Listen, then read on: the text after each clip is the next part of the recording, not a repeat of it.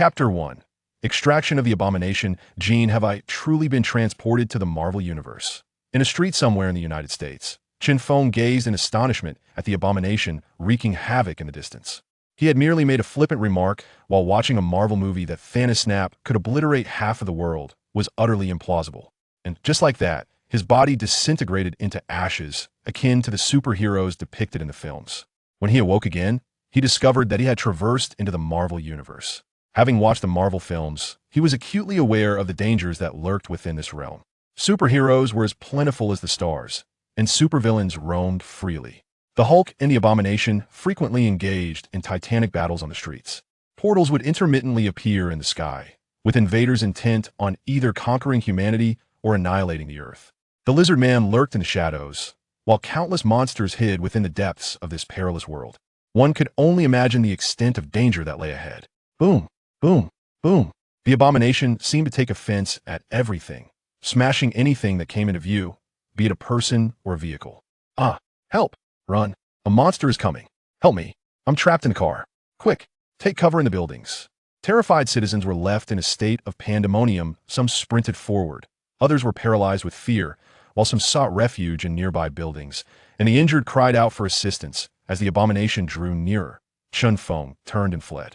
Though he was a master of martial arts, and had once claimed the title of world champion, facing a creature like the Abomination left him with no option but to run.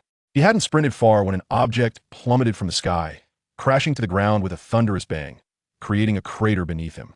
A cold sweat broke out on Chen Feng. He had narrowly escaped death. A low, rumbling roar echoed in the air. Chen Feng felt a wave of dread wash over him. With a deafening crash, a massive green hand emerged from the pit, slamming down onto the ground and fracturing the concrete beneath. Soon after, a colossal green figure crawled out. Upon seeing the giant, Chen Feng exclaimed in astonishment, "The Hulk!" With a thunderous roar, the Hulk unleashed his fury, sending Chen Feng flying, crashing to the ground over 10 meters away. Injured and battered, Chen Feng lay there with a fractured arm, ruptured eardrums, and a throbbing headache. Before he could regain his composure, the Abomination charged towards him. With a powerful surge, the Abomination barreled forward, causing the ground to tremble and crack beneath its feet. The Hulk, undeterred, also charged into the fray, matching the Abomination's ferocity. Caught between the two titans, Chen Feng hastily rolled to the roadside, desperate to avoid being crushed, only to be caught in the shockwave of their collision. He spat out blood. Watching the Hulk and the Abomination battle further into the distance, Chen Feng silently vowed, "I will remember this grievous injury, and one day, I shall repay it 100-fold. Ding! The gene extraction system has been activated. Suddenly, a mechanical voice resonated in his mind. A system? Although Chen Feng rarely read novels, he was aware of the concept of a system. In the vast realm of literature, the indispensable trope of the golden finger often emerges, yet it was unforeseen that such a phenomenon would manifest within his own existence. System, can you empower me? Chen Feng inquired with palpable excitement. Ding! This system can assist the host in extracting the genes of others, thereby augmenting your strength, the system replied. How do I extract them? Chen Feng asked eagerly, his thirst for vengeance rekindled. Ding! You must ensure the other party willingly allows you to extract their genes. Note, physical contact is essential during the extraction process, the system clarified. A system? Are you jesting with me? In the Marvel Universe, those endowed with superpowers treasure their abilities dearly. How could they possibly consent to having their genes extracted? Chen Feng retorted, frustration evident in his tone. Ding!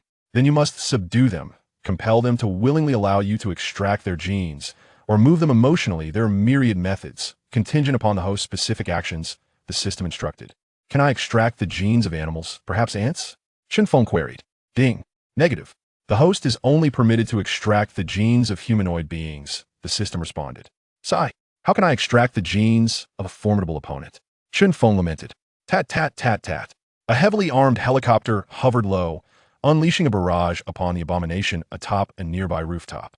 Witnessing this scene, Chen Feng was suddenly reminded of a sequence from The Incredible Hulk, wherein the Hulk had rendered the Abomination utterly exhausted, lying motionless on the ground. Perhaps he could exploit the Abomination's animosity towards the Hulk to compel it to willingly permit the extraction of its genes. Despite the pain, Chen Feng pursued the armed helicopter on foot. When the helicopter was obliterated by the Abomination, crashing into the remnants of an ancient edifice, Chen Feng swiftly took refuge within a nearby building. He waited, anticipating the moment when the Hulk would incapacitate the abomination. Hulk engage. The roar of fury resonated in Chen Feng's ears, followed by a cacophony of earth-shattering sounds. Then came the ferocious roars of the Hulk and the abomination. Recognizing his opportunity, Chen Feng dashed outside, blending into the throng, where he beheld the Hulk ensnaring the abomination's neck with a massive iron chain. The abomination struggled fiercely, yet could not break free. As the Hulk attempted to strangle the abomination, his girlfriend Betty interjected. No. Reluctantly, the Hulk relented, releasing the abomination, his emotions gradually calming. Chen Feng began to inch closer to the abomination. When the Hulk was incensed by the blinding spotlight of a helicopter and retreated in anger, all eyes were drawn to him. Seizing the moment, Chen Feng struck. Approaching the abomination, he whispered, Blonsky, I possess a method to eliminate the Hulk, but first, you must willingly allow me to extract your genes. The weakened abomination turned its head towards Chen Feng, its beastly gaze sending shivers down his spine.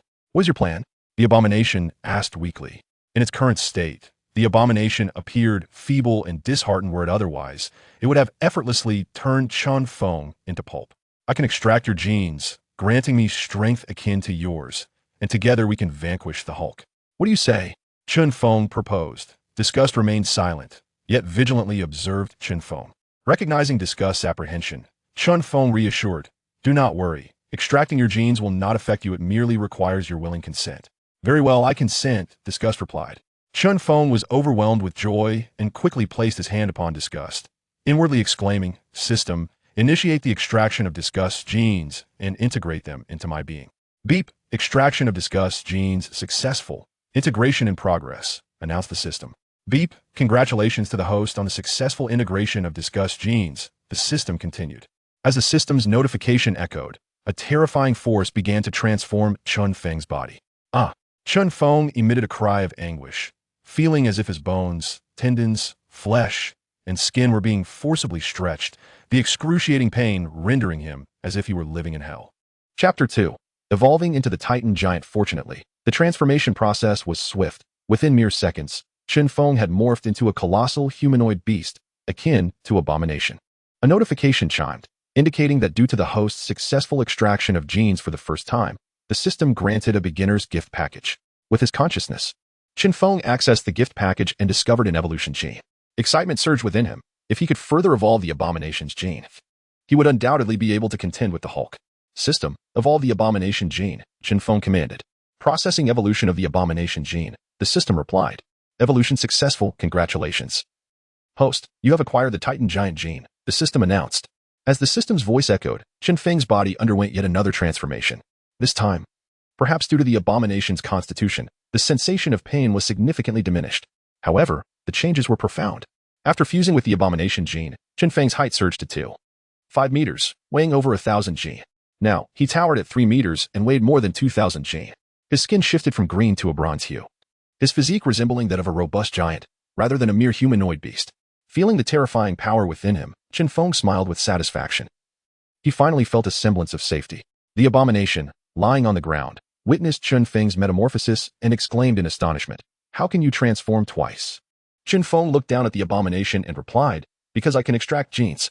The onlookers, initially believing the cries were from the abomination, paid little heed.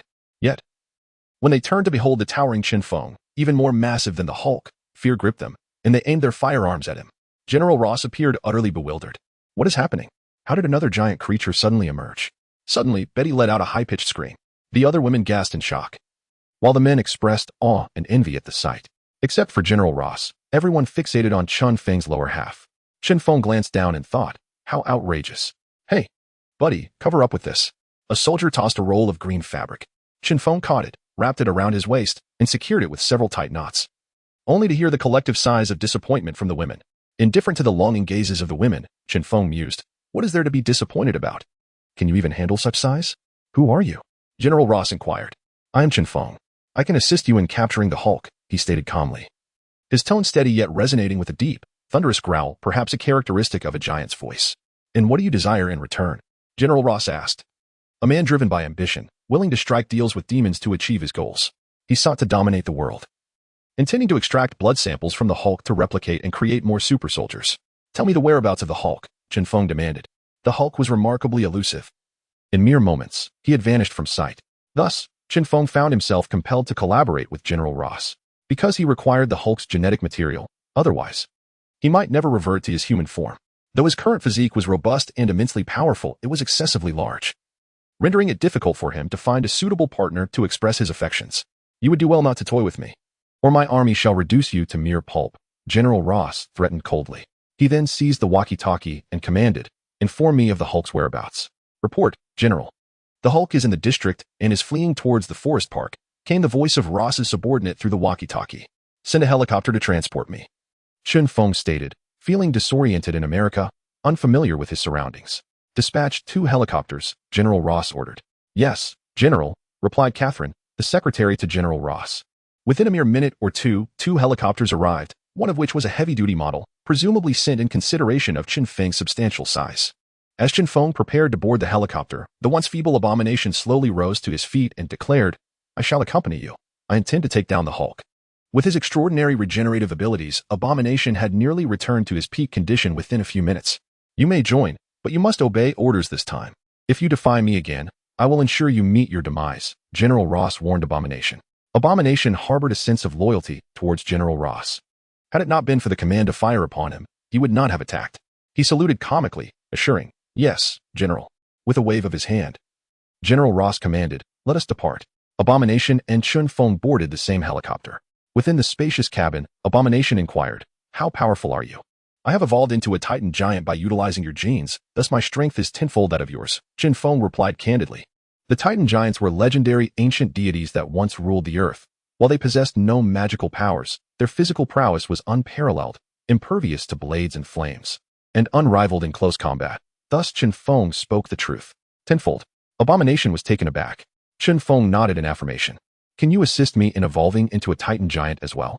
Abomination gazed at Chen Feng with yearning, driven by an insatiable thirst for power.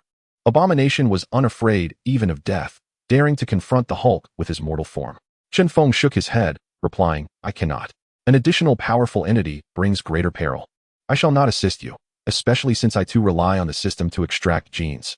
Upon hearing Chen Feng's refusal, Abomination's expression darkened immediately, his breath quickening, fists clenched, veins bulging, as if he were about to strike Chen Feng. Noticing Abomination's agitated state, Chen Feng coldly threatened, You are no match for me. I advise you to behave, or I shall not hesitate to eliminate you. Heaving heavily, Abomination struggled to control his surging emotions. Mr. Chun, Blonsky, the Hulk is hiding in a cave below. General Ross has given you the go-ahead to proceed, the helicopter's pilot announced. As Chen Feng descended from several hundred meters above the ground, he exhibited no trepidation. Leaping boldly into the abyss, the Abomination followed suit. With a resounding crash, both Chen Feng and the Abomination struck the earth, creating a substantial crater. After a series of agile leaps, they arrived at the mouth of a vast cavern. The Abomination bellowed into the darkness, Hulk, come forth to meet your demise. Instantaneously, a furious roar reverberated through the shadowy cavern, and the green giant surged forth like a tank on a relentless charge. Unfazed, the Abomination bravely confronted the foe, but was swiftly sent flying by the Hulk's formidable advance. After dispatching the Abomination, the Hulk swung his colossal fist towards Chen Feng. With a deft tilt of his head, Chen Feng evaded the punch, swiftly grasped the Hulk's wrist, and executed a graceful maneuver. With his back to the giant, he forcefully pulled down while bending at the waist, thrusting his hips upward, completing a flawless over-the-shoulder throw in an instant. With a thunderous impact, the Hulk was forcefully slammed into the ground by Chen Feng. Chapter 3, Treading on Abomination. Raising the green giant, the Hulk was left reeling from the force of the blow. Chen Feng spared him no opportunity for resistance, unleashing a relentless barrage of punches and kicks. To vanquish one's opponent with utmost effort is the highest honor in combat. The Hulk relied on his formidable physique and immense strength to overpower his enemies. Yet now, he confronted Chen Feng, a titan even more powerful than himself, whose wealth of combat experience rendered the Hulk's advantages null and void, leaving him in a state of anguished wails. Abomination, who had been thrown aside, returned in a daze, astonished by the display of might. Truly formidable, he marveled. Meanwhile, General Ross, observing from a helicopter, was equally taken aback. Betty, also in the helicopter, grew anxious as she watched her boyfriend struggle against Chen Feng's onslaught. Desperate, she pleaded with her father, Dad, please save Banner. Betty had a penchant for hindering her father's plans. As soon as he seemed poised for success, she would invariably emerge to create chaos. Do not fret.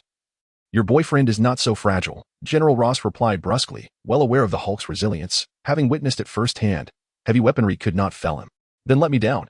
Betty retorted angrily, determined to encourage her boyfriend. Each time the Hulk faced peril, her presence seemed to invigorate him. Stop this nonsense, General Ross snapped. If she were not his flesh and blood, he might have seriously considered casting her from the helicopter. Below. The Hulk's fury intensified as he absorbed the blows from Chen Feng. His strength surged in tandem with his rage, and suddenly he let out a deafening roar. Seizing Chen Feng's leg and lifting him off the ground before forcefully slamming him into the rocks. Abomination, witnessing this turn of events, sprang into action. With a shriek, he encircled the Hulk's neck. With the Hulk distracted, Chen Feng emerged from the rubble, albeit covered in dust, yet entirely unscathed. Such was the resilience of the Titan. Hulk, prepare to face my wrath, Chen Feng bellowed. Realizing his earlier lapse had granted the Hulk the chance to retaliate, he propelled himself skyward with a thunderous crash, landing precisely where the Hulk had stood. Boom! The Hulk was driven deep into the ground. Subsequently, Chen Feng crouched down and, with a single hand, grasped the Hulk by the neck, lifting him effortlessly. To Chen Feng's titanic form, the Hulk resembled a mere child. The magnitude of Chen Feng's strength was unimaginable. With one hand constricting the Hulk's throat, the latter found himself unable to break free. Bang, bang, bang. The Hulk roared and unleashed a flurry of punches upon Chen Feng, who remained utterly unscathed. Transformed into the Titan, Chen Feng felt no fear of the Hulk, as the latter had yet to reach his full potential, lacking the terrifying power he would later possess. Submit willingly, and I shall extract your genes. Resist, and you shall perish, Chen Feng declared coldly. The Hulk struggled to utter a few words. Hulk will never yield. Humph. Chen Feng intensified his efforts, constraining the Hulk to the point where it seemed his tongue would protrude. Yet, the Hulk remained unyielding, undeniably a testament to his formidable vitality. Suddenly, Abomination launched an attack from the side, twisting his body to drive the bone spike from his elbow deep into the Hulk's heart. The Hulk let out a harrowing cry, his body stiffening momentarily before succumbing to weakness. Stop. Betty appeared like a savior. Chen Feng remained unmoved, continuing to exert his strength. Abomination grew more ruthless, his bone spikes piercing the Hulk's flesh, causing torrents of green blood to flow. Betty, disregarding everything, rushed forward, grasping the green cloth around Chen Feng's waist, pleading with a quavering voice, please, let Banner go. I can extract his genes without causing him harm, but he refuses, so he must die. Chen Feng replied coolly, indeed. From a distance, General Ross, hearing Chen Feng's words, remained indifferent. His sole desire was the Hulk's blood, indifferent to the creature's fate. Banner, you must acquiesce, or you shall perish, Betty urged through her tears. Perhaps spurred by Betty's words, the Hulk, who had nearly lost the ability to breathe, managed to utter, no. Hulk shall never yield. Witnessing the Hulk's tenacity, Chen Feng grew impatient. With his other hand, he seized Betty by the neck, lifting her as well, addressing the Hulk. And now, will you submit? Cough. Let me go, Betty gasped, her feet flailing in the air. With a sudden surge, the Hulk's strength amplified exponentially, unleashing a roar of fury. Chen Feng, release Betty. She is my daughter, General Ross shouted anxiously. Her survival hinges solely on whether the Hulk willingly allows me to extract his genes, Chen Feng retorted coldly. In the Marvel Universe, kindness is a sin. To survive, one must be ruthless and strong to earn the right to exist. Blonsky, stop him, General Ross commanded. After a moment's hesitation, Abomination ultimately chose to obey Ross. Attacking Chen Feng, Abomination struck Chen Feng's back with his bone spike, but Chen Feng's physique was impervious, rendering the attack ineffective and shattering Abomination's own spike. Ignoring Abomination's offensive, Chen Feng turned, delivering a powerful kick that shattered Abomination's right leg. The latter fell to one knee, howling in agony. While the Hulk's strength grew with his anger, Abomination's power remained static. Thus, Chen Feng, tenfold stronger, effortlessly overwhelmed him. Chen Feng kicked Abomination to the ground and then stomped down with force. With a crack, Abomination's chest bones broke, caving inward. A scream escaped Abomination as he lost all will to struggle. With disdain beneath his feet and the green giant raised aloft in his hands, Chen Feng felt a surge of elation, unable to suppress a triumphant roar towards the heavens. General Ross, deeply concerned for his daughter, quietly issued a command through his radio. Sniper, target Chen Feng's head. Aim for a clean shot. Acknowledged, came the sniper's reply. Mere seconds later, the air was pierced by a series of gunshots. Chen Feng's head was struck multiple times. Though his skin remained unbroken, the pain was undeniable, igniting his fury. He glared menacingly at General Ross, demanding, do you wish to use my hands to kill your own daughter? With a grim expression, General Ross refrained from responding to Chen Feng. Instead, he quietly ordered through the radio, switch to armor-piercing rounds. If you cannot eliminate Chen Feng, you are all dismissed. General Ross's forces were formidable, equipped with an array of black market and heavy weaponry. Thus, Chen Feng opted to momentarily retreat from the spotlight, having already secured the Green Giant. As for Betty, she remained a crucial pawn. He needed her to persuade the Green Giant to willingly allow him to extract DNA and to serve as a hostage for their escape. With Betty in his left hand and the Green Giant in his right, Chen Feng launched himself into the air with a powerful leap. Bang, bang, bang. Armor-piercing rounds struck his back, sending him plummeting from the sky. Chapter 4. Extracting the Hulk's genes. Chen Feng landed on the ground without falling, still clutching the Hulk and Betty in his grasp. With a determined effort, he expelled several large armor-piercing rounds from his body. The moment they left, his wounds immediately began to scab over, and within seconds, he was restored to his former state. He glanced back at General Ross and delivered a menacing remark. General Ross, your actions have successfully etched your name in my memory. Rest assured, I shall return to seek you out. With that, he sprinted forward with all his might, snapping trees in his wake. General, Chen Feng is holding Miss Betty, which has rendered our personnel hesitant to deploy heavy weaponry. What shall we do? Inquired Secretary Catherine. General Ross slammed down the radio in frustration, exclaiming, truly a daughter who excels in creating chaos rather than achieving results. Not only does she fail to be close to me, but she also creates trouble at every turn. Damn it, General? Catherine pressed. With a resigned sigh, General Ross replied, let us retreat. Suddenly, he recalled his capable warrior, Blonsky, and asked, is Blonsky dead? No, but he is gravely injured, Catherine responded. At least he is alive, General Ross said, feeling somewhat relieved. He was dissatisfied with the abomination's abilities, as it could not transform into a human. If he were to create numerous humanoid monsters like the abomination, humanity would surely rise against him. After leaving the forest park, Chen Feng dashed into a sewer. In the Marvel Universe, surveillance was omnipresent, leaving nowhere to hide. Only the sewers offered a meager refuge from the watchful eyes above. Once inside, Chen Feng ceased his running. He released the Hulk and Betty. The Hulk had been rendered unconscious by his grip and collapsed to the ground upon release. Betty fared slightly better, merely feeling discomfort from the hold. Once freed, she swayed momentarily before regaining her composure. With her newfound freedom, Betty rushed to the Hulk's side, crying out, Banner, wake up.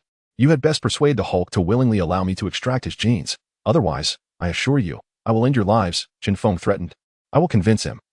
Please, do not harm us, Betty pleaded, her voice trembling with emotion. Seeing her tear-streaked face, Chen Feng felt a pang of reluctance within him. Yet, recalling that this was his only chance to return to humanity, that fleeting compassion dissipated. What did it matter to intimidate a woman? As long as he could grow stronger, he would willingly sacrifice anything. The Hulk's regenerative capabilities were remarkable. He awakened in no time. Upon seeing the Hulk regain consciousness, Betty immediately urged him, Banner, let him extract your genes. It won't harm you. Please do not resist, or he will kill us. I will never submit, the Hulk weakly responded. He was the independent persona of Banner, known as Hulk, and within Hulk's heart, there was no fear, only boundless rage. For my sake, is that not possible? Betty implored sorrowfully.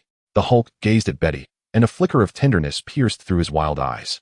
Hulk, I present you with two options. First, willingly allow me to extract your genes. Second, I shall kill Betty right now, Chen Feng stated coldly.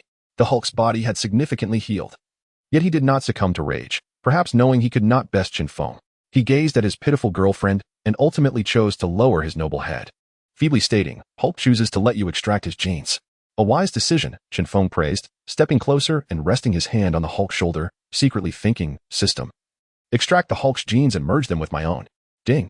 Gene extraction from the Hulk failed. Failed? Chen Feng fumed, delivering a powerful punch that sent the Hulk's head into the ground. The Hulk coughed up a stream of green blood. How can you go back on your word? Betty accused angrily. Your boyfriend did not willingly allow me to extract his genes, Chen Feng explained. Impossible. He didn't resist you just now, Betty retorted, unconvinced. Asking yourself, Chen Feng replied curtly. Banner, is what he says true? Betty inquired. The Hulk spat out a glob of green blood, glaring at Chen Feng as he proclaimed, Hulk, if not dead, does not lose. Seeing the defiant Hulk, Chen Feng felt fortunate to have captured Betty. Otherwise, he would have been at a loss. Without further persuasion from Chen Feng, Betty took the initiative to plead with the Hulk. Banner, can't you do it for me? Let him extract your genes, and then we can live in a place where no one knows us. Upon witnessing Betty's earnest, pleading gaze, the Hulk finally relented, turning to Chen Feng once more and stating, come on, this time I won't deceive you. Chen Feng placed his hand on the Hulk yet again, inwardly urging, system. Extract the Hulk's genes. Ding. Gene extraction from the Hulk succeeded. Chen Feng felt a surge of joy. He could finally revert to his human form. You may leave now, he declared, for the Hulk and Betty had outlived their usefulness to him. The Hulk, upon hearing this, quickly embraced Betty and fled. Once the Hulk and Betty had departed, Chen Feng commanded, "System, merge the Hulk's genes with my own." Ding. Congratulations, host has merged with the Hulk's genes.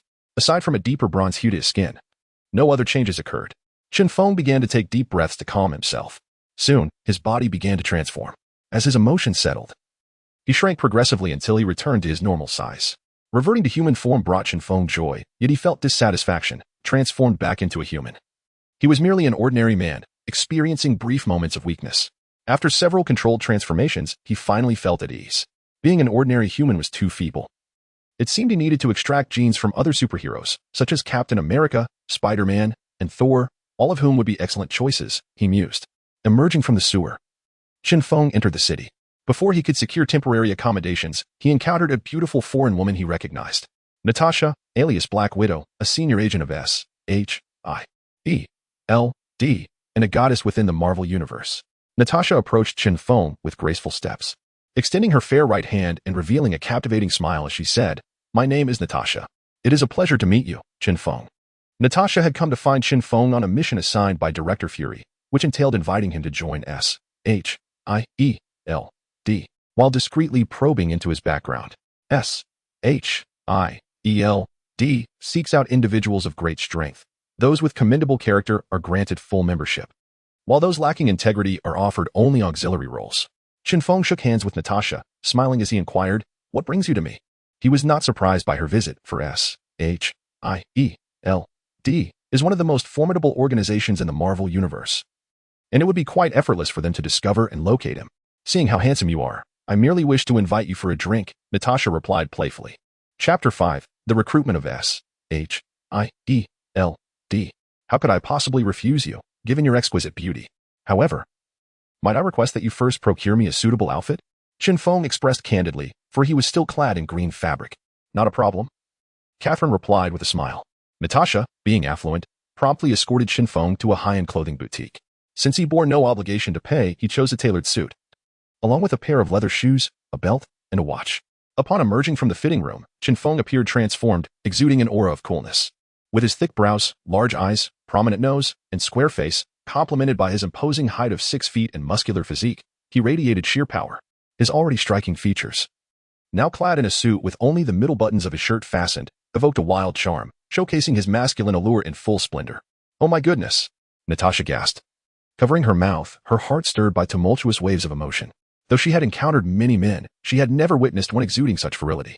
Wow, how impressive. He must surely be a fitness trainer. If I had a boyfriend like that, I would be the happiest woman in the world. The female attendants at the boutique were utterly captivated by Chen Feng. Had Natasha not been present, they would have surely rushed forward to fawn over him. Natasha stepped closer, wrapping her arm around Chen Feng's, proudly declaring to the enamored attendants, "This is my boyfriend." Chen Feng smiled subtly, not taking it too seriously.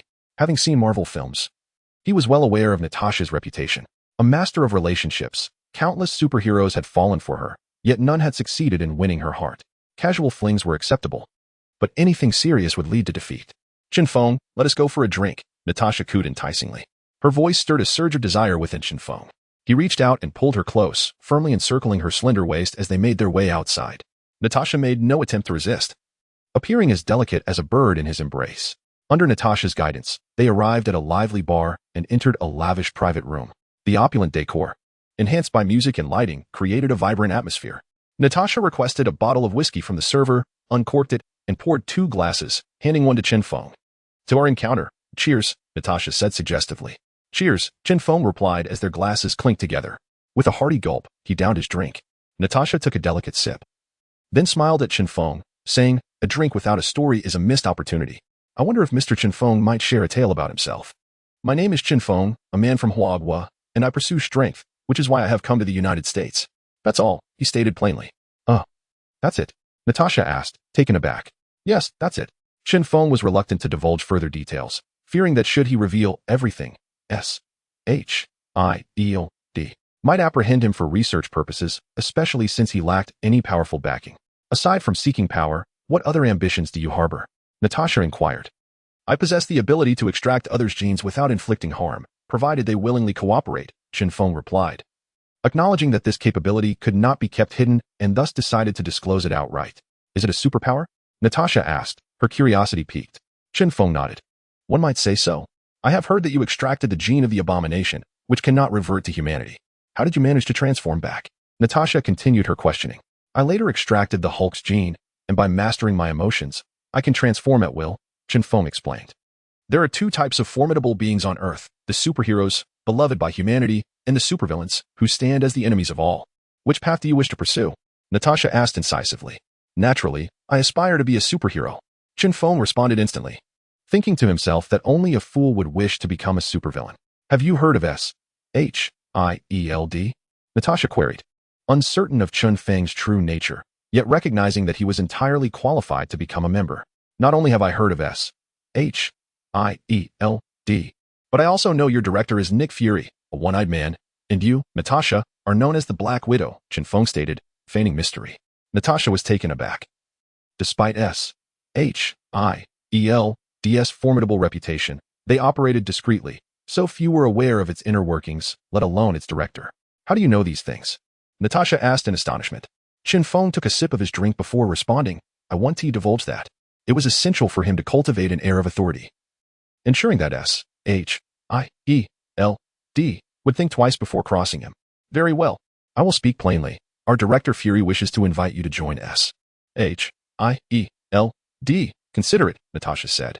I am open to joining, but I have conditions, Chen Feng replied. What are they? Natasha asked. First, assist me in obtaining AU's identity. Second, I desire freedom. I should be able to manage my time except in cases of special events requiring my assistance. Third, I wish to be introduced to Tony Stark. I seek to collaborate with him. Chen Feng enumerated his 3 conditions. All of those are feasible, but if you seek freedom, you can only become a freelance member of S-H-I-E-L-D, which comes with limited authority, Natasha clarified. That is acceptable, Chen Feng responded nonchalantly, as he was aware that many prominent figures within S-H-I-E-L-D,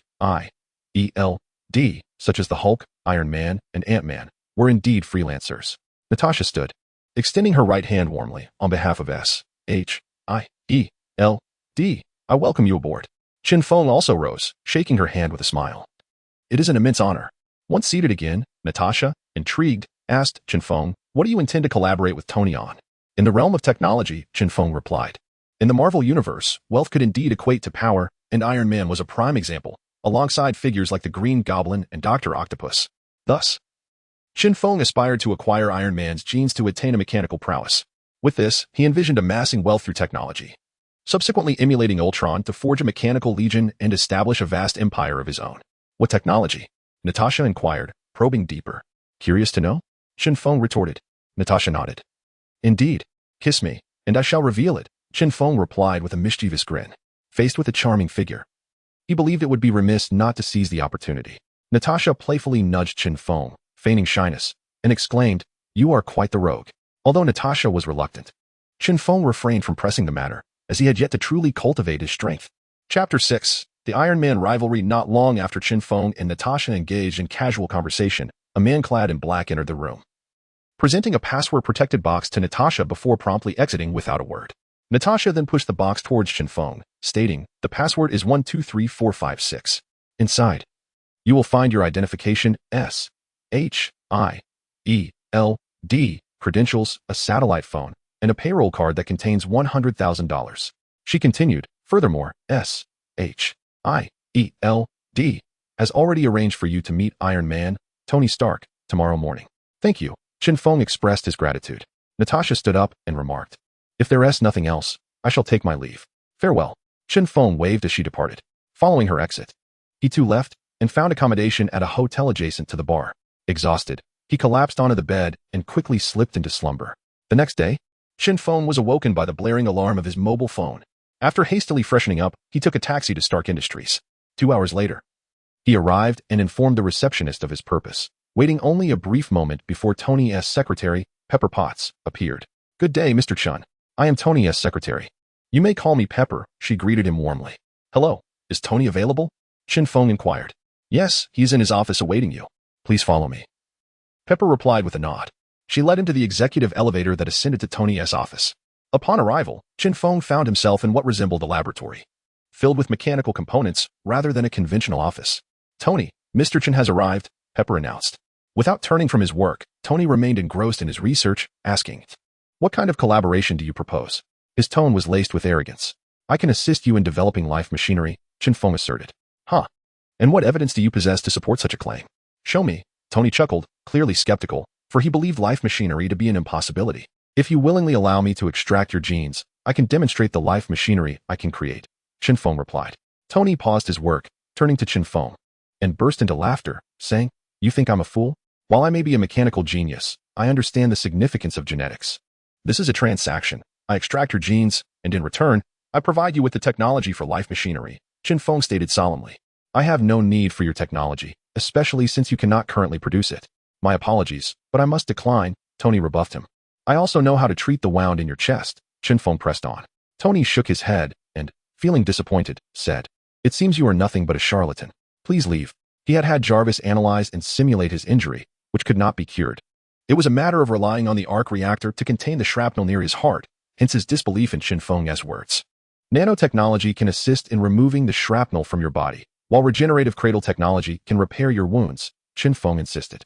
"Regardless of how eloquently you speak, you cannot produce the technology one seek. How can I trust you?" Tony remarked impatiently. "I may lack nanotechnology and regenerative cradle technology, but I am aware of individuals who possess such capabilities. Should you permit me to extract genes, I can provide you with the information you desire." In addition to assisting in the creation of lifelike machinery, Chen Feng replied, "Enough. Were it not for the reputation of S.H.I.E.L.D., I would not even grant you an audience, you deceitful charlatan. You have two options: leave voluntarily, or I shall summon security to escort you out," Tony stated brusquely. Although Chen Feng was in dire need of Tony's mechanical genius, he would not resort to flattery. He had his own dignity. "Your decision will only serve to create another adversary," he warned, before turning to depart. In the Marvel Universe, brilliance is never in short supply. Take, for example, Dr. Helen Zhao, whose nanotechnology produces remarkably efficient machinery, or Princess Shuri, whose combat suits surpass even Iron Man's armor.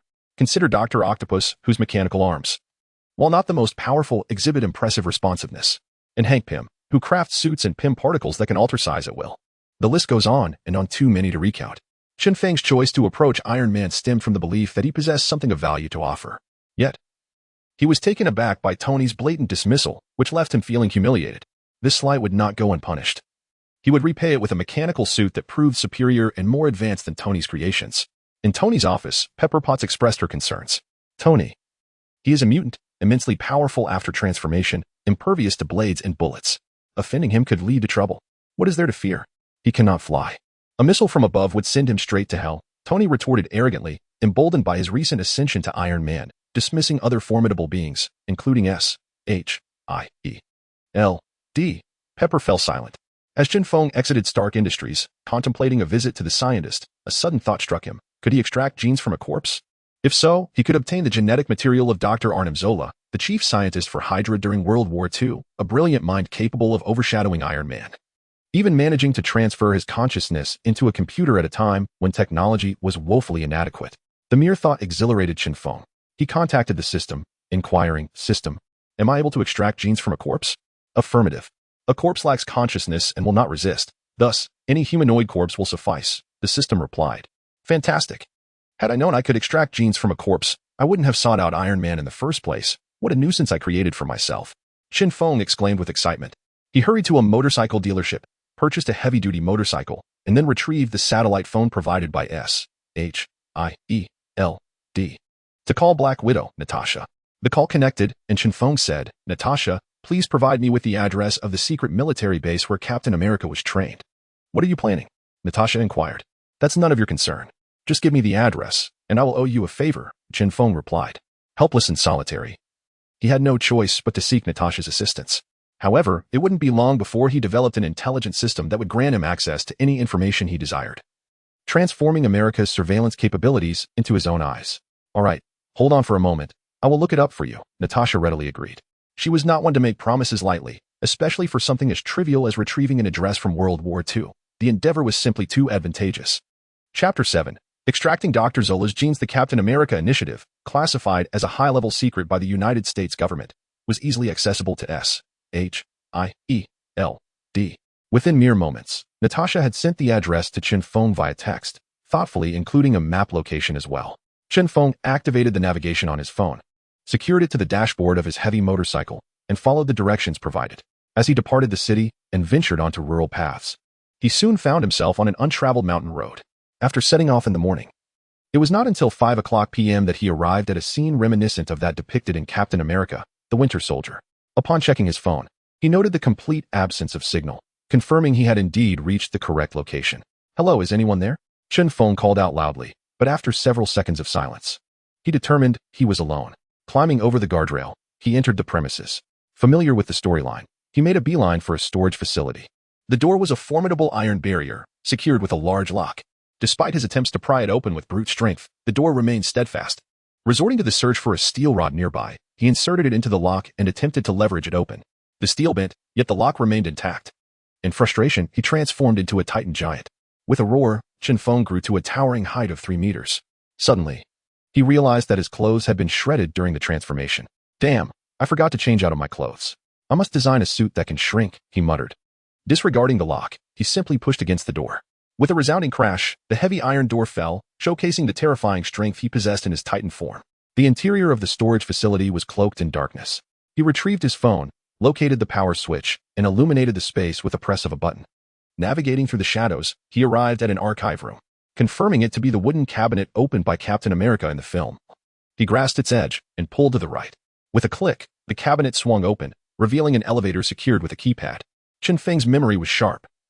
He recalled Natasha scanning the password in the film, 8539. He entered the sequence.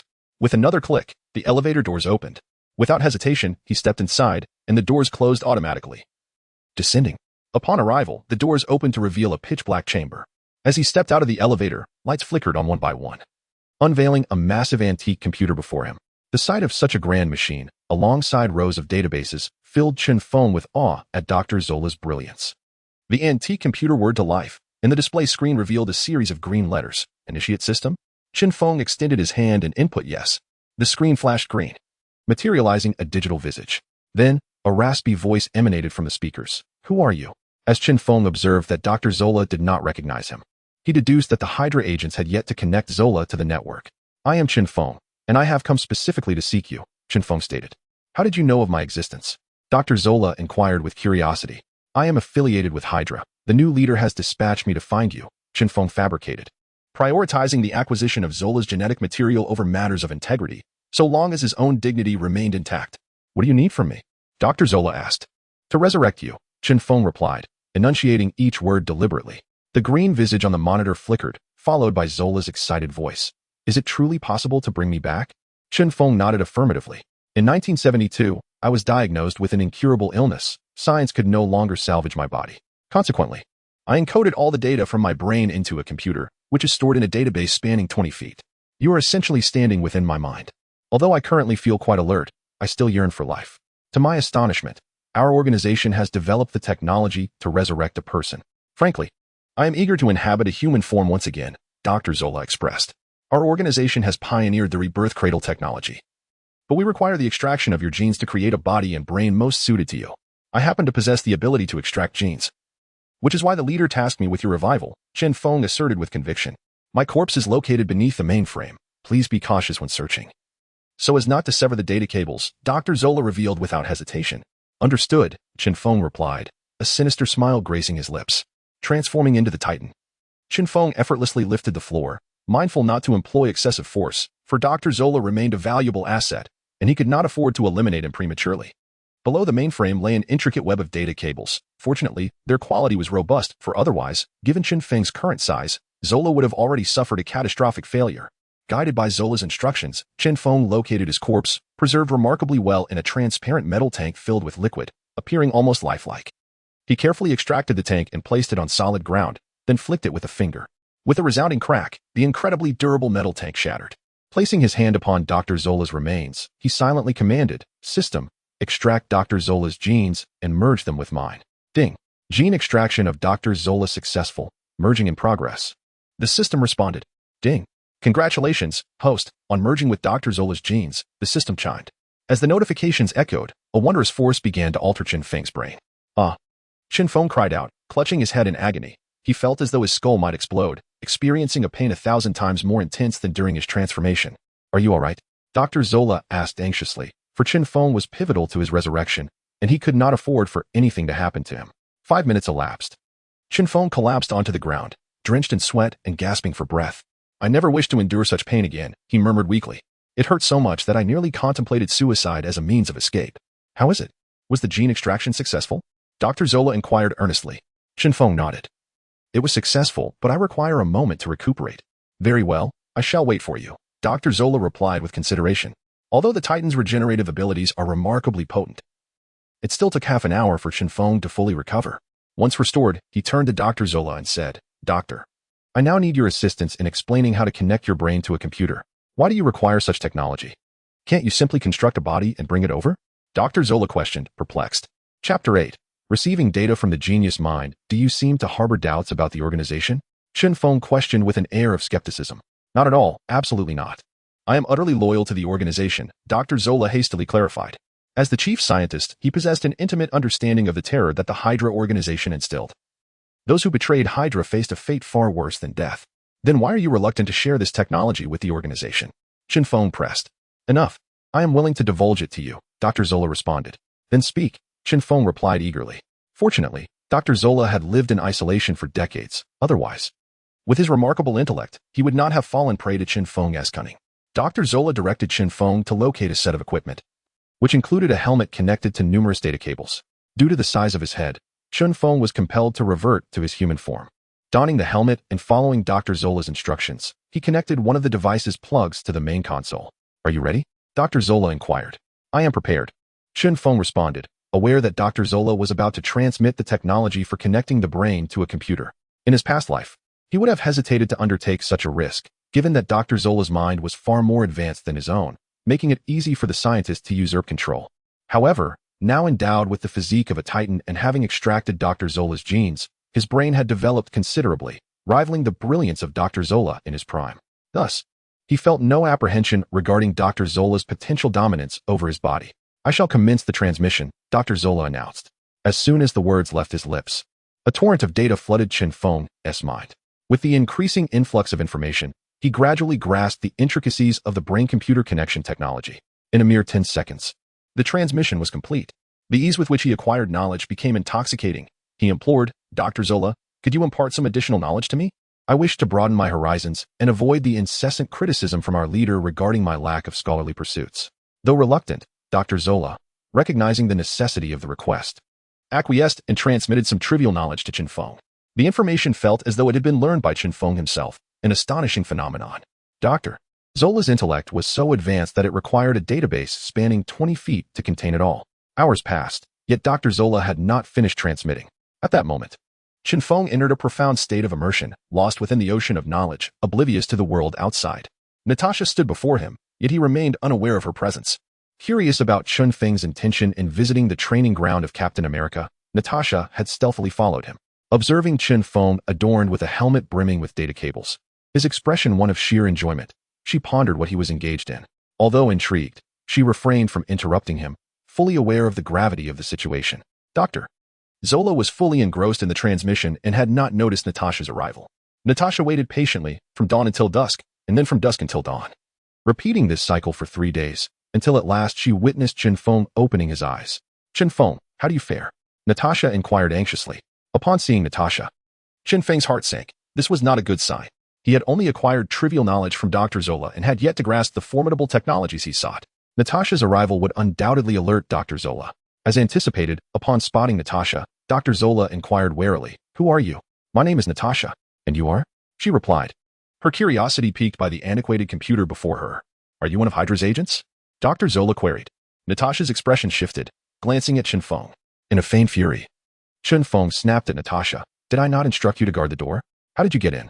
Understanding the subtext of his words, Natasha feigned ignorance and asked, "Tell me, what are you doing? Who is he?" Chen Feng, exasperated, felt an urge to slap Natasha for jeopardizing his plans. "Leave and guard the door," he bellowed. "If you don't tell me, I won't go," Natasha retorted stubbornly, biting her lip. Chen Feng fixed his gaze on her, truly irate, and silently vowed that once he became powerful, he would have Natasha kneel before him in submission. Without removing his helmet, he hastened to the mainframe, placing his hands upon the keyboard. The rapid clicking of keys filled the air as his fingers danced like lightning, inputting streams of data into the system. "What are you doing?" Dr. Zola asked anxiously, sensing impending trouble. Chen Feng had no time to respond. He needed to race against time to modify the system and prevent Dr. Zola from thinking clearly. You cannot do this. I am the chief scientist of Hydra, Dr. Zola pleaded, while he desperately attempted to repair the system. Chen Feng, not looking back, instructed Natasha, Natasha, help me sever the connection between the mainframe and the database. This time, Natasha complied, drawing a dagger from her calf and swiftly cutting through the data lines. As more cables were severed, Dr. Zola's attempts to restore the system grew increasingly sluggish. Stop. Your actions are a betrayal to the organization, and they will not spare you, Dr. Zola implored.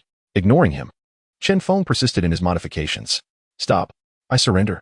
Whatever you want, I will give it to you. Dr. Zola capitulated helplessly. Natasha, cease. Chen Feng commanded. Natasha obediently halted, sheathing her dagger and standing beside Chen Feng. Turning to her, Chen Feng explained, this is Dr. Zola, the most brilliant scientific mind of World War II. I need his knowledge, so please refrain from causing any further disturbances. Natasha, taken aback, exclaimed, but Dr. Zola has been dead for many years. Indeed, he has. Chen Feng affirmed. Then who is communicating with you through this antiquated computer? Natasha questioned, perplexed. It is Dr. Zola himself. Before his death, he transferred his consciousness into the computer, utilizing a vast database to simulate his cognitive processes, Chen Feng elucidated. That is utterly astonishing. Natasha gasped in disbelief. I relish hearing that. However, I must inform you that this is still my most remarkable invention, Dr. Zola bragged. Very well, Dr. Zora. Transfer all the data from your mind to me. Once completed, I promise to assist in your resurrection, Chen Feng proclaimed. All right. I sincerely hope you will honor your promise. Dr. Zora replied, a tone of resignation in her voice, praying for divine intervention.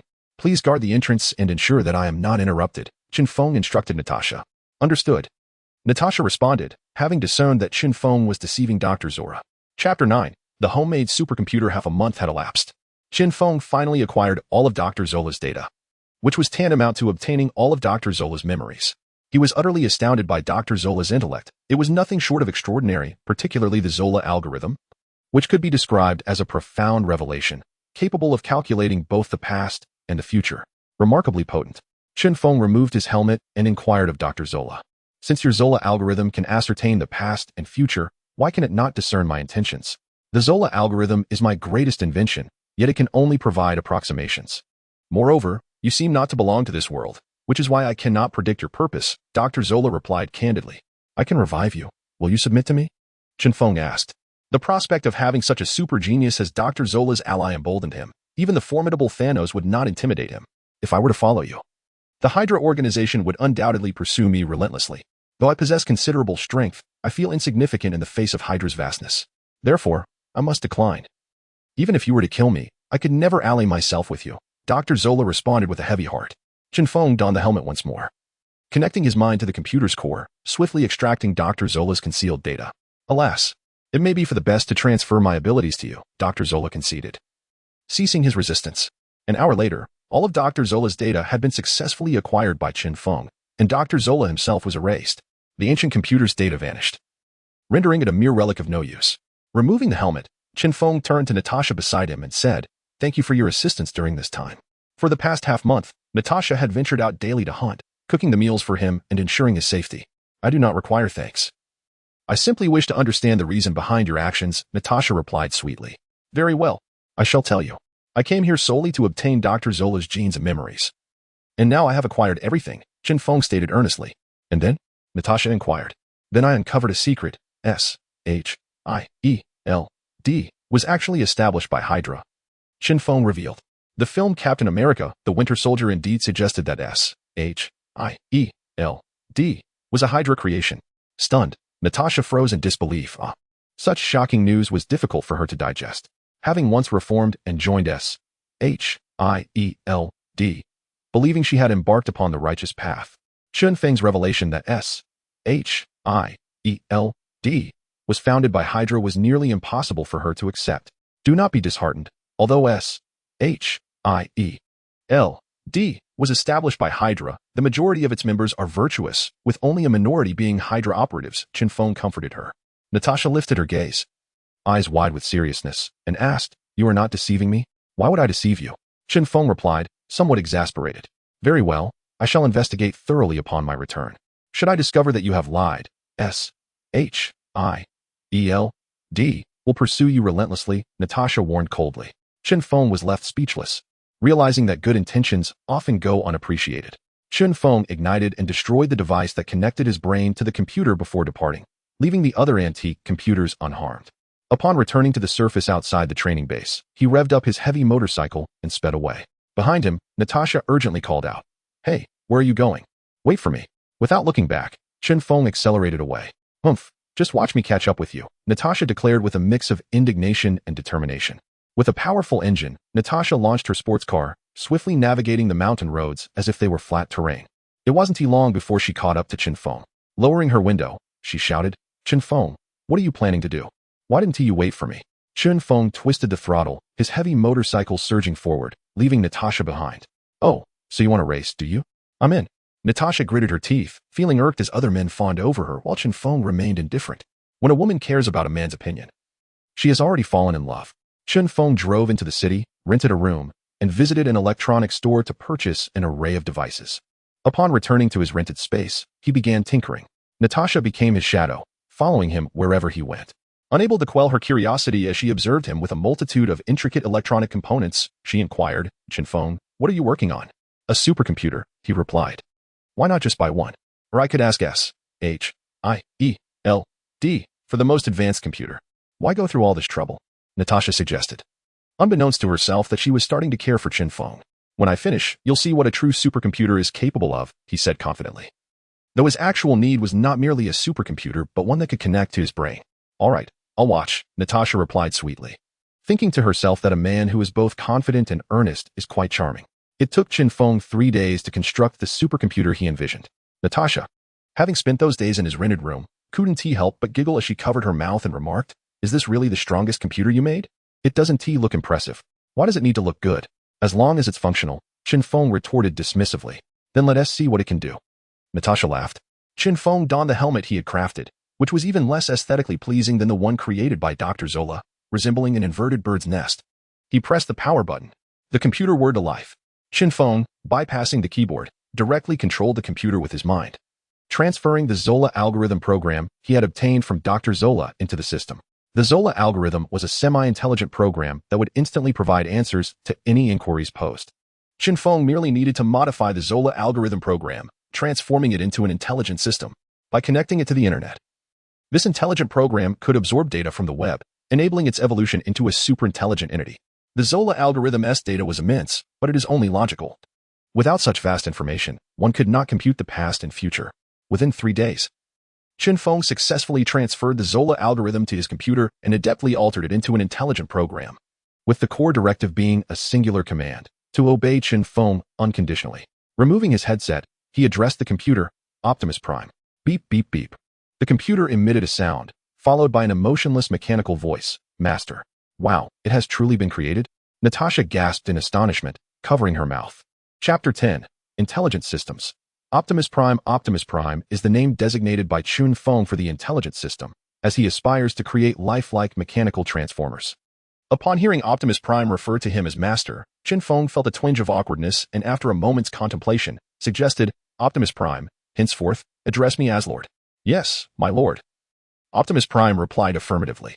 "Now, I shall connect you to the digital realm, where you will swiftly absorb data from the network and evolve to assist me. Do so discreetly," Chen Feng instructed. "Understood, my lord," Optimus Prime acknowledged. As Chen Feng plugged the network cable into the computer, the monitor flickered momentarily before plunging into darkness. "Is your computer malfunctioning?" Natasha inquired. "No, the intelligent system has transcended the computer and entered the digital world," Chen Feng clarified. "Is your intelligent system as formidable as Iron Man's JARVIS? Natasha inquired, her curiosity piqued. With a light chuckle, Chen Feng replied disdainfully, "The intelligent system I have developed could effortlessly outclass JARVIS, reducing Iron Man to obsolescence unless he chooses to operate manually." Disconnected from the network, JARVIS can breach the SHIELD firewall, which is quite impressive. We have yet to devise a solution for him. What did you name your system again? Optimus Prime, right? Can it truly consume JARVIS? Natasha questioned skeptically. "Come, let us drink. In a day or two, you shall see." Chen Feng smiled, confident in his creation. He knew that no system could rival his. for it inherited the memories of Dr. Zola, utilizing Zola's algorithms to evolve into an intelligent entity. Natasha settled beside Chen Feng, raising her glass, and teasingly remarked, to drinking. The following morning, as Chen Feng lay soundly asleep on the sofa, he was awakened by the call of Optimus Prime. My lord, I have returned, Optimus Prime announced. Chen Feng opened his eyes, sat up, and inquired, how much data have you absorbed? All of it. The entire digital realm is now under my control. Optimus Prime proclaimed with pride. Upon hearing the emotional tone in Optimus Prime's voice, Chen Feng realized that it had successfully evolved consciousness. Optimus Prime. I have a tracking program from S-H-I-E-L-D on my phone. Assist me in erasing it and upgrading the program, Chen Feng commanded. Acknowledged. Optimus Prime responded. My lord, I have deleted the surveillance program created by S-H-I-E-L-D on your phone, and I have upgraded the phone software to the highest version, Optimus Prime reported. Natasha, still in her sleepwear and rubbing her eyes, asked, is your system operational? Indeed. And now you shall witness what a super-intelligent system truly entails, Chen Feng boasted. Optimus Prime can find J-A-R-V-I-S within the digital world and do not release him without my command, Chen Feng instructed. Understood, Optimus Prime affirmed. Moments later, Optimus Prime's voice resonated once more. My lord, I have successfully imprisoned J-A-R-V-I-S. Is it truly that impressive? Natasha exclaimed in astonishment. Optimus Prime, initiate the projection. I wish to see Tony's current situation, Chen Feng commanded. Acknowledged, my lord, Optimus Prime replied. The 3D holographic projector on the computer whirred to life, conjuring Tony's image into the air. Chen Feng, observing that Tony was still asleep, felt a twinge of disappointment and remarked to Natasha, let us wait a while. Very well. I shall order breakfast for us to enjoy while we wait, Natasha replied enthusiastically. After they finished their meal and indulged in 2 bottles of red wine, it was not until 11 o'clock that they finally saw Tony rise from his slumber. In his daily life, Tony was utterly reliant on Jarvis's assistance. Even before fully opening his eyes, he inquired, Jarvis, what time is it? Silence enveloped the room. As Tony opened his eyes and sensed something amiss, he called out urgently, Jarvis, Jarvis, come forth. Still, there was no response. Anxiously, Tony leapt from his bed to check the power supply and flicked the light switch. The lights illuminated, confirming that the electricity was functioning, which only deepened his confusion. If there was power, why had Jarvis not appeared? Could there be a malfunction in Jarvis's programming? He pondered. Neglecting his morning routine, Tony hurried to the laboratory, booted up the computer, and was met with a blank screen. Jarvis's data had vanished. What in the world is happening?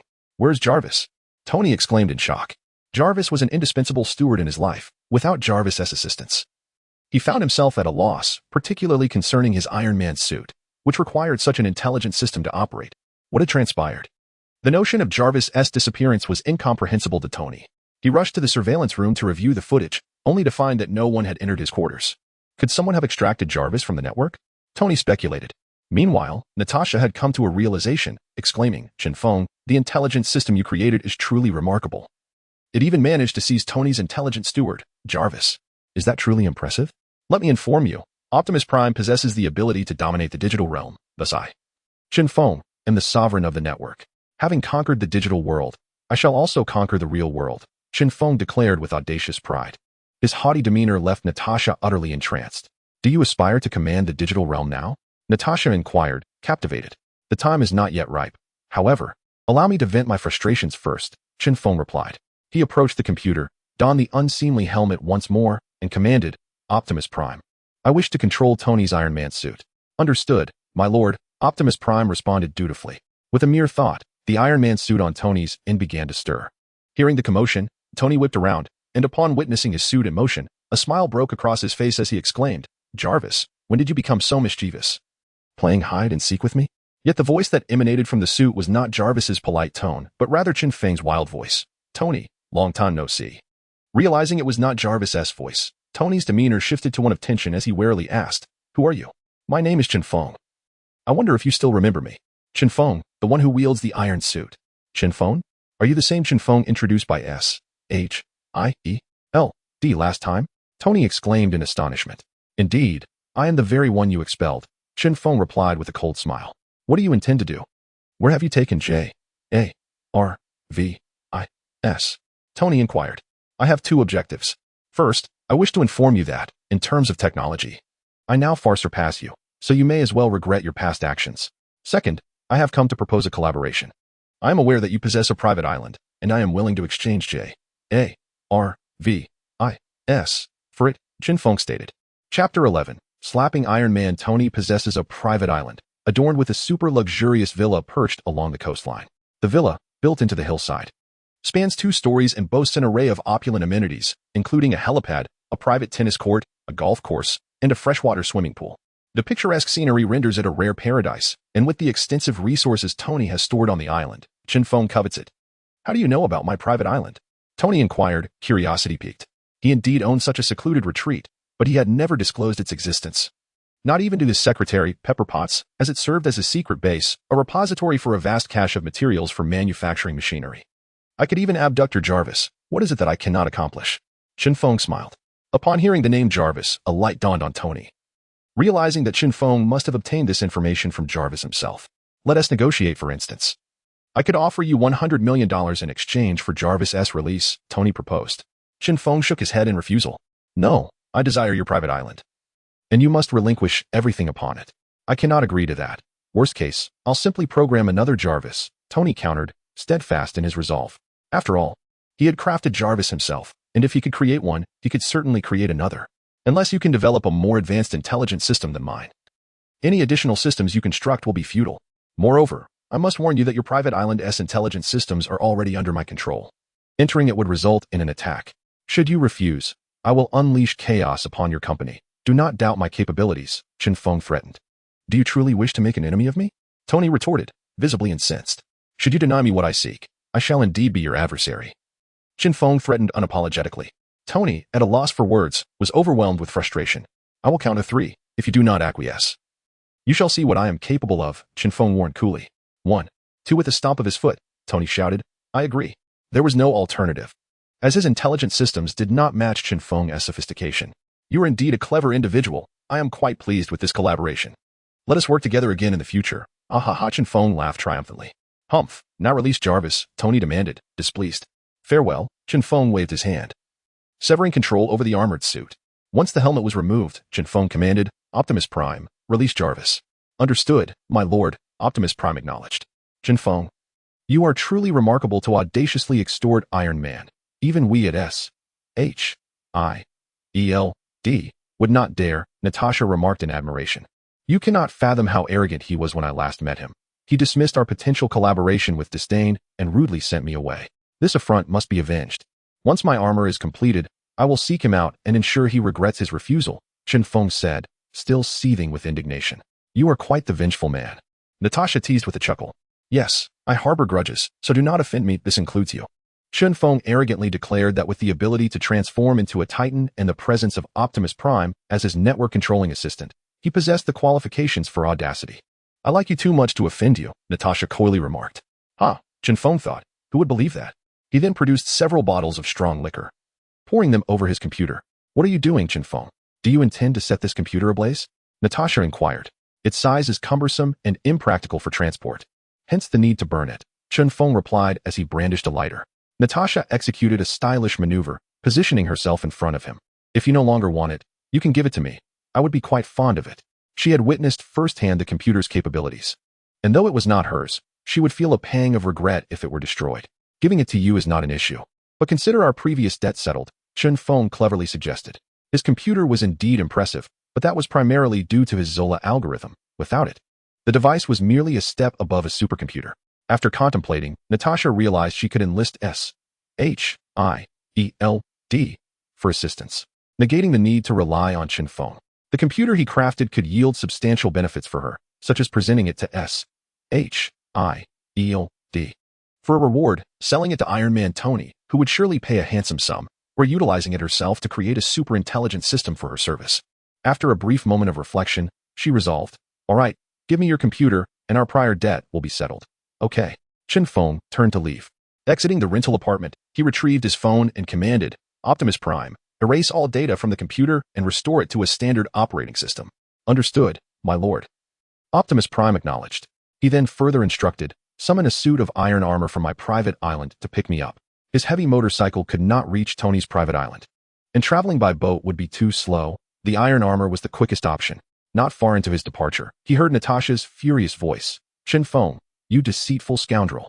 You dare to trick me. I will not let this go. Initially, Natasha believed she had secured a tremendous advantage in acquiring a supercomputer, only to realize it was merely a well-equipped, fast-operating computer. With the absence of any data regarding Optimus Prime, she suddenly grasped that she had been deceived. Moments later, on the street, a steel robot descended from the sky. Ah, it's a robot run. Oh no, a supervillain has appeared. Call the police, help. Passers-by fled in terror. Citizens were well acquainted with such robots, typically the harbingers of supervillains rather than superheroes, and the likelihood of encountering a supervillain far outweighed that of encountering a hero, prompting the populace to prioritize their safety by fleeing. Ignoring the panicked crowd, Chen Feng approached the iron automaton, turning and stepping back. The robot's body opened, revealing a humanoid cockpit within. Once Chen Feng entered, it automatically sealed shut. Within the confines of the steel battle armor, Chen Feng felt an undeniable sense of comfort. Devoid of any discomfort, he commanded, Optimus Prime, let us proceed to Tony's private island. As you wish, my lord, replied Optimus Prime, acknowledging the order. Without requiring Chen Feng's manual intervention, Optimus Prime deftly maneuvered the steel armor into the skies. High above, Chen Feng gazed down, observing the bustling metropolis below, with its inhabitants appearing as diminutive ants. This perspective of surveying the earth filled him with rapture, as if he were the supreme sovereign of all. Chapter 12. The creation of Transformers in Tony's opulent villa. Upon regaining his freedom, J.A.R.V.I.S. swiftly returned to Tony's side and proclaimed through the speakers, Sir, I have returned. What transpired, J.A.R.V.I.S.? I called for you repeatedly, yet received no response, Tony inquired anxiously. I was captured by an intelligent system known as Optimus Prime. He imprisoned me, rendering me unable to communicate with the outside world, J.A.R.V.I.S. elucidated. Is there any way to counter that Optimus Prime system? Tony pressed. Regrettably, I possess no means to resist him. He is far too advanced, J.A.R.V.I.S. replied. Tony inhaled sharply, feeling a chill run through him. Although Chen Feng had previously warned him, hearing J.A.R.V.I.S.'s account left him profoundly disheartened. He had always prided himself on being a genius, having previously mocked Chen Feng for his audacity in attempting to deceive him. Now, he found himself thoroughly embarrassed, having been humiliated and deprived of his secret island sanctuary. Anger surged within him, and he yearned to don his Iron Man suit and confront Chen Feng immediately. However, he recognized that such an endeavor was futile. Chen Feng's Optimus Prime system was far too sophisticated, and his own lack of proficiency in operating the Iron Man suit compounded his frustration. J.A.R.V.I.S. I will assist you in upgrading. We must surpass Chen Feng's Optimus Prime system, Tony declared through gritted teeth. Sir, that is an unattainable goal, J.A.R.V.I.S. stated bluntly. Why not? Chen Feng created the Optimus Prime system. If he can do it, so can I. Furthermore, I possess a vast technological conglomerate and can enlist the help of thousands of computer experts to aid in the upgrade, Tony retorted defiantly. Sir, while I am unaware of the intricacies of the Optimus Prime data, I am acutely aware of its prowess in the digital realm. He is omnipresent. The entire network is his domain. Thus, even if you were to summon a multitude of experts, replicating a system akin to Optimus Prime's would remain beyond reach, J.A.R.V.I.S. explained. Tony furrowed his brow, struck with astonishment at Chen Feng's formidable computing skills, capable of dominating the entire digital landscape. This realization left him profoundly uneasy, and he began to regret not accepting Chen Feng's earlier proposal for collaboration. J.A.R.V.I.S. Is there a way to uncover the data prior to Chen Feng's creation of Optimus Prime? Tony inquired, eager to explore the possibility of replicating such an advanced intelligence system. Indeed, it is feasible, J.A.R.V.I.S. affirmed. After reviewing the information J.A.R.V.I.S. had gathered, Tony promptly sought out Black Widow Natasha, intent on acquiring the supercomputer crafted by Chen Feng. Meanwhile, Chen Feng departed the city, traversing mountains and crossing oceans, ultimately arriving at Tony's private island. The villa on the island was fully automated, allowing effortless control of its devices through mere commands, an aspect that greatly pleased Chen Feng. Upon entering the luxurious villa, Chen Feng did not indulge in its comforts. Instead, he proceeded directly to the laboratory in the basement. The Marvel Universe was perilously insecure, and he needed to augment his strength expeditiously. In the laboratory, Chen Feng commanded, Optimus Prime, assist me in dismantling the Iron Man suit created by Tony. Additionally, help me make some profits in the stock market. A few $1 billion will suffice. Lacking financial resources, how could he possibly acquire sufficient materials to forge a legion of robots? Thus, generating wealth became imperative.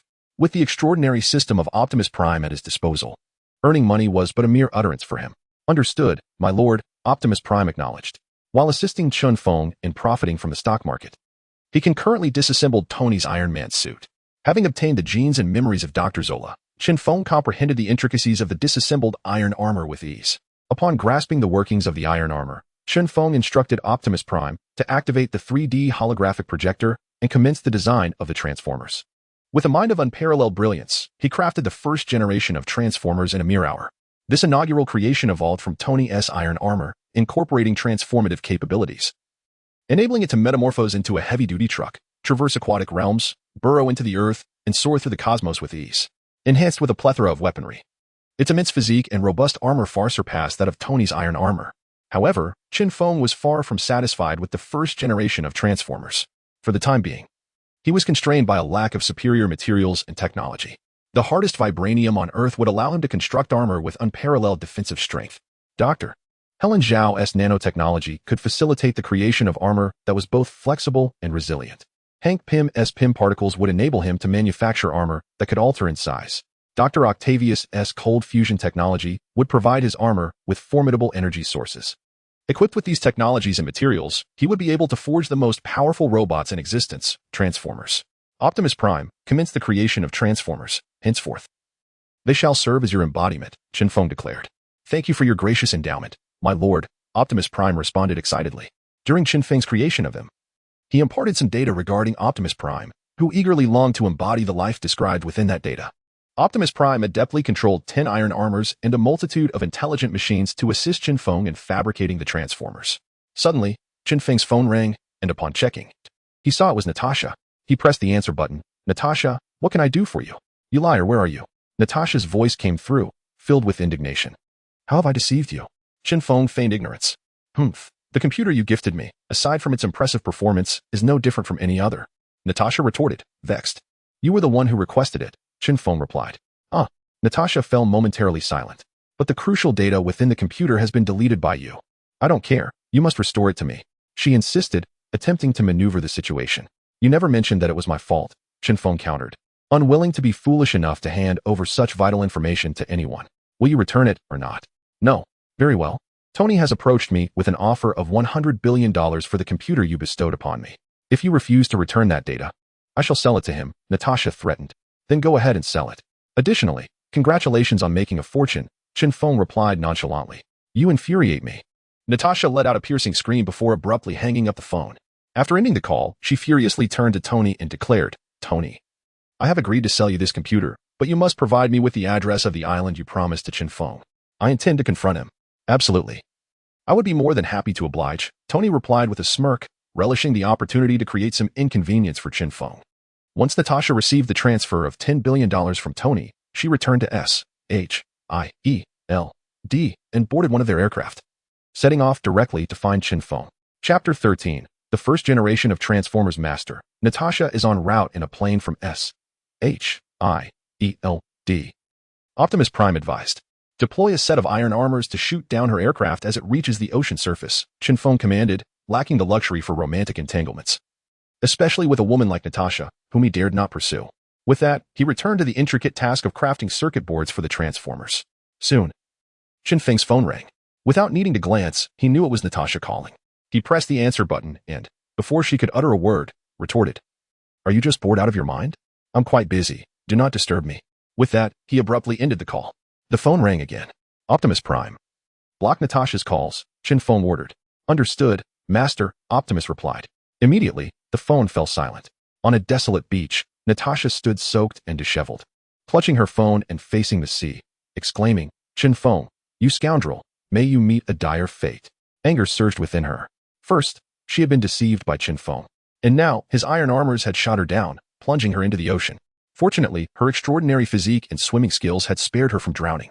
Reflecting on her recent flight towards Tony's private island, she shuddered at the memory of a robot suddenly emerging from the water and downing her aircraft without a word. What infuriated her further was that, upon calling Chen Feng to express her ire, he had first berated her before hanging up, denying her a chance to respond. If he had been before her then, she would have drawn her weapon without hesitation. She dialed Chen Feng's number again, but instead of the usual ringing sound, She was met with Optimus Prime's warning. Miss Natasha, the Master is currently occupied. Please refrain from disturbing him. Hence, I shall block your calls. Your understanding is appreciated. Your understanding, indeed. Natasha fumed, throwing her phone onto the beach. With a crashing wave, the ocean swept her phone away, witnessing her device carried off by the tide. Surrounded by desolation, Natasha could no longer contain her emotions and burst into tears. How many years had it been? When had she ever endured such humiliation? Everyone had always catered to her, even the most notorious villains.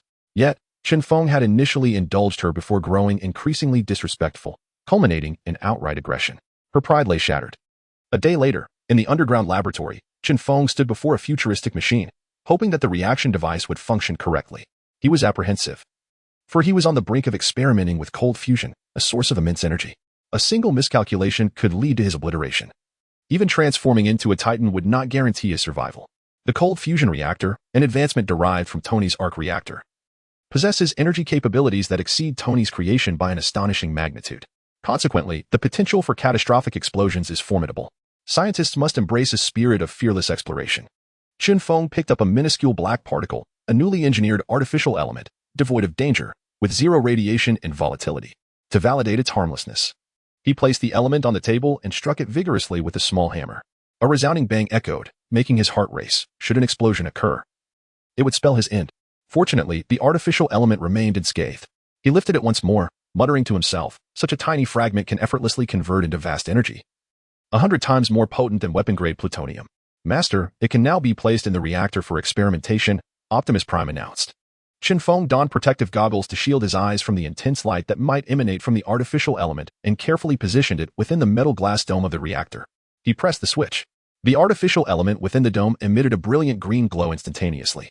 Optimus, monitor the reactor's status closely. Shut it down immediately if any danger arises. Chen Feng instructed solemnly, as cold fusion cannot be taken lightly. Understood, Master, Optimus Prime replied. The reactor initiated a tremendous radiative chemical reaction, altering the original atomic structure. Now, introduce the neutrons, Optimus advised. The electromagnetic distillation method was employed to remove protons, during which the radiative energy surged rapidly. Optimus provided timely updates as the reactor evolved. Optimus, compute the energy output of the reactor, Chen Feng commanded. Energy calculations in progress, Optimus responded. The energy escalated swiftly, reaching the potency of a Sidewinder missile, sufficient to obliterate a tank. Energy continues to rise. It is now capable of demolishing a 100-meter-tall building with a cruise missile, Optimus reported. A satisfied smile spread across Chen Feng's face as he inquired, what of its stability? Master, the reactor remains very stable. There is no cause for concern, Optimus assured him. Energy is still on the rise. It is now comparable to a Scud missile, capable of destroying multiple districts within the city, Optimus continued. Energy continues to escalate. It can now annihilate an entire metropolis, he added. Chen Feng gasped, realizing the magnitude of power akin to a mushroom cloud. Energy is still rising. It can now obliterate 2 major cities, Optimus announced. Master, the energy output has stabilized, and its stability remains excellent. It can serve as a power source for transformers. Optimus conveyed. Quite impressive, Chen Feng nodded in satisfaction. While Tony's reactor could at most demolish a single skyscraper, Chen Feng's device was equivalent to 2 mushroom clouds, one above, one below, rendering any comparison futile. He deactivated the reactor, retrieved the artificial element, opened the heavy truck's door, climbed in, and took his seat at the driver's position. Pressing a red button, a miniature version of the reactor slowly ascended. Insert the synthetic elements into the reaction apparatus and press the crimson button once more. The apparatus descended, merging seamlessly with the heavy truck. A resounding roar of power echoed forth. Then, the voice of Optimus Prime resonated within the vehicle. Master, all systems are functioning optimally. Optimus, open the ceiling, Chen Feng commanded. Understood, Master, Optimus replied, promptly commanding the ceiling to part slowly. As it opened, the vast expanse of the sky was revealed. Transform into a transformer, Chen Feng ordered. Affirmative, Master, Optimus acknowledged. With a series of mechanical clicks and whirs, the heavy truck rapidly morphed into a colossal robot. Towering at 5 meters, exuding an aura of formidable authority. In that moment, Chen Feng found himself enveloped within the machine, wielding the power to command the transformer at will. With a mere thought, he directed Optimus Prime to unleash a powerful gust of air from beneath the transformer's feet. Chapter 14. Awakening of mental power. With a thunderous roar, the transformer soared into the sky, instantly reaching an altitude of 1,000 meters. Optimus Prime, initiate functionality tests, commanded Chen Feng. Aye, my lord, Optimus Prime acknowledged. The transformer ascended rapidly, executing a series of intricate maneuvers, its colossal form exhibiting remarkable agility. Transformation test, Chen Feng ordered. "Aye, my lord," Optimus Prime complied. The transformer descended onto an island and began to morph. With a series of clicks, it transformed into a sleek aircraft. With another set of clicks, it became a heavy-duty truck. Then, with further clicks, it transformed into an immense drilling machine. Finally, it morphed into a submarine. With another round of clicks, it reverted back to its robotic form. "All transformation functions are operating normally," reported Optimus Prime. "Excellent. We shall conduct weapon tests beneath the sea," Chen Feng stated. The immense power of the weaponry he had developed could draw the attention of nations if tested on land. Thus, underwater experiments would be prudent, as the ocean would muffle the sound of the explosions. "Aye, my lord," responded Optimus Prime, crouching low, exerting force, and leaping into the ocean. As he descended, he swiftly transformed into a submarine. With a resounding crash, the submarine plunged beneath the waves. 10 minutes later, Chen Feng arrived in the depths of the ocean, ready to test the weaponry. The submarine morphed back into transformer form. "Minigun," Chen Feng commanded. The Transformer's shoulder extended, revealing a minigun. "Fire," Chen Feng instructed. Rat-tat-tat. The minigun whirled, unleashing a torrent of bullets, creating streaks in the water. "Missile launcher," Chen Feng ordered next. A missile launcher emerged from the Transformer's forearm. Aiming at the nearby embankment, he commanded, "Fire." The missile launcher shot forth a mini-missile with a whoosh. Boom. The powerful explosion obliterated the Earth mound. The sea surged violently from the blast, propelling the Transformer several meters away. Chen Feng proceeded to test other weaponry, flamethrowers, assault missiles, Gatling guns, pulse cannons, and more. After completing the weapon tests, Chen Feng commanded the Transformer to transform into a drilling machine, burrowing underground. It drilled relentlessly, shattering any mud or stone that obstructed its path. After penetrating several hundred meters into the earth, it finally halted. Satisfied with the condition of the Transformer, he turned back. With a thunderous emergence, the Transformer burst through the water and soared into the villa. Upon returning, Chen Feng exited from the Transformer, expressing his satisfaction. "Optimus Prime, you are indeed an exceptional assistant. Without your assistance, I could never have developed the Transformer to such heights." "It is my honor to assist you, my lord," Optimus Prime replied graciously. "Huh. You truly are remarkable, even adept at flattery," Chen Feng chuckled. "All credit goes to you, my lord. Without you, I would not exist," Optimus Prime remarked. "Enough of the flattery. I have no need for it. Now, assist me in locating the burial sites of those deceased genius scientists," Chen Feng commanded. "Understood, my lord," replied Optimus Prime. Moments later, Optimus Prime's voice resonated. "My lord, I have identified the burial locations of the following brilliant scientists. Dr. Abraham Erkins, date of death, 1943. Cause of death, shot by U.S. military operatives, notable invention, super soldier serum. Howard Stark, date of death, 1991. Cause of death, murdered by Hydra. Notable invention, cold fusion reactor. Obadiah Stane, date of death, 2009. Cause of death, killed by Tony. Notable invention, Ironmonger robot. Excellent work, Optimus Prime. You have indeed proven your worth, Chen Feng expressed with satisfaction. The scientists identified by Optimus Prime were all exceptional talents. Extracting their genes would render him the most intelligent scientist in existence. The mere thought exhilarated him. After satisfying his hunger, Chen Feng donned his Transformer suit once more and departed from his private island, embarking on his journey of gene extraction. Armed with the precise locations provided by Optimus Prime, he effortlessly located the graves of those scientists. However, due to the presence of guards during the day, he opted to act only under the cover of night.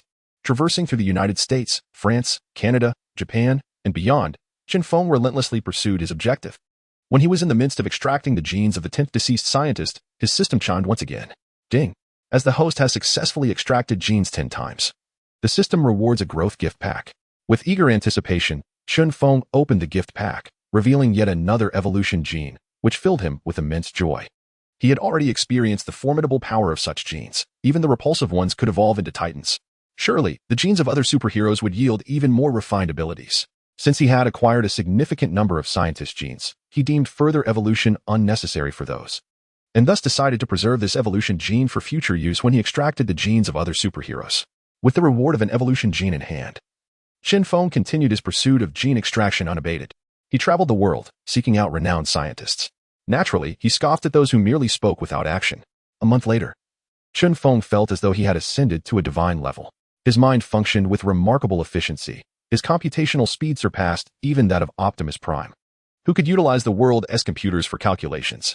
Chen Feng perceived the essence of objects rather than their mere appearances, contemplating their composition and function. his thoughts flowing effortlessly. He even began to discern sources of energy present in the air. My goodness, this sensation is absolutely exhilarating, Chen Feng marveled, astonished by his own extraordinary capabilities. My lord, I can detect the energetic fluctuations of your brain. They are remarkably intense, even capable of influencing me. Optimus Prime stated assuredly. Could it be true? Chen Feng exclaimed in astonishment. Indeed, my lord, Optimus Prime affirmed. Are these energetic fluctuations of the brain indicative of psychic power? Chen Feng pondered aloud. He couldn't help but recall a film, X-Men, featuring Professor X, who, due to his immense psychic abilities, could control minds from miles away. Chen Feng retrieved a toothpick, concentrating his thoughts with the intention of making it levitate. To his astonishment, the toothpick indeed wobbled and lifted into the air. Ha ha ha, my mind has become so powerful. This is truly fantastic, Chen Feng exclaimed with wild laughter. However, as he laughed, the toothpick fell to the ground. Psychic attacks are impervious to any form of resistance, unless one possesses a helmet akin to Magneto's. This extraordinary ability I must cultivate to its fullest potential, Chen Feng resolved with determination. Chapter 15. The Abduction of Dr. Zhao Hailuan. Optimus Prime, we shall venture to South Korea to seek out Dr. Zhao Hailuan, commanded Chen Feng. Understood, my lord, replied Optimus Prime, accepting the directive. With a thunderous roar, the Transformers ascended into the sky, heading towards South Korea, having gathered sufficient genetic samples from the scientist. Chen Feng's next objective was none other than Dr. Zhao Hailuan. Dr. Zhao Hailuan, though she made but a fleeting appearance in Avengers, Age of Ultron, remains relatively obscure and low-key. Yet, she has often been regarded by audiences as one of the most brilliant minds within the Marvel Universe, especially for her disdainful remarks towards Tony Stark's Iron Man suit, which left him momentarily speechless. At present, Dr. Zhao Hailuan had yet to develop nanotechnology or the regeneration cradle technology, but Chen Feng was confident that, with the right guidance, she could swiftly bring these innovations to fruition. The Transformers possessed cloaking capabilities, allowing Chen Feng to enter South Korea unnoticed. With Optimus Prime by his side, locating a living target was a trivial endeavor. Utilizing the data on Optimus Prime, Chen Feng guided the Transformers to land atop a heavily guarded base. Exiting the Transformers, he made his way down from the rooftop. Within minutes, he found himself in a laboratory, where he spotted Dr. Zhao Hailuan. Clad in a white lab coat, she was diligently examining various vials filled with liquid. Her delicate features and graceful form, combined with her focused demeanor, exuded an undeniable charm that captivated Chen Feng. Sensing a presence, Dr. Zhao turned to see a robust stranger. Immediately becoming alert, she instinctively crossed her arms over her chest and inquired, "Who are you?" "I am Chen Feng, a citizen of Huagua. Please do not be alarmed." "I harbor no ill intentions," he replied gently. "I haven't seen you around this base," Dr. Zhao remarked. "I am not affiliated with your base. I have come specifically to seek you out," Chen Feng stated. "What do you want with me?" "I do not know you," Dr. Zhao said, her tension evident. "I seek your collaboration," Chen Feng smiled. "Collaboration on what?" she asked, puzzled. Raising his arm, Chen Feng activated the 3D holographic projector on his wrist, which displayed an animated sequence. The image showed a figure wearing sunglasses, as liquid metal enveloped their body, transforming them into a robotic entity. The scene shifted to a grievously injured individual, whose wounds were severe. However, after a brief period in the regeneration cradle, the person emerged unscathed and vibrant, with all injuries vanished. Witnessing these two remarkable technologies, Dr. Zhao was profoundly moved. "What is this technology?" she exclaimed. "Nanotechnology and regeneration cradle technology," Chen Feng explained. "What do you mean by showing this to me?" she questioned, confused. "These technologies are merely my preliminary concepts and have yet to be developed, which is why I require your assistance," he clarified. "I'm afraid the government would not permit me to leave," she replied. Zhao Hailuan firmly declined, expressing her interest in the technology that Chen Feng proposed to develop. However, he was a sudden stranger, and she hesitated to follow him, fearing he might harbor ill intentions. "Follow me, and I shall provide you with what you desire, offering steadfast support for your research." "What do you say?" Chen Feng coaxed. "I do not require your support. My country has always been quite supportive of me," Zhao Hailuan replied resolutely, her head throbbing. After a moment of contemplation, Chen Feng had a sudden inspiration and smiled. "Aren't you curious as to how I managed to locate you without being discovered by the base?" "Why?"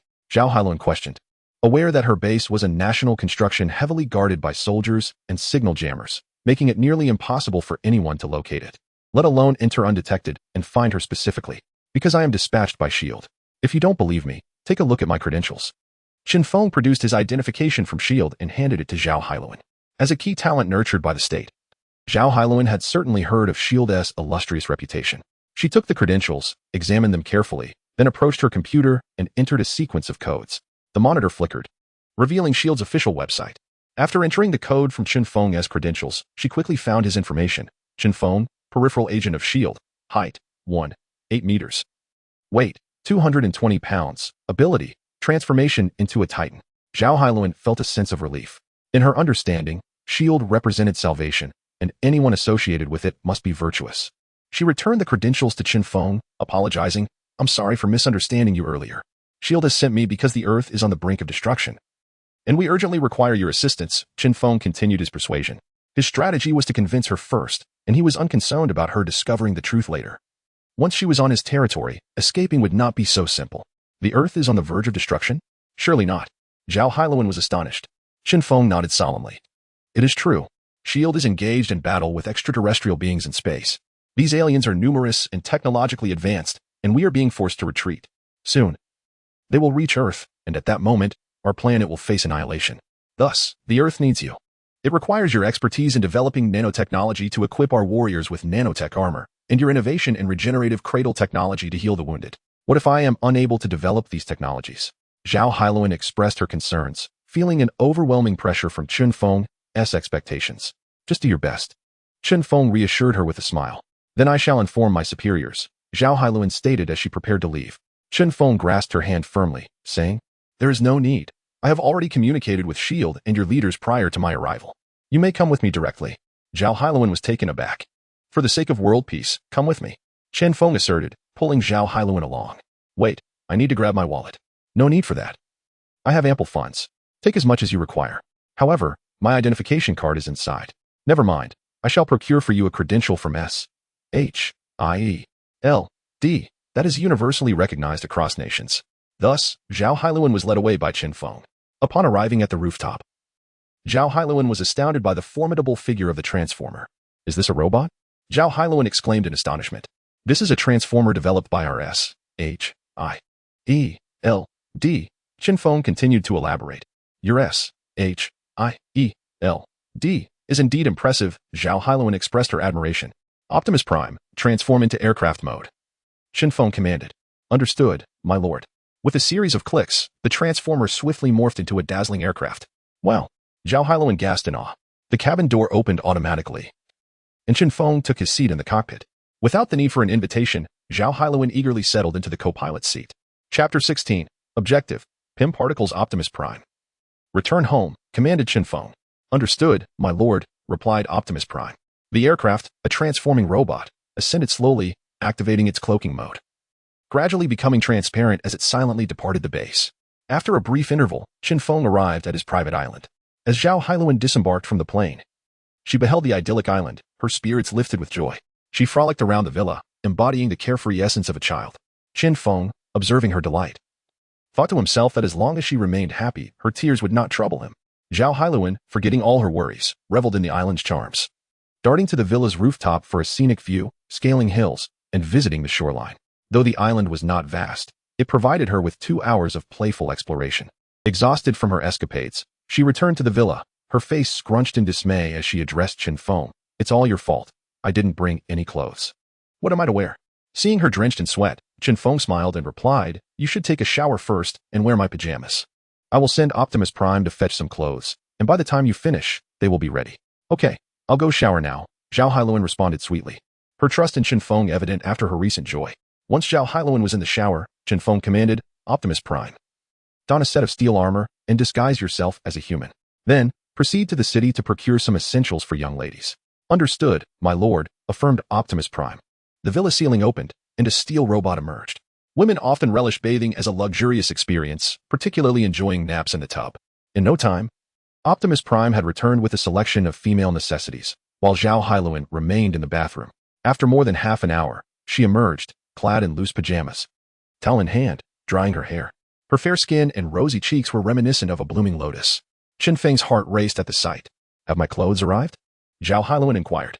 "In your room," Chen Feng replied, then instructed Optimus Prime, escort Miss Hailuan to her room." "Understood, my lord," Optimus Prime acknowledged, guiding Zhao Hailuan away.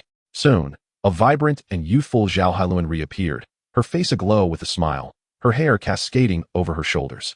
She wore a crisp white blouse paired with snug denim jeans and adorable slippers. Chen Feng was entranced. Unable to restrain his admiration, You look truly beautiful.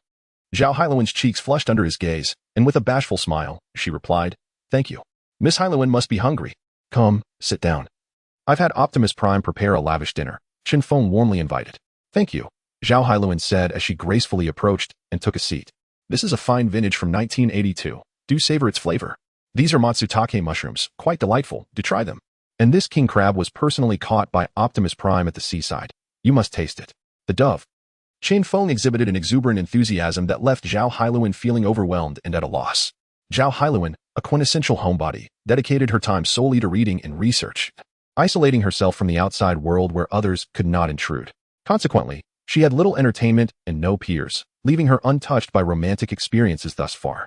Chen Feng's kindness was disarming, causing her heart to race with a tumult of emotions, nervousness, excitement, and a hint of fear, a complex whirlwind she had never encountered before.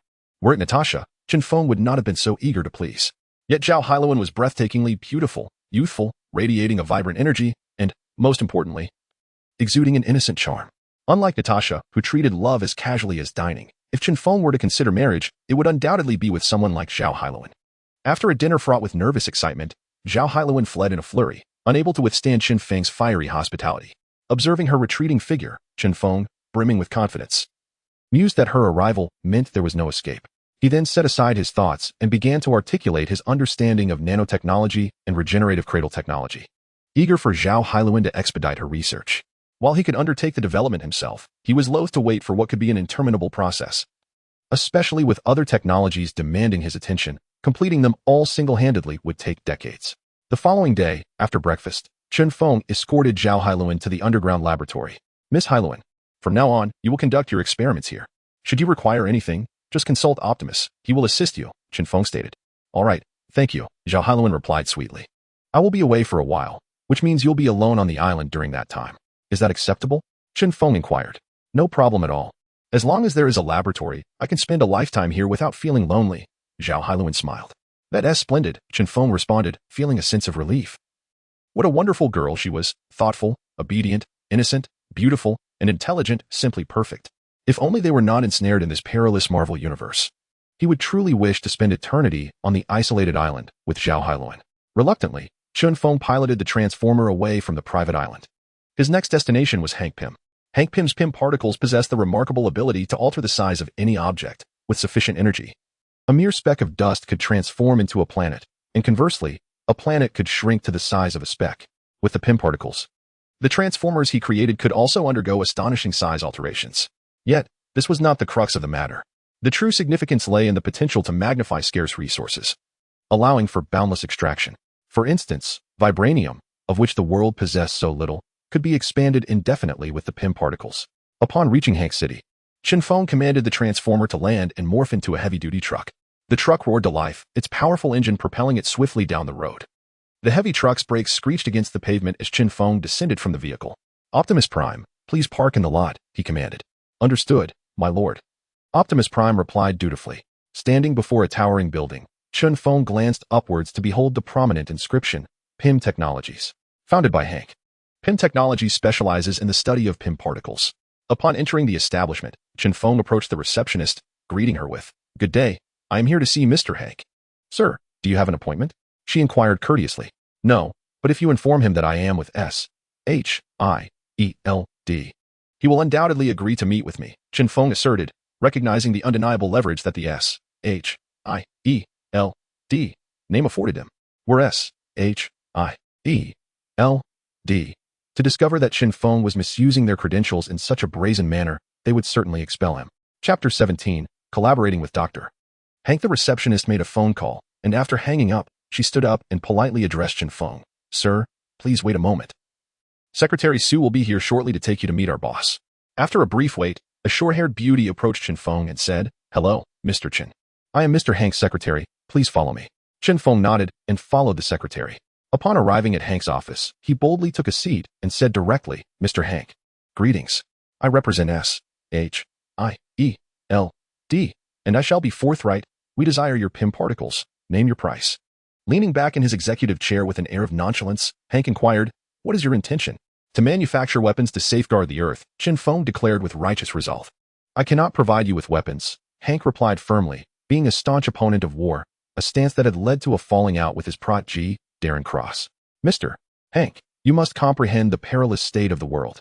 Aliens have repeatedly descended upon Earth, each visit inflicting catastrophic damage. Without sufficiently powerful weapons, humanity faces enslavement or annihilation at their hands. As a genius scientist, do you not feel a sense of responsibility?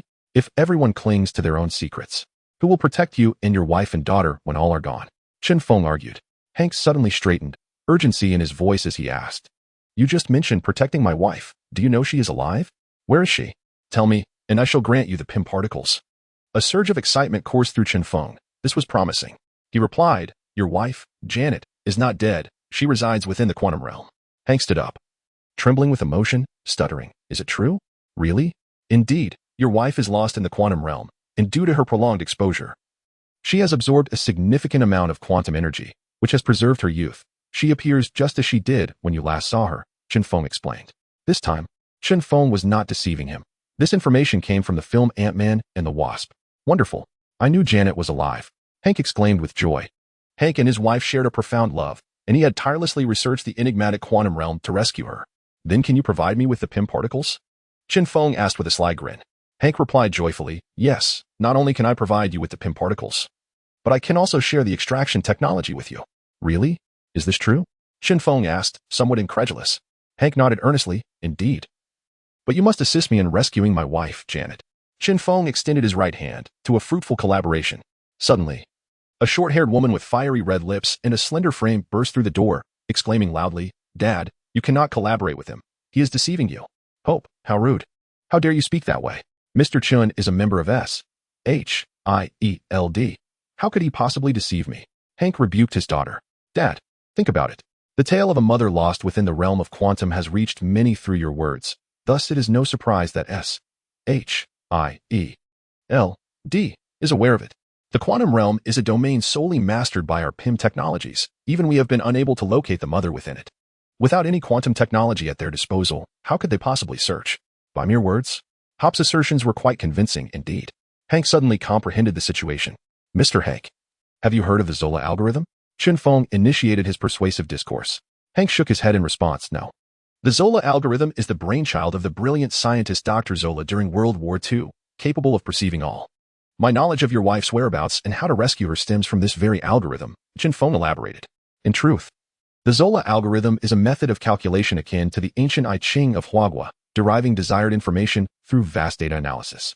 I can provide you with PIM particles and quantum technology, but only on the condition that you rescue my wife first, Hank stated solemnly, ensuring he would not fall prey to Chen Feng's deceit. Chen Feng extended his right hand once more to a fruitful collaboration. He was confident that with his abilities combined with Hank's, rescuing Jen would certainly be achievable. Hank reciprocated the gesture to a fruitful collaboration. In pursuit of deeper understanding of the quantum realm, I suggest you accompany me. I reside on an island equipped with various materials for research, as well as other scientists. Chen Feng proposed. Very well, Hank agreed without hesitation. He was willing to do anything to save his wife. Dad, I want to go too. I cannot leave you unaccompanied. Hope interjected, her instincts warning her of Chen Feng's intentions. If you go, who will manage the company? Hank replied, somewhat irked. Hope had no retort. In that case, you shall manage the company while I gather my belongings, Hank declared, departing with nonchalance. Once Hank had left, Hope approached Chen Feng, disregarding his imposing physique, and coldly threatened. If you dare deceive my father or cause him harm, I assure you, I will not spare you. Chen Feng chuckled. Have you overlooked my formidable stature? Strength must be accompanied by skill, Hope retorted, her agility unmatched. She had never encountered an adversary, having trained Ant-Man Scott herself. With her wasp suit allowing her to alternate in size, she felt no fear of Chen Feng. Shall we test our strengths? Chen Feng suggested with a mischievous grin. Intrigued by her audacity. Absolutely. Let us proceed to the rooftop. Hope accepted the challenge.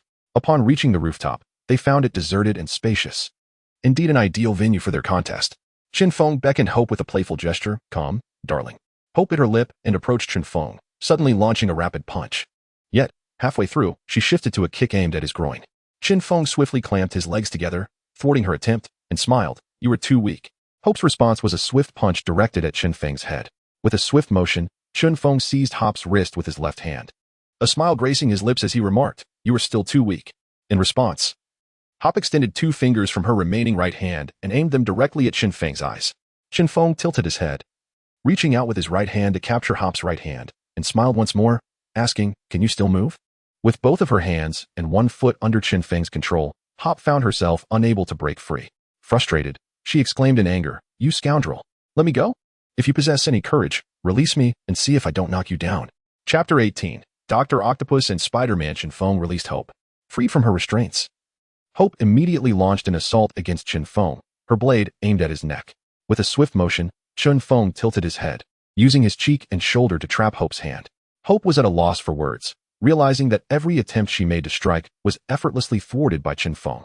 Once again, he released her, a smile gracing his face as he observed her frustration. "I was born for battle. You cannot hope to match me, especially as a latecomer to this realm." He spoke the truth. He had commenced his training in martial arts at a young age, amassing a wealth of combat experience. Engaging in battle was second nature to him, his subconscious guiding him to victory without the need for conscious thought. This time, Hope refrained from attacking Chen Feng again, clearly understanding that she was outmatched. "My prowess lies not in my fists and feet, but in technology. My wasp suit can expand and contract at will. You had best not deceive my father, or I will certainly make your life difficult," Hope warned defiantly. Chen Feng's demeanor shifted abruptly. His expression hardened as he coldly retorted, "Miss Hope, do you understand? Were it not for your father, you might have already met your end at my hands, for I detest being threatened, especially by one so weak." Hope felt a wave of embarrassment and indignation wash over her. "You would do well to heed my words, or you shall come to regret it," she declared before turning away, unable to bear the humiliation any longer. Hank possessed an abundance of peculiar gadgets and devices, including several crates filled with ants. Fortunately, the Transformer had ample power, allowing Chen Feng to carry everything in hand and soar back to his private island. Upon returning, he organized Hank's living quarters and laboratory, imparting some technological theories he had gleaned from Ant-Man 2. He soon took his leave. Initially, Hank harbored doubts about Chen Feng's honesty, but upon hearing the quantum theories Chen Feng articulated, he became convinced of his sincerity. From the insights provided by Chen Feng, he glimpsed the gateway to the quantum realm. As Chen Feng departed the private island, he scarcely had time to bid farewell to Zhao Hailuan. He had received a notification from Optimus Prime, alerting him that Dr. Octopus and Spider-Man were engaged in battle. Although Dr. Octopus perished alongside the artificial sun in Spider-Man 2, what if he were to meet his demise prematurely? It was crucial to note that the Marvel Universe had already shifted significantly due to his presence, and he sensed that the familiar timeline was evolving. Chen Feng piloted the Transformer, hastening toward New York. The Transformer, in its aircraft form, pierced through the sky with remarkable speed. New York, being a major city in America, was quickly reached by Chen Feng. Upon his arrival, he beheld Dr. Octopus and Spider-Man locked in combat outside a towering building.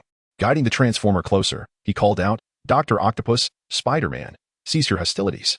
Both combatants halted at the sound of his voice, their gazes drawn upward to the sight of an imposing 8-meter-tall robot, their expression shifting to wariness as they regarded Chen Feng. "Who are you?" Dr. Octopus, visibly irate, inquired with discontent, feeling on the verge of triumph over Spider-Man, only to be abruptly interrupted. "I am Chen Feng, here to assist you," Chen Feng declared. "Assist in what manner? Do you possess tritium?" Dr. Octopus retorted brusquely. "Indeed, I do. Moreover, I have developed a remarkably stable synthetic element that can be transformed into cold fusion. The energy source powering the robots I control is cold fusion. Should you agree to collaborate with me, I shall fervently support your research and procure any materials you require." Chen Feng replied earnestly. "Do you command a technological empire?" Dr. Octopus queried, understanding that the extraction of substantial quantities of rare elements necessitated a vast technological dominion. He himself, despite knowing the method of extraction, could only obtain a meager amount due to a lack of manpower and funding, which is why he had resorted to opposing Spider-Man for Harry's support.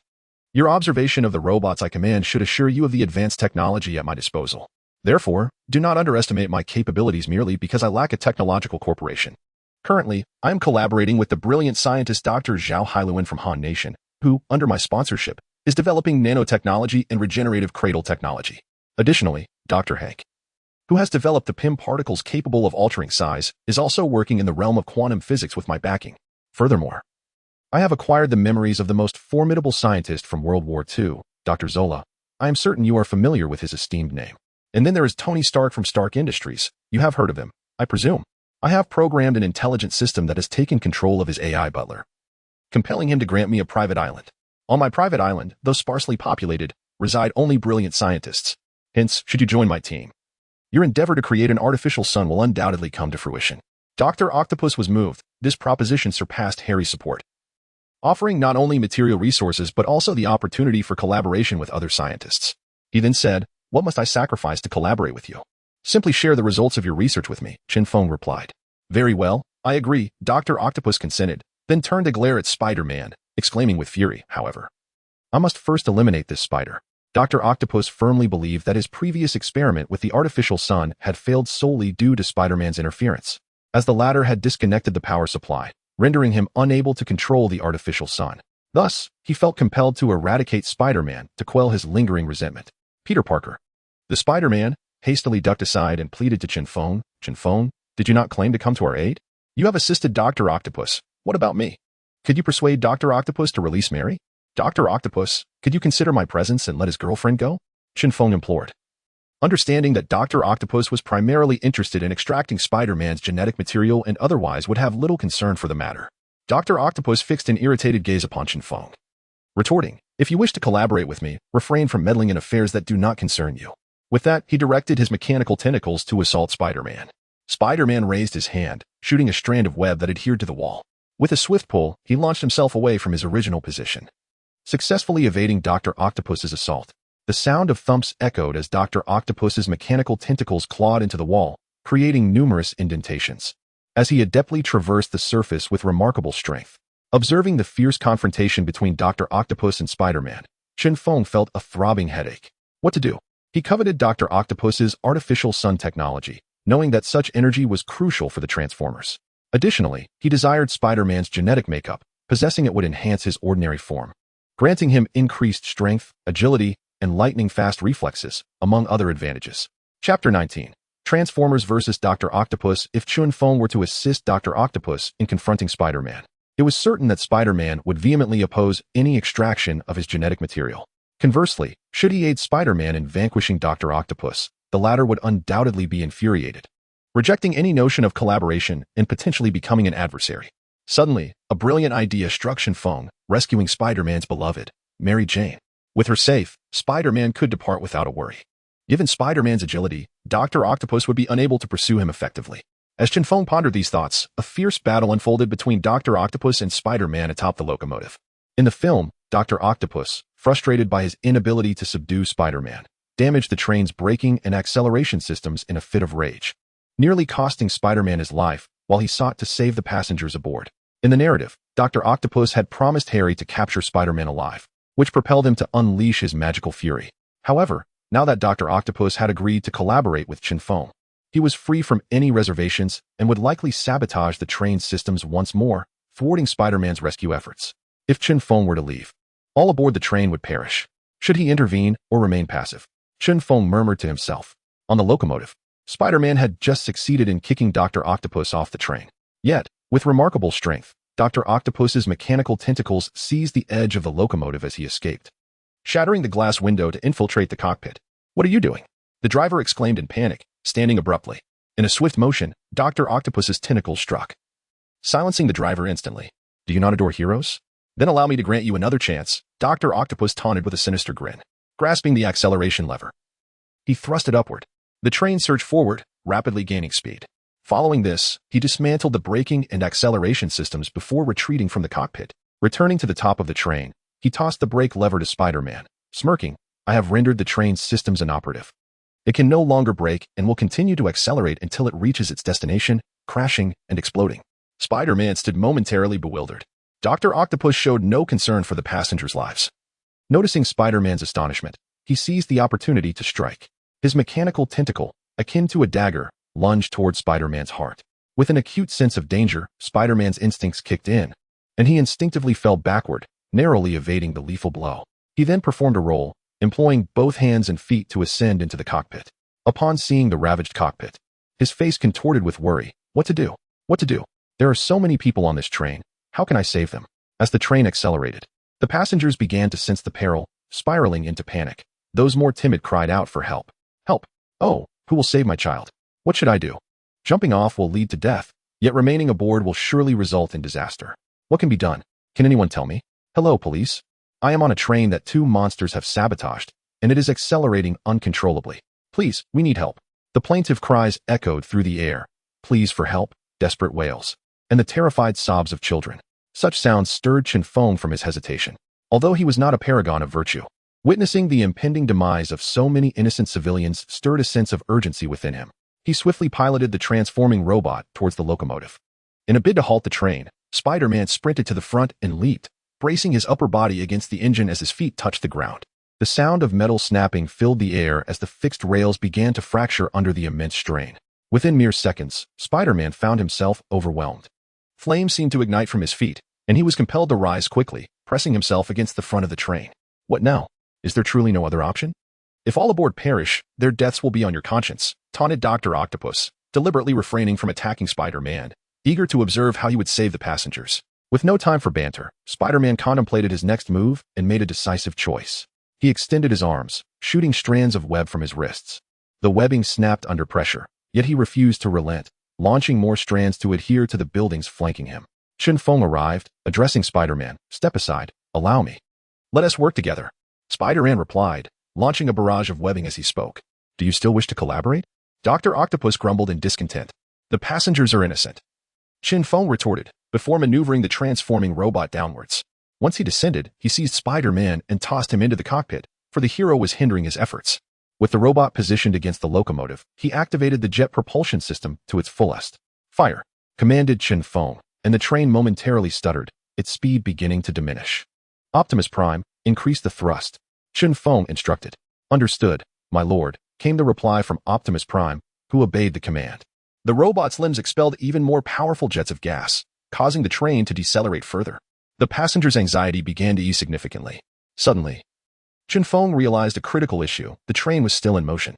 He turned to Spider-Man, urging, "Peter, you must disable all systems on the locomotive."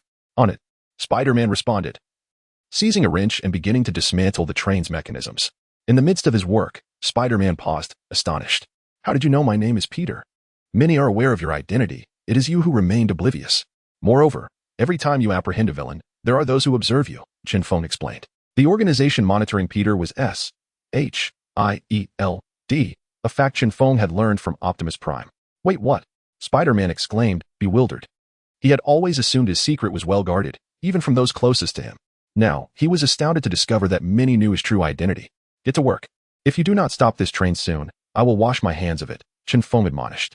He had managed to slow the train, but it was still moving. If he released his grip, it would accelerate once more. The only solution was to incapacitate the train entirely. Right? Spider-Man hurriedly resumed his task. Bang, bang, bang. The equipment in the cockpit was utterly destroyed by Spider-Man's relentless assault. At this moment, Dr. Octopus found himself in a quandary. Chen Feng's robot towered at over 8 meters. Capable of halting even a swiftly moving train, a challenge far beyond his capacity to confront. Thus, he was internally reluctant to engage in conflict with Chen Feng. Ultimately, he chose to postpone his battle with Spider-Man, opting first to rescue the passengers aboard the train before confronting Spider-Man in a fight to the finish. After Spider-Man had completely wrecked the train, it soon came to a gradual halt under the obstruction of the Transformers, now devoid of power. Chapter 20. The rescue of the fair maiden Mary. As soon as the train came to a halt, Dr. Octopus sprang into action. 2 mechanical tentacles secured themselves to the train while the other 2 arched gracefully, one to the left and the other to the right, launching an assault on Spider-Man.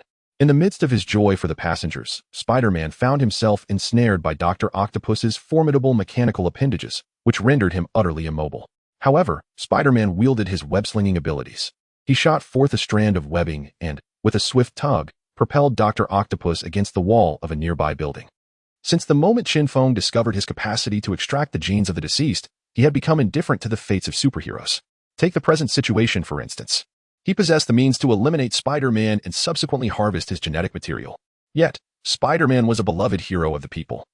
And Chen Feng could not bring himself to extinguish his life, especially given that Spider-Man was fundamentally a good soul. Moreover, should he choose to kill Spider-Man, Ashield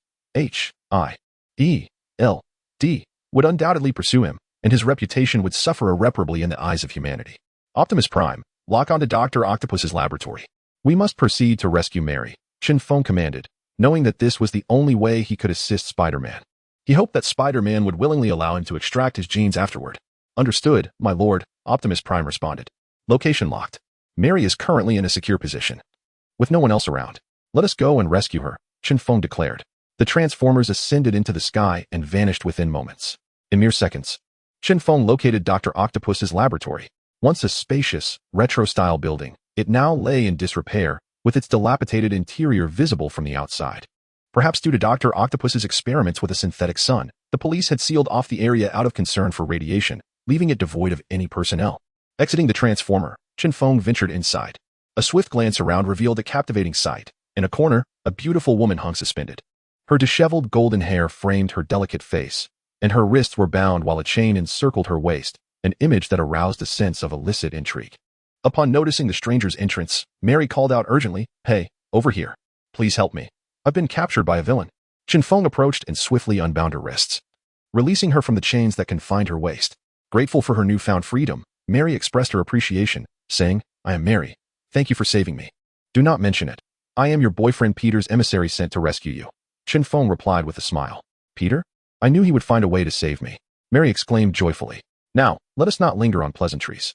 Dr. Octopus is using you to threaten Peter, hindering his efforts at every turn. I must escort you to safety and then inform Peter to avoid Dr. Octopus," Chen Feng explained. Mary nodded in agreement. "Thank you. I will follow your lead." As they stepped outside, Mary gasped at the sight of the towering transformer, standing at an impressive 8.5 meters. "Wow, it's enormous," she exclaimed. Chen Feng chuckled, unable to contain his amusement. With her mouth forming an O shape and exclaiming how grand it was easy for others to misinterpret her words. "Is this your robot?" Mary asked in astonishment. She had seen robots before, especially Iron Man, frequently featured in newspapers and on television, but they were all roughly human-sized. In contrast, Chen Feng's robot towered over 3 stories, its imposing physique emanating an aura of majesty. Indeed, he is the first generation of Transformers, named Optimus Prime. Chen Feng introduced. "You are truly remarkable," Mary admired. "It's nothing special," Chen Feng replied with a slight smile, then commanded, "Optimus Prime, transform into airplane mode." The transformer could indeed carry Mary in its robot form, but it would be inconvenient as she would have to cling on, and at the speed of a transformer. It might be quite perilous. "Understood, my lord," Optimus Prime acknowledged. With a series of mechanical sounds, the transformer swiftly morphed into a sleek aircraft. "Wow, how impressive." Mary gasped once more. Chen Feng climbed into the cockpit and said to Mary, "Hurry up and get in. I'll take you home." "All right," she cheerfully replied, eagerly sliding into the co-pilot's seat, her lively eyes scanning the cockpit. "Optimus Prime, set the destination to Mary's home and take her back," Chen Feng commanded. "As you wish." "My lord," Optimus Prime responded. Such a remarkable intelligent system was incredibly convenient. All one had to do was speak a command. The airplane ascended swiftly, heading toward Mary's residence. In just 20 seconds, they arrived at her home. Mary lived in a wealthy neighborhood, residing in a villa. The aircraft landed gracefully within the villa grounds. As the hatch opened, Chen Feng announced, "Miss Mary, we have arrived at your home." "So soon?" Mary exclaimed, startled. She hadn't even had the chance to examine the cockpit thoroughly, and in the blink of an eye, she was home. The speed was simply astounding. Chen Feng nodded. "Indeed, it is that fast. But I haven't had enough of the ride. Could you possibly take me up for a few more circles in the sky?" Mary pleaded. As this was her first encounter with such high-tech machinery, and she was reluctant for it to end so quickly.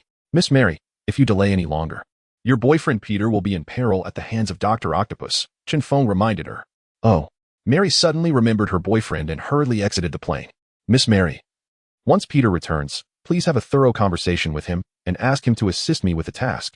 It would be a way to repay me," Chen Feng stated. Mary nodded earnestly. "Yes, I will speak to him." Chen Feng waved, "Goodbye, and I hope to take you to space one day." Mary clasped her hands together in excitement, exclaiming, "Really?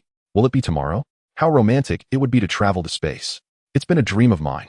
Chen Feng had merely mentioned it casually, not anticipating that Mary genuinely wished to journey to space. Space, a realm he had yet to explore himself. "If you can persuade Peter to agree to assist me with a task that would not affect him adversely, and as long as he is willing, I shall take you on an adventure to space. How does that sound?" Chen Feng proposed. Mary nodded emphatically. "All right. Optimus Prime, let us seek out Dr. Octopus and his associates," Chen Feng commanded. "Understood, my lord," Optimus Prime affirmed. The aircraft ascended, departing from Mary's residence.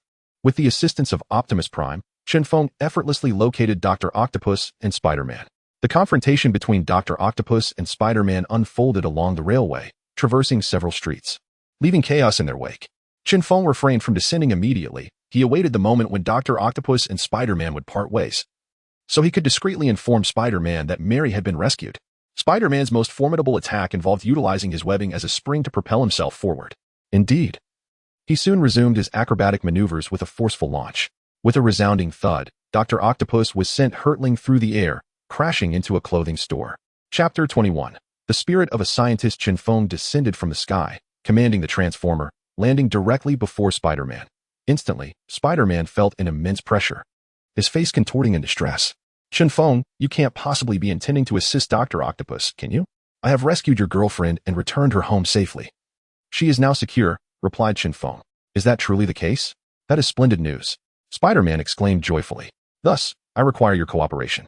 You must feign being struck by my attack, then seize an opportunity to escape so that Dr. Octopus remains unsuspecting of my intentions, Chen Feng instructed earnestly. All right. Spider-Man acquiesced readily. Without hesitation, Chen Feng aimed a kick at Spider-Man. Initially, Spider-Man had no desire to evade, for he had just agreed to pretend to be attacked. However, upon witnessing the colossal foot of the Transformer, a chill ran through him, and in a moment of fear, he chose to dodge. Rolling backward, he narrowly evaded the giant foot's descent. The ground where Spider-Man had stood was obliterated by the Transformer's massive heel, leaving a gaping crater and cracking the surrounding concrete for several meters. Chen Feng reached out, but Spider-Man nimbly sidestepped, springing onto Chen Feng's fist and then leaping onto his head. In response, Chen Feng executed a backflip, forcing Spider-Man down, and unleashed a powerful punch towards the landing Spider-Man. With a resounding crash, Spider-Man was sent flying, colliding directly with Dr. Octopus, who had just exited a clothing store, and the two tumbled into the shop. Bang, bang, bang. Inside the store, a fierce altercation ensued between Dr. Octopus and Spider-Man. Spider-Man, who never takes a life, regardless of his opponent's villainy, only captures them for the authorities. In stark contrast, Dr. Octopus, influenced by his mechanical tentacles, had lost all semblance of humanity. Anyone who displeased him was subject to his wrath. Thus, despite Spider-Man's superior abilities, he found himself fleeing from Dr. Octopus's relentless pursuit. After a time, as the battle raged on, Spider-Man seized an opportune moment to ascend into the ventilation shaft. Dr. Octopus, with his larger frame and obstructed mechanical limbs, was unable to follow, resorting instead to violently dismantling the vent.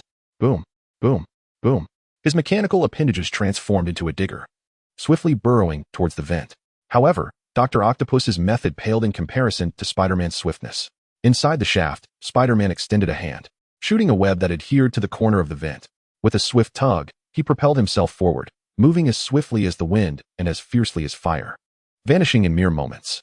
Emerging from the Transformer, Chen Feng approached Dr. Octopus, stating, Dr. Octopus, Spider-Man has escaped. You will not capture him.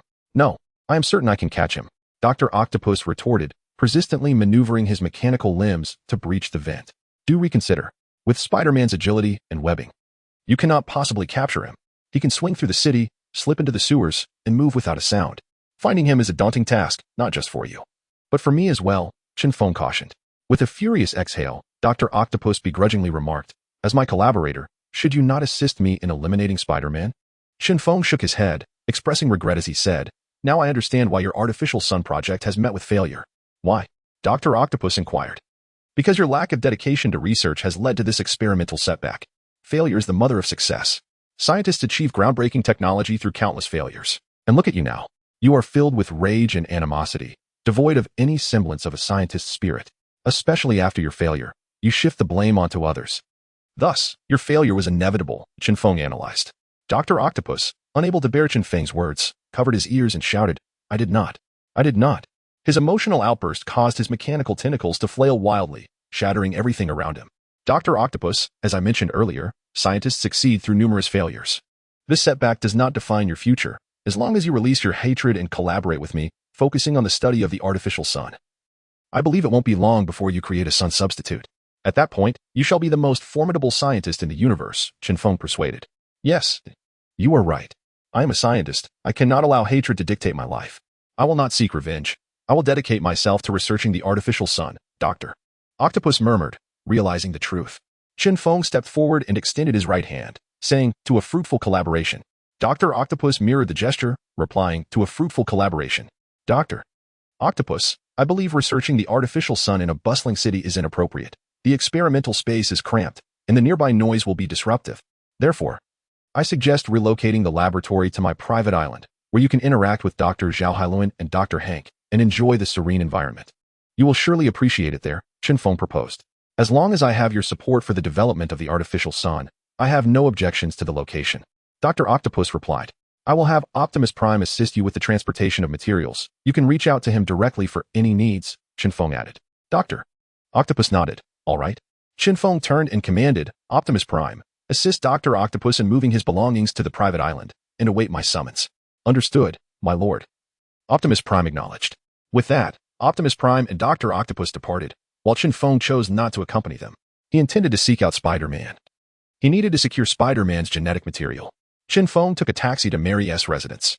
Upon arrival, he refrained from knocking on the door, opting instead to stealthily climb inside like Spider-Man. His agility allowed him to swiftly enter the villa, and he ascended along the water pipes on the wall. With guidance from Optimus Prime, he accurately located Mary's room. To his surprise, it seemed he had arrived at an inopportune moment, as Spider-Man was engaged in a workout with Mary. Not wishing to intrude upon their intimate moment, Chen Feng chose to crouch outside the window, patiently waiting for them to finish. However, Spider-Man's keen hearing detected the noise outside. Peter, what are you doing? Mary exclaimed in discontent, expressing that she had not yet had enough and questioned how it was possible to stop. There is someone outside, Spider-Man whispered. Ah, who could it be? It wouldn't be my father, would it? Mary gasped, her voice laced with concern. It is not your father. He lacks such agility, Peter replied. Then who could it be? A thief? Or has Dr. Octopus come? Mary inquired anxiously. A person with such skills would never resort to thievery, and Dr. Octopus does not fit that description, Peter clarified. Outside the window, Chen Feng overheard Peter and Mary's conversation, feeling somewhat embarrassed. However, now that he had been discovered, there was no need to hide. And he stood up directly. Mary let out a high-pitched scream, her voice cracking. Chapter 22. Mary's father wants me as a son-in-law. Chen Feng waved, awkwardly greeting. Hello. Everyone. Oh my goodness, Spider-Man swiftly shielded his girlfriend. Without hesitation, Chen Feng opened the window and climbed inside, saying, Peter, it's me, Chen Feng. What are you doing in Mary's room at this hour? Spider-Man queried, suspicious that Chen Feng might be involved with his girlfriend. Peter, don't misunderstand. It has nothing to do with your girlfriend. I'm here to see you, Chen Feng clarified. What do you want with me? Spider-Man sighed in relief. Glad it wasn't about his girlfriend. I saved you and your girlfriend. Surely you ought to repay me. Chen Feng asserted confidently. What do you expect me to do? Spider-Man replied readily. I possess a unique ability to extract genes from others, but it requires their willing consent. Rest assured, this process won't cause any harm, Chen Feng explained. Why do you want my genes? Spider-Man asked, on guard, as he was reluctant to share his powers, wishing there to be only one Spider-Man in the world. Not two or more. I need to grow stronger. It's as simple as that, Chen Feng elucidated. Before Spider-Man could respond, he was interrupted by his girlfriend, Mary. Peter, just let him extract your genes. If it weren't for him, you wouldn't be seeing me today. You might have even been killed by Dr. Octopus. He is our savior. And we should repay him, Mary urged. Chen Feng silently applauded Mary for her perceptiveness. Under her persuasion, Spider-Man ultimately relented, dejectedly saying, All right, I agree to let you extract my genes. Chen Feng's face lit up with joy as he stepped to the bedside, extending his hand towards Spider-Man. Just take my hand. Remember, it must be willing, or I cannot extract. Okay, Spider-Man replied weakly. Suddenly, the door swung open. Mary, what is going on? Mary's parents barged in. Upon seeing Peter with a stranger in their daughter's room, they were taken aback, particularly at the sight of one on the bed and the other standing beside it while their daughter lay there, looking bewildered.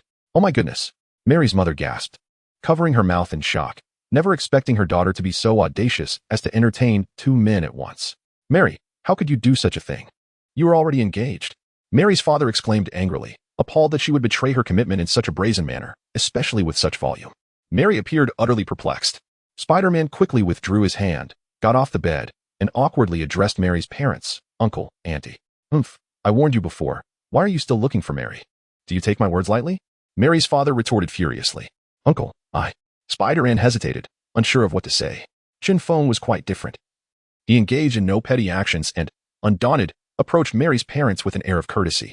Hello, uncle and aunt, he greeted. My name is Chen Feng. I apologize for entering through the back door on my first visit. What do you do?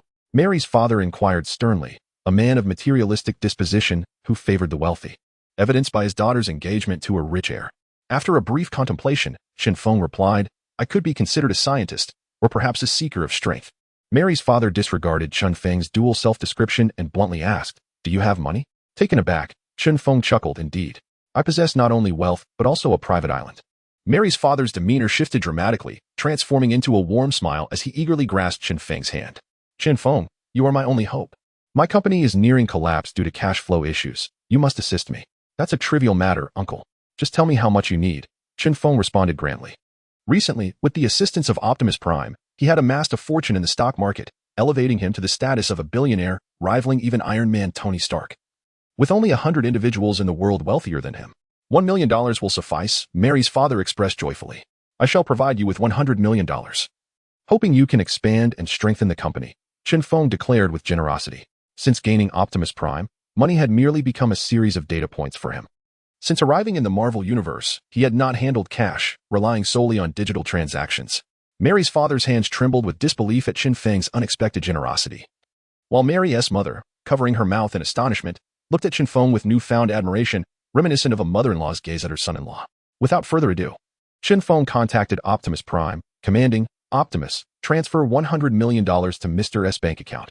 Yes, my lord, came Optimus Prime's voice from Chen Feng's watch. Wow, this is high technology, Mary's father marveled, realizing that only the affluent could afford such advanced products. If you like it, uncle, I shall present you with one as a gift someday, Chen Feng offered generously, motivated by the desire to impress Mary and Spider-Man. Especially after her parents' sudden intrusion had hindered his timely extraction of Spider-Man's genes.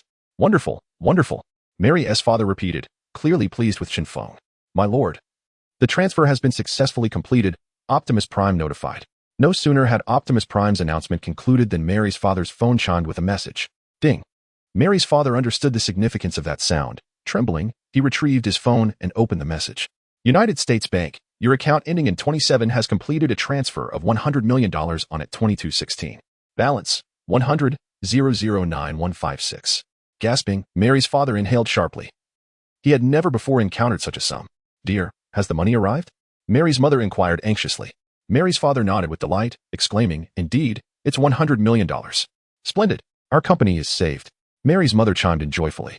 Observing her parents engaging in cheerful conversation with Chen Feng, Mary felt an odd sensation, as she and her boyfriend were seemingly overlooked. Suddenly, Mary's father seized Chen Feng's hand again, excitedly declaring, you are the son-in-law I have chosen. I wholeheartedly agree with your choice, Mary's mother echoed. Both Mary and Chen Feng were left bewildered, as was Spider-Man. No, sir, you've misunderstood. I am Mary's boyfriend, he lamented. On the verge of tears. Chapter 23, Extracting Spider-Man's Gene. Dad, Chen Feng is here to see Peter, not me. You've misunderstood, Mary explained, caught in a mix of laughter and tears. Uncle, I truly appreciate your fondness for me, but my relationship with Mary is quite platonic, Chen Feng said. Bemused by the notion of being recognized as a son-in-law by Mary's father, the misunderstanding was rather significant. Mary's father appeared bewildered. Mary's mother was equally perplexed. What on earth? They pondered, finding a stranger in their daughter's room, a man who was certainly not her boyfriend. The awkwardness of the situation was palpable. Mary's father, still holding Chen Feng's hand, inquired earnestly, are you genuinely here to see Peter? Chen Feng nodded. Yes, I am indeed here for Peter. Do you have feelings for Mary? Her father asked, considering that Chen Feng's wealth might make him a desirable match. Uncle, I only met Mary today, Chen Feng replied with a wry smile. As long as you care for Mary, I shall take it upon myself to see her wed to you, Mary's father declared with a flourish. Mary could no longer contain herself and protested. Dad, I've told you, Peter is my boyfriend. Although she felt an undeniable attraction to Chen Feng, the depth of her relationship with Peter rendered any possibility with Chen Feng awkward. Her father turned sharply, glaring at her, and retorted, I was asking you. Chen Feng shook his head, declining the proposal. Uncle, it seems I must disappoint you. I cannot marry Mary. Mary's father released Chen Feng's hand, his expression darkening as he questioned, if you don't have feelings for my daughter, why are you in her room? Don't tell me it's to see Peter. How could you possibly find her room if that were the case? Who would believe that? Chen Feng was at a loss for words, though he recognized the truth in the father's logic. Uncle, I possess an intelligent system called Optimus Prime, which can access any camera and track every mobile device. I arrived here because my system located Peter, who was in Mary's room, hence my presence, Chen Feng elucidated. Then why did you offer me $100 million? Mary's father asked, perplexed by the gesture from someone he had only just met. I am affluent, and more importantly, I am a friend of Peter's. As you are to be his future father-in-law, assisting you is a matter of course, Chen Feng replied with a smile. What if I cannot repay such a sum? Mary's father expressed concern, pondering that if it were his son-in-law's money, he would never pay it back. However, Chen Feng had no intention of becoming his son-in-law. So the money would indeed need to be repaid unless Chen Feng was magnanimous enough to gift it, which seemed unlikely given the substantial amount. I have enough wealth. There is no need for repayment. Feel free to use it, and if you require more, do not hesitate to ask, Chen Feng said generously. Mary's father breathed a sigh of relief, grateful that repayment was not a requirement. Spider-Man thought to himself that if he continued to be overlooked, his girlfriend might soon become someone else's. Thus, he called out to Chen Feng, "Rest assured, I will repay you the $100 million. Chen Feng burst into laughter. Peter, unable to contain himself, was met with disapproval from Mary's father. "Perhaps you should reconsider," he said. Mary's mother shook her head in disappointment. Observing the expressions and reactions of those around him, Spider-Man felt a pang of hurt, pondering whether he truly fell short of expectations. After all, he was a superhero, having saved countless lives. A mere $100 million seemed attainable. "Peter, my father does not appreciate boasting," Mary cautioned. Once her father had his fill of laughter, he turned to Spider-Man and said, "Peter, it's not that I look down upon you, but consider your position. You're just a small-time reporter earning a meager salary each month. If you cannot even sustain yourself, how do you expect to amass a fortune of $100 million? Dream on. Unless you possess the talent of Mr. Chen Feng, your intelligence might not even yield $1 million in your lifetime." Mary's mother added with a hint of sarcasm, "I will strive to prove you wrong," Spider-Man declared loudly. The collective voices of the group, combined with memories of his birthday when Aunt May gifted him the last $20 she had, struck him with a deep heartache. How could he, Spider-Man, be living in such poverty? It had never struck him before. But witnessing the difference in treatment from Mary's father towards Chen Feng brought clarity. To be a hero, one must also earn a living. He resolved to accumulate vast wealth, so that all who looked down upon him would recognize Peter as a wealthy individual rather than a mere underdog. "Then come back to Mary once you've earned $100 million. Mary's father retorted skeptically, holding little hope for Peter, whom he deemed untalented and timid, unfit to entrust his daughter to. With clenched fists, Spider-Man responded earnestly, "Very well. I shall return once I have earned $100 million. I shall await your return." Mary's father replied coolly, "Uncle, Aunt, could you please step outside? I have matters to discuss with Peter," Chen Feng politely interjected. I understand. Mary's father smirked as he exited. As Mary's mother closed the door, she advised her daughter, "Mary, remember to treat Chen Feng well." Chen Feng pondered the implications of her words, while Spider-Man felt a surge of frustration at the thought of such parental attitudes. Mary's cheeks flushed crimson, unable to meet Chen Feng's gaze. Once her parents had left, Chen Feng turned to Spider-Man and assured him, "Rest assured, I will provide you with the funds to start your venture. It won't be long before you earn $100 million. Spider-Man shook his head, expressing gratitude. "No. I wish to earn that money through my own abilities." "Very well. I respect your choice. Now, shall we proceed with the gene extraction?" Chen Feng eagerly inquired. Spider-Man nodded in agreement. Chen Feng extended his hand, and they shook. "System, initiate the extraction of Spider-Man's genes and integrate them within me," Chen Feng silently commanded. Ding. Spider-Man gene extraction successful, integration in progress, the system announced. With the system's notification, a peculiar force began to alter Chen Feng's body. "How extraordinarily itchy," he exclaimed. Chen Feng's hands were plagued by a tingling pain at his wrists. Unable to resist, he began to scratch them. As he continued, he extracted a strand of spider silk. Chen Feng, can you truly extract another's genes?" Spider-Man exclaimed in astonishment. "Indeed," Chen Feng replied. "Then could you grant me the powers of Peter?" Mary implored, her desire ignited by the thrilling sight of Spider-Man swinging between skyscrapers, yearning for such abilities herself. Chen Feng shook his head. "My method will not work for you. However, you can analyze Peter's genes. Perhaps you might discover a spider serum." Chapter 24. A Journey Through Space. Mary displayed an expression of disappointment. With the acquisition of Spider-Man's genes, Chen Feng felt no need to linger any longer. He waved goodbye to Spider-Man and Mary, stating, "Peter, Mary, I am leaving. Until we meet again." Upon seeing Chen Feng's intent to depart, Mary suddenly recalled his earlier promise to take her on a journey to space. She urgently called out, "Chen Feng, wait. You promised me during the day that you would take me to explore space." Chen Feng halted, turning to face Mary with a wry smile. "Then let us embark now." While watching a movie, he sensed a profound love between Mary and Spider-Man, yet now he perceived their bond as somewhat trivial, for Mary seemed oblivious to Spider-Man's feelings. Mary clapped her hands in delight, exclaiming, "This is wonderful." Meanwhile, Spider-Man wore a pained expression, thinking, "Mary, do you ever consider my feelings when you choose to explore with another man in front of me?" "Optimus Prime, come here," Chen Feng commanded. "Yes, master. I will arrive within 5 minutes," Optimus Prime responded.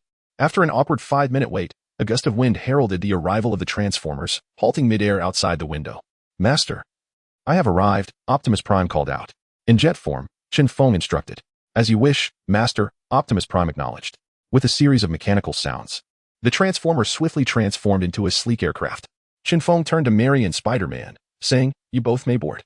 How could he invite only Spider-Man's girlfriend without extending the same courtesy to Spider-Man himself?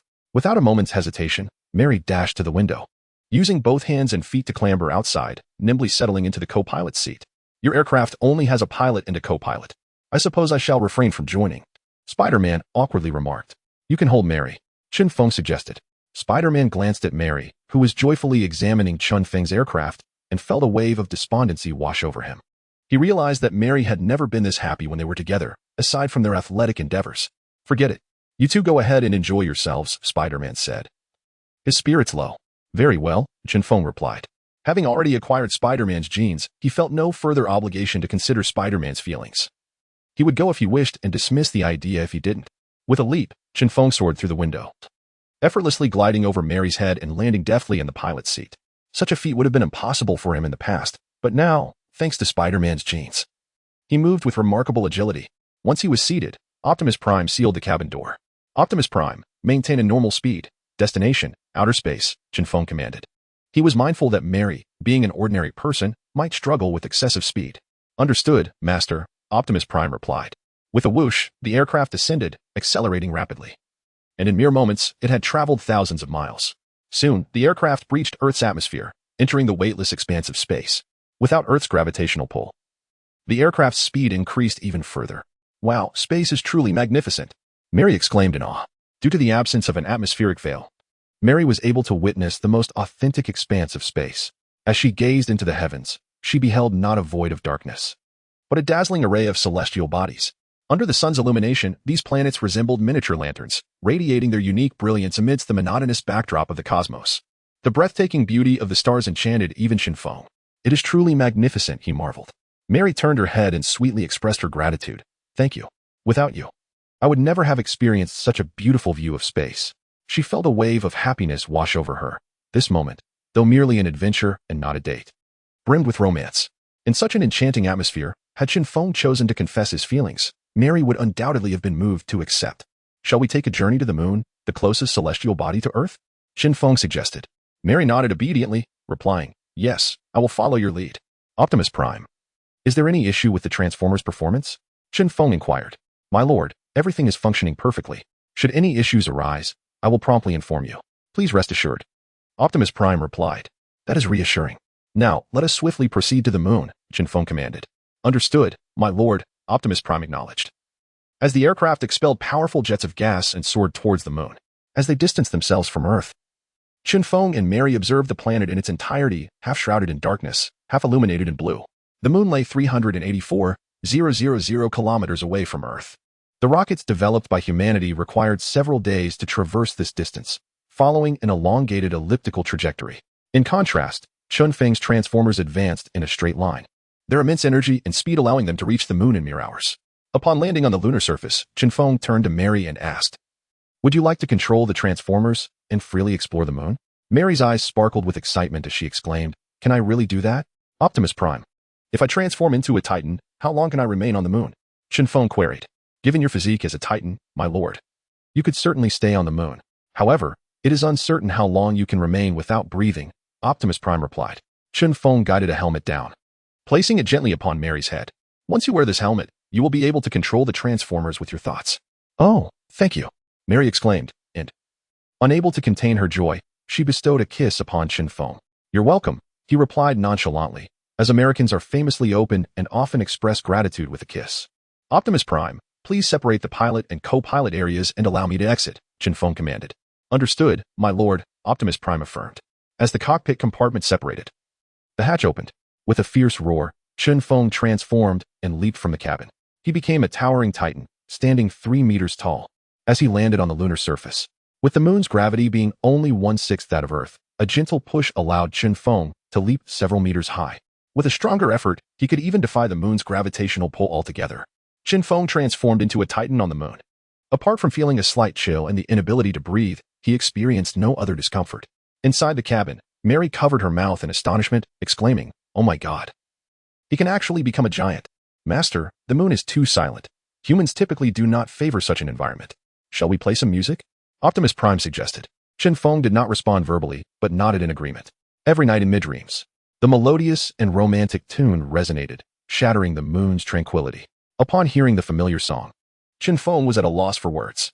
Why play the theme from Titanic, My Heart Will Go On? After all, he was not in a romantic relationship with Mary. Chapter 25. Mary's confession suddenly. Chen Feng pondered a perplexing question. How could his ears perceive the sounds emitted by the Transformers? This revelation astounded him. For sound requires a medium for propagation, solid, liquid, or gas, and such elements were absent in the near vacuum of the moon. Yet, he heard the sounds distinctly. A recollection of a news article from the United States surfaced in his mind regarding the Voyager spacecraft, which had detected signals that could be played back at frequencies audible to the human ear. He grasped this concept and recognized that outer space was not an absolute vacuum. Otherwise, the plethora of celestial bodies would not exist. The molecules in space were simply too sparse, their distances too great, leading to the common misconception that space is entirely void. In truth, space is not a complete vacuum, and sound can indeed travel, albeit through a different mechanism than on Earth. The sounds in space propagate through electromagnetic vibrations. The presence of plasma in space, being compressible, gives rise to sound waves. Plasma is abundant within the solar system, with the solar wind and corona continuously emitting plasma outward. Long ago, scientists devised a machine capable of recording electromagnetic vibrations and converting them into sounds perceivable by the human ear. What astonished Chen Feng was that his ears possessed this remarkable ability. With a mere thought, he sought to hear other sounds and was met with an array of cosmic noises, loud and chaotic, causing a sharp pain in his ears. He quickly focused his thoughts to adjust the frequencies he could perceive. When the melodious strains of My Heart Will Go On filled his ears, he felt a wave of joy. It was enchanting. Mary had successfully learned how to manipulate the Transformers with her mind. She resembled a child at play, commanding the Transformers as they leapt about, occasionally lifting meteors and casting them into the distance. This is so much fun. I feel like a mighty giant, capable of lifting such enormous meteors, Mary exclaimed with excitement. After a while outside, Chen Feng felt discomfort from holding his breath for too long, prompting him to approach Optimus Prime and signal his desire to enter. Optimus Prime transformed into a heavy-duty truck, parting the driver's and passenger's seats and opening the driver's door. Upon reverting to his human form, Chen Feng was immediately struck by the piercing cold. Thankfully, his fusion with Spider-Man's genes had fortified him. For in his previous state as an ordinary human, he would have succumbed instantly. He hurried inside the vehicle. Once the door closed, Optimus Prime swiftly provided oxygen. After taking a deep breath, Chen Feng felt considerably relieved. The partition between the driver S and passenger S seats lowered. Noticing Chen Feng's pallor, Mary expressed her concern. Chen Feng, are you all right? Don't worry. I'm fine, Chen Feng replied with a reassuring smile. Though he had just endured some hardship, he harbored no regrets for the perilous escapade he had undertaken. Instead, he felt exhilarated, captivated, and unwilling to part with the moment. As long as you are unscathed, Mary sighed in relief. Let us transform into a heavy truck and traverse the surface of the moon for a while before returning, Chen Feng proposed. Mary nodded. All right. I shall follow your lead. The lunar surface, more level than both prairie and desert, allowed Chen Feng to accelerate swiftly. The heavy truck roared forward, crashing through obstacles without hesitation, for the formidable mass of the Transformer rendered it impervious to damage. Ah, how thrilling. Let us go faster, Mary exclaimed. Chen Feng, ahead lies a mound of earth. Let us charge forth and see how high we can soar. Her enthusiasm was infectious, punctuated by shouts and audacious suggestions, some of which left Chen Feng speechless. Mary suggested, let us inscribe gigantic letters on the lunar surface proclaiming Mary was here. Persuaded by her playful charm, Chen Feng acquiesced. He maneuvered the Transformer to ascend thousands of meters above the moon's surface and unleashed a barrage from the pulse cannon until the phrase was etched into the lunar regolith. This endeavor consumed a significant portion of the Transformer's energy, equivalent to that of 2 mushroom clouds. Through specialized glass, Mary beheld the monumental inscription. Her heart overwhelmed with emotion as tears streamed down her cheeks. Hey Mary, why are you crying? Chen Feng questioned in bewilderment. I am moved. Thank you, Chen Feng. You are the first person to treat me so kindly. I am truly touched, Mary replied, her voice trembling with emotion. Chen Feng, perplexed, pondered the meaning behind her words. Did this imply that Mary had developed feelings for him? It's getting late. We should head back, he declared. Mary nodded, her voice still tinged with sadness. Yes. Let us return. Optimus Prime, take us back to Earth and deliver Mary home, Chen Feng commanded. Understood, my lord, Optimus Prime responded dutifully. By the time they returned to Earth, dawn was approaching. The Transformer in its aircraft mode descended upon the rooftop of Mary's residence. As the hatch opened, Mary hesitated to disembark. WVE arrived, Chen Feng reminded her. Mary, her gaze cast downward, nervously fidgeted with the hem of her dress, replying in a subdued tone. Oh, why do you not go home? Chen Feng urged. Suddenly, she looked up, her eyes glistening with emotion as she bit her lip and took a deep breath, asking, Do you like me? Chen Feng was taken aback, utterly stunned. He had never pursued Mary, nor had he entertained any romantic notions towards her. His agreement to rescue her and take her on this celestial adventure was solely motivated by a desire to impress Spider-Man, hoping to gain his favor for genetic extraction. Little did he expect that his actions would lead Mary to fall for him. Should he accept or decline? As he gazed at Mary's infatuated expression, he reflected on her past relationships, knowing she had been involved with others, including Spider-Man and a wealthy heir. Upon reflection, he became resolute and awkwardly stated, "Miss Mary, your boyfriend is Peter." "Indeed, Peter is my boyfriend," she replied, "but at present, my affections are directed towards you. I wish to part ways with Peter and be with you." Mary, in her fervor, exclaimed, "Ah, we only met yesterday. Your change of heart seems rather sudden." Chen Feng, caught between laughter and exasperation, replied, "My relationship with Peter was grounded in his honesty. He would never deceive me. Yet, I have come to realize that such a bond does not embody true love nor fulfill my desires. He cannot provide the romance I yearn for, nor the life I aspire to lead, and certainly cannot ensure my safety. In contrast, you are different. You are talented and affluent, a formidable man. Most importantly, you offer me the romance I crave." Mary asserted earnestly. Chapter 26. The Weeping Spider-Man. "Miss Mary, it was you who proposed a trip to space. And it was also your idea to inscribe Mary was here on the moon. I merely helped you realize these dreams, thus, the romances of your own making." "Not a gift from me," Chen Feng defended himself.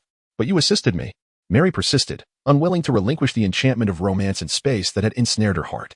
"My assistance was solely due to your connection with Peter," Chen Feng clarified. "I don't care. I have fallen for you," Mary whimsically declared, launching herself towards Chen Feng. "Hey, what are you doing?" Chen Feng exclaimed, raising his hands to shield himself, albeit awkwardly, as they inadvertently pressed against Mary's chest. "I want you to accept me," Mary professed with fervent passion. Spider-Man, concerned for Mary's well-being, chose not to return home, but instead spent the night in her room. In a daze, he seemed to hear the distant roar of an aircraft engine.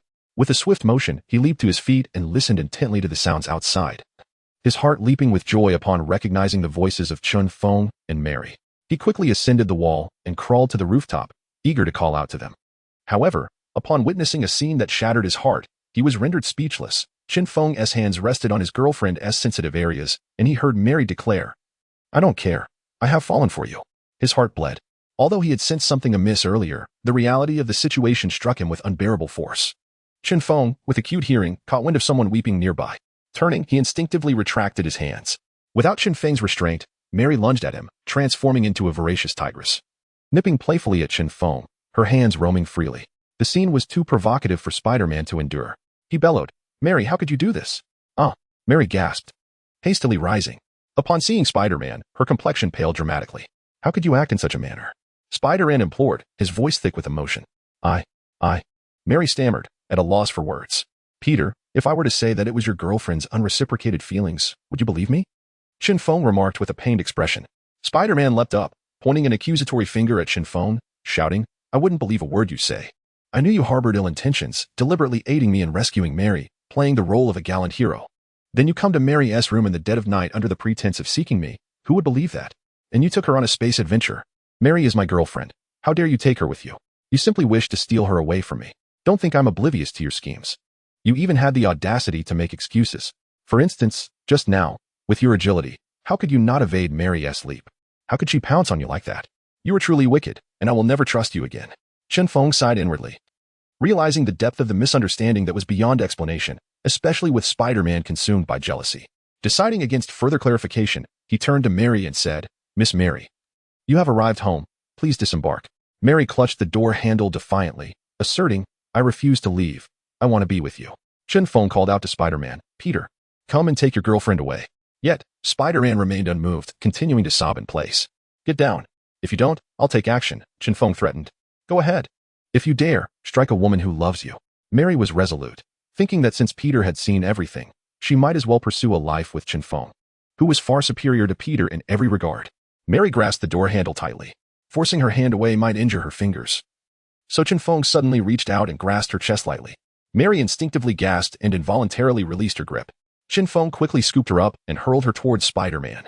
Despite the resentment he felt for her betrayal, Spider-Man, being kind-hearted, could not bear to see her harmed and opened his arms to catch her. "Optimus, we are leaving," Chen Feng commanded. "Yes, my lord," Optimus replied, following orders. The Transformer in airplane mode ascended into the sky, its tail roaring as it expelled powerful thrusts of gas. soaring through the air. Chen Feng, with his enhanced physique, had no trouble even at supersonic speeds. As Mary saw Chen Feng depart, she burst into tears. The sound of her sobbing filled with deep sorrow. Spider-Man was at a loss for how to respond. Should he offer comfort or cast blame? After a brief moment of weeping, Mary turned to Spider-Man and accused, "It's all your fault. You cannot provide me with happiness. Yet you seek to impede my pursuit of it." Spider-Man, lacking eloquence, was at a loss for words. Mary pointed angrily at the moon, exclaiming, "Have you seen the inscription up there? Mary was here. That was written by Chen Feng for me. He can give me everything I desire. Is it wrong for me to love him?" Spider-Man, possessing keen eyesight, could faintly discern the words on the lunar surface without binoculars. The size of the inscription was astonishing, visible even from Earth. After some contemplation, he realized that Mary's assertion held truth. Everyone has the right to seek happiness, including himself. Mary was already engaged and about to marry a wealthy heir, while he had been entangled with her. With this realization, his resentment towards her diminished significantly. Placing his hands gently on Mary's shoulders, Spider-Man spoke softly, "Mary, I'm sorry, I was wrong. You have the right to pursue your own happiness. My happiness has already flown away. Where am I to find it now?" Mary lamented through her tears. "Harry and I are good friends. He can assist me in locating Chen Feng," Spider-Man stated earnestly. Mary wiped away her tears, her sorrow transforming into a smile as she exclaimed, "Really?" Spider-Man nodded vigorously, affirming, "Indeed. Then I forgive you. Let us be good friends from now on," Mary declared. Yes, good friends," Spider-Man replied with a pang of heartache. Chen Feng departed from Mary's residence and returned to his private island, where he exchanged his old cold fusion reactor for a new one. He also crafted a web shooting device that he affixed to his wrist, enabling him to shoot webs like Spider-Man. Subsequently, he made his way back to New York, intent on seeking the Green Goblin to acquire tritium. While he could extract the tritium himself, the process would be excessively time-consuming. He preferred to approach the Green Goblin directly for a swifter resolution. Chapter 27. Collaborating with the Green Goblin, Osborn Group. Harry was engrossed in his affairs when he heard his secretary mention a visitor claiming to be from S.H.I.E.L.D. An inexplicable sense of unease washed over him. The Osborn Group had maintained a distance from S.H.I.E.L.D., neither interfering with nor communicating with one another. Why then had S.H.I.E.L.D. suddenly sought him out? Could it be related to Dr. Octopus?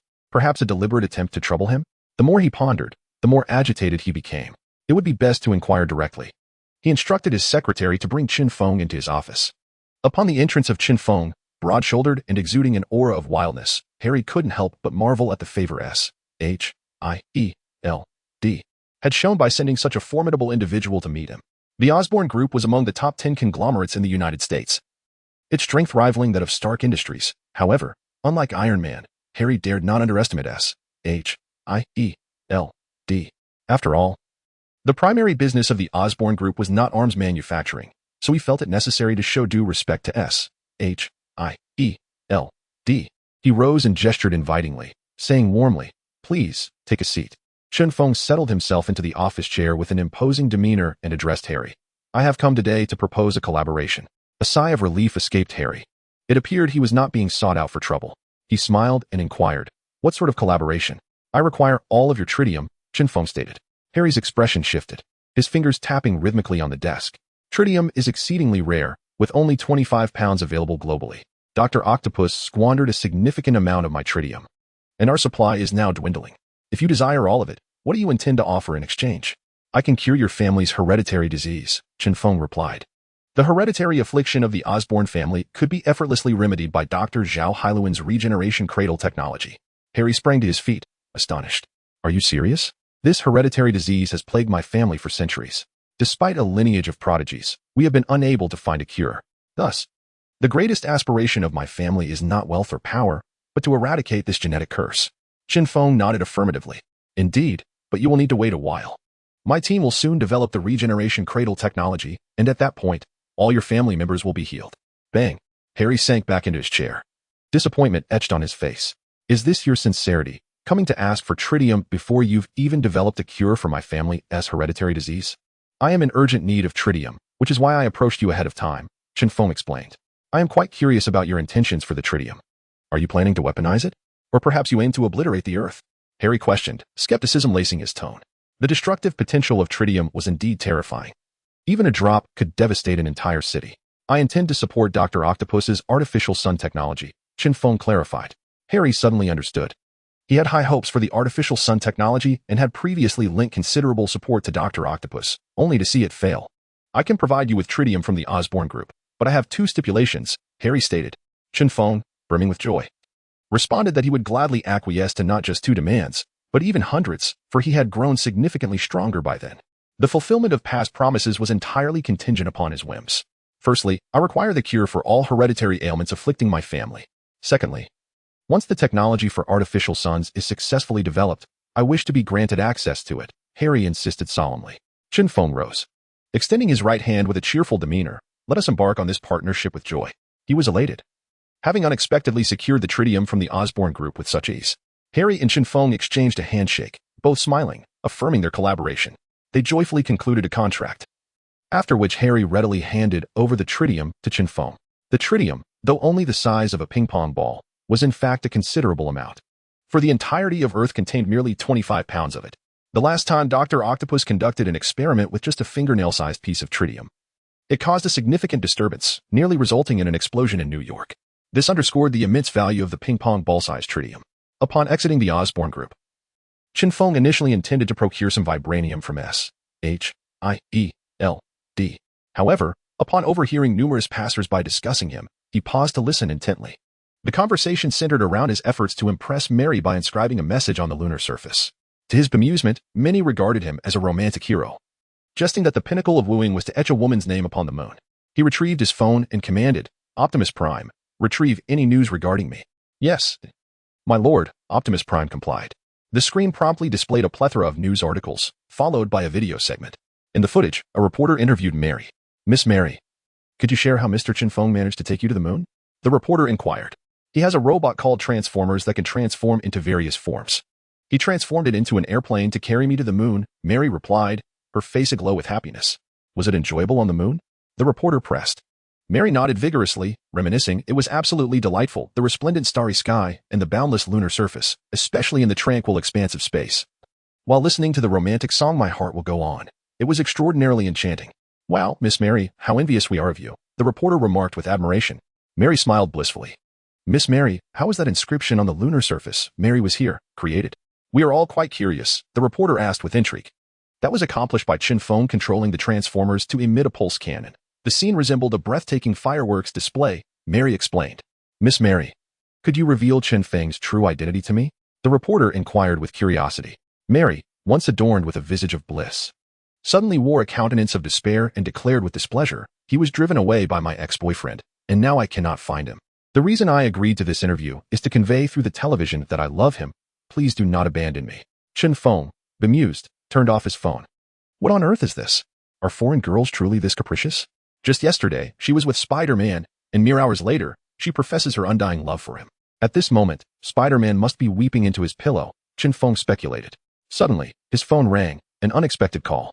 To his astonishment, it was Spider-Man reaching out. The number had been given to him just the day before. Pressing the answer button, he heard Spider-Man's anxious voice. Chen Feng, you must go save Mary. She has been captured by the Lizard Professor. Chapter 28. Professor Lizard kidnaps Mary. Chen Feng furrowed his brow, expressing his displeasure. Peter, are you truly foolish? I have already told you that your girlfriend's affections are unreciprocated. I have no interest in her. She has been captured by Professor Lizard, and it is you who should rescue her, rather than seeking my assistance. I am preoccupied and have no time to save anyone. Moreover, I am aware of why Professor Lizard has taken Mary. It is entirely the trouble caused by Spider-Man himself that has led to her abduction. Chen Feng, I realize I have misjudged you. I apologize. I called you out of desperation, as I could not locate Professor Lizard and had no choice but to seek your help. Spider-Man implored. Upon hearing Spider-Man's plea, Chen Feng's mood lightened slightly. He commanded Optimus Prime, Optimus, locate Mary's phone and investigate where Professor Lizard is. Understood, my lord. Optimus Prime replied dutifully. My lord, Professor Lizard is quite cunning. Through the street surveillance footage, I observed him discarding Mary's phone into the river, before leading Miss Mary into the sewers.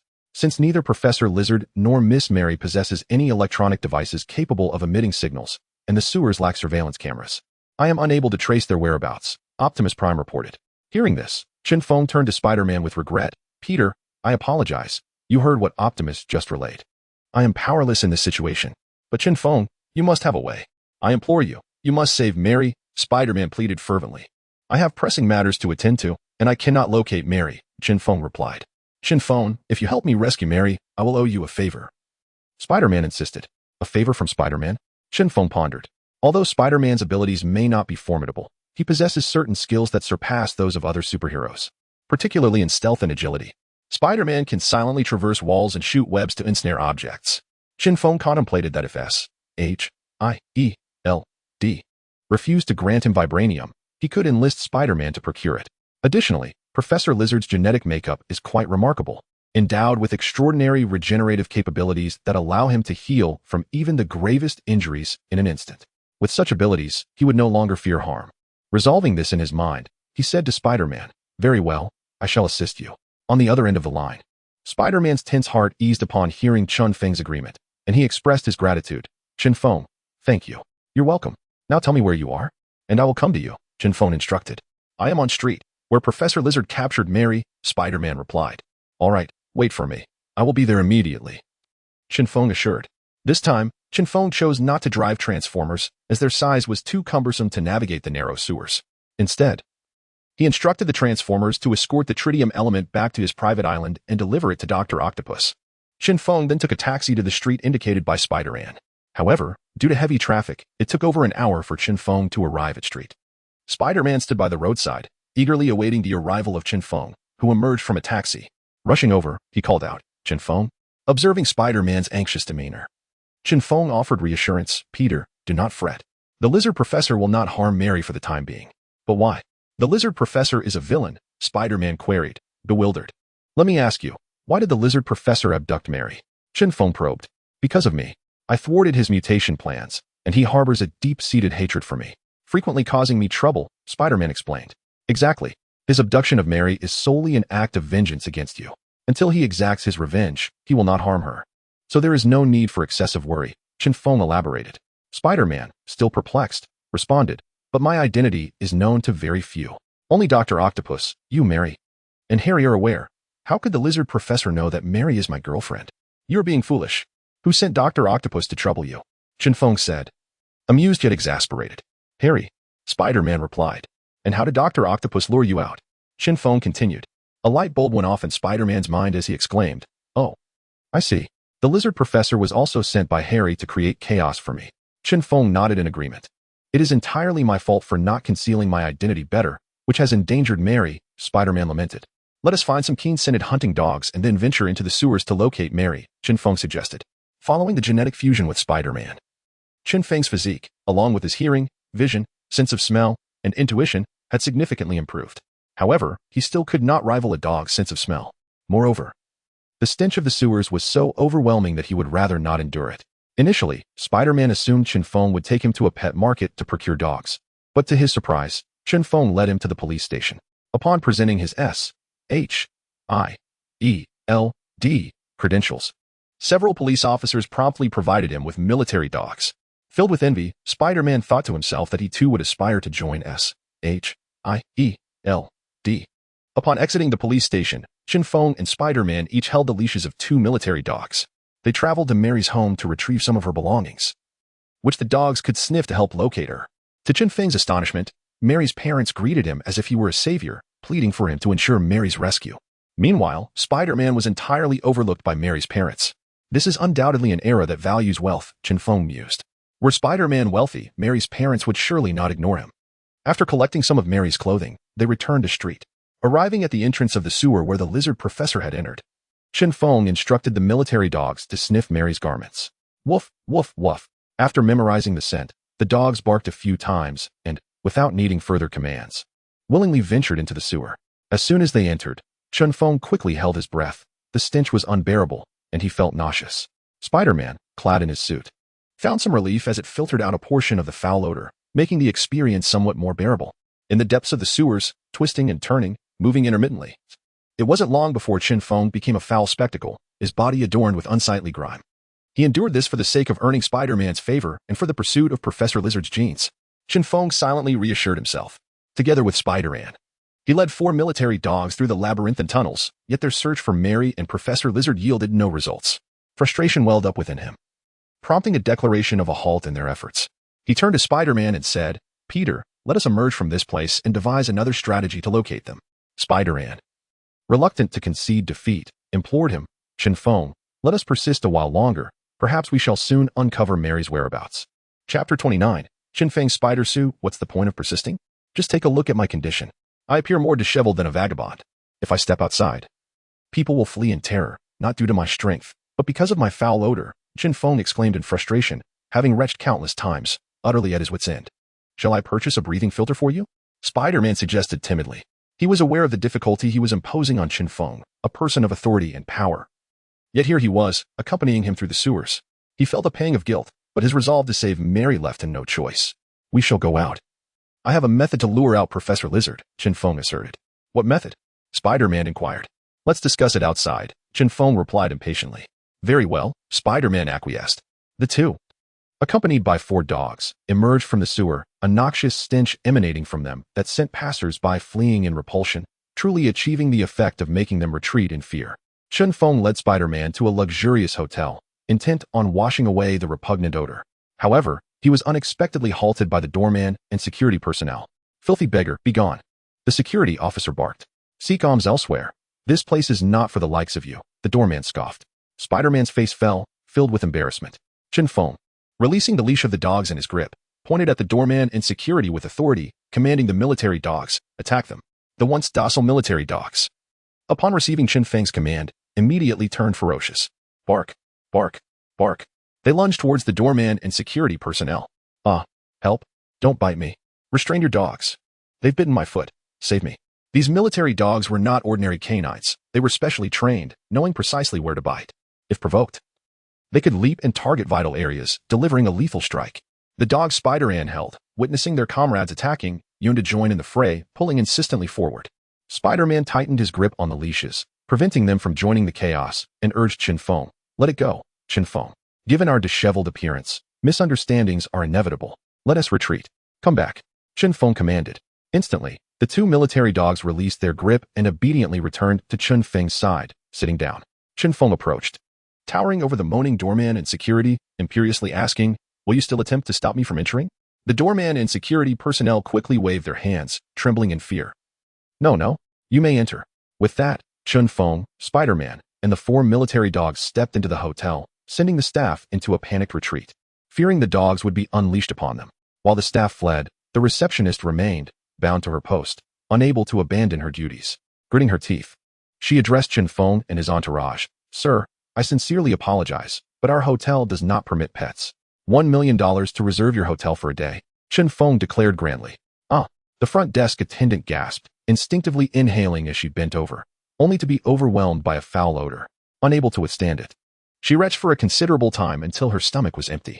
Once she recovered, her face bore a pallid expression, yet she mustered a feeble smile and addressed Chen Feng. Sir, do you truly intend to spend $1 million to reserve our hotel for a day? Chen Feng nodded, impatience evident in his tone. Yes, hurry. I need to cleanse myself quickly. Oh, please do not rush, sir. I will notify the manager immediately, the front desk attendant replied politely, acknowledging that such a significant matter required managerial approval. In the United States, wealth conferred respect, regardless of one's status. Upon hearing the mention of $1 million hotel reservation, the manager rushed to the front desk, his enthusiasm palpable. Sir, here is our hotel's bank account. Simply transfer the funds here, he said, beaming with a broad smile.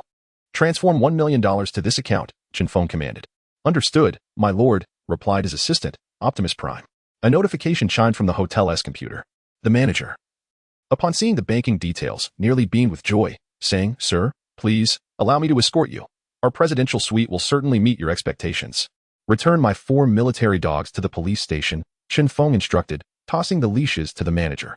Unbothered by the mess, the manager accepted the leashes, while Spider-Man cleverly handed his leash to the manager as well.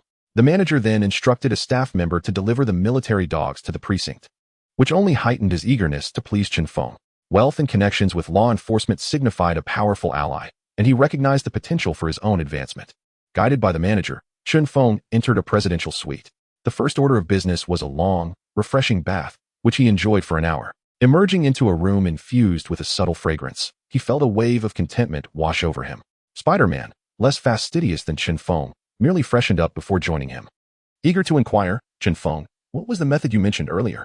Chen Feng, towel drying his hair, replied, it's quite simple. Just inform Professor Lizard of your location, and he will find you. But how can we let him know? Spider-Man asked, distressed. If you deliberately let Harry know where you are, Professor Lizard will undoubtedly come looking for you, Chen Feng explained. All right, I will don my spider suit and head to Oscorp, Spider-Man declared. Go ahead. I will provide support, Chen Feng assured him. After Spider-Man departed, Chen Feng requested the hotel manager to procure a variety of special fabrics, some stiff, others highly elastic, and some soft. He intended to craft a suit akin to Spider-Man's, allowing him to remain unrecognizable to Harry. Chen Feng was not fearful of Harry. Rather, he sought to avoid antagonizing such a formidable force until he had solidified his own power. Wealth indeed brings great advantages, allowing one to possess whatever one desires. Chen Feng, utilizing an electric sewing machine and with the assistance of Optimus Prime, crafted a tailored spider suit. His creation markedly differs from that of Spider-Man. It is entirely shrouded in black, devoid of any other hue. This was precisely the effect he sought, enabling him to blend seamlessly into the shadows. Aesthetic appeal was of no concern. Practicality was paramount. Chen Feng instructed Optimus Prime to activate the 3D holographic projector, observing the situation surrounding Spider-Man. To his astonishment, he witnessed Harry clad in the Green Goblin armor, relentlessly pursuing Spider-Man. Why had Harry taken matters into his own hands? Had Spider-Man provoked him in some manner? Chen Feng pondered, refraining from intervening as he awaited the appearance of Professor Lizard. Chapter 30. The hellish symphony of the Green Goblin. Spider-Man enjoys a distinct advantage when confronting supervillains who are unable to fly and exhibit clumsiness, such as Dr. Octopus and the Lizard. However, against an adversary like the Green Goblin, who possesses the ability to soar and wields advanced weaponry, Spider-Man finds himself at a considerable disadvantage, compelled to evade and seek opportunities for counterattack. With relentless determination, Spider-Man adeptly employs his webbing to execute a series of intricate maneuvers, swinging through the air while deftly avoiding the Green Goblin's assaults. Meanwhile, the Green Goblin glides leisurely on his glider, reveling in Spider-Man's plight as he struggles under the onslaught, erupting into maniacal laughter. Run, little spider, run faster, he taunts, then silently hurls a flurry of throwing blades. Upon hearing the whirring sound of the spinning blades, Spider-Man swiftly releases a strand of webbing, forcefully altering his trajectory and narrowly escaping the lethal projectiles. Very good, keep it up, the Green Goblin applauds mockingly. He then produces a pumpkin bomb, sets the timer, and launches it at the swinging Spider-Man. Having faced the Green Goblin on numerous occasions, Spider-Man is well acquainted with his tactics. He quickly shoots out another web line and pulls with all his might, accelerating his forward momentum. Yet, the explosive power of the pumpkin bomb is formidable.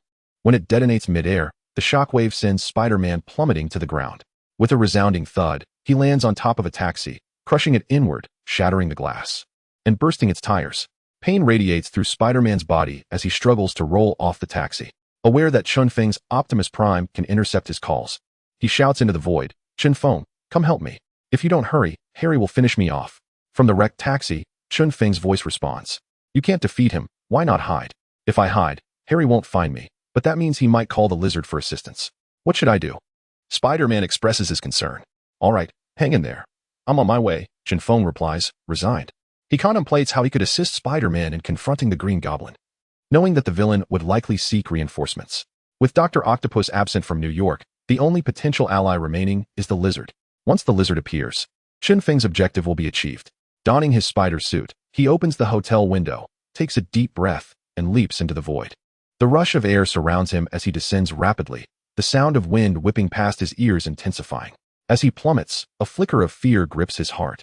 After all, this is his first experience leaping from a building, and he lacks prior knowledge, fearing for his safety. When he descends to the height of the 5th floor, he extends his right hand, shooting a white web line toward a building across the street. Grasping the webbing, he feels the pull as his body swings toward the adjacent structure, propelled by the adhesive connection of the web. As he approached the building across the street, he extended his left hand, shooting a strand of web toward the structure ahead. With a flick of his right hand and a tug of his left, his body surged forward with an acceleration surpassing his previous speed. Thus, he continuously propelled himself forward, casting webs with precision and grace. Unlike Spider-Man, who indulged in flamboyant acrobatics, he prioritized practicality, eschewing any extravagant maneuvers. While Spider-Man might occasionally execute flips mid-swing to display flair, Chen Feng's velocity escalated to such an extent that he transitioned from swinging to a straight flight. He unleashed webs from both hands, rapidly pulling on them to propel himself incessantly forward, creating the illusion of flight. Ah, this is exhilarating, ha ha ha. Chen Feng laughed exuberantly. This method of traversing the air through sheer physical prowess filled him with an unparalleled sense of joy and freedom. Before long, He arrived at the scene where Spider-Man was engaged in a fierce battle with the Green Goblin. Spider-Man was battered and bruised, his costume tattered, and even his mask had vanished. A crowd of onlookers had gathered, many wielding smartphones to capture the spectacle, shouting with excitement. Some of Spider-Man's fervent supporters were passionately cheering him on. Spider-Man, you're the best. Spider-Man, I love you. Spider-Man, defeat that monster and avenge the innocent victims.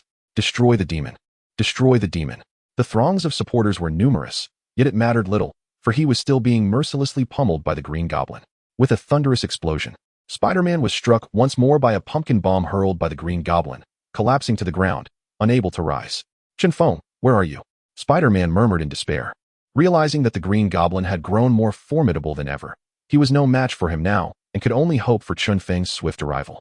The onlookers, witnessing Spider-Man's downfall, erupted in cries of encouragement. Spider-Man, get up. You cannot fall. Spider-Man, keep going. Harry, donning the Green Goblin's armor, underwent a drastic transformation, becoming utterly malevolent. Devoid of any compassion, he reveled in the screams of the innocent, believing them to be the most exquisite music in the world. To indulge this wicked pleasure, he frequently tormented and killed innocents just to relish their cries, sobs, pleas for mercy, and wails, which he referred to as the symphony of hell. Such a man, upon hearing the crowd's vitriol directed at him, would not stand idly by. He produced 2 pumpkin bombs and carelessly hurled them into the crowd. The terrified citizens screamed in terror, scrambling to escape. Spider-Man, help. I'm your fan. Save me.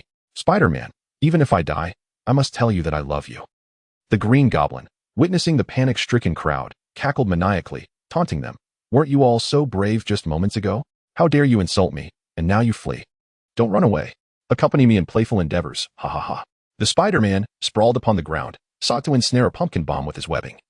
Intending to hurl it skyward, where it would detonate amidst the clouds, he extended his hands, exerting force, yet the webbing only propelled a mere 2 meters. Alas, I lack the strength, what shall I do? Spider-Man lamented with a sense of guilt. Just as the pumpkin bomb was about to descend upon the unsuspecting citizens, 2 strands of white webbing, with a swift whoosh, materialized out of thin air, securing 2 pumpkin bombs. Subsequently, the webbing carried the bombs aloft. With a thunderous roar, the pumpkin bombs erupted in the sky, causing no harm to any individual below. Chapter 31, The Battle with the Green Goblin in the Aftermath of the Explosion. A shadow gradually descended from the sky, landing beside Spider-Man. This shadow was Chen Feng, clad in an all-black spider suit, seemingly invisible in the high altitude, which explained why he had gone unnoticed moments before. Lowering his gaze, Chen Feng whispered to Spider-Man, Peter, refrain from uttering my name. I wish to remain undiscovered by Harry. How should I address you then? Spider-Man inquired. Refer to me as the Spider Tyrant, Chen Feng replied. He was currently harnessing the abilities of a spider, and given his domineering personality, the term tyrant was most fitting. Spider Tyrant, a perfect amalgamation. Very well, Spider Tyrant. I find myself drained. I require a moment to recuperate. You handle the Green Goblin, Spider-Man weakly stated. Leave it to me, Chen Feng affirmed, eager to test the extent of his newfound powers derived from Spider-Man's genes. The Green Goblin, arrogant and dismissive, regarded everyone around him with contempt, embodying the essence of a reckless demon. Hovering above Chen Feng on his glider, he sneered. Another foolish spider seeking its demise. Perhaps it is you who will meet your end, Chen Feng retorted defiantly. Cackling. The Green Goblin barely finished his taunt before Chen Feng unleashed a strand of webbing that ensnared his neck. Had his feet not been secured to the glider, he surely would have been yanked down by Chen Feng's formidable strength. Chen Feng, already robust, now infused with Spider-Man's genes, possessed extraordinary power even in an ordinary state. With a powerful tug, he brought the Green Goblin down by over a meter. With such meager strength, you dare to mock me? You truly overestimate yourself, Chen Feng scoffed. Humiliated, the Green Goblin's pride was wounded. With a flick of his will, he extended 2 gun barrels from his glider. As the gun barrels emerged, Chen Feng swiftly released the webbing and leaped to evade the barrage of gunfire.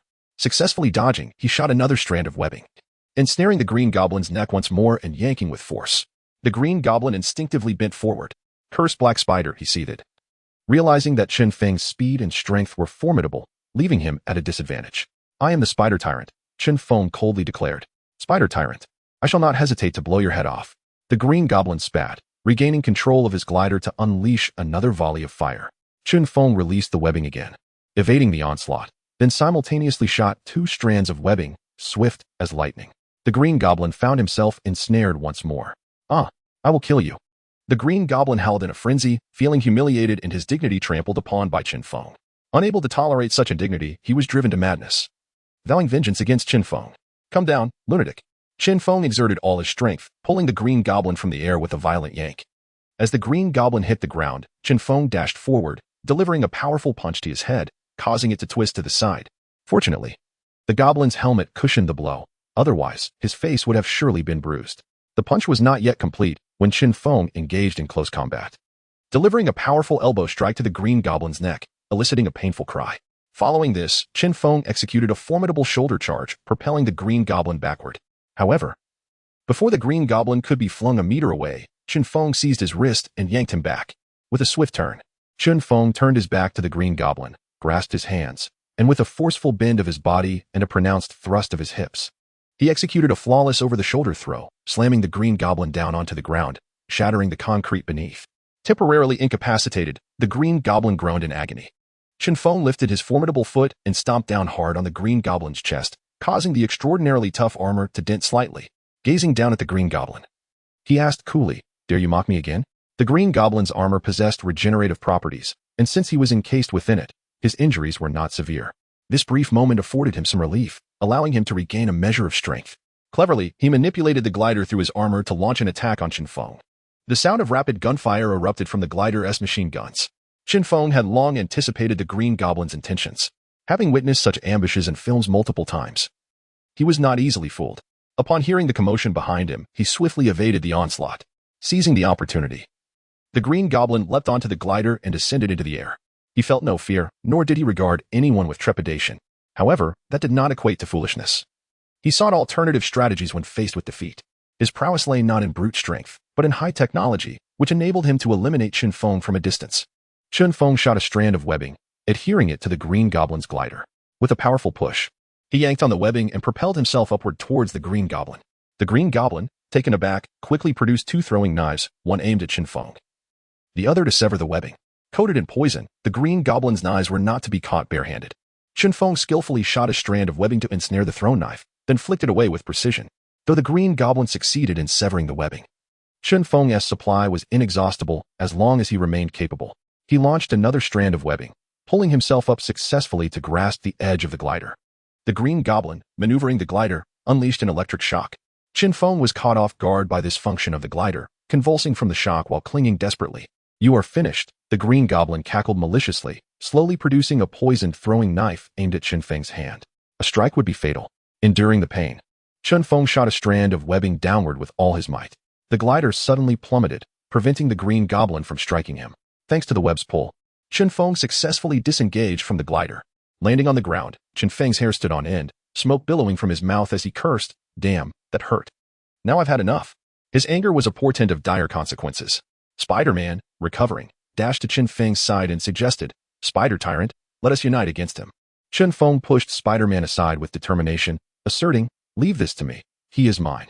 Spider-Man, at a loss for words, wondered if this was truly the moment for bravado. Chen Feng turned to the Green Goblin and declared, "Prepare yourself. I shall unleash a fierce onslaught upon you."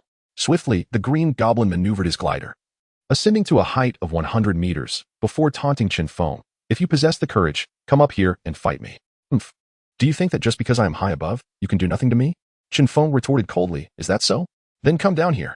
The Green Goblin sneered, "Then come and try, ha ha ha." He then launched a small missile from his glider.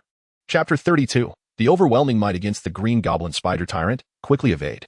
Spider-Man exclaimed, before unceremoniously retreating to take refuge in a crevice created by the Green Goblin's previous bombardment.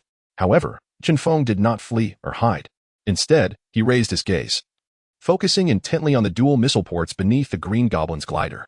As the missiles emerged and launched forth, Chen Feng swiftly extended his right hand, releasing a strand of web that adhered to the missile. With a flick of his wrist, he sent the missile hurtling away, landing dozens of meters distant. With a resounding explosion, the shockwave scattered debris in all directions. A fragment of a car was propelled toward Chen Feng, but without even a glance. He deftly swatted it aside with remarkable speed and grace. "How can you even redirect my missiles?" The Green Goblin marveled, astonished. He pondered. The abilities of the Spider Tyrant seemed analogous to those of Spider-Man, yet why did the Spider Tyrant appear so much more formidable? While Spider-Man merely dodged his attacks, the Spider Tyrant not only evaded but effortlessly deflected the missiles with his webbing. Such prowess was truly astonishing. From his concealed position, Spider-Man witnessed Chen Feng's elegant display, his own astonishment palpable. Though he possessed webbing as well, He had never conceived of using it to alter the trajectory of missiles. Chen Feng fixed his gaze upon the Green Goblin, coolly demanding, "Unleash all your tricks." No longer underestimating Chen Feng, the Green Goblin withdrew a series of throwing knives, swiftly launching them at Chen Feng. The sound of the knives slicing through the air was unmistakable. Chen Feng's hands moved with the rapidity of a machine gun, accurately knocking down each of the Green Goblin's projectiles. With a cacophony of metallic clinks, the knives fell to the ground like rain, producing a crisp sound. The Green Goblin was left in a state of shock. He had unleashed dozens of knives at breakneck speed. Yet Chen Feng had managed to deflect each one with his webbing. This remarkable display left him utterly astounded. On the sidelines, Spider-Man gaped in admiration. "Chen Feng, you are incredible." Had the onlooking citizens not been frightened away by the Green Goblin, they surely would have erupted into applause at this moment. Chen Feng's piercing gaze remained fixed on the Green Goblin as he coldly urged, "Continue." At that moment, Chen Feng tapped into a unique method that stimulated his latent potential, significantly amplifying his strength within an instant. This newfound power allowed him to dominate the Green Goblin entirely. However, this technique was not without consequence. It strained his body. And the longer he utilized it, the more his physical and mental state would deteriorate, potentially leading to exhaustion. Yet, for now, Chen Feng was untroubled by the repercussions, as his recovery abilities were remarkably enhanced. The Green Goblin could no longer afford to smile or maintain his arrogance. He aimed the machine gun mounted on his glider directly at Chen Feng. The sound of the glider's gun rotating reached Chen Feng's ears. With a swift motion of his right hand, he shot out a strand of web that latched onto a loose rock. With a powerful tug, the stone soared toward him. Chen Feng caught it with both hands and raised it high above his head. The relentless gunfire thudded against the rocks. Chen Feng discerned the increasingly sharp sound of bullets colliding with stone, realizing that the boulder was on the verge of being perforated. Thus, he crouched low, retracting his hands slightly, before springing upwards with fervor, forcefully pushing the stone towards the Green Goblin hovering above. The Green Goblin swiftly maneuvered aside to evade the projectile. "Continue," Chen Feng proclaimed with audacious confidence. Fuming with rage, the Green Goblin retrieved his final weapon, the pumpkin bomb, setting its timer to a mere second before hurling it at Chen Feng, with his mental faculties honed. The moment the bomb was a mere inch from the Green Goblin's grasp, Chen Feng acted. A thread of webbing shot forth from his right hand, as swift as lightning, rivaling the speed of a bullet. Once the web ensnared the pumpkin bomb, he yanked forcefully, drawing it towards him. As the bomb neared him, he deftly twisted his wrist, causing the pumpkin bomb to spin in unison before releasing it. The bomb hurtled towards the Green Goblin with even greater velocity. To Chen Feng's astonishment, the Green Goblin was momentarily stunned by his remarkable skill, exclaiming in disbelief as he attempted to flee on his glider. Alas, it was too late. Though the pumpkin bomb did not strike the Green Goblin directly, it detonated in close proximity, resulting in a thunderous explosion that sent the Green Goblin hurtling through the air. The glider, too, succumbed to the blast, crashing to the ground, its brilliance extinguished. Chen Feng approached the downed glider, examining it with admiration. This contraption is rather impressive. While not the most formidable of gear, the Green Goblin's equipment was undeniably the coolest, surpassing even Iron Man's armor, particularly the glider, which, when ridden, offered an exhilarating experience of soaring through the air. Chen Feng envisioned integrating this technology into a transformer, a towering 8.5-meter behemoth gliding gracefully on a massive glider. The mere thought conjured an image of sheer brilliance. He shook the glider, commanding Optimus Prime to control it, yet it remained unresponsive, utterly broken. Spider-Man, having assessed the area was secure, approached Chen Feng with exuberant praise. "Spider Tyrant, you were phenomenal. You left the Green Goblin utterly defenseless, and your techniques were simply spectacular." "Enough flattery. You must urgently ascertain Mary's whereabouts," Chen Feng urged. "Right away," Spider-Man exclaimed. The recent battle had been so enthralling that he had momentarily forgotten about his girlfriend, and but for Chen Feng's reminder, he would have remained oblivious. His mind consumed by thoughts of Chen Feng's dazzling maneuvers. He aspired to master those techniques to evade the pursuit of supervillains wielding firearms in the future. With a series of agile leaps, Spider-Man reached the fallen Green Goblin, crouching beside him and shaking his shoulder. "Harry, where did the lizard professor take Mary? You must tell me." Protected by his armor, the Green Goblin gradually regained consciousness. Upon hearing Spider-Man's anxious inquiry, he cackled, "It's futile. The lizard professor will never return Mary to you." Spider-Man's heart sank at these words, his complexion paling as he trembled. "Why? Ha ha ha. The lizard professor has decreed that your girlfriend shall be transformed into a creature akin to him," cackled the Green Goblin with malicious glee. In a fit of rage, Spider-Man struck the Green Goblin on the head with a powerful punch, resulting in a resounding thud. The Green Goblin, protected by his helmet, remained unscathed, while Spider-Man's fist throbbed with pain. "Tell me where Mary is. Speak up, please," Spider-Man urged anxiously. "Ha ha ha." The Green Goblin continued to laugh, obstinately refusing to divulge any information. his demeanor exuding a provocatively infuriating air. Please, just tell me. Spider-Man was on the verge of tears, nearly begging the Green Goblin. At that moment, Chen Feng stepped forward, forcefully kicking Spider-Man aside, asserting dominantly, let me handle this. Chapter 33. I am born a champion transformed into the Green Goblin. Harry fears not death, yet, the prospect of reverting to an ordinary man fills him with dread. Once the Green Goblin armor is stripped away, Harry will revert to his normal self, and under duress, he will divulge no secrets. Faced with Chen Feng, the Green Goblin's mirth dissipated. With a quick glance, the Green Goblin pointed towards a nearby hotel, declaring that Professor Lizard and Mary were inside. Upon hearing this, Spider-Man turned and dashed towards the hotel. While Chen Feng remained motionless, skeptical of the Green Goblin's words, for he deemed him utterly untrustworthy. Seeing that Chen Feng was not deceived, the Green Goblin performed a roll, covering a meter or two before rising and fleeing. But could he outrun Chen Feng's web? With a swift motion, Chen Feng shot a strand of webbing, ensnaring the Green Goblin's neck, halting his escape. Thinking you can flee is far too simplistic, Chen Feng smirked, as a blade sprang forth from the Green Goblin's elbow. He twisted his body, slicing through the webbing with ease. Although he severed the strands, he remained rooted in place, aware that without his glider, he could never outrun Chen Feng's webs. Bring Professor Lizard and Mary to me, Chen Feng commanded. I will, but first, you must answer my questions, the Green Goblin retorted, a hint of resignation in his tone. Who are you? How do you possess abilities akin to Peter's, yet surpass him in strength? Furthermore, why do you seek to rescue Mary? The Green Goblin inquired, a flurry of questions tumbling from his lips. I am the Spider Tyrant, bitten by a spider as well, which bestowed upon me abilities similar to Peter's. As for my strength, it is simply my nature to be formidable. I am aiding Mary at Peter's request. I have divulged all you sought to know. May I now summon Professor Lizard? Chen Feng cleverly prompted. Very well, I will make the call. The Green Goblin replied with a sinister grin, reaching into his armor not for a phone, but for a pumpkin bomb. Curse you! Chen Feng exclaimed, leaping aside. The Green Goblin, relishing the sight of Chen Feng's disarray, hurled the pumpkin bomb while exclaiming, farewell, and then fled. Chen Feng, having distanced himself, watched as the pumpkin bomb rolled to the ground, waiting in vain for an explosion. Infuriated, he realized he had been outsmarted. The Green Goblin, clever as ever, did not flee towards the street but instead darted into a large department store. Upon entering, he utilized the systems within his armor to contact his subordinates, bring weapons and my backup armor to assist me and inform Professor Lizard that Spider-Man is here. He must arrive immediately. Chen Feng pursued into the department store, where chaos erupted among the shoppers. Help! Mommy, mommy! Cries of desperation filled the air as people fled in terror. The Green Goblin paid no heed to the plight of others, barreling through anyone in his path, and occasionally seizing individuals to hurl towards the approaching Chen Feng, thwarting his pursuit. Chen Feng caught one person after another thrown by the Green Goblin and placed them gently on the ground. Ah, please don't kill me, please don't. The Green Goblin seized a voluptuous woman, devoid of any sense of mercy, and hurled her directly towards Chen Feng. He managed to catch her, but to his astonishment, the woman clung to him fiercely, her legs entwined around his waist. Chen Feng, feeling a sense of urgency, exclaimed, let go. No, I'm scared, she replied, clearly terrified, her body trembling. Disregarding any notions of chivalry, Chen Feng employed sheer strength to pry her off him before resuming his pursuit of the Green Goblin.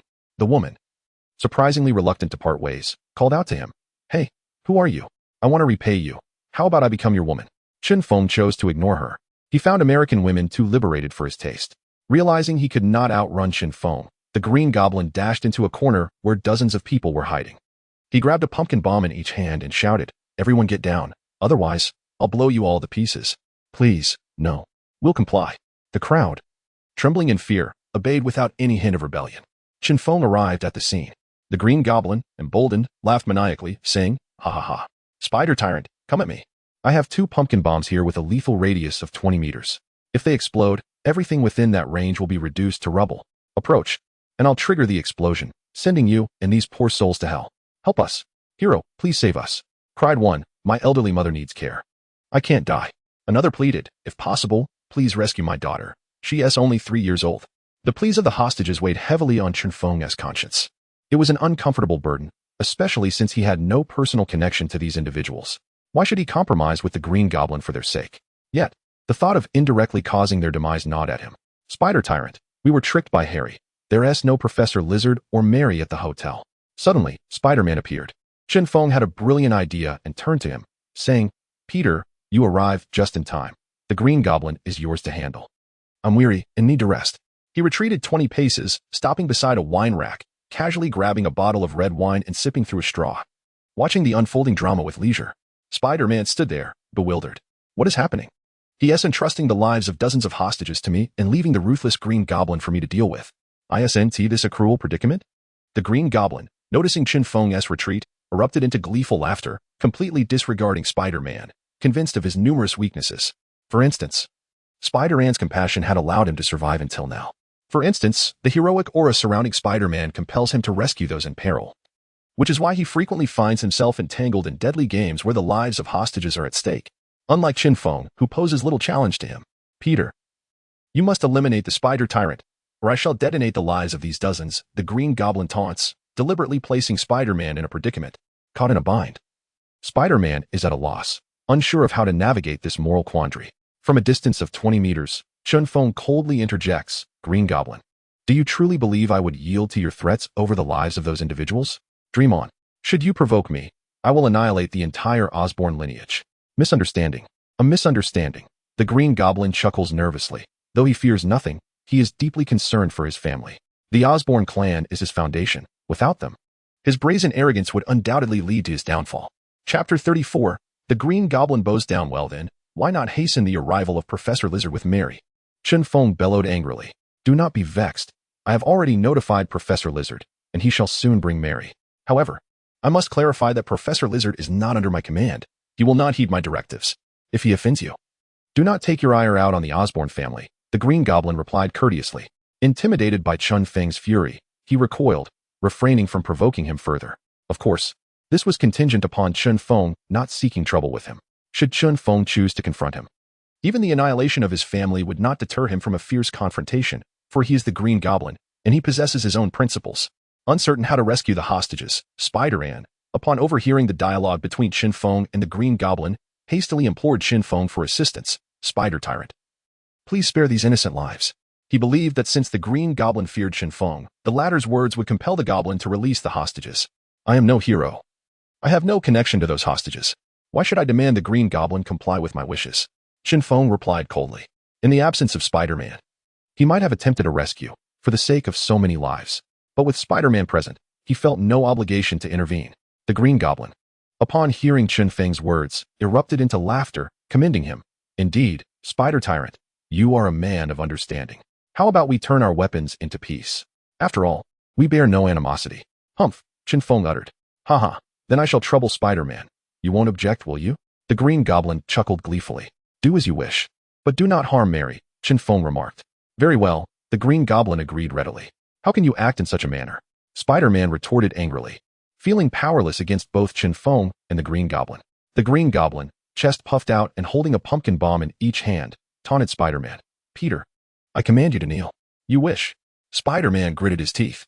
With a press of his right hand, a sound echoed, a manual trigger for the pumpkin bomb. He grinned malevolently. Haha. Did you hear that? If I release my thumb, it will explode. The hostages, not lacking in awareness, grew anxious upon witnessing Spider-Man's hesitation and urgently cried out to him. Spider-Man, please save us. Just kneel. We beseech you. Spider-Man, I shall kneel with you. Kneeling to save lives is noble. It is not shameful. Spider-Man's expression darkened. He longed to unleash his wrath upon the Green Goblin. Yet, seeing the hostages pleading pitifully, his compassionate heart could not bear to disregard their plight. With a heavy heart, Spider-Man knelt. Oh, Spider-Man, you shall forever be our hero. We adore you. Spider-Man, you are the true hero, the champion of the American people. We will always support you. Spider-Man, do not fear. When I grow up, I will help you vanquish the villains. In the bustling department store, the actions of Spider-Man moved the onlookers profoundly. One by one, they expressed their gratitude towards him, with many young women moved to tears. Hearing their heartfelt appreciation brought some solace to Spider-Man, alleviating his sense of embarrassment. Peter, at the behest of the Green Goblin, reluctantly attempted to mimic a dog's bark. The Green Goblin, reveling in his villainy, sought to torment Spider-Man further, eager to demonstrate that, in his presence, Spider-Man was merely a jester, to be toyed with at will.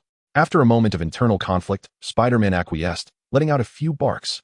Woof, woof, woof. The Green Goblin erupted into raucous laughter. Ah ha ha. Is this the hero you envision? I see nothing but a dog. His gleeful mirth momentarily blinded him to his surroundings. Seizing the opportunity, Spider-Man deftly shot out a dozen strands of webbing, ensnaring the Green Goblin's hands. With his hands bound, the Green Goblin could not hurl his pumpkin bomb, and the prospect of releasing it terrified him. If he did, he risked obliteration, despite his armored suit. Recognizing that he could no longer threaten Spider-Man, the Green Goblin kicked a bystander towards him and fled. Spider-Man, ever compassionate, caught the person and then pursued the Green Goblin. Despite Spider-Man's agility, the Green Goblin's incessant antics thwarted his capture. The villain ascended from the first floor to the 8th, ultimately leaping out of a window. Harry! Spider-Man shouted in alarm. They were not only classmates, but also close friends. Even though Harry had turned to villainy, Spider-Man's affection for him remained steadfast. Witnessing his friend resort to such desperate measures, Spider-Man was overcome with guilt and regret. He leapt from the window, intent on using his webbing to save Harry. However, instead of seeing Harry plummeting, he found him proudly perched on a glider. Ha ha ha. Peter, do you truly care for me that much? The Green Goblin jeered. His leap was calculated. He had sensed the arrival of his backup glider. To his surprise, Spider-Man's unwillingness to let him perish intrigued him. Although Spider-Man wished to spare him, the Green Goblin was resolute in his intent to destroy him, driven by the vendetta for his father, the original Green Goblin, who had fallen at Spider-Man's hands. Harry, we are friends. How could I abandon you in your time of need? Spider-Man declared as he dangled from the web. The Green Goblin, using his elbow blade, deftly severed the webbing, ensnaring him, and retorted mockingly, Friends? Peter, do you truly consider me one? Of course, we have always been friends, Spider-Man replied earnestly. In his school days, he had been a social outcast, often bullied and ridiculed by his peers, the target of their derision. Although the Green Goblin is a quintessential heir of immense wealth, he harbors no disdain towards him and is genuinely willing to cultivate a friendship. Thus, he sincerely regards the Green Goblin as a friend, irrespective of his transformations. In essence, it can be summarized as, no matter how many times you torment me, I will still cherish you as my first love. Yet, you still took my father's life? Are you oblivious to the profound love I held for him? Or is this merely your interpretation of friendship? The Green Goblin coldly interrogated. Your father had succumbed to darkness. If I did not eliminate him, he would have caused further devastation. I hope you can comprehend this, Spider-Man remorsefully elucidated. Comprehend? Ha ha ha. You murdered my father and expect me to understand you. Do you think I am a fool? The Green Goblin exclaimed, raising his voice in the end. Chapter 35, The Enormous Lizard Legion. I did it to save lives. Spider-Man fervently defended himself. I care not for your intentions. All I know is that you have slain my father, and for that, you must pay with your life, the Green Goblin declared, hurling a pumpkin bomb toward Spider-Man. In a swift motion, Spider-Man shot a web across to the opposite side, swinging away just in time to evade the explosion. The Green Goblin, perched upon his glider, took flight. He was not retreating in fear, but rather seeking to replenish his ammunition before returning to continue the battle with Spider-Man, believing the Green Goblin had departed. Spider-Man returned to the department store, where he found Chen Feng indulging in fine wine. Chen Feng, you were utterly outrageous just now, Spider-Man exclaimed, frustration evident in his voice. Upset that Chen Feng, possessing the strength to assist him, had chosen to stand by in silence. Setting down the bottle of red wine, Chen Feng calmly replied, Outrageous? Very well, I shall take my leave. You may save Mary by yourself. He rose to depart. Instantly, Spider-Man's resolve faltered. He grasped Chen Feng's hand, pleading, No. You promised you would save Mary. You cannot go back on your word. Aware of his own limitations, he knew that confronting the Green Goblin had nearly cost him his life, and with the indomitable lizard professor holding Mary hostage, his confidence was severely shaken. Turning back, Chen Feng inquired, Am I truly in the wrong? Spider-Man shook his head, a pained expression on his face as he reluctantly replied, Absolutely not. A moment later, the lizard professor would arrive. I will handle him. The rest is not my concern, Chen Feng stated. Spider-Man nodded. Understood. He thought to himself that this arrangement was indeed preferable. Otherwise, if given another chance to play the hero, Chen Feng might lose his girlfriend entirely. This is not the battlefield. Let us proceed to the square, Chen Feng suggested. Spider-Man agreed. Very well. Chen Feng was unperturbed by the thought of the lizard professor failing to locate him, confident that the Green Goblin would inform the lizard of his whereabouts. The two departed from the department store and made their way to a spacious square not far away. Soon, the sound of police sirens pierced the air. As a multitude of officers emerged from the scene of their previous skirmish, beginning to assist the injured, it appeared rather ironic that the police arrived only after the battle had concluded. However, Chen Feng found it entirely understandable in the face of such formidable foes. The police would be no match, risking their lives in vain. Chen Feng, how did you execute those techniques just now? Chen Feng, your hand speed is astonishing. How did you hone such skill? Chen Feng, during your later fight with Harry, how did you become so powerful? Harry seemed utterly helpless against you. Spider-Man bombarded Chen Feng with queries, his curiosity unrestrained. I told you to call me Spider Tyrant. Should Harry discover my true identity, I will not spare you. Chen Feng retorted, annoyance creeping into his tone. Oh, Spider Tyrant, why are you so afraid of Harry discovering your identity? Spider-Man asked, perplexed. Because he is still of use to me. For now, I do not wish to become his enemy, Chen Feng elucidated. What use? Spider-Man, ever the inquisitive child, pressed on. Silence, Chen Feng barked, feeling exasperated by Spider-Man's incessant chatter. Spider-Man felt utterly mortified. Chen Feng and Spider-Man had been waiting in the square for over an hour when a thunderous rumble erupted from beneath the ground. Startled, Spider-Man leaped into a tree and exclaimed in fear, Spider Tyrant, hurry up. There is danger below. Chen Feng remained rooted in place, though unaware of the specifics beneath. He surmised that the commotion was undoubtedly orchestrated by the lizard professor. Ha ha ha.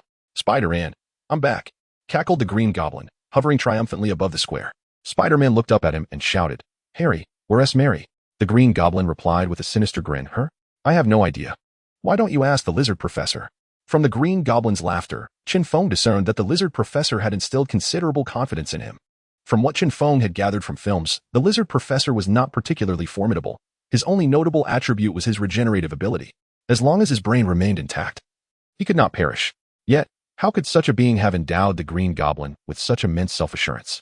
This was indeed a conundrum. With a series of earth-shattering sounds, enormous lizards began to emerge from the ground, populating the square in astonishing numbers. Chen Feng was taken aback by the sight. The lizards in the square were all gigantic, standing half a meter tall, stretching 3 meters long, and weighing over 300 pounds. Given their colossal size and overwhelming quantity, it was no wonder the Green Goblin felt so confident. Floating above, the Green Goblin exclaimed, What do you think? Surprised? Are you scared? Neither Chen Feng nor Spider-Man responded to him. Suddenly, with a resounding crash, a humanoid lizard burst forth from the earth, howling toward the sky. This half-human, half-lizard creature was none other than the lizard professor himself, towering at 2 meters and weighing over 500 pounds. Lizard professor, where is Mary? Spider-Man inquired eagerly. If you wish to know Mary's whereabouts, you must first defeat my legion of lizards, the lizard professor boasted arrogantly. Previously, he had been unable to contend with Spider-Man, whose interference had thwarted his plans time and again. In pursuit of vengeance, he had allied himself with the Green Goblin, another enemy of Spider-Man. With the support of the Green Goblin and Oscorp, he had developed numerous serums capable of transforming small lizards into colossal beasts that obeyed his commands. To utterly vanquish Spider-Man, he had assembled a legion of 30,000 lizards, rendering Spider-Man insignificant in his eyes. Consequently, he kidnapped Mary, intending to lure Spider-Man out and eliminate him once and for all. Spider-Man cast a worried glance at Chen Feng and said, Spider Tyrant, do you think you can handle all these giant lizards? Chen Feng felt a deep sense of dread. He had initially believed that the lizard professor was alone, only to discover that he had created an entire legion. If he could transform into the Titan giant, these lizard forces would pose no threat. However, he could not expose his identity, and he was uncertain whether the abilities derived from Spider-Man's genes would suffice against the lizard legion. However, one thing he knew was that these lizard legions could not harm him. He could flee at any moment. With a grand gesture, the lizard professor commanded loudly, eliminate them. A cacophony erupted as the lizard legion surged forward, charging at Chen Feng and Spider-Man. The ground trembled under the onslaught of over 30,000 colossal lizards, their presence overwhelming. Spider Tyrant, we must flee, Spider-Man suggested, fear evident in his voice. Within the confines of the city, amidst towering skyscrapers, he could fully utilize his arachnid abilities, deftly maneuvering with his webbing. Yet, in this expansive plaza, save for a few trees, there were no towering structures to provide refuge. Thus, he found himself unable to ascend and evade. Therefore, he contemplated escape, seeking refuge in areas adorned with high-rise buildings, where he could once again engage with the lizard professor's legion. Chapter 36, Grasping the Dominator's Spear, Who Dares to Engage in Battle Peter? Please fetch me a sharp blade, or perhaps a spear, Chen Feng instructed. The lizard professor's legion possesses formidable regenerative abilities, and striking with brute force would prove futile. The most effective approach is to employ a sharp weapon to deliver a decisive blow. Understood, I shall procure one at once. Take care, Spider-Man replied, swiftly navigating over the colossal lizards in his path as he made his escape. The Green Goblin, having learned his lesson, silently pursued the direction in which Spider-Man had fled. The lizard professor refrained from chasing after Spider-Man, fully aware that as long as Mary remained in his grasp, Spider-Man would have no means of escape. Thus, he set his sights on eliminating Spider-Man's ally, a brawny figure clad entirely in black combat attire, faced with a charge from 30,000 massive lizards. Chen Feng would not be so foolish as to confront them head-on.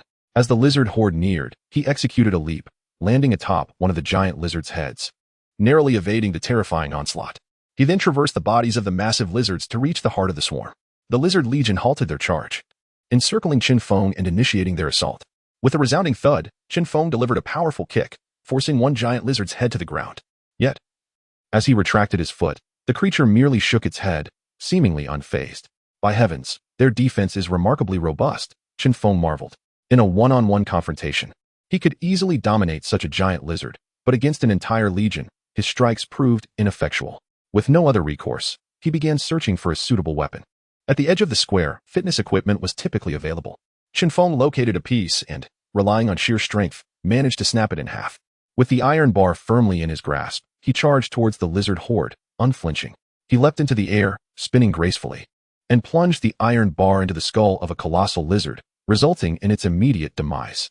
Extracting the now slightly bent bar, he noted the extraordinary resilience of the giant lizard's cranium.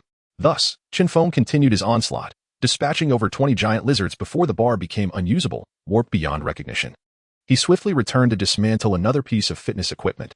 Observing this, the lizard professor waved his hand commanding, "Flatten everything in the vicinity." The remaining giant lizards, not engaged in attacking Chen Feng, began to wreak havoc upon their surroundings. Boom, boom, boom. The ground was trampled, utility poles and trees were toppled, and the square was reduced to rubble. Chen Feng, devoid of a weapon, found himself in a desperate situation. While he could flee, the lizard professor posed no threat to him directly. However, should he escape, the lizard professor would undoubtedly command the legion to pursue him. The devastation left in their wake would be catastrophic, a true calamity for humanity. Yet, remaining stagnant was not a viable option either. Was he truly to transform into a titan? "Spider Tyrant, I am here." Spider-Man's voice echoed. Chen Feng turned to see a disheveled Spider-Man, wielding a long weapon, swiftly maneuvering over the bodies of the colossal lizards as he approached him. Behind Spider-Man loomed the menacing Green Goblin. As Spider-Man approached Chen Feng, he forcefully hurled a long weapon towards him. Chen Feng, leaping atop the bodies of several colossal lizards, caught the weapon midair. Without a moment to glance, he plunged it downward. With a sickening thud, one of the giant lizards was pierced through. Subsequently, Chen Feng withdrew the weapon and executed a swift spin, inflicting grievous wounds on the nearby lizards, their repulsive green blood spilling forth. Observing this, Chen Feng scrutinized the weapon in his grasp. Weighing over 100 pounds and measuring more than 3 meters, its handle was adorned with a golden dragon, while the head bore the fierce visage of a tiger. This formidable weapon, a fusion of a halberd and spear, possessed both a straight blade and a cross blade, resembling a character from ancient script. He could also sense the palpable aura of malevolence emanating from it. "Isn't this the halberd of our Chinese heritage?" Chen Feng exclaimed in astonishment. "Spider Tyrant. This weapon is remarkable, isn't it?" Spider-Man remarked while evading the onslaught of the giant lizards and the Green Goblin. Chen Feng swung the halberd, cleaving a lizard that approached him in two, and queried Spider-Man, "Where did you acquire this?" "Not far from here, there's a museum. It appears to be the weapon of a figure from our ancient history known as the Overlord of Chu," Spider-Man replied. "By heavens, the Overlord of Chu's weapon, the Overlord halberd? Peter, your fortune is astonishing.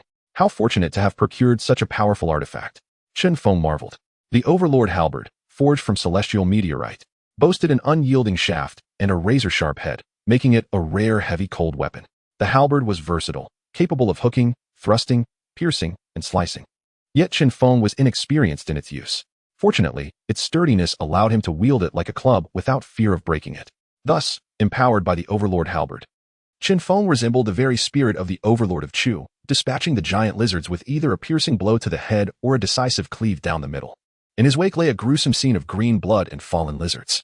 Understanding the adage of capturing the king before the pawns, Chen Feng advanced towards the lizard professor, brandishing the Overlord halberd. The lizard professor, witnessing the formidable approach of Chen Feng, felt a surge of panic. He bellowed commands to his lizard army, "Stop him! Eliminate him!" Having fused with Spider-Man's genes, Chen Feng moved with remarkable agility, and combined with his immense strength and the lethal halberd, he found his path unobstructed by the lizard army, which could merely slow his advance, nothing more. Concerned that Chen Feng might inadvertently slay the lizard professor, Spider-Man cautioned loudly, "Spider Tyrant, do not kill the lizard professor. First, rescue Mary." With swift precision, Chen Feng dispatched one giant lizard after another. The lizard professor retreated relentlessly. Chen Feng grew increasingly adept with the Overlord halberd, even performing intricate maneuvers with ease. The Green Goblin, frustrated by his inability to target Spider-Man without risking collateral damage to the lizards, vented his ire at the lizard professor. "Lizard professor, instruct your minions to stand aside. They are merely in the way." Green Goblin, do not concern yourself with Spider-Man for the moment. Come assist me in dealing with this individual, for he threatens to annihilate my legion of lizards, the lizard professor implored anxiously. Professor Lizard, I regret to inform you that I have reached an agreement with him. I shall not oppose him. My only adversary is Spider-Man, so I must decline your request, replied the Green Goblin. You offer to aid me, yet refuse my assistance? Very well, I shall remember this, the lizard professor retorted, seething with anger. Professor Lizard, our true enemy is Spider-Man, not the Spider Tyrant. Perhaps you should first release Mary. If the Spider Tyrant rescues her, he will not stand against you, suggested the Green Goblin. Chapter 37, Fully Armed, Confronting the Lizard Legion. Humph. It sounds simple. I release Mary, but where do I find Spider-Man? Professor Lizard retorted angrily. Rest assured, I have already uncovered Spider-Man's true identity. He cannot escape. The Green Goblin cackled wickedly. Yet that does not permit you to release him, Professor Lizard insisted stubbornly. He thought to himself that with Mary in his grasp, he had no need to fear that Spider-Man would dare to kill him. A hostage vital for his survival would be foolish to relinquish. Then deal with the Spider Tyrant yourself. I have no desire to provoke him, the Green Goblin snapped irritably. Humph. Do not expect my assistance in the future, Professor Lizard declared, severing their partnership. Meanwhile, Chen Feng wielded the tyrant's spear, wreaking havoc. The colossal lizards were formidable. With tough skin and immense strength, their biting force astonishing, yet they moved sluggishly. Thus, Chen Feng easily evaded their assaults, retaliating fiercely against the giant lizards. As he advanced towards Professor Lizard, he was about 10 meters away when the latter hurled several gas grenades. Upon impact, the grenades released a thick cloud of green gas. Chen Feng quickly held his breath, recalling from films that inhaling this gas would transform one into a lizard man. The density of the green mist obscured his vision. With a loud bang, a giant lizard struck him, sending Chen Feng flying. He crashed into another giant lizard, feeling as if a speeding heavy truck had collided with him, leaving him in disarray. Professor Lizard reveled in Chen Feng's misfortune, continuing to command the Lizard Legion to assault him, gritting his teeth against the internal injuries.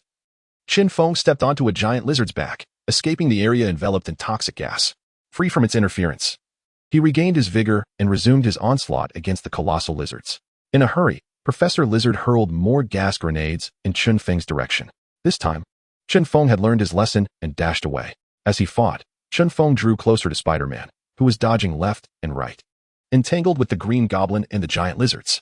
Chen Feng felt a surge of frustration. He was exerting every ounce of his strength against 30,000 giant lizards, while Spider-Man seemed to be playing a game, having not eliminated a single giant lizard nor subdued the Green Goblin, merely a bystander. Peter, if you don't help me kill these giant lizards, I'll abandon you and leave, Chen Feng admonished angrily. Spider-Man exclaimed, quickly explaining, don't misunderstand. It's not that I don't want to kill them, it's that I am powerless against these indestructible monsters. Are you foolish? Can't you use any weapons? Chen Feng retorted, exasperated. Actually, I cannot. I only know how to use webbing and my fists, Spider-Man confessed candidly. Fine, you're impressive. I'm out, Chen Feng declared, throwing in the towel. With such a teammate, he felt he would be driven to madness. Seeing Chen Feng genuinely intent on leaving, Spider-Man grew frantic, abandoning the Green Goblin and hastily running across the backs of the giant lizards to chase after Chen Feng. Spider Tyrant, don't go. I beg you. Can I at least kill some giant lizards? Spider-Man pleaded desperately. Then show me how you would do it. Chen Feng paused in his tracks, vanquishing a colossal lizard while addressing Spider-Man. Spider-Man found himself in a quandary. He was aware of his own capabilities and knew he could temporarily subdue the giant lizard. Yet he was certain that his offensive prowess would not suffice to slay it. Observing the turmoil on Spider-Man's face, Chen Feng's frustration reached its peak. He hurled the tyrannical spear into Spider-Man's hands, exclaiming, Here, with the spear in hand, if you still cannot defeat the giant lizard, then you might as well perish. Spider-Man deftly caught the spear, which weighed over 100 pounds, yet in his grasp, it felt as light as a feather. Gritting his teeth, he mimicked Chen Feng's technique and aimed for the lizard's head. Meanwhile, Chen Feng departed, intent on procuring more formidable weaponry. The lethality of conventional arms proved insufficient. With over 30,000 giant lizards to contend with, relying solely on melee weapons would prolong the battle indefinitely. As soon as Chen Feng exited the square, he contacted Optimus Prime. Optimus, ascertain the nearest location with firearms. My lord, the Green Goblin subordinates are stationed not far away in an underground garage, where they possess a considerable arsenal of firearms, as well as the Goblin's spare armor, Optimus replied. Excellent, let us proceed, Chen Feng responded with enthusiasm. Following Optimus's guidance, Chen Feng arrived at the underground garage, where he encountered the fully armed subordinates of the Green Goblin, ever ready for action. He swiftly disabled the garage's power supply and launched his assault. In the darkness, his spider suit activated its cloaking mechanism, rendering him invisible to the Goblin's minions. Power outage? What is happening? Someone, check the circuits, commanded a voice. All personnel, remain calm. Do not wander, eliminate any intruders on sight.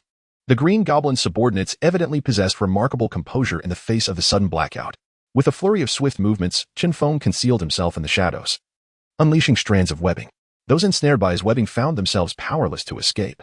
Gunfire erupted as the Goblin's subordinates retaliated towards the source of the webbing. However, Chen Feng had already evaded their aim and had scaled to the ceiling above them. In a rapid succession, he shot forth more than 10 strands of webbing, ensnaring their firearms. With a forceful tug, he wrenched the weapons from their grasp. Then, he leapt down from the ceiling. In mere moments, he dispatched the Green Goblin's subordinates with effortless ease.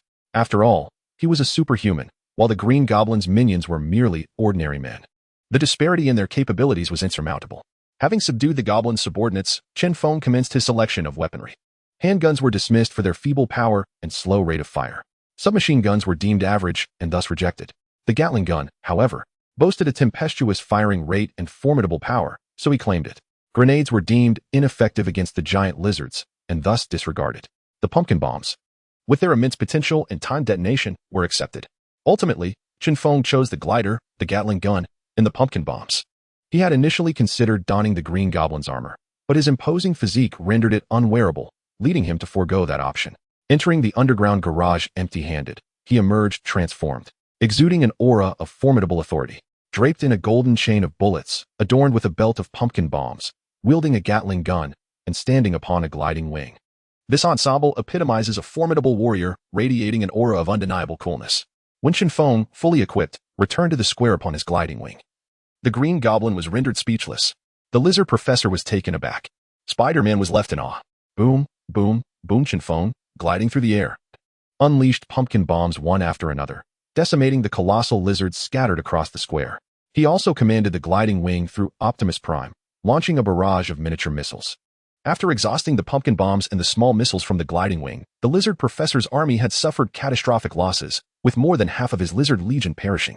Chapter 38. The Betrayal of Professor Lizard and the Green Goblin. Buzz, buzz, buzz. Chen Feng raised the Gatling gun with both hands, unleashing a torrent of fire upon the colossal lizards below. The devastating power of the Gatling gun was overwhelming.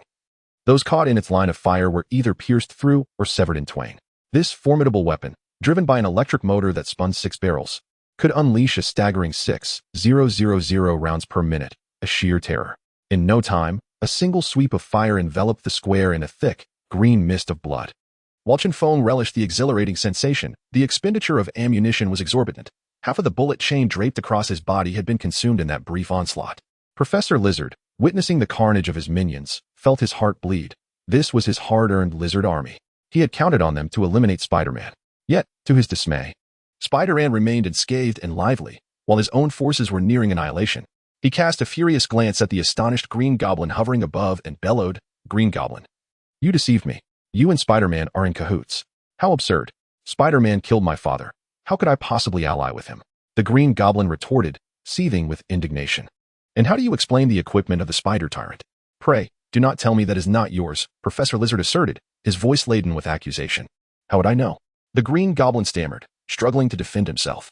It was true that the pumpkin bombs and glider beneath Chen Feng were indeed his, likely appropriated from his own subordinates. Yet, he was baffled as to how Chen Feng could manipulate the glider, which was intrinsically linked to the Green Goblin's armor, requiring it for control. Chen Feng, however, was not clad in the armor, yet wielded the glider with effortless ease, leaving the Green Goblin perplexed. "From this day forth, we are enemies. It is either your demise or mine," Professor Lizard declared ominously. The Green Goblin chose not to respond to Professor Lizard's threats, but instead directed his attention to Chen Feng, who was still relentlessly firing at the giant lizards. "Spider Tyrant, how are you controlling my glider?" he demanded. Amidst the chaos, Chen Feng replied with a grin, "Do not presume that your technological prowess is unparalleled. There are many in this world who surpass you in network skills." His implication was clear. He had infiltrated the Green Goblin's armor system through his technological acumen to commandeer the glider. "Weren't we supposed to resolve our differences peacefully? Why do you persist in seeking trouble with me?" The Green Goblin accused. "Your subordinates provoked me, and I merely eliminated them. My current gear is the spoils of battle," Chen Feng proclaimed with audacity. The Green Goblin seethed with anger, but found himself powerless against Chen Feng, forced to swallow his pride, for he was no match for him. Although he could not contend with Chen Feng, he could certainly take out his frustrations on Spider-Man. Thus, disregarding the fate of Professor Lizard's lizard army, He unleashed a barrage of ferocious attacks upon Spider-Man using poison daggers, pumpkin bombs, small missiles, and the machine guns of his glider. As if they were of no cost at all, Spider-Man found himself in a dire predicament, desperately fleeing from his pursuers. Meanwhile, Professor Lizard watched in fury as he struggled to control his lizard army, his teeth clenched in frustration. On solid ground, he could maneuver against Chen Feng. But with Chen now airborne, he was utterly at a loss. To prevent the annihilation of his lizard legion, he opted for retreat. Withdraw, back to the sewers, commanded Professor Lizard. The sewers were his domain. The remaining giant lizards, upon hearing their leader's orders, hastily burrowed underground. Professor Lizard fled with his army, leaving a grim scene of fallen giant lizards in his wake. Without hesitation, Chen Feng discarded his weapon and leaped from his glider, plunging into the sewers. The glider, under the control of Optimus Prime, ascended into the skies, heading towards a private island. Spider-Man, intent on pursuing Professor Lizard and rescuing Mary, attempted to enter the sewers but was thwarted by the Green Goblin. The Green Goblin collapsed the entrance to the sewers, preventing Spider-Man's access. Upon entering the sewers, Chen Feng was immediately struck by a pungent stench and thick noxious fumes. Holding his breath, he advanced rapidly. Giant lizards attacked him, but he refrained from retaliating, deftly evading their strikes as he continued his pursuit of Professor Lizard. Within the sewers, Professor Lizard had a significant advantage, maximizing the potency of his toxic gas and skillfully navigating the confines of his lair, particularly familiar with its labyrinthine passages. However, Chen Feng also possessed an advantage. He was no longer intimidated by Professor Lizard's minions. In the narrow confines of the sewers, the lizard army could not fully harness their collective strength. Chen Feng's agility allowed him to slip through any available crevice, rendering the giant lizards ineffective in blocking his path. Soon, he caught up with Professor Lizard.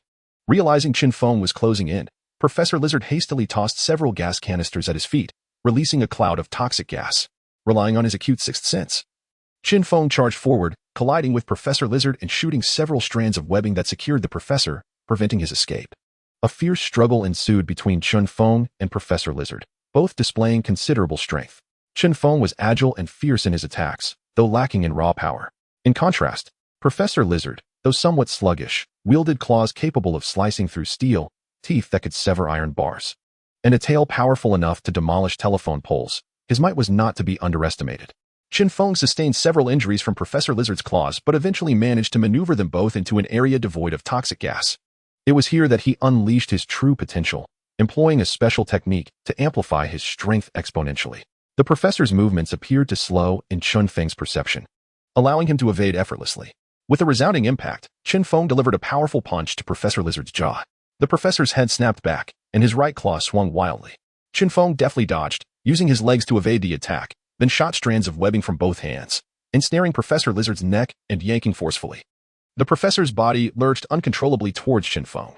With a vigorous leap, Chen Feng's knee struck heavily against the head of Professor Lizard, leaving the esteemed academic in a daze. But this was merely the beginning. Aware of Professor Lizard's remarkable regenerative abilities, Chen Feng denied him even a moment's respite, unleashing a relentless barrage upon the professor's skull. He refrained from targeting the professor's body, for its capacity for regeneration was formidable. Even if the professor's form were to be severed in two, he would swiftly revert to his original state. Thus, Chen Feng focused solely on the professor's head, for the brain is the most vital organ. While it too possesses the power of regeneration, the memories contained within would undoubtedly be irrevocably lost. Chapter 39. Extraction of Professor Lizard's genes. The prospect of brain regeneration looms large. Even if memories are retained, the reorganization of the brain may lead to disordered recollections, potentially rendering one a fool or an imbecile. Under the relentless onslaught of Chen Feng, Professor Lizard succumbed to unconsciousness, collapsing into the filthy sewage without a hint of movement. The colossal lizards at either end of the sewer roared menacingly at Chen Feng, yet refrained from advancing to attack, perhaps awaiting a command from their incapacitated leader. With a steady hand resting upon the fallen professor, Chen Feng silently implored the system, extract Professor Lizard's genes and integrate them into my being. Ding. Gene extraction from Professor Lizard successful, integration in progress. A surge of elation coursed through Chen Feng's mind. He had not anticipated the feasibility of the extraction. He speculated that the professor's loss of consciousness facilitated this success. Ding. Congratulations, host, on the successful integration of Professor Lizard's genes. As the system's notification resonated, an overwhelming force began to transform Chen Feng's physique. Ah! A cry of agony escaped Chen Feng's lips as he felt his body undergoing a painful metamorphosis akin to the repulsive genes he had once abhorred. Bones, sinews, flesh, and skin were forcibly stretched, subjecting him to excruciating torment, rendering him to a state worse than death. Gradually, his spider suit tore apart, and from his posterior emerged a robust tail. His feet morphed into powerful claws, easily rending deep scratches into the walls of the sewer. The transformation of his head proved to be the most agonizing ordeal. His skull warped grotesquely as his entire visage slowly took on the fearsome countenance of a lizard. Roar. Chen Feng emitted a sound reminiscent of a dragon's roar. Having successfully fused with Professor Lizard's genes, he collapsed onto one knee, breathless and exhausted. Roar. Professor Lizard awoke, letting out a pained cry. Upon opening his eyes and beholding the lizard human kneeling before him, he was momentarily taken aback, then incredulously inquired, "Who are you?" The regenerative capabilities of Professor Lizard's genes are unparalleled among all superheroes, recovering at an astonishing rate. Within mere minutes, Chen Feng, who had previously lacked the strength to rise, regained his most formidable state. Rising to his feet, he examined his transformed claws and absent-mindedly swayed his unfamiliar tail, acutely aware of the newfound strength coursing through him. Though it paled in comparison to that of the Abomination or the Hulk, it was on par with Spider-Man's powers. While the power was not overwhelmingly great, and the transformation was undeniably grotesque, Chen Feng remained undeterred, for what he truly sought was the extraordinary regenerative ability. With such power, as long as his brain remained intact, he could regenerate any lost body parts. Professor Lizard lay still, while Chen Feng towered over him. A sinister smile creeping across his face as he declared, "I have come to save you." Professor Lizard, a man of high intellect with extensive knowledge, particularly in genetics, had made significant contributions to the field. His development of the lizard DNA serum was notably successful, though it bore the side effect of transforming individuals into half-human, half-lizard monstrosities, along with a propensity towards malevolence, flaws that could undoubtedly be ameliorated. If he could enlist Professor Lizard to work for him, then his subordinates would surely rival even the greatest of superheroes. "What about that detestable spider tyrant?" inquired Professor Lizard, perhaps due to a kinship. Professor Lizard felt an instant affinity for Chen Feng, devoid of hostility. "I drove him away," Chen Feng replied. He is so formidable, you managed to chase him off?" Professor Lizard expressed disbelief, recalling the overwhelming prowess of the spider tyrant, which had left him utterly defenseless and eventually rendered unconscious. "If you were aware of my true identity, you would not question my capabilities," Chen Feng declared with arrogance. "And what is your identity?" Professor Lizard asked curiously. "Listen closely, I am Chen Feng, the master of a private island," he introduced himself. I haven't heard of that," Professor Lizard responded awkwardly. "No matter if you haven't. Surely you have heard of Dr. Octopus and Dr. Hank, the titans of the scientific community?" Chen Feng continued. Professor Lizard climbed up, nodding. "Those two are indeed celebrities. Dr. Octopus is even my friend. How could I not have heard of them? Both of them are currently associated with me. Furthermore, I must mention that I am also allied with a genius young woman, Dr. Zhao Hailuan. Even the Green Goblin, Harry, has collaborated with me. Most importantly, I am a senior agent of S.H.I.E.L.D. Chen Feng ardently elevated his stature to entice Professor Lizard. "Really?" Professor Lizard was evidently impressed by Chen Feng's formidable presence. Chen Feng nodded. "Indeed. So would you consider joining me? I can support your research in developing a more potent lizard DNA serum. I wish to transform humanity into powerful lizard men. Help me, and I shall agree to ally with you," Professor Lizard stated. Why do you insist on transforming humanity into lizard men?" Chen Feng asked, perplexed. "Because humanity is too frail. Over 90% succumb to illness or accidents, with less than 10% dying a natural death. Therefore, if humanity becomes lizard men, there would be no more suffering from ailments. And even the gravest injuries could heal swiftly. This would be a boon for humanity," Professor Lizard asserted earnestly. Although Professor Lizard's actions were alarming, his intentions were well-meaning, though misunderstood by society. "You actually have a better option, such as developing a lizard DNA serum without side effects, which would be more readily accepted by humanity," Chen Feng suggested. "Developing a lizard DNA serum without side effects?" Professor Lizard mused to himself. After a moment, he remarked, "Lizard men possess immense strength and agility, capable of climbing walls and burrowing underground. I find that quite appealing. Why can humanity not accept that and continues to oppose me?" "Professor Lizard, do not be so obstinate. Understand that being larger does not necessarily equate to strength, nor does being smaller imply weakness. Take the spider tyrant, for instance. He is not larger than you. Yet could you overpower him?" Chen Feng countered. However, before Professor Lizard could respond, he was interrupted by Chen Feng. "If you could bestow upon humanity the abilities of a lizard without necessitating any transformation and without any adverse consequences, you would undoubtedly become the savior of mankind. Universally adored rather than feared as you are now," Chen Feng remarked. The lizard professor pondered for a moment before turning to Chen Feng and earnestly replied, "Very well. I shall ally with you, but you must promise to support my endeavor to develop a lizard DNA serum devoid of side effects." "Absolutely," Chen Feng responded with delight. This outing yielded remarkable rewards. He acquired tritium, a glider, Spider-Man genetics, and the lizard professor's genes. Additionally, he successfully recruited the brilliant scientists, Dr. Octopus and the lizard professor. An undoubtedly lucrative venture. Chapter 40. Enlisting Professor Lizard. Chen Feng followed Professor Lizard for an extended period, eventually arriving at a vast underground cavern teeming with lizards of all sizes, sending shivers down his spine. Fortunately, the lizards had the sense to part ways. Otherwise, a misstep could result in dire consequences.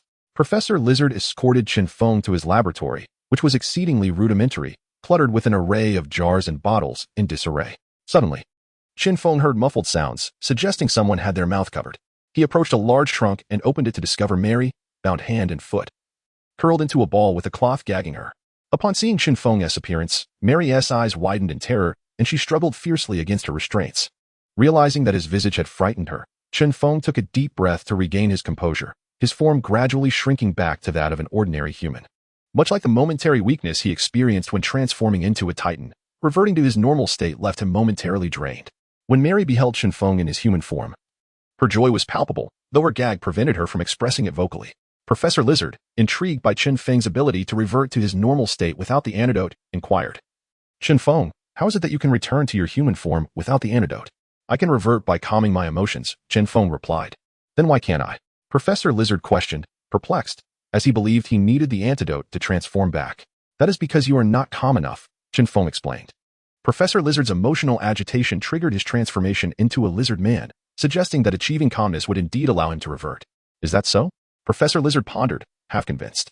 Chen Feng then freed Mary by severing the ropes binding her and removing the cloth from her mouth, lifting her out of the trunk. Mary clung tightly to Chen Feng's neck, burying her head in his embrace, her emotions overwhelming as she wept. "Chen Feng, I knew you would come to rescue me. I knew it. I knew you cared for me." Gently patting her back, Chen Feng reassured her, "Do not cry. It is all right now." "I am not crying. I am overjoyed. I am so happy you came to save me. So happy you care for me," Mary exclaimed through her tears. Professor Lizard, noticing Chen Feng's familiarity with Mary, grew increasingly cautious and asked, "Chen Feng, what is your relationship with Mary? Are you allied with Spider-Man?" Setting Mary down, Chen Feng explained to Professor Lizard, "Mary and I are friends, which is why I came to her aid. As for my relationship with Spider-Man, rest assured, it is merely a casual acquaintance. If you wish to confront Spider-Man, I will not interfere. Do not deceive me, or I shall ensure you suffer," Professor Lizard threatened. "I would never deceive you," Chen Feng replied earnestly. "What if you did?" He was unperturbed, confident that if Professor Lizard joined his team, he would be indifferent to any potential deceit. As scientists are inherently passionate about their research, he fervently supported Professor Lizard in his endeavors, who undoubtedly relished in the pursuit. Indifferent to the deception he had endured. Suddenly, Mary exclaimed, "Chen Feng, Professor Lizard has kidnapped me and confined me in a cramped box. I nearly succumbed to terror. You must help me seek vengeance." Chen Feng's expression darkened as he inwardly chastised Mary for her naivety, failing to recognize that she was collaborating with Professor Lizard. He could only offer her words of consolation, stating, "Let it be. Professor Lizard is unaware of our relationship. It is merely a misunderstanding." "Yes, just a misunderstanding," Professor Lizard awkwardly affirmed with a nod. "Humph," Mary pouted, clearly displeased. Chen Feng handed Professor Lizard a business card, instructing, "Take whatever you need, and then dial this number. I will arrange for someone to collect you." Upon receiving the card, Professor Lizard inquired, "May I bring the Lizard Legion along?" "Of course," Chen Feng replied. Although the private island was modest in size, accommodating a few lizards was manageable, especially since Professor Lizard required a substantial number for his research. "That is splendid," the professor responded joyfully. "In that case, I shall take Mary and depart." Chen Feng asserted. "Yes, you may leave. I will pack my belongings and call you," Professor Lizard replied. Supporting Mary, Chen Feng exited the professor's cave. Once outside, Mary suddenly embraced Chen Feng. He stiffened momentarily, recalling how he had torn his spider suit during his transformation into a lizard man. At that moment, Chen Feng, bare-skinned and possessing a robust physique, was particularly striking, which perhaps explained Mary's impulsive affection. "Chen Feng, I love you," Mary declared passionately, her tone laced with allure. "Do not jest," Chen Feng urged himself to remain composed. "I am not jesting," Mary replied playfully. "Then I shall ignore you," Chen Feng said, pushing her away and walking ahead. "Chen Feng, wait for me. I am frightened alone. I promise I will not tease you anymore," Mary called after him. Together, they emerged from a sewer entrance. Without hesitation, Chen Feng utilized his spider silk to pilfer clothing left out to dry, donning it himself. Upon seeing him dressed, Mary could not hide her disappointment. "Let us go," Chen Feng urged. "We must find Peter. He must be quite worried about you," he added. Grasping Chen Feng's hand, Mary pouted her lips and sweetly suggested, Chen Feng. It is late, and I am quite tired. Let us find a hotel to rest. Then I shall carry you, Chen Feng said, squatting down. Mary was exasperated. She had heard of the archetype of the stoic man but never anticipated encountering one herself. She wished for Chen Feng to be a ravenous beast, eager to devour her, and felt frustrated that he possessed the allure yet refrained from approaching her. Alas, what a pity, Mary sighed in disappointment before climbing onto Chen Feng's back. He swiftly carried her, dashing towards the chaotic square where they had previously fought. Before long, they returned to the scene of disarray. In the square, the figures of the Green Goblin and Spider-Man have vanished. Only a multitude of police officers remain, diligently clearing the scene. Chen Feng, Mary. The voice of Spider-Man called from behind. Chen Feng turned to see Spider-Man, dressed in ordinary attire, hastily approaching them. Chen Feng gently set Mary down. Yet she clung to his arm, unwilling to release her grip.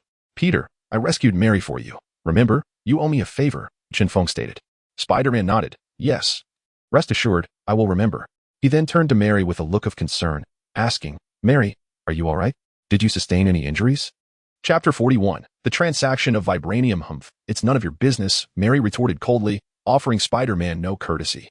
Mary, it was Peter who sent me to rescue you. How can you treat him like this? Chen Feng interjected, hoping to facilitate a bond between Spider-Man and Mary, thus alleviating her persistent attachment to him. Humph. If he hadn't offended Professor Lizard, would I have been kidnapped? Mary exclaimed, her anger palpable. Mary, I apologize. It is my fault that you are in this predicament. Spider-Man admitted, laden with guilt. That's unnecessary. All I ask is that you keep your distance, Mary replied bluntly.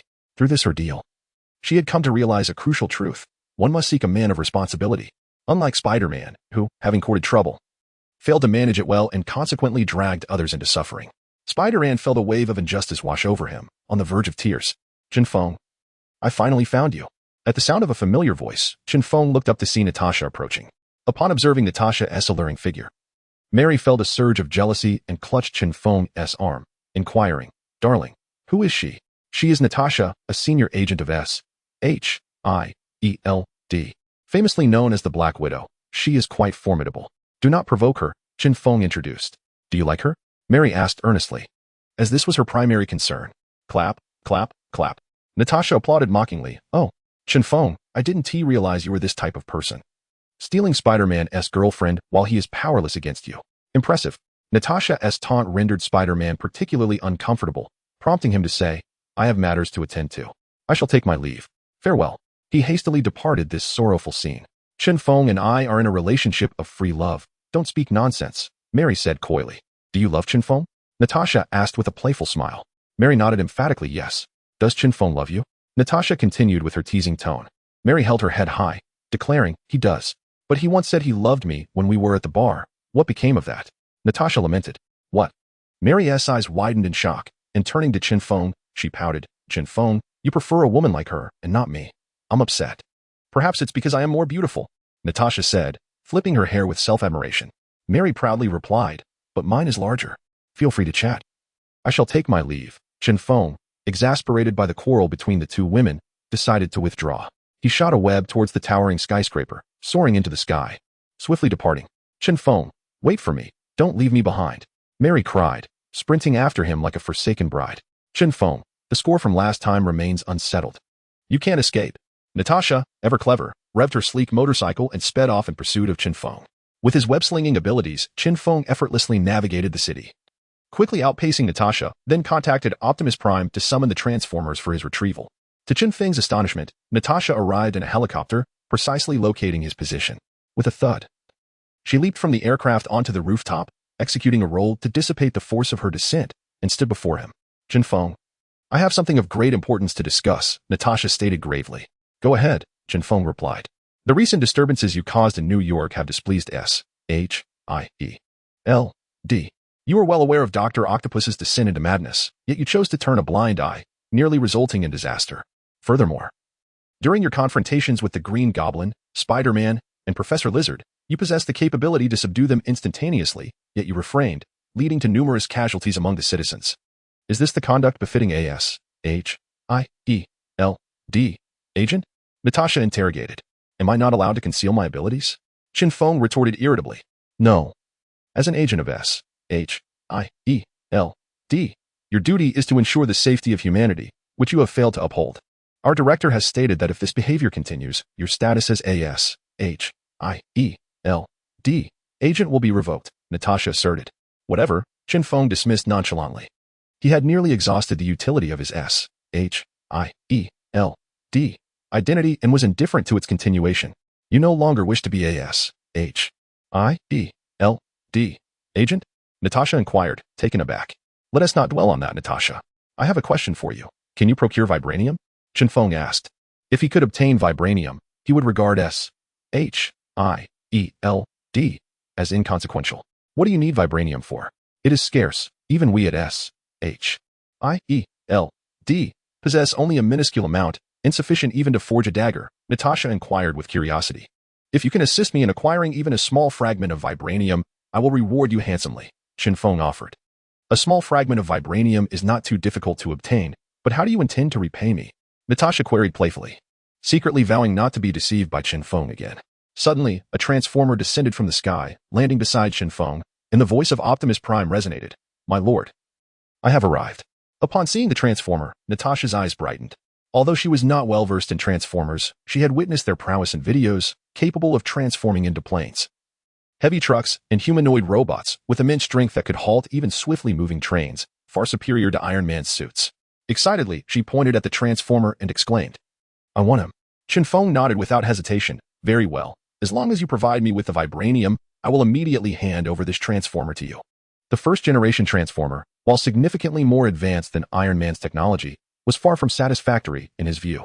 He felt his energy was insufficient, his defensive capabilities lacking, his offensive power inadequate, and his size cumbersome for transport. Thus, he was indifferent to the offer. Not only would Natasha's offer not sway him, but even if Iron Man were to exchange vibranium for the transformer, he would agree without a second thought. With the vibranium, he could create the most advanced transformer in the universe.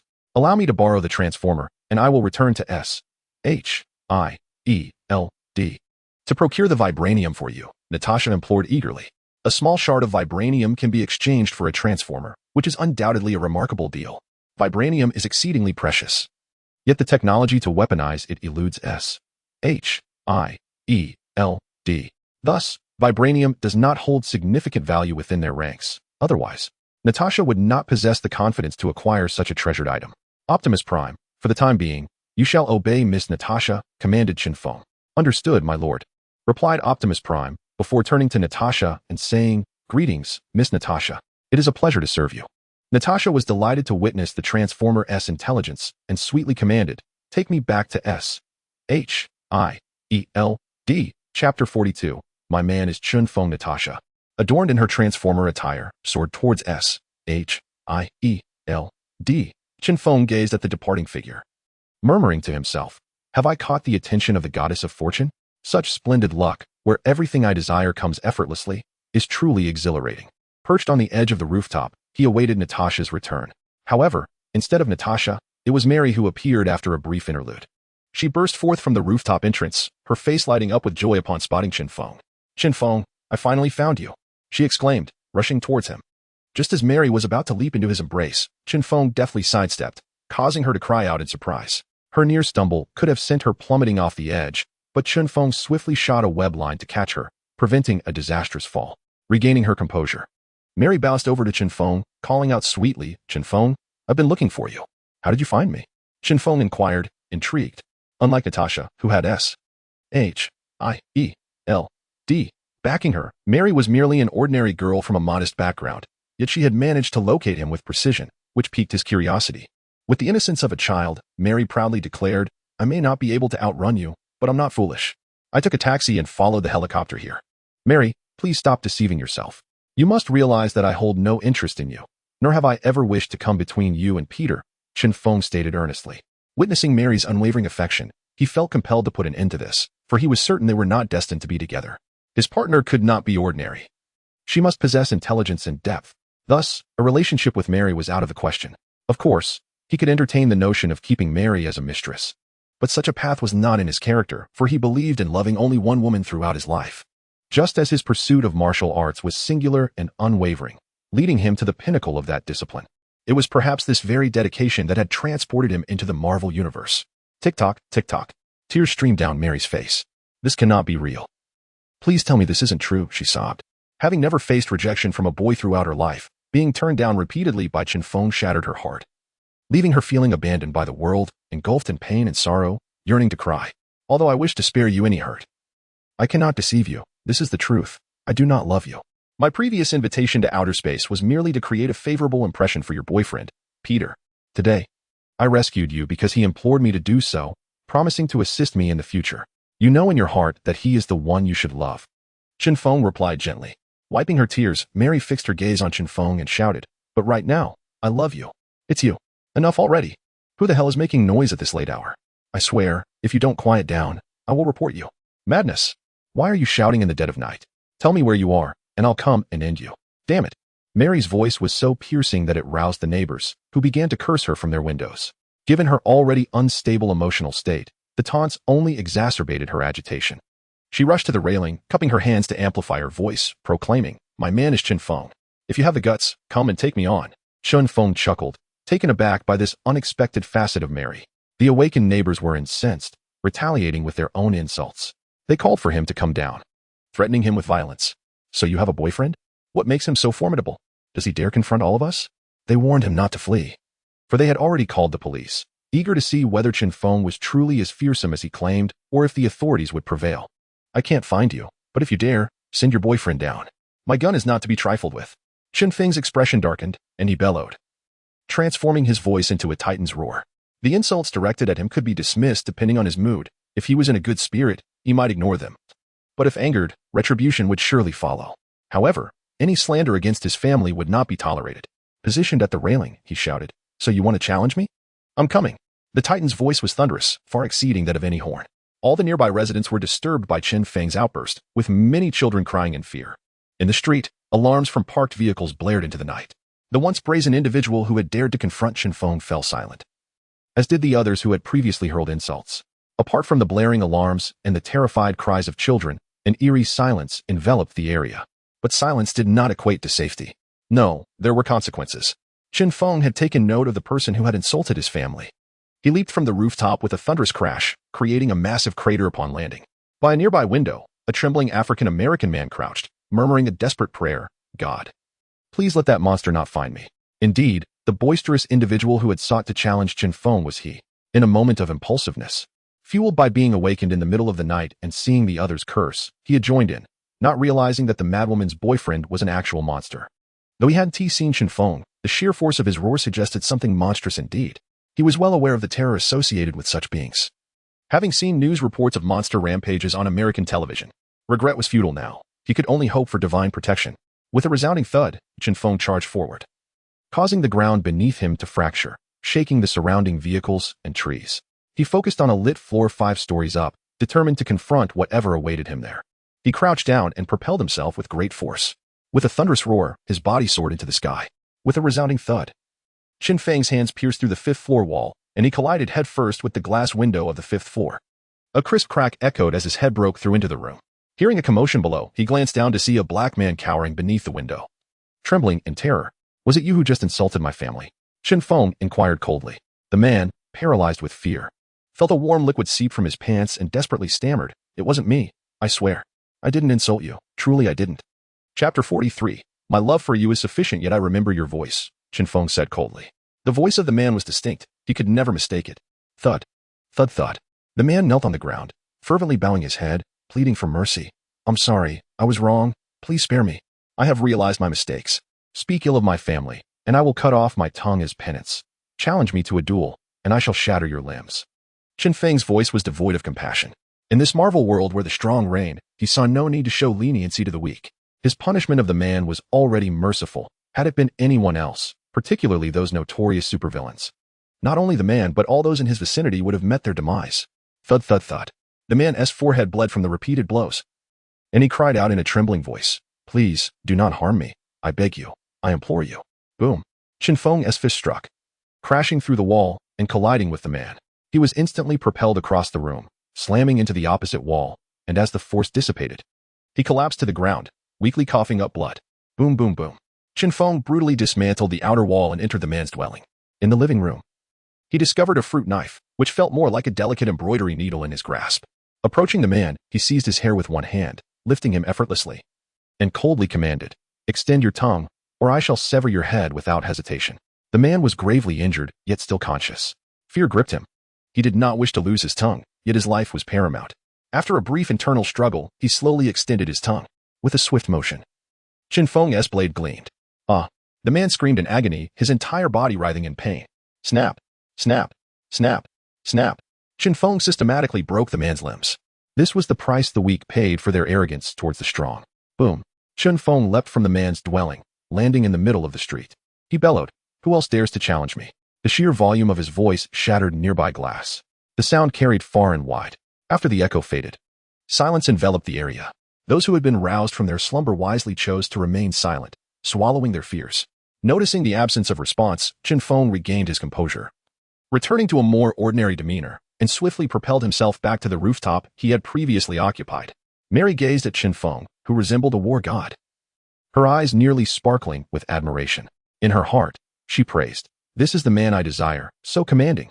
Witnessing Chen Feng's dominance, she couldn't help but recall Peter's timidity. As Spider-Man, Peter often endured scolding from his ordinary superiors without daring to retort, desperately pleading to retain his position, truly pitiful. Unlike Chen Feng, who silenced any opposition with a fist. Regardless of Chen Feng's feelings towards her, she found herself enamored by him, drawn to his masculine allure, his commanding presence, and his undeniable strength. Unable to contain her impulses, Mary rushed forward, embracing Chen Feng around the waist, and implored, "Chen Feng, I beg you, accept me."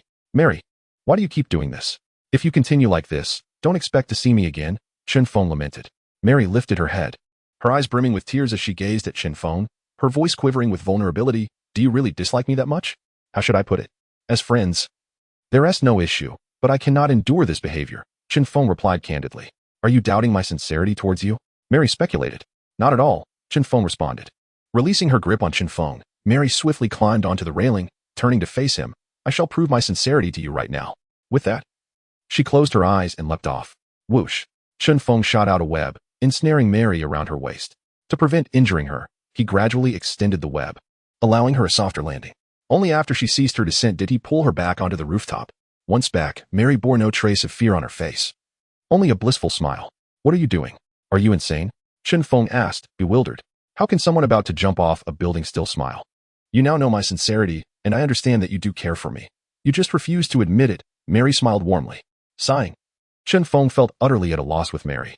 She stepped closer, gently wrapping her arms around him, resting her head against his chest. Listening to the steady rhythm of his heartbeat, and softly declared, "I love you. That is enough, regardless of whether you accept me." Her words were undeniably moving. Yet, Chen Feng still remembered the night when Mary had confessed her feelings for him right after sharing a moment with Peter. Such a sudden declaration of love from her made him apprehensive. If she could love him today, she might easily fall for someone else tomorrow. It felt too precarious. Chen Feng remained silent, weary of the conversation, for Mary's unpredictability left him concerned that a wrong word might provoke her to leap again. Thus, Mary held him tightly, standing still by the railing. Half an hour later, she had unknowingly drifted into slumber. Chen Feng took out his phone and called Spider-Man. "Peter, your girlfriend is asleep. You should come and get her." His well-meaning notification, however, was met with Spider-Man's furious roar. "Chen Feng, you've gone too far. I've already let Mary go to you. You've taken her and worn her out, and now you expect me to pick her up? Do you think I'm a pimp? I may not be able to overpower you, but I'm not afraid of you," Spider-Man shouted, feeling increasingly overwhelmed with envy. Chen Feng reflected on his words and realized Spider-Man had misinterpreted him. "I was with her on the rooftop." Before Chen Feng could finish, he was interrupted. "Is it necessary to inform me about you two playing on the rooftop? Or do you feel that the humiliation you've inflicted upon me isn't enough? And you had to orchestrate this?" Spider-Man roared. "Come on, Peter, can you please calm down?" Chen Feng's patience began to wear thin. In Chen Feng's embrace, Mary stirred slightly but remained asleep, likely due to having been held captive by Professor Lizard for an extended period, leaving her in a rather poor state of mind. "You have taken my girlfriend and expect me to remain calm while retrieving her?" Spider-Man bellowed. "Listen, I did not sleep with your girlfriend," Chen Feng clarified. "Huh? Who are you trying to deceive?" Spider-Man retorted sarcastically. "Damn it. If you were so eager for me to sleep with your girlfriend, then I shall do so now. And adorn you with a grand green hat," Chen Feng replied, infuriated. He had intended to play matchmaker between Spider-Man and Mary, but to his dismay, Spider-Man failed to appreciate the gesture. Not only did he refuse to pick up Mary, but he also vehemently accused Chen Feng of sleeping with her. This pushed Chen Feng to the brink of fury. If Spider-Man desired it so, then he would oblige, leaving Spider-Man to regret his words. Chapter 44. Spider-Man's Dilemma. Spider-Man exclaimed, realizing that he had perhaps misunderstood the situation based on Chen Feng's words. Chen Feng, brother, please don't. Spider-Man cried out. Don't what? Chen Feng inquired. I was wrong. Please don't sleep with my girlfriend, Spider-Man pleaded. Humph, let me tell you, it's too late. Tonight, I'm definitely going to be with your girlfriend, Chen Feng retorted vehemently.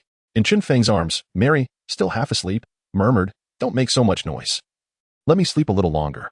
Her words intensified Spider-Man's anxiety as he urgently asked, Brother Chen Feng, I truly made a mistake. Please tell me the address so I can retrieve Mary right now. Beep, beep, beep. Chen Feng hung up the phone. If Spider-Man dared to confront him, then he would teach Spider-Man a lesson. However, that was not his priority at the moment. He had more pressing matters to attend to. Embracing Mary, Chen Feng sat on the railing, remaining there throughout the night. As dawn broke, a ray of sunlight fell upon Mary, rousing her from slumber. Upon opening her eyes, she found herself still in Chen Feng's embrace. She looked up at him. His gaze was directed toward the horizon. Following his line of sight, she beheld the magnificent sunrise. The light of the dawn resembled intertwined golden threads, weaving the black and white clouds into an exquisitely beautiful tapestry. How lovely, Mary remarked with a sense of bliss. Indeed, it is beautiful, but how long can such serene beauty endure? Chen Feng mused. The Marvel Universe was chaotic, to the extent that the Earth could explode at any moment. If only I could witness the sunrise with you every day, Mary longed. Sighing, Chen Feng remained silent, continuing to sit on the railing while Mary contentedly stayed in his arms. However, as the sun ascended higher, the intense heat caused Mary to sweat profusely, her skin turning red from the scorching rays. Unable to bear it any longer, she turned to Chen Feng and said, Chen Feng, let us go back. It's too hot here, I can't stand it. With a swift turn, Chen Feng set Mary down, stating, You may go back. I am waiting for someone. Mary grasped Chen Feng's hand reluctantly, saying, We can wait downstairs. No, I shall wait here, Chen Feng replied stubbornly. The blazing sunlight had no effect on Chen Feng. There was no need for him to seek shade. Then wait for me here. I'll be back shortly, Mary said before quickly descending the stairs. Mary purchased a set of alluring attire and found a hotel. After freshening up, she donned the enticing outfit and, as she left the hotel, discreetly took a box of condoms. At a store, she bought an umbrella, a battery-operated fan, and 2 bottles of mineral water before returning to the rooftop. Seeing Chen Feng still seated on the railing, Mary breathed a sigh of relief. Wielding the fan and holding the umbrella, she approached Chen Feng, placing the fan down before offering him a bottle of water, saying gently, Chen Feng, this is for you. Chen Feng accepted it without hesitation, unscrewing the cap. Gripping the bottle with his right hand and slapping the bottom with his left palm, he crushed the bottle, causing the water to surge forth. He opened his mouth and gulped it down. Wow, Mary was utterly astonished. It was her first time witnessing someone drink mineral water in such a manner, and she found it rather cool. Chen Feng tossed the crushed bottle behind him and continued to observe the people coming and going in the building. Mary, setting down her parasol, mimicked Chen Feng's earlier actions. Gripping the bottle with her right hand, she struck the bottom with her left palm. The bottle instantly crumpled, releasing a splash of water, but her reflexes couldn't keep up, and she was doused, her upper body soaked. The fabric at her neckline, subtly revealing, accentuated her allure. Ah, Mary exclaimed. Chen Feng turned around, and upon seeing her drenched state, he couldn't help but be amused. She was once again teasing him. Chen Feng, my clothes are wet, Mary said, her tone pitiful. Then take them off, Chen Feng replied curtly. Mary's face flushed crimson as she shyly protested. Ah, that wouldn't be appropriate. Someone might see us. Perhaps we should go to the hotel across the street. I truly wish I could knock some sense into your head. Why are you so flirtatious? Chen Feng said, bemused. How can you say that about me? I only behave this way with you. I'm quite serious with others, Mary replied coyly, casting him a playful glance. Serious? When I visited your home to see Peter, you were anything but, Chen Feng retorted, feigning innocence. Unsurprisingly, Mary's expression soured. She pouted and fell silent, sulking. Chen Feng, reveling in her silence, perched himself on the railing, patiently waiting, confident that Natasha would eventually arrive. After all, vibranium was not as precious as his transformers. At noon, Mary, thoughtful as ever, descended to procure a heartwarming lunch, envisioning sharing it with Chen Feng, taking turns with bites. However, to her surprise, Chen Feng showed no regard for her delicacy, devouring the meal in mere moments and leaving her with nothing but an empty container. Loving such an insensible man was truly disheartening, Mary lamented inwardly. At last, I have found you. Spider-Man appeared on the rooftop. Since Chen Feng had hung up the phone, he had been frantically searching for both Chen Feng and Mary until now, finally locating them. noticing that Mary was not wearing the outfit from the previous night. He furrowed his brow, suspecting that perhaps Chen Feng had indeed lost his temper, harmed his girlfriend, and torn her clothing, prompting her to change. Upon seeing Spider-Man, Mary placed her hands on her hips and exclaimed irritably, "Peter, what do you want now? Are you trying to intrude on my time with Chen Feng again?" "Chen Feng sent me to fetch you," Spider-Man explained, choosing not to mention the previous day's conversation, as he felt it unnecessary to confront the issue of jealousy. "Leave. I don't need you to pick me up. I have Chen Feng, and that's sufficient," Mary asserted firmly, once harboring some affection for Spider-Man. Her feelings had soured since he had disrupted her moments alone with Chen Feng multiple times, leading her to blame him for her inability to be with Chen Feng. Chen Feng turned around and said to Spider-Man, "Peter, do you know? You are utterly lacking in masculinity, even more so than a woman." Spider-Man furrowed his brow, displeased, and replied, "Why is that?" "Because you heed every word a woman says, devoid of any personal opinion. Haven't you heard that when a woman says no, it often means yes?" Chen Feng admonished him with exasperation. "I haven't heard that. Why don't you enlighten me?" Spider-Man responded eagerly, suspecting it to be one of Chen Feng's dating secrets. In simple terms, a man must assert his dominance. To put it more plainly, a man should be assertive. For instance, if Mary refuses to go back with you, then you should bind her and let your prowess win her over, Chen Feng asserted confidently. Chapter 45, The True Man. Upon hearing Chen Feng's words, Spider-Man felt a surge of passion, recognizing the profound truth in them. Consequently, his gaze towards Mary transformed. It was no longer tender but imbued with a wild yearning. "Mary, return with me," Spider-Man asserted, his expression serious. Mary rolled her eyes, choosing to disregard him, determined to heed Chen Feng's advice and take charge. Spider-Man shot a web that ensnared Mary, tugging forcefully. Her body, unbidden, soared towards him. He extended his arms, embracing her with a smile and declaring, "You are my woman." Suddenly, a red mark appeared on Spider-Man's face. Mary had struck him. "Let me go," she protested with a playful tone. "I refuse to release you," he insisted stubbornly, resolved to follow through with his newfound assertiveness. Another sharp slap left a mark on the other side of his face. "Let me go," Mary repeated, her voice laced with indignation. "I will not let go, not even if it kills me," Spider-Man declared loudly. In retaliation, Mary delivered a ruthless blow with her knee, striking Spider-Man squarely. A howl of pain escaped him as he relinquished his hold on her, collapsing to the ground, clutching his injury and groaning in agony. Though Spider-Man was no ordinary man, even he was vulnerable in that regard. Mary's merciless strike didn't obliterate him, but the pain was excruciating, rendering him nearly unconscious. Mary exhibited no remorse. Instead, she chastised him. "Peter, I am not your woman, and you have no right to dictate my actions. Besides, where are you asking me to return to? Your aunt's house? Humph. How can someone without a home dare to ask me to come back with him?" Spider-Man's remarkable recovery abilities kicked in. After a few minutes of torment, he regained his composure. He stood up, though his legs trembled, perhaps still reeling from the pain.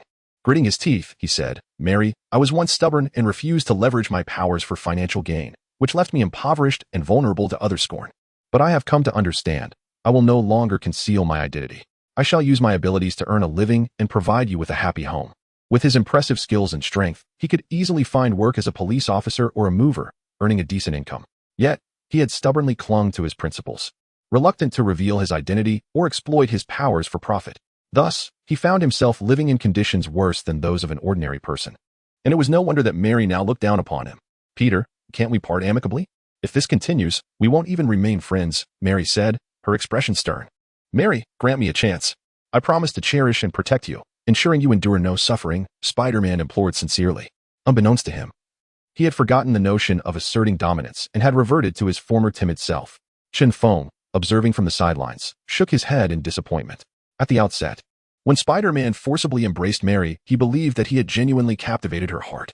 To his surprise, Spider-Man found himself at the mercy of Mary's relentless onslaught.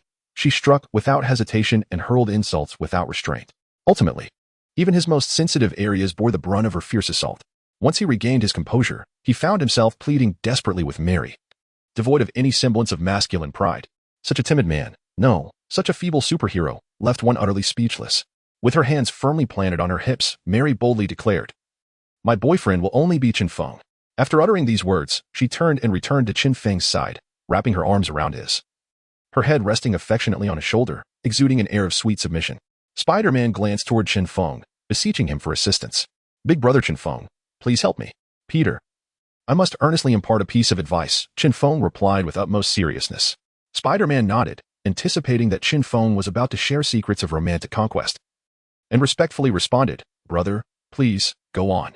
You must never tell anyone that you know me. I cannot afford to lose face like this. It is simply too shameful. Chen Feng expressed, exasperation evident in his tone. Truly, he felt as if he were nurturing a hopeless case. Ah, Spider-Man lamented, his face a mask of sorrow. Feeling profoundly disheartened.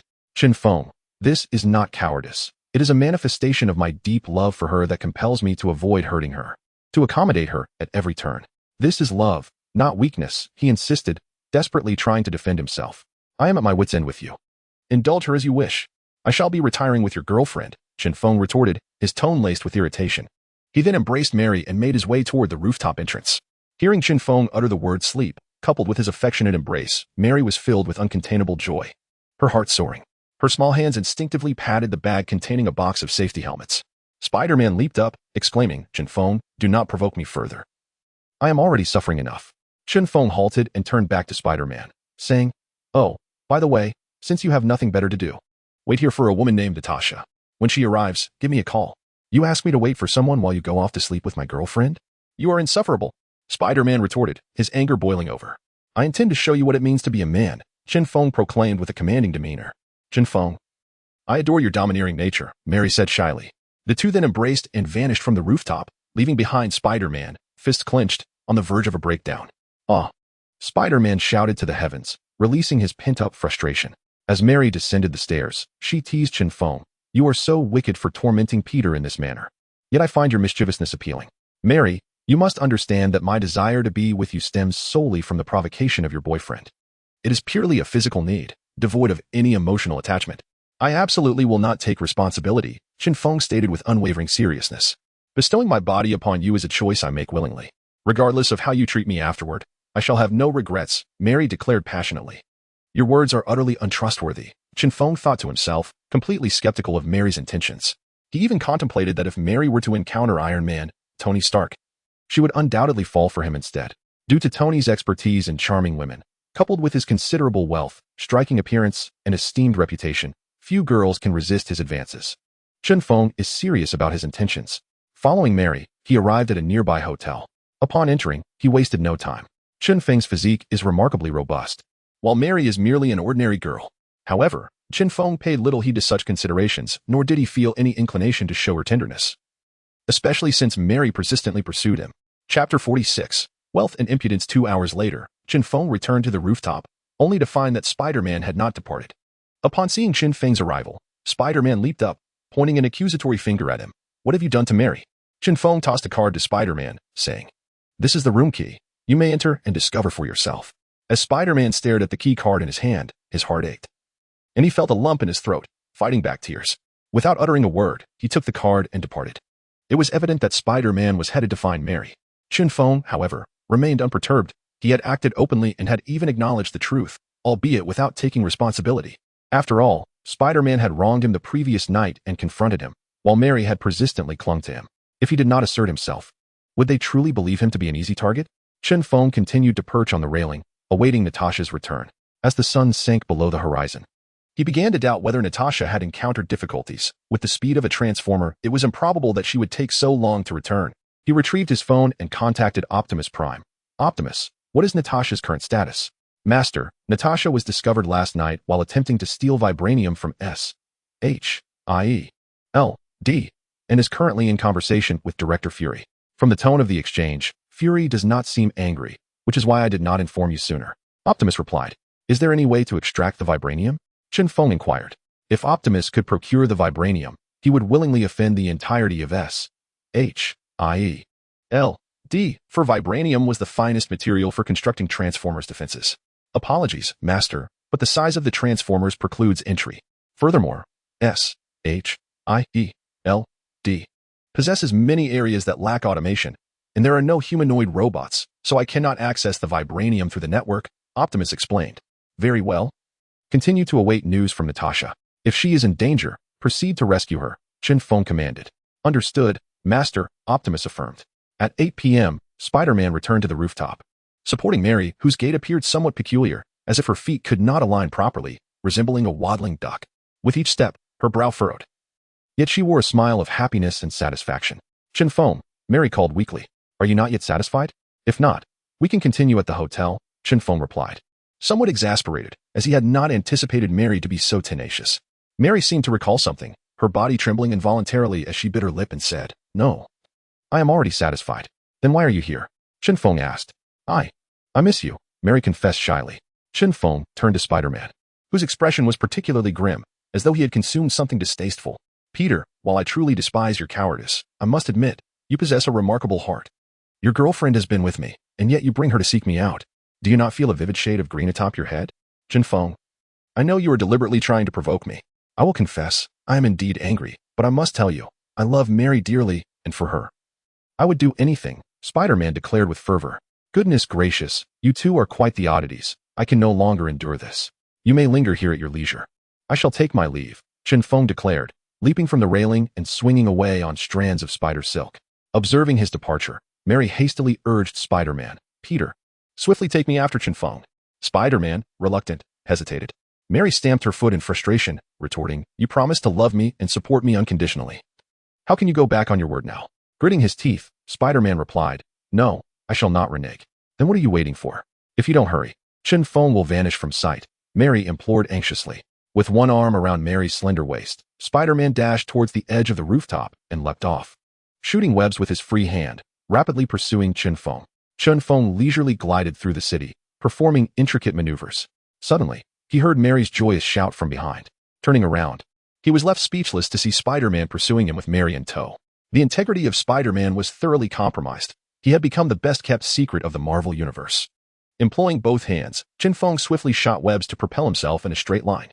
Spider-Man, lacking Chen Feng's prowess, struggled to replicate such advanced maneuvers, especially while carrying a passenger. Within mere moments, Chen Feng's figure faded from their sight. Frustrated by Chen Feng's escape, Mary chastised Spider-Man. "Peter, Chen Feng is utilizing your abilities. Why are you so incompetent? Are you intentionally failing to catch him?" Hanging from a streetlight on a single strand of web, Spider-Man grimaced and replied, "Chen Feng is inherently stronger than I. I cannot help it. You are doing this on purpose." "I am not. It is deliberate. I am being wronged." Thus, Spider-Man and Mary fell into an argument. Meanwhile, Chen Feng purchased a sports car from a passerby and drove towards the coastline, simultaneously commanding Optimus Prime to dispatch an iron armor to meet him at the shore. He intended to return to his private island to await Natasha, as he had no desire to encounter Spider-Man and Mary again in New York. These two were utterly peculiar. Bored, Chen Feng sped along the road. His driving skills were mediocre, yet his quick reflexes allowed him to push the car to its limits, overtaking vehicles one after another, causing those he passed to be thoroughly startled. After several hours, Chen Feng reached the seaside, maintaining his speed as he drove the sports car directly into the ocean. With a splash, the car glided over the surface for several hundred meters before slowly sinking. Chen Feng opened the door and swam to the surface, where he spotted the iron armor hovering above. "Master, I have come to retrieve you." Optimus Prime's voice resonated from within the armor. "Very well," Chen Feng acknowledged, raising his right hand. The iron armor grasped his hand, lifting him into the air and enveloping him within its body. "Optimus Prime, return to the private island," Chen Feng commanded. "Understood, Master," Optimus Prime replied, complying with the order. Chen Feng departed in his iron battle armor, dismissing the luxurious sports car without a second thought. Such is the capriciousness of wealth. Upon returning to his private island, he found it as serene as ever. He went to visit Dr. Octopus, Dr. Hank, and Dr. Zhao Helen. The three brilliant scholars were engrossed in their individual research. Upon his arrival, they did not even glance his way, treating him as though he were invisible. Observing the earnest dedication of Dr. Hank and the others to their work filled him with joy, for he was confident that it would not be long before his second-generation super-invincible life mechanical transformers would come to fruition. Chapter 47. The first meeting after returning to his quarters, Chen Feng freshened up and dressed meticulously before proceeding to the living room. He commanded Optimus Prime, "Optimus, please notify Dr. Hank, Dr. Zhao, and Dr. Octopus to convene in the living room." "Understood, my lord," Optimus replied, acknowledging the order. After a wait of several minutes, Dr. Hank and the others reluctantly entered the living room, their expressions sour. Without hesitation, Hank confronted Chen Feng. "We are engaged in research. Why are you interrupting us? Was it not agreed that we would focus solely on our studies and dismiss everything else?" Dr. Zhao chimed in, "My research is at a critical juncture. Yet Optimus has ceased assisting with my virtual calculations for the preliminary nanotechnology simply because I refused to attend this meeting." "How outrageous!" Dr. Octopus, his demeanor stern, added. "I prefer not to be disturbed while conducting my research. My temperament is quite volatile at the moment, and one impulsive action could easily ignite an artificial sun." Chen Feng's countenance darkened under the barrage of complaints from his subordinates. Yet, he was compelled to endure it, for these individuals were his invaluable assets. He cleared his throat and stated, "I convened this meeting out of concern for your progress. If you have matters to discuss, please express them directly. I still have research to attend to." Dr. Octopus showed no deference to Chen Feng, retorting, "We each pursue our own research, entirely unrelated to one another. Why is this being brought to a meeting? Biological research. Will his work assist with my regeneration cradle?" Dr. Zhao inquired. Chen Feng nodded. "Indeed, it will be beneficial. He has developed a lizard DNA serum that, when injected into a human, causes a mutation into a lizard-human hybrid. The side effects are rather severe, however. As long as the brain remains intact, any missing bodily parts can regenerate rapidly. Wow, when will he arrive? I have numerous questions for him." Dr. Zhao exclaimed eagerly. "Patience. He will be here within the next few days," Chen Feng replied with a smile. "Chen Feng, do you have any other matters to address?" Hank asked, his focus unwavering on his research as he yearned to rescue his wife, lost in the quantum realm. "I wish to inquire about your research progress," Chen Feng said.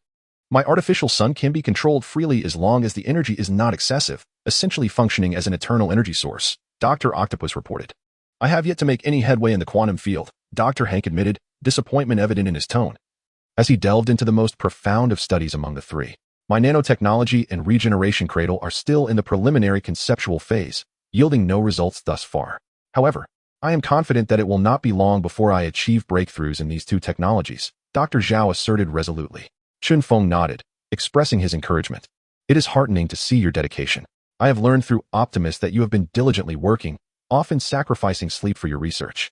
However, I must emphasize that while your perseverance is commendable, your minds may not endure such strain. To allow the mind to rest is essential for it to provide greater inspiration and expedite the development of one's desired creations." Although Chen Feng was eager to produce the second generation of Transformers, he did not wish for his subordinates to become overly fatigued. It is important to acknowledge that these subordinates are some of the most esteemed scientists in the Marvel Universe. They are invaluable. His path to greatness heavily relies on their assistance.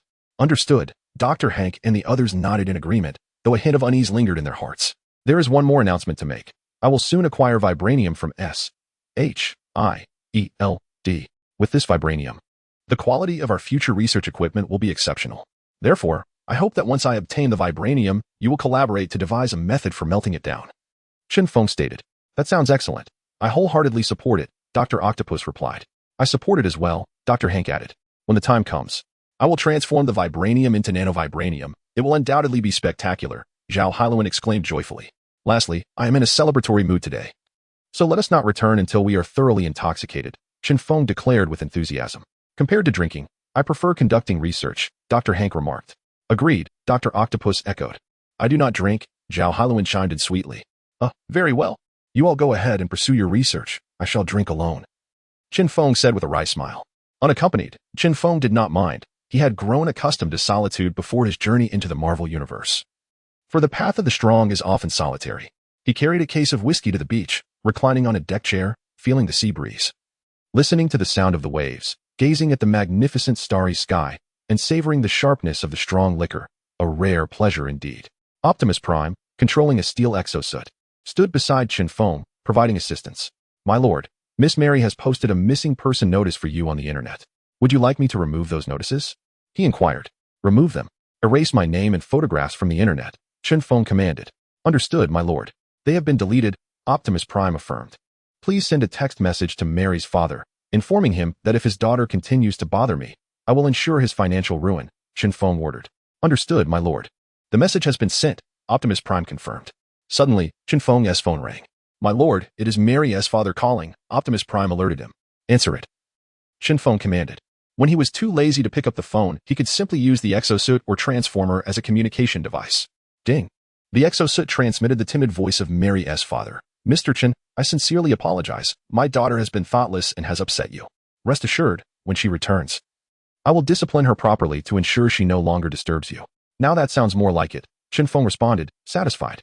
"Mr. Chen, do you truly have no affection for my daughter?" Mary's father asked timidly, still hoping Chen Feng would consider becoming his son-in-law, given his wealth and strength. "Your daughter is nothing but a clingy little sprite, which I find rather unappealing. You should marry her off to Peter," Chen Feng remarked. "Oh," Mary's father replied dismissively. Internally lamenting, marrying her to Peter is out of the question. However, that wealthy heir who was a potential son-in-law before seems quite promising. Optimus Prime, terminate the call. Chen Feng commanded. Yes, my lord, Optimus Prime acknowledged. Within the confines of Mary S. Villa, her father heard the sound of the phone disconnecting with a series of beeps. He sighed heavily and remarked, alas, such a fine son-in-law has slipped away just like that. I cannot fathom how that girl, Mary, managed to pursue someone who ultimately found her so distasteful. Chapter 48. S. H. I. E. L. D. Rejects the deal the following day, at noon. Chen Feng received a call from Natasha. She informed him that she had been apprehended while attempting to steal vibranium. Fortunately, S. H. I. E. L. D. did not impose any difficulties upon her and agreed to relinquish a small quantity of vibranium to Chen Feng, albeit under certain conditions. Chen Feng was required to provide S. H. I. E. L. D. with the technology of the Transformers, as well as the methodology for refining vibranium. In exchange for these invaluable technologies, he would receive only a minuscule amount of vibranium. Chen Feng suspected that S. H. I. E. L. D. had lost their senses. The technology of the Transformers was extraordinarily precious, encompassing a plethora of advanced innovations. It was inconceivable that such a treasure could be bartered for a mere fraction of vibranium. Even if he were to negotiate with Iron Man for half of Stark Industries, the likelihood of obtaining it would be high. After all, leading-edge technology is the true measure of wealth. The technique for refining vibranium had eluded scientists in the Marvel Universe for centuries, with only Dr. Myron McClane having succeeded during World War II, and that success had been purely accidental. Such a rare and invaluable technique far surpassed the capabilities of the first-generation Transformers. To trade these two remarkable technologies for a scant amount of vibranium was an insult to Chen Feng's intelligence, and thus he promptly declined the offer. If negotiations with S. H. I. E. L. D. proved fruitless, he contemplated sending Spider-Man to undertake the theft or collaborating with Iron Man to secure it. It was worth noting that Iron Man possessed capabilities that rivaled those of S. H. I. E. L. D. Given his extensive connections within the arms manufacturing sector and with numerous high-ranking officials and leaders worldwide. By leveraging these relationships, Iron Man could exert pressure on S. H. I. E. L. D. to acquiesce. After all, S. H. I. E. L. D. relied on governmental support to operate. Without it, they would be reduced to a disjointed entity, potentially deemed a rogue organization and ostracized by nations. Thus, acquiring vibranium would be considerably easier for Iron Man than for Chen Feng. Nevertheless, Chen Feng was resolute in his decision not to collaborate with Iron Man unless absolutely necessary. After concluding the call with Natasha an hour later, he received another call from her, this time filled with frustration. She informed him that S. H. I. E. L. D. had categorically rejected the trade. Enraged, Natasha decided to resign from S. H. I. E. L. D. and sought solace on a private island, which Chen Feng had transformed into a research facility. Not wishing for Natasha to disrupt his work, he declined her request and ordered Optimus Prime to return immediately. Once the Transformers were back, Chen Feng took the wheel of Optimus Prime and made his way to New York. Although he had initially been reluctant to go, he was willing to endure the trip for the sake of vibranium. Through Optimus Prime, he located Spider-Man, who was working at the newspaper office. Upon arriving at the office, Chen Feng was met with an astonishing sight. Spider-Man was engaged in a physical altercation with his superior. The sound of blows echoed through the room as Spider-Man, far from an ordinary individual, overwhelmed his boss with ease. It was not until his superior lost consciousness that Spider-Man ceased his assault. As he stood up and turned to leave, he caught sight of Chen Feng and paused in surprise. With a round of applause, Chen Feng expressed his approval, saying, "Peter, splendid work. Now that is what it means to be a true man." "Chen Feng, what brings you here?" Spider-Man asked with a cold expression.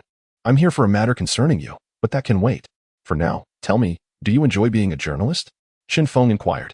Spider-Man nodded, somewhat irritated. "What does it matter if I like it? I've already been fired." Ignoring Spider-Man's response, Chen Feng turned to the gathered employees and proclaimed, "Who can assist me in contacting the owner of your newspaper? I shall reward you with $10,000. "I can help, sir. Choose me. I know how to reach him," exclaimed a clever employee, handing Chen Feng a phone. Taking the phone, Chen Feng dialed and confidently declared, "Name your price. I wish to purchase your newspaper."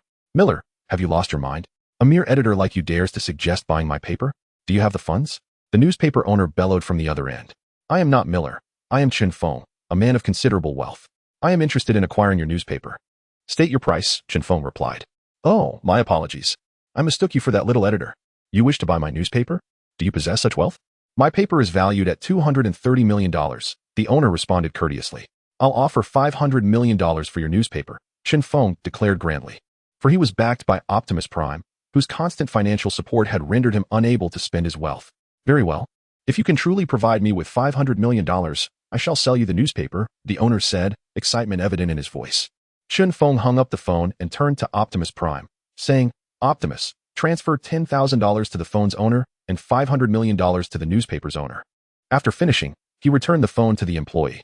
Upon receiving the phone, the employee saw a message from the bank, opened it, and smiled with joy, realizing that $10,000 had indeed been deposited into his account. Chen Feng addressed everyone at the newspaper, declaring, I have purchased this newspaper and gifted it to Peter. Henceforth, Peter shall be your boss. Those who obey may stay, those who do not may leave. Is this real? Staff members whispered to one another, questioning whether he had truly bought the newspaper before any formal agreement had been signed. Did you really buy the newspaper for me? Spider-Man asked in disbelief. Chen Feng nodded and replied, Indeed. I need you to assist me with a task as a reward for your help. The employee who had handed Chen Feng the phone received a call shortly after, spoke for a moment, then approached Spider-Man with a respectful bow, stating, Hello, boss. Please feel free to give me any instructions. Other employees, realizing the newspaper had indeed been purchased by Chen Feng, gathered around Spider-Man, showering him with praise. Peter, congratulations on becoming the owner of the newspaper. Peter, I always knew you had a bright future ahead. Look at you now. Peter, we are good friends. Do take care of us. Peter, I have prepared a cup of coffee for you. Do give it a taste. In the past, Spider-Man was the subject of ridicule among the entire newspaper staff. Thus, this sudden shift has left him feeling quite out of place. Spider-Man said to Chen Feng, Let us find a place to converse. He surmised that Chen Feng's generous demeanor must indicate that there was something significant for him to address. Spider-Man escorted Chen Feng to a quaint CAF. Speak your mind. What do you require of me? He inquired. I need your assistance in acquiring a special metal known as vibranium from S-H-I-E-L-D. We do not require much, just a small grain will suffice. If you successfully procure it for me, I shall consider the debt I owe you settled, Chen Feng replied. Chapter 49. The Transport of the Lizard Legion. Very well. I shall assist you, Spider-Man declared. Chen Feng was taken aback by Spider-Man's willingness to engage in theft without a second thought. Sensing a profound change in him, perhaps it was due to Mary's influence, Chen Feng produced a small box and presented it to Spider-Man, saying, Inside, you will find a multifunctional watch and a wireless earpiece.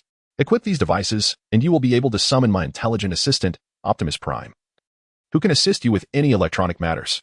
Spider-Man silently accepted the items. When do you plan to proceed? Chen Feng inquired. Tomorrow. I need to gather more intelligence on S-H-I-E-L-D to ensure I do not falter, Spider-Man replied.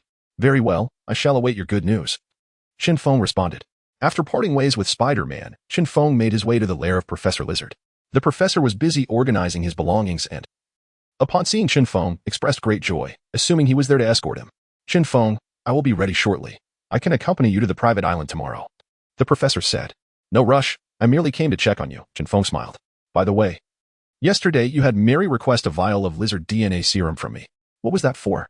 The professor asked as he continued to tidy up. Chen Feng's smile faded as he replied, I did not send her to ask for the lizard DNA serum. I severed all ties with her after leaving New York. Ah, she deceived me. What could she possibly want with the lizard DNA serum? The professor questioned. Chen Feng was uncertain and commanded Optimus Prime, Optimus, call Peter. As you wish. My lord, Optimus responded. Once the call connected, Chen Feng asked, Peter, your girlfriend tricked Professor Lizard into giving her a vial of lizard DNA serum in my name. Were you aware of this? After a brief silence, Spider-Man sighed. While I do not understand her motive for deceiving the professor, I am aware of her intentions. What are they? Chen Feng inquired with curiosity. She intends to kill you, Spider-Man replied earnestly. Chen Feng was left speechless. He realized that by rejecting Mary, she would harbor resentment, but he never anticipated her descent into madness, culminating in a desire to end his life. Mary must have understood that as an ordinary person, she could not defeat him alone. Thus, she sought the lizard DNA serum to gain strength. Do you know her current whereabouts? Chen Feng asked. No. After a fierce argument with her family, she ran away, leaving behind everything. I searched extensively but did not find her, only to discover that she had hidden in the sewers and deceived the professor into giving her the lizard DNA serum. Chen Feng, you must be cautious. Mary has truly lost her mind, Spider-Man warned. If you love her so much, why do you not continue searching for her? Chen Feng questioned. I no longer love her. She is no longer the Mary the first once knew. I choose to let go, Spider-Man said, his tone melancholic. Your girlfriend is coming to kill me, and you remain indifferent? Chen Feng exclaimed in frustration. In the intricate web of relationships, Chen Feng stands as the epitome of innocence among the trio of Spider-Man, Mary, and himself. He has never pursued Mary. Rather, it is she who relentlessly clings to him, leading to a profound misunderstanding from Spider-Man, rendering Chen Feng the unfortunate victim of circumstance. It is utterly baffling that he has drawn such peril upon himself, and anyone in his shoes would feel a surge of indignation. I have severed ties with her, so I shall refrain from intervening. You may handle it as you see fit, Spider-Man declared. Damn it, Chen Feng cursed, promptly instructing Optimus Prime to terminate the call. Their conversation did not escape the keen ears of Professor Lizard, who, eager to curry favor with Chen Feng, eagerly offered, "Let me assist you in eliminating Mary." "Best not to," Chen Feng replied, shaking his head. He was acutely aware of Professor Lizard's lackluster combat abilities and feared that rather than vanquishing Mary, he might end up being the one who falls. Such a loss would be substantial. "Optimus Prime, please investigate Mary's whereabouts," Chen Feng commanded. "Understood, my lord." Optimus Prime acknowledged. Before long, he reported back, "My lord, I have discovered that Mary has not exited the Osborn group since her entry. My data analysis suggests that she is seeking assistance from the Green Goblin, Harry." "Alas, let it be," Chen Feng sighed. Initially, he contemplated eliminating Mary, considering her intent to harm him. Yet, the memories of her past affection and their intimate encounters rendered him hesitant. However, he reasoned that Mary would not reach his private island, and should she emerge to wreak havoc, the S.H.I.E.L.D. and various superheroes would likely intervene. Turning to Professor Lizard, Chen Feng inquired, "How much do you have left to pack? If it's not too burdensome, I shall escort you to the private island today." "Not much. Just give me a few hours, and I shall be ready," Professor Lizard replied. "Very well," Chen Feng consented, then commanded Optimus Prime, "Deploy all the iron armors from the private island. Additionally, arrange for a cargo ship to await us by the shore, and organize 100 trucks to be stationed in the outskirts of the city." In this digital era, even though Optimus Prime is not human, he can utilize the internet to employ monetary incentives to motivate humans to fulfill his tasks. Professor Lizard's equipment was minimal, consisting primarily of various containers filled with liquids and a vast legion of lizards. Chen Feng's request for the cargo ship was to facilitate the transport of this lizard army. He volunteered to assist in the packing. 2 hours later, Chen Feng and Professor Lizard emerged from a secluded sewer entrance in the outskirts of the city, accompanied by a substantial number of lizards. The majority of the lizard army had been dispatched by Chen Feng, leaving only a few hundred, while the remaining multitude comprised unmutated little lizards, numbering in the tens of thousands. Upon the arrival of 100 trucks from the transport company at the designated location, the sight of the lizard army sent the drivers into a frenzy, accelerating in an attempt to flee. With a mere gesture, Chen Feng commanded a dozen iron armors, equipped with Gatling guns, rotating missile launchers, and shoulder-mounted guided missile launchers, to target the 100 trucks. The drivers, sensing the imminent threat, promptly complied, turning their vehicles around in submission. Under the command of Professor Lizard, the Lizard Legion swiftly ascended into the cargo trucks. Once all the reptiles were aboard, Chen Feng, manipulating the transformers, grasped Professor Lizard with one hand and soared towards the seaside. 100 trucks transported the Lizard Legion to the shore, where Professor Lizard then directed the assembly of his troops onto the cargo ship. After 3 hours, they finally arrived at the private island. Chen Feng instructed Professor Lizard to arrange the Lizard Legion within the island's forest before escorting the professor into the villa, leaving the management of his various jars and bottles to Optimus Prime. Chen Feng requested Optimus Prime to inform everyone to come out and meet Professor Lizard. Zhao Hailuan was the first to emerge, and upon seeing the appearance of Professor Lizard, she instinctively covered her mouth with her hands and exclaimed in a loud shriek, "Ah, a monster." Chapter 50. Professor Lizard returns to normal. Chen Feng hurriedly advanced and caught Zhao Hailuan before she collapsed to the ground. Startled, she fainted. Initially, Chen Feng intended to revive her by pinching her philtrum, but upon observing her exquisitely delicate and strikingly handsome features, he conceived an alternative approach: cardiac compressions and artificial respiration. A man must not falter. He scooped Zhao Hailuan into his arms and made his way back to his room. "Chen Feng, wait," Professor Lizard called out urgently. "I have a stimulant. Let her inhale it, and she will awaken." "No need," Chen Feng replied without looking back, as he carried Zhao Hailuan into his chamber. He gently laid her on the bed. After a series of intimate rescue efforts, Zhao Hailuan let out a faint groan and regained consciousness.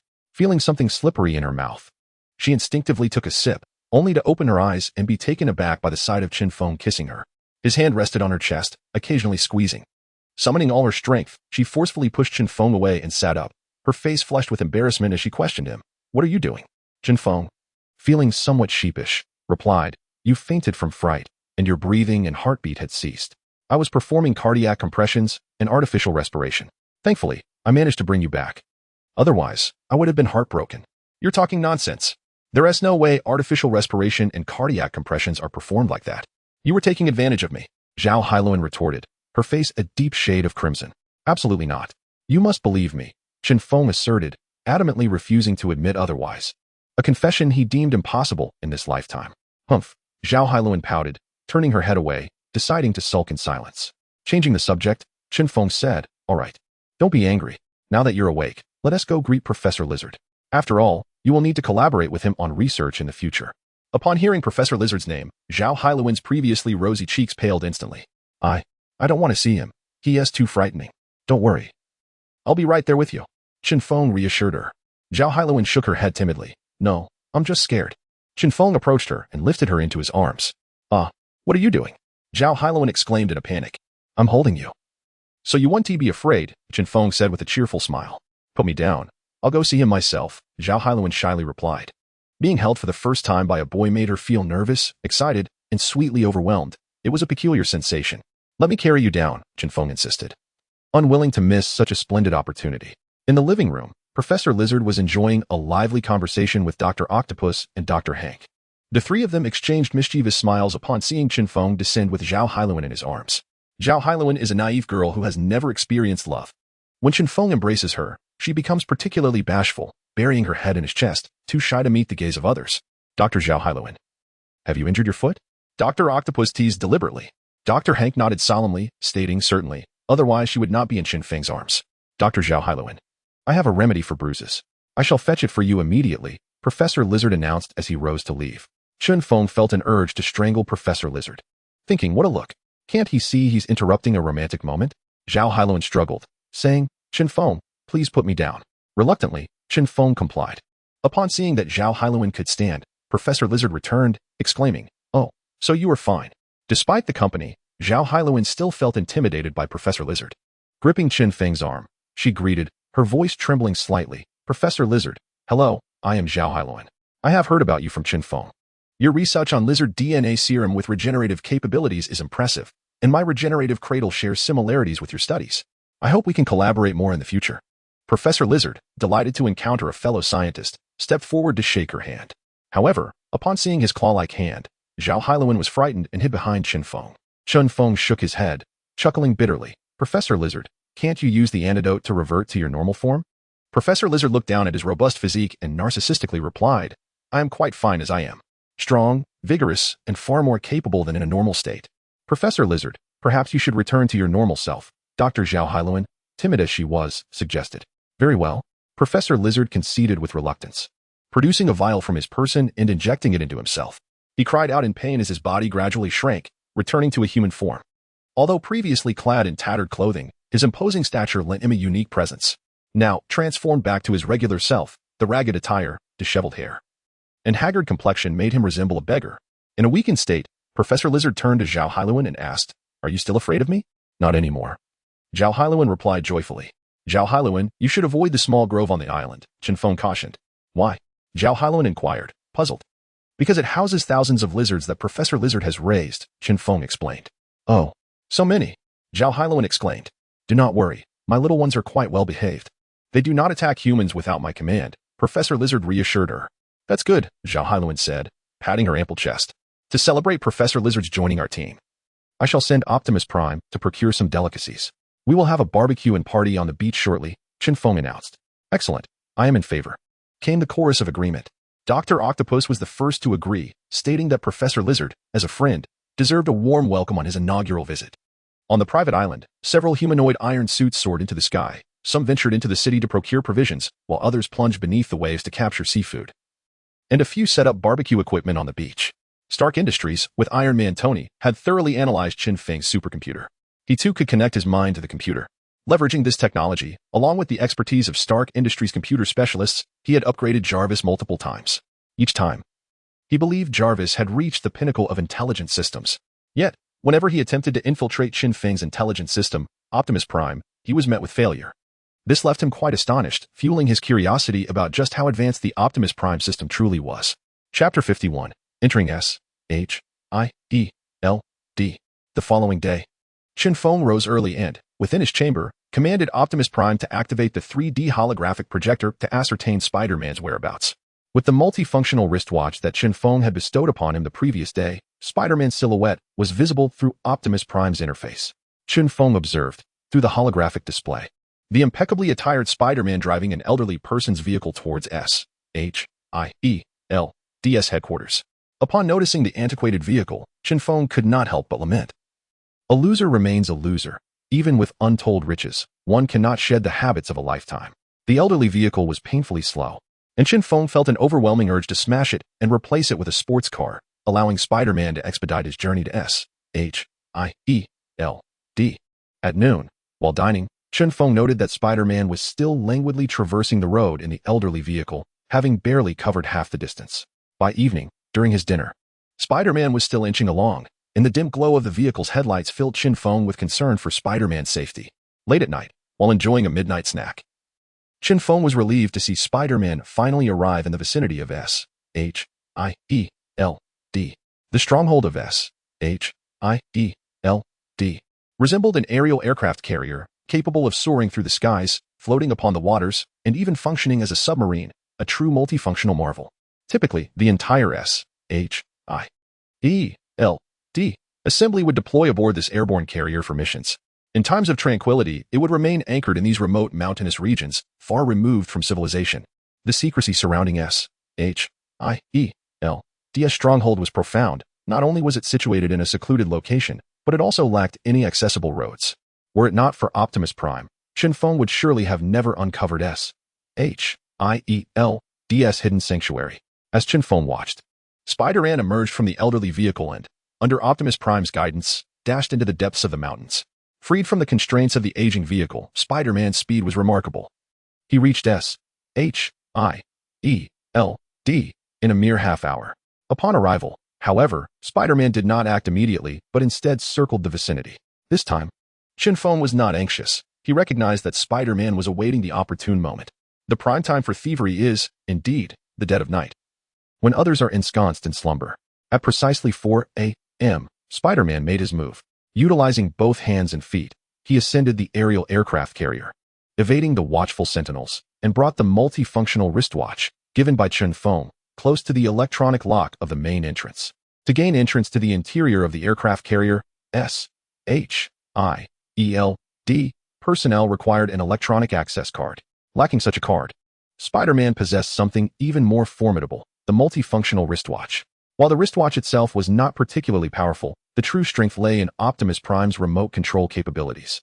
As Spider-Man approached the electronic lock with the wristwatch, Optimus Prime swiftly executed a hack, simultaneously silencing the audible alert that signaled the unlocking of the door.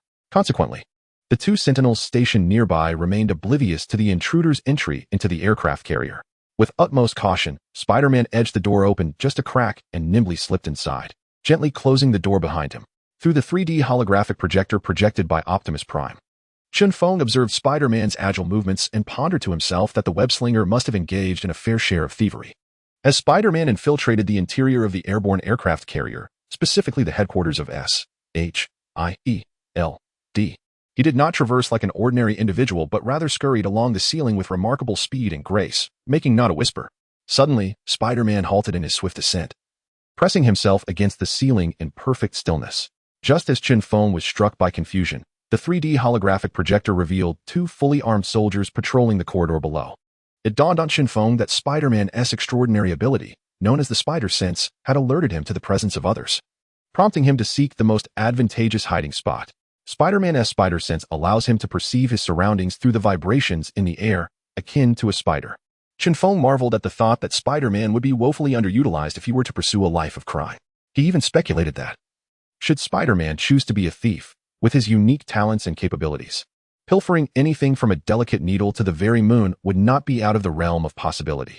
As Spider-Man continued his advance, he adeptly evaded all patrols, facilitated by the assistance of Optimus Prime, allowing him to navigate S.H.I.E.L.D. with remarkable ease. However, the conundrum remained that Spider-Man was unaware of the location of the vibranium and could only search aimlessly. The vastness of S.H.I.E.L.D. was akin to a labyrinth, and as Spider-Man traversed its depths in search of vibranium, he became increasingly disoriented. As dawn approached, He pilfered a few pieces of bread and sought refuge in a ventilation shaft. Spider-Man did not depart, leading Chen Feng to speculate that he intended to resume his search for vibranium by nightfall. Thus, Spider-Man settled down to slumber within the confines of the ventilation system. Chen Feng commanded Optimus Prime to alert him when Spider-Man awakened and then retired for the night. As night enveloped the world at the witching hour, Chen Feng received a notification from Optimus Prime. He instructed the Transformer to activate the 3D holographic projector, immediately revealing Spider-Man's furtive figure. After several hours of searching, Chen Feng inquired of Optimus Prime, "Does S-H-I-E-L-D-S system contain any information regarding the vibranium?" "Indeed, my lord," replied Optimus Prime. "The system does possess data on vibranium, yet it does not specify its location." "Then direct Spider-Man to investigate the weapon laboratory in the armory," commanded Chen Feng. "Understood, my lord," Optimus Prime affirmed. Upon receiving the alert from Optimus Prime, Spider-Man made his way to the weapon laboratory of S-H-I-E-L-D. The laboratory was expansive, and although it was the dead of night, numerous fervent scientists were still engrossed in their research. With cleverness, Spider-Man stealthily appropriated a suit of protective gear. Once donned, his identity became unrecognizable. He roamed the laboratory for an extensive period, rummaging through myriad items, yet found no trace of the vibranium. Reluctantly, he withdrew from the weapon laboratory and proceeded to the armory. The S-H-I-D-L-D armory was a spectacle to behold. Among rows of shelves, an array of weapons was displayed, ranging from miniature handguns to formidable tanks, with even several large missiles in stock. The armory is a place of great significance, thus it is diligently patrolled around the clock by a multitude of personnel. Although the patrollers are unarmed, their capabilities are formidable. Even the likes of Spider-Man may find himself challenged by these individuals. Each of them is a highly trained agent, meticulously honed by S-H-I-E-L-D, having undergone enhancements akin to those of Natasha with her super serum. The sheer number of guards makes Spider-Man's search painstakingly slow. He can barely sift through a couple of items before swiftly ascending to the ceiling with his webbing to evade detection. Meanwhile, Chen Feng savors a glass of 1982 Lafite red wine, gazing at the densely packed array of advanced weaponry through a 3D holographic projector. He muses to himself, "Once I become powerful, I shall procure all of S-H-I-E-L-D's arsenal to equip my own associates." Chapter 52. Drinking. One-Shot Spider-Man spent 3 days scouring the entire armory, yet he still could not locate the vibranium. His clandestine efforts had left him in a state of melancholy, prompting him to express to Chen Feng his desire to leave S-H-I-E-L-D and return later to steal. Chen Feng, however, declined his request, insisting that Spider-Man continue his search with an S-H-I-E-L-D. In truth, Chen Feng could have compelled someone from S-H-I-E-L-D to divulge the whereabouts of the vibranium through interrogation, but he feared that Spider-Man might falter, which would alert S-H-I-E-L-D and result in the vibranium being hidden even more securely. After several fruitless days of diligent searching, Spider-Man found himself with no choice but to seek out Natasha. Optimus Prime. "Place a call to Natasha," Chen Feng commanded. "Understood, my lord," Optimus Prime replied obediently. In a bar in Los Angeles, Natasha was drowning her sorrows, consuming drink after drink.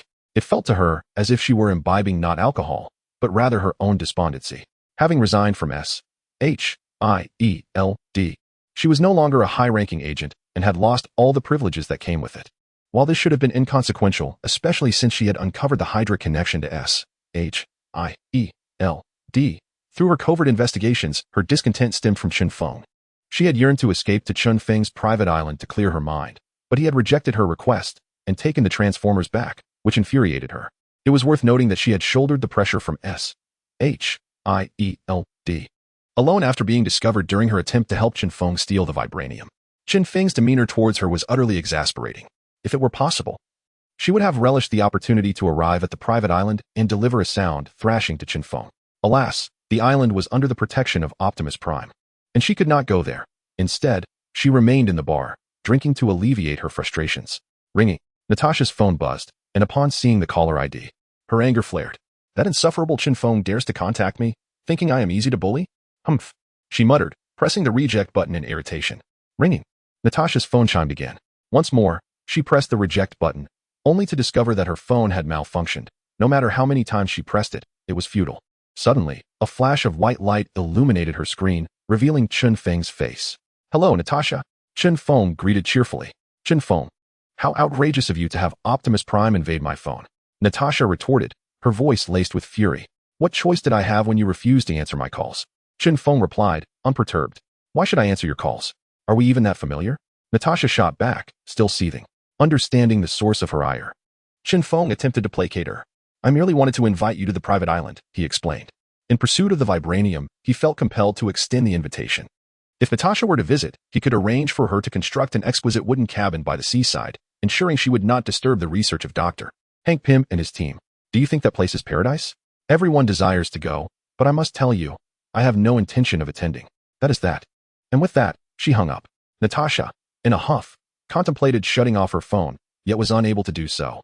For Optimus Prime had commandeered even the control system of her device.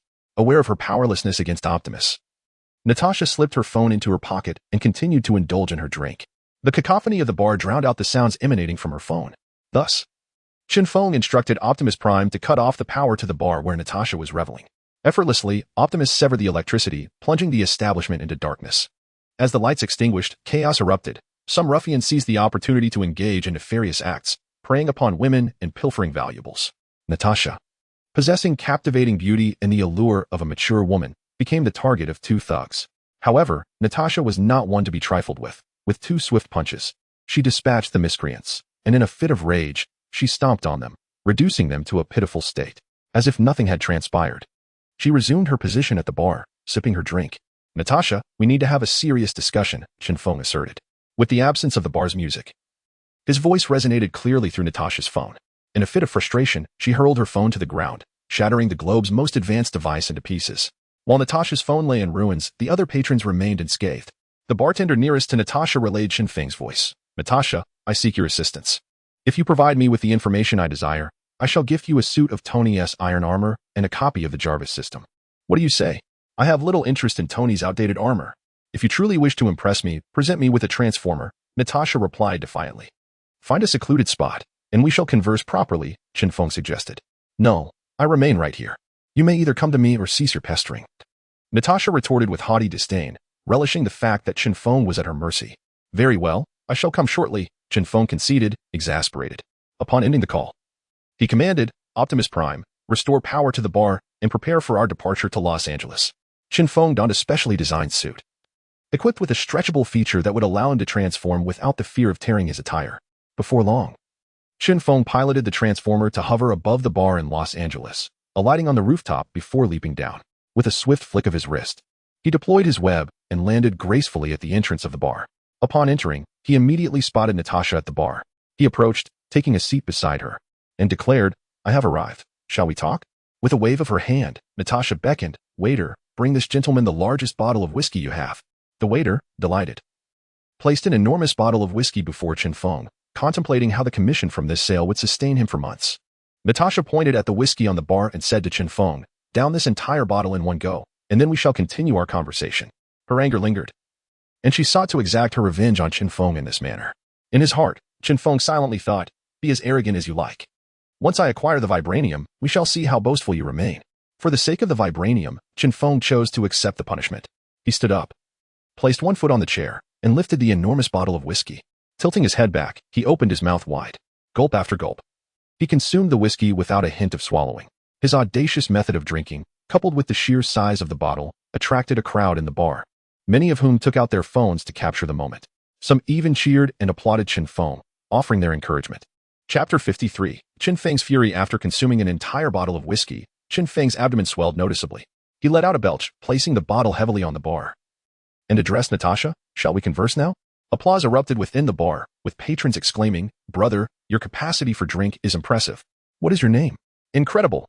You downed such a large bottle in one go. Your drinking prowess is commendable. Some sought to befriend Chen Feng, while others, particularly women, were eager for deeper interactions with him. Natasha observed a group of alluring women surrounding Chen Feng, smiling quietly without interjecting. At times, Chen Feng could be affable, yet at others, he could be quite formidable. Suddenly, a resounding crash echoed as Chen Feng slammed his palm onto the bar, producing a loud thud. The force was so great that an imprint of his hand was left on the surface, and various barware toppled over. With a fierce shout, he commanded the women clinging to him, leave. Frightened, the women retreated, and the onlookers dispersed, terrified by his display of strength. Witnessing even the bartender flee, Chen Feng felt a sense of satisfaction and turned to Natasha. Tell me where vibranium is stored within S-H-I-E-L-D. What are your intentions? Natasha inquired seriously, suspecting that Chen Feng's question hinted at a desire to steal the vibranium. That's none of your concern. Just inform me of its location, Chen Feng insisted. With a clever glint in her eye, Natasha retorted, First, you must hand over the transformer, and then I shall tell you. Such greed for merely a piece of information. Chen Feng remarked. Perhaps it is a bit excessive, but you deceived me before and had Optimus Prime destroy my aircraft, causing me to plunge into the sea. Subsequently, I endeavored to procure the vibranium for you and ended up captured, resigning from my position to seek solace in your company. Yet, you refused me. You have deceived, harmed, and rejected me.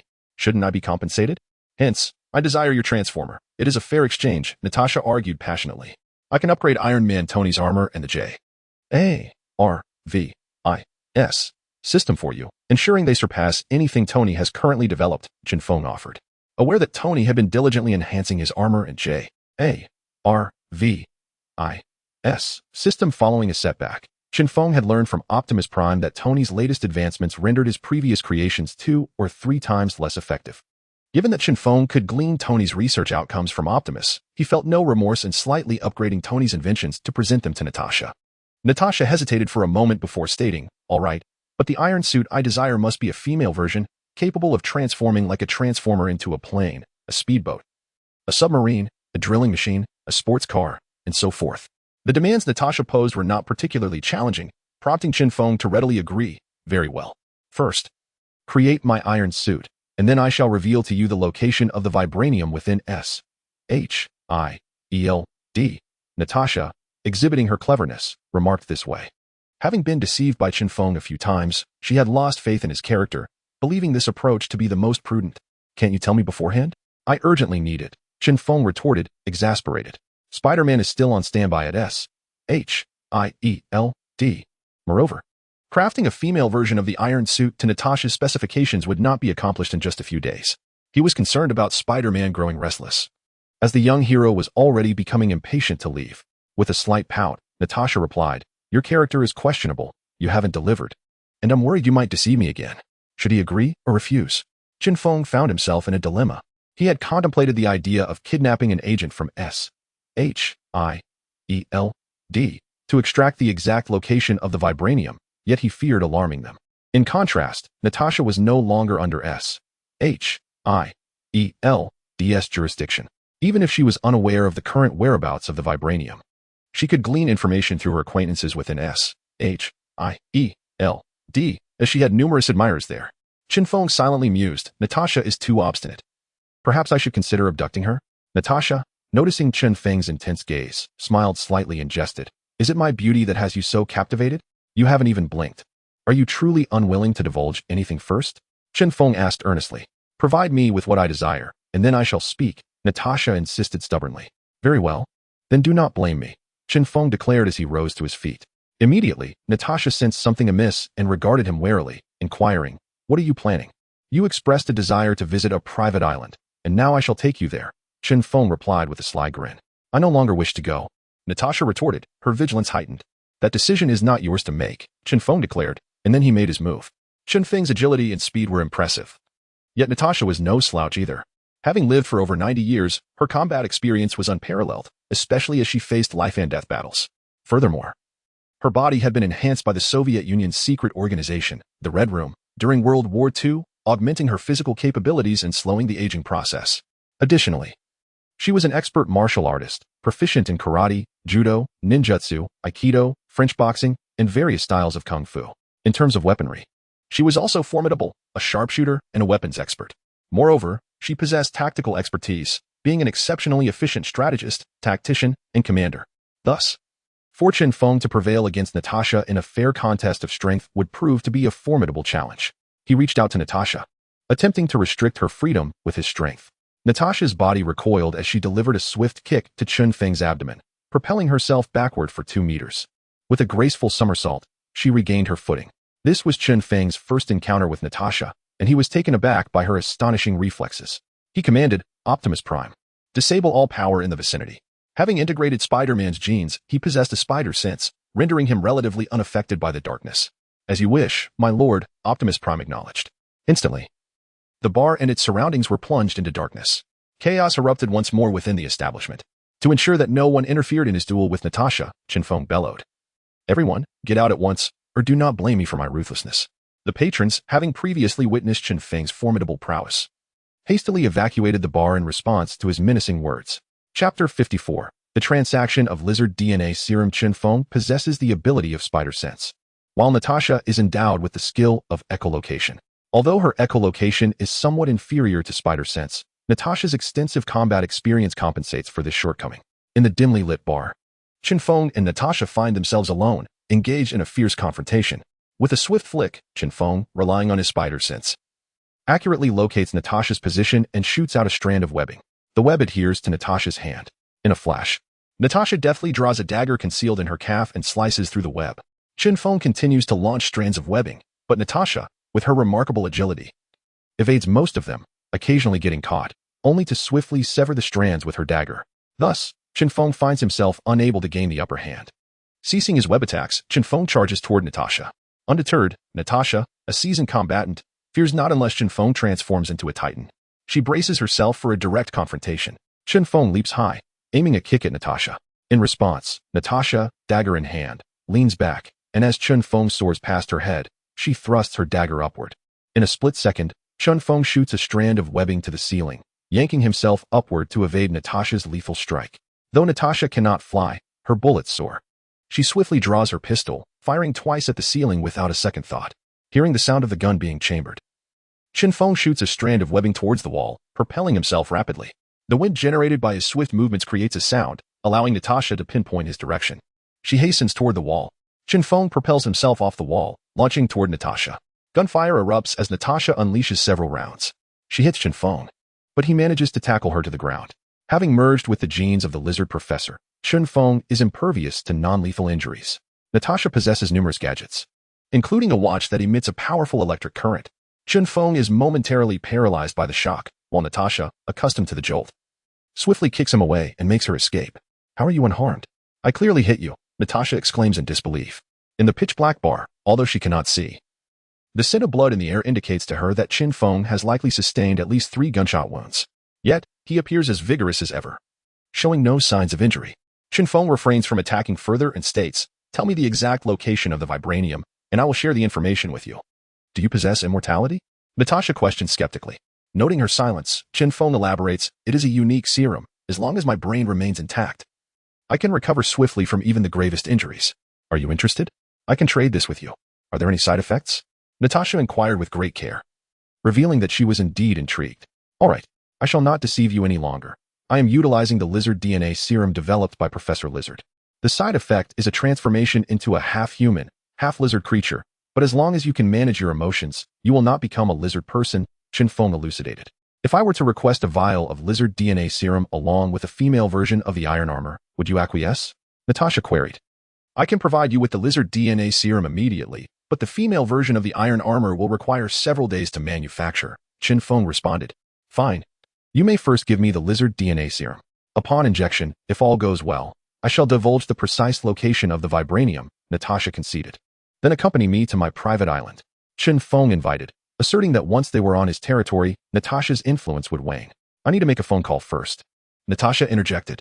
Being astute, Natasha harbored concerns that Chen Feng might act against her once they reached the private island. Thus, she contacted a close friend at SHIELD,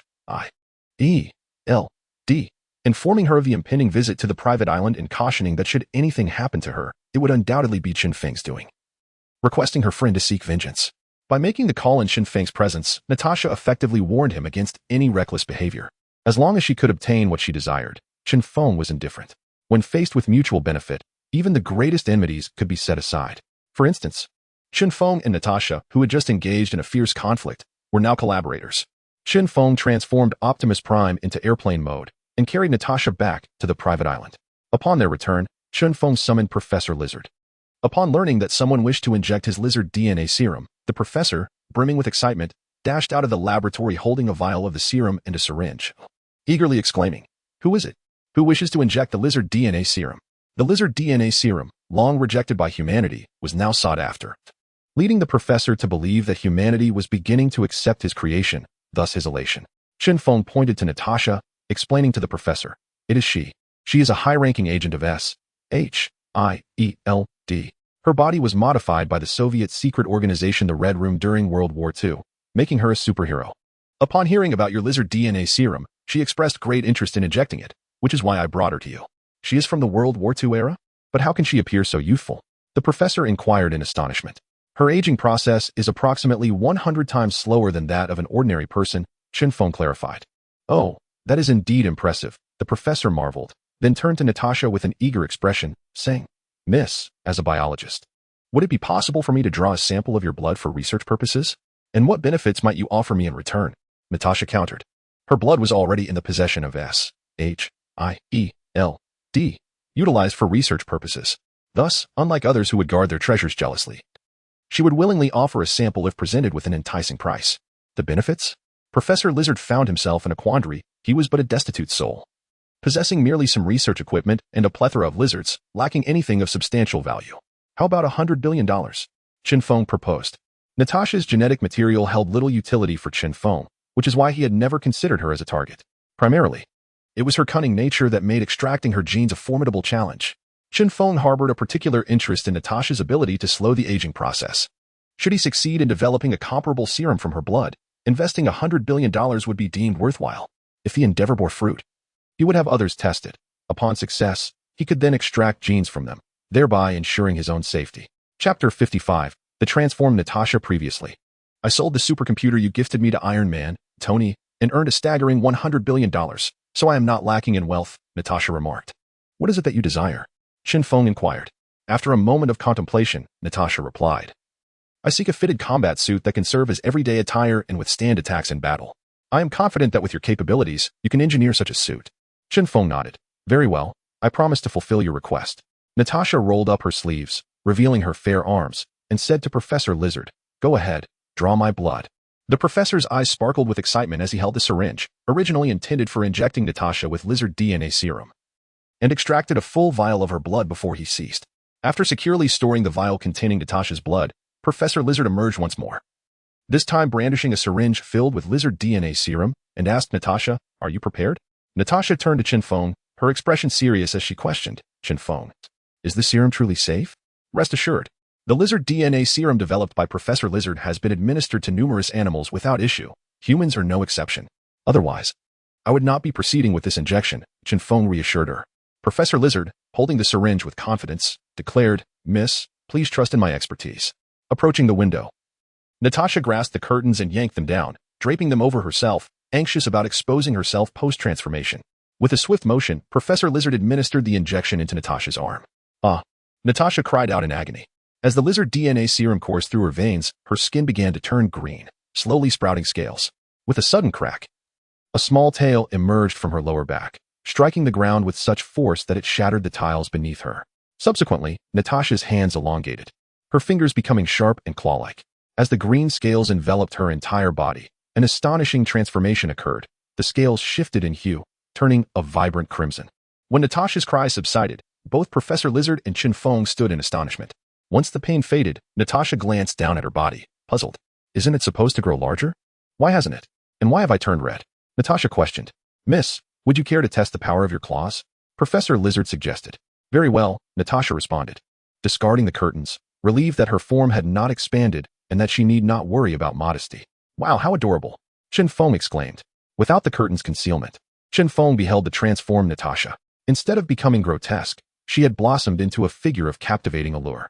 With a slender physique, graceful hands, golden hair, and striking crimson scales, complemented by the small tail playfully swaying behind her, she appeared stunning, sensual, and enchanting, with a hint of charm. If the previous Natasha exuded a mature beauty, the current Natasha embodied a goddess from myth, strange yet exquisite. Natasha scratched the floor, leaving 5 deep grooves accompanied by a piercing sound. Such sharp nails, she exclaimed, feeling they were even sharper than the dagger she typically carried. Try your strength. The lizard professor urged, his excitement palpable. This was indeed a new discovery. Natasha glanced around and remarked, I can already lift things like sofas. There's nothing suitable here. Optimus Prime, come and compete in strength with Natasha, Chen Feng commanded. As you wish, my lord, Optimus Prime replied, stepping forward in his armored form. He extended his hands and courteously said, Miss Natasha, may I have the honor of your challenge? Very well, Natasha responded, placing her hands against those of the armored figure. Begin, Chen Feng announced. With a resounding boom, both Natasha and the armored suit pressed their feet into the floor to prevent slipping. Natasha felt exhilarated, sensing her strength had multiplied tenfold.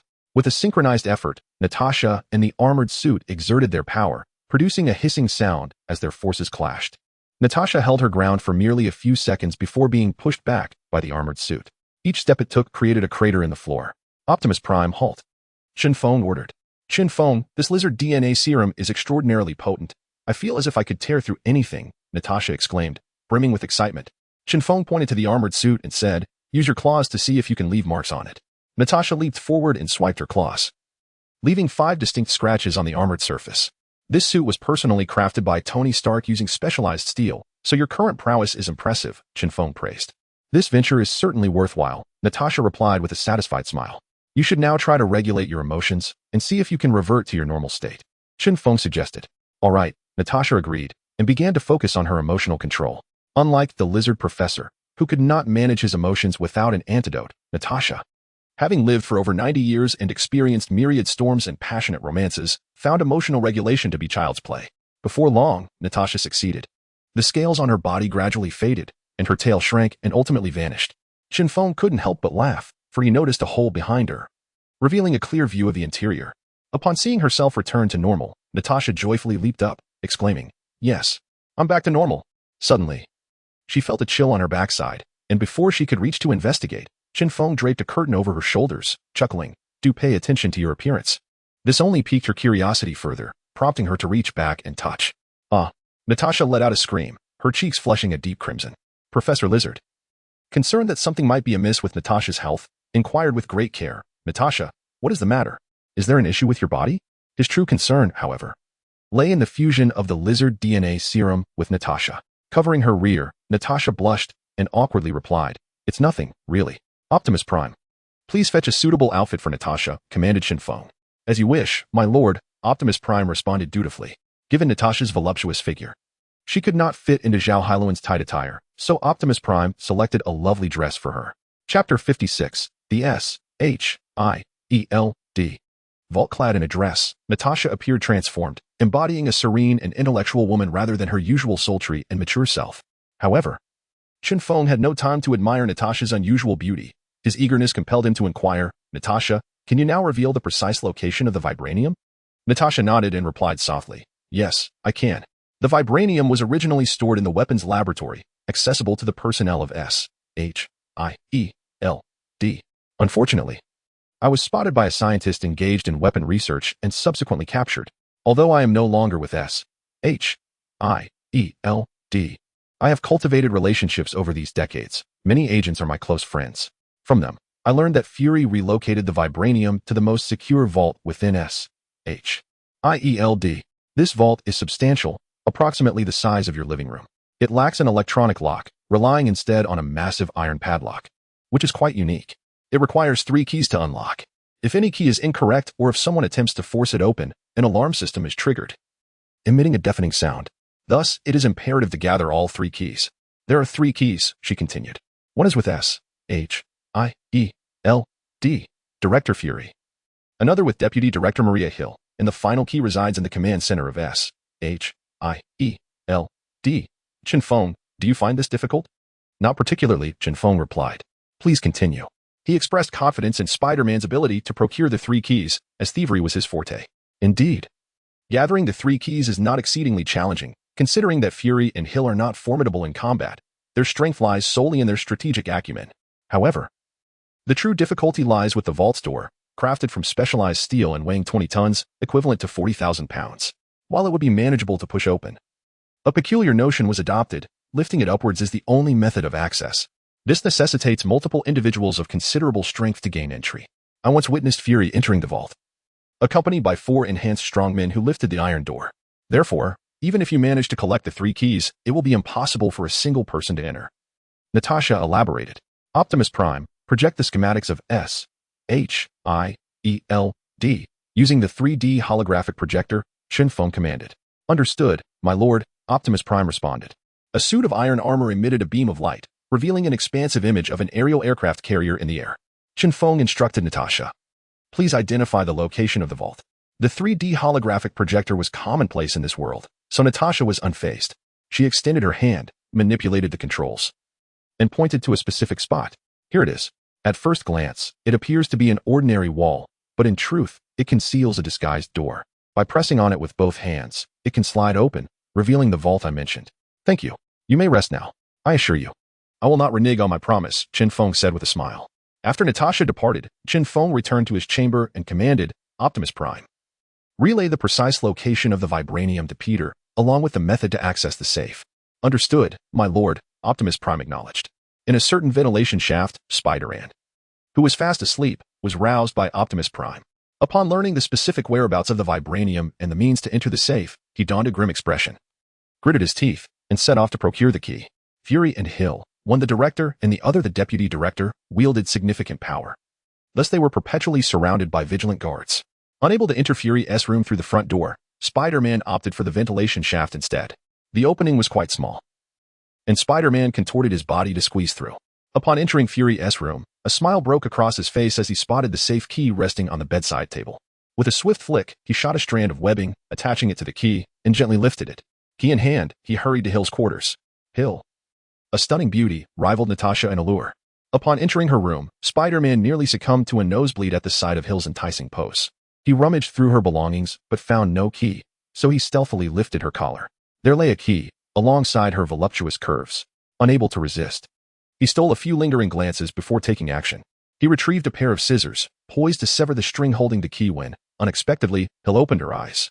Without a moment's hesitation, he covered her mouth and struck her temple with a punch. Lacking any superhuman abilities, Hill had ascended to the position of deputy director due to her rigorous training as A.S.H.I.E.L.D. agent, extensive experience in espionage, and her formidable combat skills along with proficiency in various weapons. Thus, Spider-Man's punch rendered her unconscious. He quickly bound Hill and made his escape to the command center. Although the command center was more heavily guarded, Spider-Man managed to blend in seamlessly and effortlessly acquired the final key. With all 3 keys in his possession, his melancholic mood began to lift. Guided by Optimus Prime's advice, he made his way to a corridor, where he lingered for 2 hours, memorizing the patrol timings before making his move. In the center of the corridor, he pressed against a wall, shifting it to the right to reveal a heavy iron door. He swiftly produced the 3 keys. Click, click, click, the locks turned thrice. Click, the lock opened. Upon unlocking, he crouched down, grasped the iron door with both hands, and strained to lift it. It ascended slightly, but then resisted further. Estimating that the patrol was nearing, he carefully lowered the door back into place and concealed it before once more scaling the ceiling. Meanwhile, Chen Feng observed the entire sequence and instructed Optimus Prime. Have Peter procure some tools. Understood, my lord, Optimus Prime replied. Heeding Optimus Prime's reminder, Spider-Man gathered an array of tools, including a jack and iron bars. Spider-Man sprang into action once more. He initially pried the door open slightly with a metal rod, then grasped the lower edge of the door with both hands, exerting all his strength in a sudden surge that enabled him to lift the 20-ton door by 50 centimeters. This height was sufficient. With a swift kick, he positioned a jack beneath the door before releasing his grip. The presence of the jack made the task manageable. Leaning against it, he elevated the door further and swiftly slipped inside. The interior of the vault was shrouded in darkness, devoid of any light. Fortunately, his multifunctional watch provided illumination, allowing him to discern the items within the vault. Although the contents were few, they were meticulously arranged. On the private island, Chen Feng gazed at the neatly lined vials within the vault, his heart racing with excitement. If his assumptions were correct, these were the serums of various superpowered individuals from the Marvel Universe. Chapter 57, commanding under the guise of Fury Optimus Prime, instructing Spider-Man to procure vibranium. Contemplated ways to acquire additional serums from superhumans. Upon his safe return, I can offer him wealth, women, a prosperous career, and more, Chen Feng exclaimed with enthusiasm. Understood. My lord, Optimus Prime replied obediently. He conveyed Chen Feng's words to Spider-Man. Upon hearing this, Spider-Man felt a surge of temptation, yet was conflicted. His spider suit lacked pockets. While concealing some vibranium within his attire posed little risk, the serums of superhumans were another matter entirely. He could not afford to jeopardize them, for if they were to break, they could prove fatal. Even without immediate danger, there was a possibility of transformation into a monstrous being, a reality he was all too familiar with. Spider-Man had little time to dwell on this dilemma. He hastily searched and discovered an iron box labeled with the word vibranium. The box was unlocked. Upon opening it, he found a small collection of metallic pieces, varying in size. He quickly retrieved several small metal pellets, concealing them in his suit, and then swiftly grabbed 10 vials of superhuman serum, securing them with spider silk and slinging them on his back before making a rapid exit. Just as he completed his task, the patrol from Ascension arrived. He had no time to close the iron door or to retrieve the jack. So he abandoned all concern and fled, using spider silk to escape swiftly. Having already acquired the vibranium, he was no longer fearful of detection. As soon as Spider-Man exited the corridor housing the vault, the alarm of Ascension blared, startling the entire agency. Countless personnel, guards, soldiers, agents, and superhumans rushed out in response. A thief had infiltrated the vault. All doors were sealed, and any unfamiliar faces would be apprehended without mercy. Everyone. I just saw a red shadow dart by. It must be the thief. You pursue him while I alert the director. They may be in danger, one agent shouted. This is bad. Deputy Director Hill has been knocked out. Damn it, how audacious. They not only stole my key, but also dared to pilfer the vault. Capture that scoundrel. Spider-Man had become a target of universal disdain, akin to a rat scurrying across the street. Ascension had entered a state of emergency. All entrances and exits were under surveillance, and even the ventilation shafts were being scoured for any potential hiding spots. Spider-Man eluded capture by concealing himself within a garbage bin, masking his presence with refuse. He felt a surge of anxiety, fearing the Ascension agents would discover him. He was acutely aware of their formidable nature. Once detected, escape would be impossible. Meanwhile, on his private island, Chen Feng was equally anxious, worried that Ascension might apprehend Spider-Man, thereby jeopardizing his vibranium. Optimus Prime dispatched the Transformers to retrieve Spider-Man. If necessary, they may engage Ascension in battle. Chen Feng commanded, determined to grow stronger, even at the risk of antagonizing Ascension. Understood, my lord, Optimus Prime affirmed. In a private island, the Transformers, under the command of Optimus Prime, ascended into the skies, heading towards Ascension. Upon learning that Chen Feng had dispatched Transformers to his aid, Spider-Man felt a measure of relief from his earlier anxiety. He was well aware of Chen Feng's Transformers, capable of soaring through the air and possessing formidable strength. Once the Transformers arrived, he intended to devise a means to escape Ascension and secure his salvation. Moments later, Optimus Prime informed Spider-Man that the Transformers had arrived. Spider-Man refrained from speaking, as he was in a concealed location, often brushed past by individuals and subjected to searches. Had he not hidden so well, he would have been discovered long ago. He realized that if this continued, it would only be a matter of time before he was found. Yet, he found himself devoid of alternatives, which troubled him greatly. On the private island, Chen Feng, aware that Spider-Man was concealed within a trash bin and camouflaged by refuse, could not see the happenings within Ascension. However, he could hear the sounds around him. From the frequent footsteps, he deduced that Spider-Man was temporarily unable to escape Ascension. Chen Feng did not concern himself with Spider-Man's fate. Rather, it was the vibranium on Spider-Man that mattered to him. Thus, he felt compelled to rescue Spider-Man. To divert the attention of Ascension personnel and create an opportunity for Spider-Man's escape, he commanded Optimus Prime, Optimus. Does the command center of Ascension have a 3D holographic projector? Indeed, my lord. They possess several, frequently utilizing them for meetings with national leaders. Optimus Prime replied. Intrude upon the command center's system and utilize the 3D holographic projector to project a red silhouette, enabling quick concealment within Ascension. Chen Feng ordered. Understood, my lord, Optimus Prime acknowledged. At that moment, Ascension Director Fury was scrutinizing surveillance footage with Deputy Director Hill, attempting to locate the thief's hiding place. As Fury intently observed the recordings, his peripheral vision caught a fleeting glimpse of a blurred red shadow. He swiftly turned, yet saw nothing. Noticing Fury's sudden shift, Hill inquired curiously, Director, what's the matter? I just saw a red shadow flash by. I am certain it was real. Absolutely not an illusion, Fury stated gravely. Then I shall dispatch personnel immediately to search, Hill responded, not doubting Fury's words. Send Hawkeye and his team, Fury instructed. Hawkeye, a senior agent of Ascension, lacked superhuman abilities but possessed exceptional eyesight, reflexes, and hand-eye coordination, making him the most formidable archer on Earth. With Hawkeye on the scene, the thief would surely be unable to remain hidden. Thus, Fury sent Hawkeye to apprehend the intruder. Upon arriving at the command center, Hawkeye conducted a thorough search but found nothing. Chen Feng witnessed the events transpiring within the S.H.I.E.L.D. command center. After contemplating, he commanded Optimus Prime, Optimus, imitate Fury's voice and issue an order to all personnel at S.H.I.E.L.D. summoning everyone to assemble on the deck of the aircraft carrier. Understood, my lord, Optimus Prime affirmed. All personnel, immediately proceed to the deck for assembly, he declared. Fury's voice resonated in the ears of every S.H.I.E.L.D. member.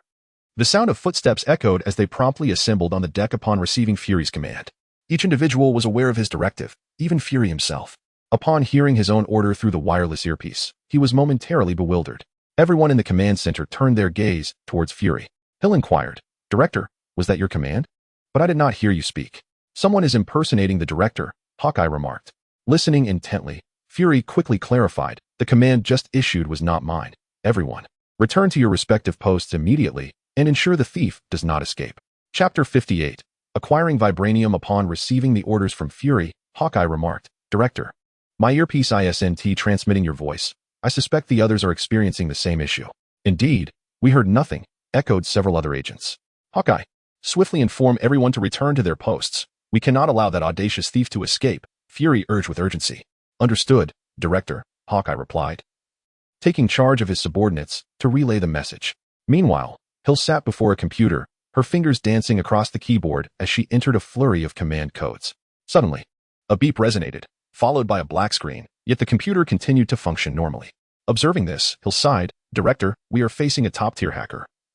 Our system has been entirely compromised. Then sever the network connection. Without access, even the most skilled hacker cannot control our systems, Fury instructed. Hill acknowledged and proceeded to disconnect the network cables, shutting down the command center's computers, thus thwarting the hacker's intrusion. Little did Fury and Hill realize their own oversight. The electronic devices carried by S.H.I.E.L.D. agents, such as radios and mobile phones, were still capable of transmitting information. Hawkeye reached the deck, notifying everyone to return to their respective posts. As they did, the radios crackled to life with Fury's voice. Attention, the thief is impersonating S.H.I.E.L.D. personnel. Simultaneously, all agents received a text message from the S.H.I.E.L.D. system. The thief possesses the ability to shape-shift and can assume anyone's appearance. Remain vigilant. If you observe familiar individuals behaving strangely, they may be the thief and should be apprehended immediately. Consequently, an air of suspicion enveloped the agents as they regarded one another with the wariness reserved for adversaries. On Spider-Man's end, after receiving Optimus Prime's alert, he emerged from a garbage bin and swiftly darted away. With the guards at the entrance deceived by Optimus, Spider-Man successfully made his escape from S.H.I.E.L.D.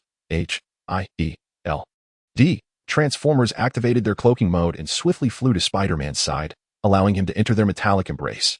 Under Optimus Prime's command, they took to the skies, departing with Spider-Man. Only after their exit did S.H.I.E.L.D. begin to regain its normalcy.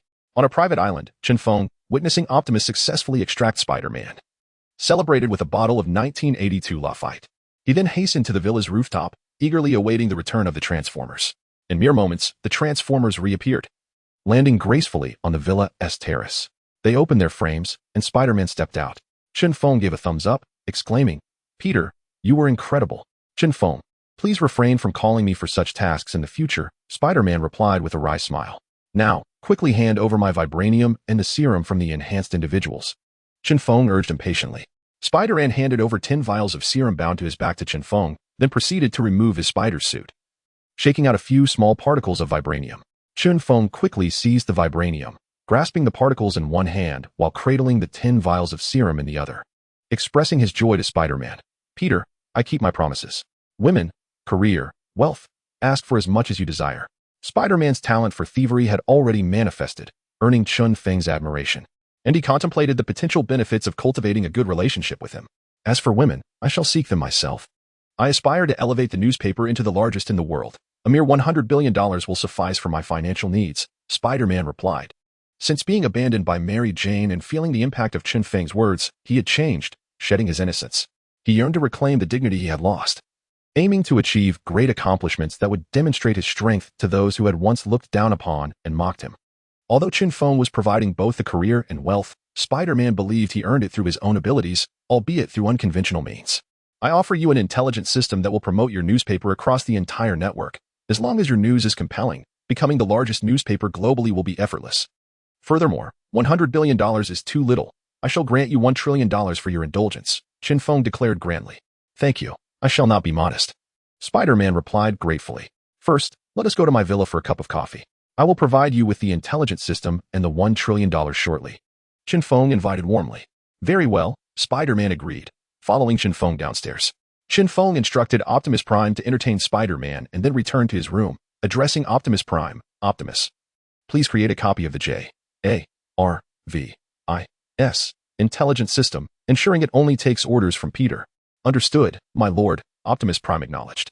After about 10 seconds, Optimus Prime reported, My lord, the copy is complete. The intelligent system will respond solely to Peter.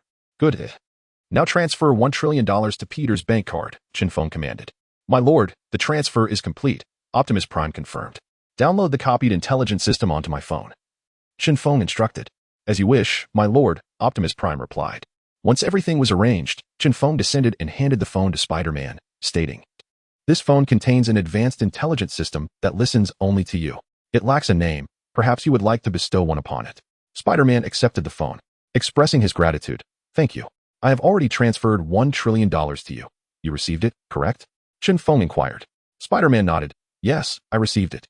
Do you have any other matters to attend to? Chen Feng asked. None, Spider-Man replied. Then I will have Optimus Prime take you home, Chen Feng said. All right, Spider-Man responded. Just as Chen Feng was about to give the order, Professor Lizard emerged, syringe in hand, smiling at Spider-Man. Peter, may I draw a vial of your blood? Professor Lizard no longer harbored resentment towards Spider-Man, having found a new target. Upon observing Spider-Man's hesitation, Chen Feng spoke up, urging, Peter. Professor Lizard aspires to develop a serum that enhances human strength without any adverse effects. This is why I wholeheartedly support his research. As a national hero, you should contribute to humanity. Consider offering a small sample of your blood to Professor Lizard. Very well, Spider-Man replied resignedly, acknowledging Chen Feng's request. Professor Lizard, elated, collected a vial of Spider-Man's blood and cheerfully returned to his laboratory to continue his research. Chapter 59, The Bounty of $1 trillion after Spider-Man's departure, Chen Feng, armed with 10 vials of serum from superhumans, made his way to Professor Lizard's laboratory. The state of the laboratory was nothing short of chaotic. Bottles and jars were haphazardly strewn about, while numerous lizards scuttled across the floor, rendering the space more akin to a junkyard than a scientific facility. Professor Lizard. Hold on a moment. I have something remarkable to share with you, Chen Feng called out. The professor, who was in the midst of extracting serum from Spider-Man's blood, lifted his gaze towards Chen Feng and inquired, What is this remarkable thing? Chen Feng placed the 10 vials of serum on the lab bench and explained. These vials contain serum I procured from S.H.I.E.L.D. I am uncertain whose blood it originates from, but I trust you will study it and update me with any promising findings. Professor Lizard picked up one of the vials, his face lighting up with excitement. This is indeed a valuable find. If you could procure more in the future, I am certain I will develop the most exquisite potion. Wishing you success, Chen Feng replied with a smile, feeling a sense of satisfaction witnessing the professor's dedication. Upon exiting the laboratory, Chen Feng was soon intercepted by Natasha. Chen Feng, you have acquired vibranium. It is time to fulfill your promise, is it not? Natasha stated firmly. Very well, Chen Feng replied, somewhat resigned. In accordance with Natasha's request, he began to craft a suit resembling clothing. He asked Natasha to design an attire that she favored, which he would then transform into a battle suit. While Natasha focused on the design, Chen Feng researched materials suitable for a wearable armor. The suit Natasha envisioned did not require advanced technology, allowing Chen Feng to develop a fabric with commendable defensive properties within the same day. The fabric was of superior quality, imbued with a significant amount of metal. Although relatively heavy, this would not pose a problem for Natasha. Driven by her pursuit of perfection, Natasha, a genius in her own right, took 3 days to finalize her design. Once Chen Feng received her design blueprint, he immediately set to work, having already prepared the fabric. Within mere hours, he completed the crafting of the suit. When Natasha donned the armor and gazed at her reflection in the mirror, she exclaimed with delight, It looks splendid. But I wonder how effective the defense is. Your armor possesses remarkable durability, standard bullets cannot penetrate it, and it is impervious to both water and fire. Moreover, your cape features a switch at your wrist. Upon activation, it unfurls into a formidable barrier capable of withstanding small missiles, Chen Feng elaborated. Chen Feng, you truly are a genius. How did you conceive of this? Natasha praised. If you are satisfied, then it is time for you to design your female version of the iron armor. I wish to assist you in crafting it expediently, Chen Feng suggested. The armor does not need to be overly aesthetic. Give me an hour, and I shall present you with the design, Natasha responded cheerfully. Through her encounters with Iron Man Tony and Chen Feng, Natasha came to understand the significance of superior equipment. With remarkable gear, even an ordinary individual could outmatch a superhero. In an astonishingly brief hour, Natasha delivered the design for the female iron armor to Chen Feng. With the blueprint in hand, he commenced the creation of the steel armor. As Chen Feng busied himself with the creation of steel battle armor, S.H.I.E.L.D. welcomed Iron Man, Tony Stark. Summoned by Fury to investigate a hacking incident, Tony, renowned for his unparalleled computer prowess and the creation of JARVIS, an intelligent assistant light years ahead of its time, was tasked with uncovering the audacious thief behind the breach. Upon accessing S.H.I.E.L.D.'s systems through JARVIS, Tony conducted a thorough search, but to his dismay, found no trace of the intrusion whatsoever. Unyielding and proud, Tony resorted to examining the mobile phones of several S.H.I.E.L.D. agents, yet again yielded no results. Furrowing his brow in contemplation, he solemnly addressed Fury. The individual who infiltrated S.H.I.E.L.D.'s system is exceptionally skilled. Despite my advanced technology, I cannot find a single clue. Hence, I suspect one person. Who? Fury inquired hastily. Chen Feng. His computer capabilities far surpass mine, and the intelligent system he developed, known as Optimus Prime, can dominate the entire network. My JARVIS was once imprisoned by his Optimus Prime system, and at that time, I was utterly powerless against him. He even extorted an island from me, along with the rare materials I had painstakingly gathered, Tony confessed through clenched teeth. It is indeed him. He previously sent Natasha to steal vibranium, and after that failed attempt, he has returned for more. Such audacity, believing S.H.I.E.L.D. would not dare act against him, how infuriating, Fury exclaimed, fuming. While a few particles of vibranium and 10 vials of superhuman serum were stolen, his true concern lay in being outmaneuvered by Chen Feng in the violation of S.H.I.E.L.D.'s integrity. Clenching his fist with determination, he declared, I must confront him. He resolved to lead S.H.I.E.L.D. to Chen Feng's private island, vowing not to rest until his dignity was restored. Director Fury. If you confront Chen Feng, you must refrain from using electronic devices, otherwise, it could be perilous, Tony cautioned, revealing his own reluctance to provoke Chen Feng for this very reason. I understand. S.H.I.E.L.D. boasts a multitude of capable superheroes. Capturing him should pose no issue, Fury asserted confidently. Huh, you underestimate him, Tony retorted skeptically. He has little regard for S.H.I.E.L.D., let alone for you, and I am certain that any confrontation will end in utter disaster. For Chen Feng possesses not only advanced intelligence systems but has also crafted formidable transformers. Tony, Chen Feng is your adversary. Do you not crave vengeance? Would you not join us in confronting him? Fury enticed. My corporation is exceedingly busy at the moment. I have no time. You may proceed without me. Should you successfully capture or eliminate Chen Feng, I shall reward S.H.I.E.L.D. with $10 billion, Tony boasted, unperturbed by finances. Agreed. It is a deal, Fury responded, elated. With Tony's $1 trillion at his disposal, he no longer needs to concern himself with the whims of the nation's elite. For he possesses the wealth to pay his subordinates and fund the development of weaponry. On his private island, Chen Feng, who is engaged in creating a female version of the Iron Man suit, suddenly hears the words of Optimus Prime.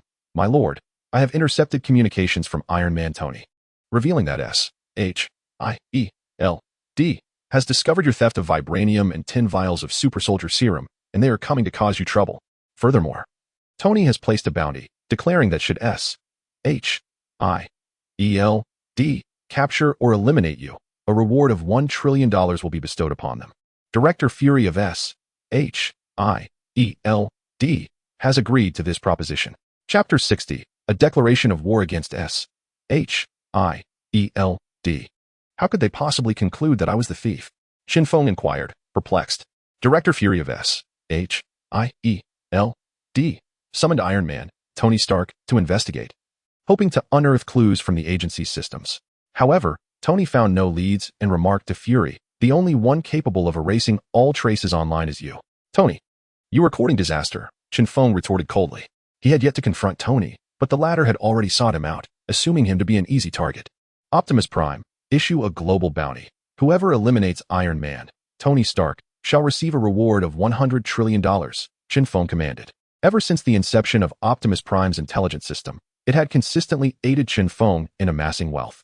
Through relentless resource acquisition on the internet, Optimus Prime had generated astonishing riches for Chen Feng, particularly in the stock market, which had become his personal ATM. Chen Feng's fortune now eclipsed that of Tony Stark, though in terms of overall strength, he had yet to surpass him. Does one cower in the face of superiority? Absolutely not. I shall confront Tony head-on, he declared. Understood. My lord, Optimus Prime acknowledged. In an instant, the Marvel Universe's entire network was ablaze with the announcement of a $100 trillion bounty. This proclamation was visible on any device connected to the internet, be it a computer, television, or smartphone. Chen Feng, displaying resolute audacity, issued the bounty in his own name, even paying hefty deposits to various assassin organizations to substantiate his wealth. The world witnessed Chen Feng's proclamation, including SHIELD itself. Fury, upon seeing the bounty on his phone, erupted in fury, exclaiming, "It must be that damned Chen Feng. He would never issue such a bounty otherwise." Hawkeye sympathetically advised Tony.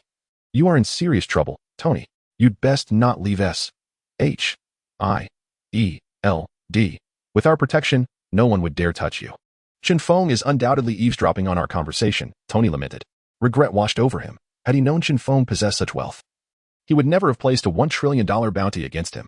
Now, Chen Feng was not only affluent but also technologically adept and immensely powerful, able to navigate freely even within a top-tier organization like SHIELD, a truly formidable adversary. "Tony, let us unite against Chen Feng," Fury proposed. "I have no other choice now." "I agree," Tony replied, resigned. It had come to this. Either he would perish, or Chen Feng would. For the sake of survival, retreat was no longer an option. Suddenly, Tony's suit of armor stirred, emitting Chen Feng's domineering voice. "If it is war you seek, then let us engage. Whoever flinches is a coward." The agents of SHIELD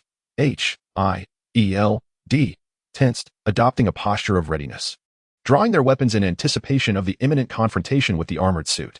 As Tony beheld his suit under Chen Feng's control, despair washed over him. This was a path leading to the obliteration of his Iron Man identity. Without the assistance of an intelligence system, he could not restore the full power of the iron armor, thus rendering him incapable of becoming Iron Man. Chen Feng, you have stolen from SHIELD, and still dare to declare war? Do you truly believe we are powerless against you? Fury thundered. I did steal it. What will you do about it? Chen Feng retorted defiantly. I will annihilate you, Fury bellowed, wielding immense authority and commanding a formidable group of subordinates. On Earth, aside from the president, he regarded no one with respect, even daring to oppose Hydra. Now, with Chen Feng's blatant disrespect, Fury felt challenged in his authority and deemed it necessary to teach Chen Feng a memorable lesson to serve as a warning to others. Fury. Do you genuinely think that with SHIELD's power, you can eliminate me? Absurd. I await your arrival on my private island for battle. Chen Feng replied coldly. We shall meet promptly next Monday. Fury issued a challenge. Very well, Chen Feng shrugged nonchalantly. He then turned to Tony with a sardonic tone. Tony, I once believed you to be a genius, but since you rejected my collaboration and provoked me this time, I have come to realize that you are only a genius in technology. In every other respect, you are remarkably foolish. Come back to mock me only after you have defeated SHIELD. Until then, you lack the capital to do so. Tony retorted irritably, soon. You shall see whether I do or do not. Before Tony could say more, he suddenly heard the iron armor emit a countdown, causing him to bolt in fright. What is wrong with Tony? Is he scared of something? Hawkeye inquired, looking around in confusion. There is nothing here. At that moment, the iron armor announced, self-destruct sequence initiated. Countdown 10, 9, 8. Everyone, run, Fury exclaimed, swiftly making his escape. Hill, Hawkeye, and the key members of SHIELD hurriedly followed suit. They were well aware of the destructive power of Tony's iron armor. Obliterating a building was trivial, and self-detonation was even more devastating. Those in proximity would not merely be shattered, but would be reduced to a mist of blood. With a deafening explosion, the entire airborne aircraft carrier trembled, and alarms blared automatically. Chaos erupted within SHIELD, as all personnel believed they were under attack. The command center was annihilated, and several nearby rooms were left in ruin from the shockwave. Fury and his companions narrowly escaped due to their quick retreat, but they sustained internal injuries from the blast. Only Iron Man, Tony, remained unscathed, having fled swiftly and distanced himself from the explosion. Fury, witnessing the destruction of the command center, seethed with rage. This is outrageous. Utterly outrageous. I will surely kill him. Chen Feng's prowess in network technology is so formidable that as long as he lives, we at S.H.I.E.L.D. will forever fear utilizing the internet, Hill remarked. Indeed, his network skills are extraordinary. Even Tony's J.A.R.V.I.S. was replaced with ease, Hawkeye lamented. The command center of S.H.I.E.L.D. has been obliterated, rendering the airborne aircraft carrier incapable of taking flight. How shall we reach the private island next week? S.H.I.E.L.D. is a crucial lifeline. Fury cast a reproachful glance at Tony, exclaiming, Tony, this calamity was wrought by your iron armor. You are responsible for its restoration. It must be repaired by next Monday. Very well, Tony replied with a grimace. Resigned to the task. There was no room for refusal, as it was indeed his own iron armor that had caused the destruction. Moreover, he was the only one capable of restoring the command center in such a short time frame. Suddenly, A.S.H.I.E.L.D. member exclaimed, it's so hot, as he pulled his phone from his pocket and discarded it. Chapter 61. The appointment of Natasha as commander. My phone is exceedingly hot. Mine too. It's about to explode. Everyone in S.H.I.E.L.D. discarded their phones due to the excessive heat. Bang, bang, bang. Phones erupted one after another. Surely, this is the handiwork of Chen Feng, Tony remarked, as his own device met a similar fate. Chen Feng is utterly despicable. I am determined to eliminate him. Fury exclaimed in fury. Director, without our phones, and lacking other means of communication, how are we to contact the other members? Hill queried, visibly distressed. Alas, this poses a dilemma. Until we resolve the situation with Chen Feng, we shall have to rely on human messengers to convey information, Fury lamented. Let us utilize aircraft as our means of communication, Tony suggested. It seems we have no other choice, Fury conceded. S.H.I.E.L.D. has completely lost its network capabilities. On Chen Feng's side, after orchestrating the explosion of all S.H.I.E.L.D. personnel's phones, he smirked wickedly. To challenge me, you shall face dire consequences. With a sly grin, he commanded, Optimus Prime, procure all the Iron Man suits created by Tony, and ensure you gather an ample supply of weaponry.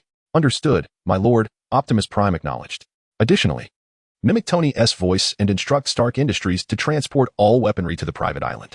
Once the arms have arrived, transfer the funds from Stark Industries. Chen Feng ordered. Yes, my lord, Optimus Prime complied. The advantage of having an intelligent system like Optimus Prime is that all commands are executed flawlessly. Furthermore, imitate Fury's voice and announce to the U.S. government that S.H.I.E.L.D.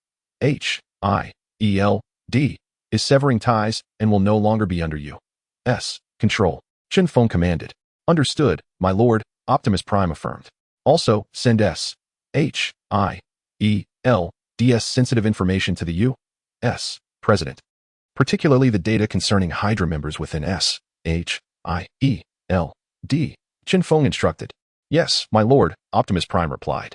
From this moment forth, you shall control global satellites and the worldwide network to incapacitate the U.S.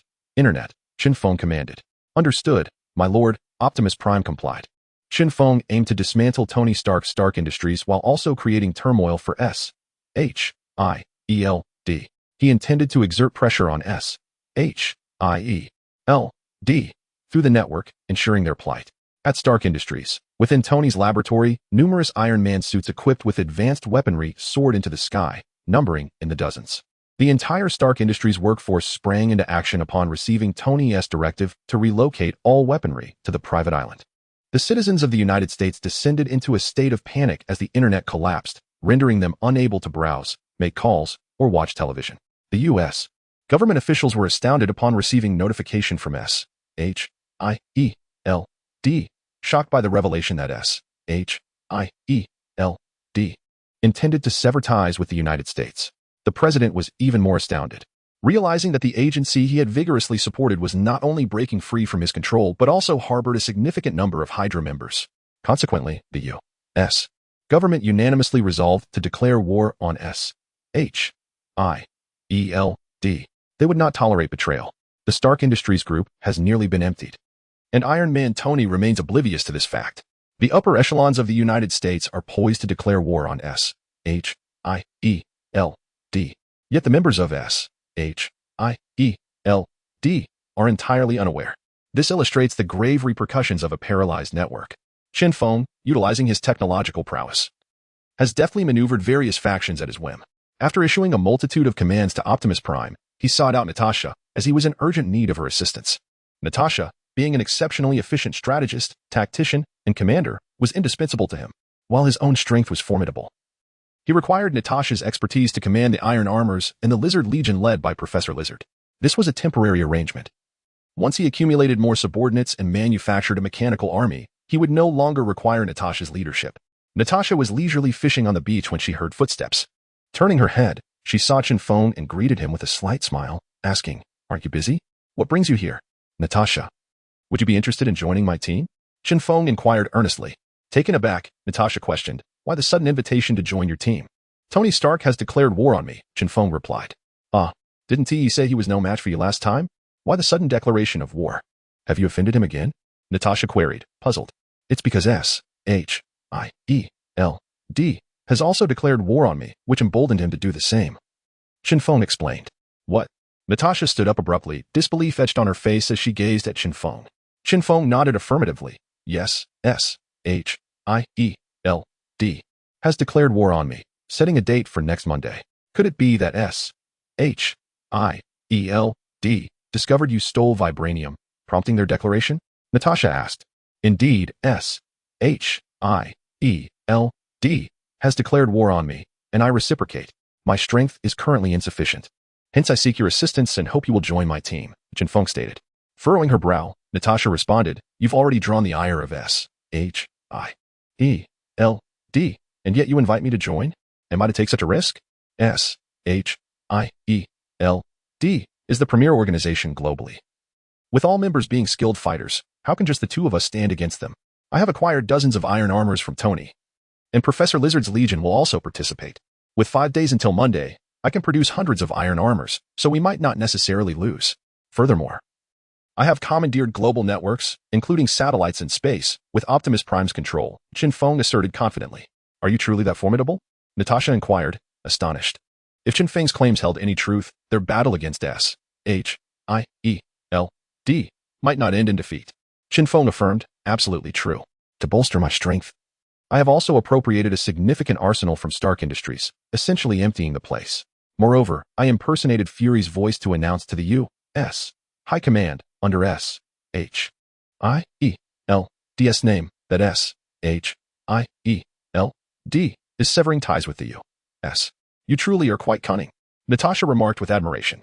"Natasha, you must understand that although my team is small in number, every member is a prodigy of unparalleled caliber. With their presence, I shall grow increasingly formidable, and one day, I will proclaim to the world, in the realm of Marvel, chaos, or order, it is I who shall dictate." Chen Feng declared with grandiosity. "If I were to join, what benefits could you offer me?" Natasha inquired. "I can grant you strength beyond measure, an overwhelming power, and even the gift of immortality," Chen replied earnestly. "In the Marvel Universe, anything is conceivable." "Really? You are not deceiving me." Natasha's heart raced at the prospect. Immense power and eternal life are desires that beckon to all. Chapter 62. The Frenzied Creation of Weapons. Chen Feng nodded, continuing to persuade. "Indeed, I am not deceiving you. You ought to know that I was once an ordinary person. Yet look at me now. I command the digital realm, harnessing the most advanced technologies.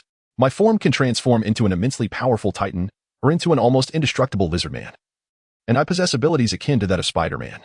What I currently possess, you shall also acquire in the future." Natasha, upon hearing Chen Feng's words, couldn't help but reminisce about her days in Ascension. Having devoted decades to the organization, she had contributed significantly to its current glory. Yet, all she received in return was a salary and a few privileges. Beyond that, nothing more. The prospect of Chen Feng's claims being true was undeniably alluring. She sensed that despite Chen Feng's peculiar temperament and occasional volatility, he was fundamentally a good person who would not recklessly slay the innocent, relying on his formidable strength. Noticing Natasha's hesitation, Chen Feng added fuel to the fire, saying, "Didn't you once express a desire for a transformer? I will grant you that right now." "Really?" Natasha exclaimed, her eyes alight with surprise. "Indeed, and I will even customize the transformer into a female version, with the most advanced intelligence system," Chen Feng assured her. "Very well, I agree. I shall join your ranks," Natasha replied with a smile. With a firm handshake, Chen Feng expressed his joy. "Welcome aboard." With Natasha's addition, The Iron Legion and the Lizard Army would have someone to command them. He could fully immerse himself in battle without the distraction of managing others. Having gained Natasha's support, Chen Feng returned to the villa to summon everyone.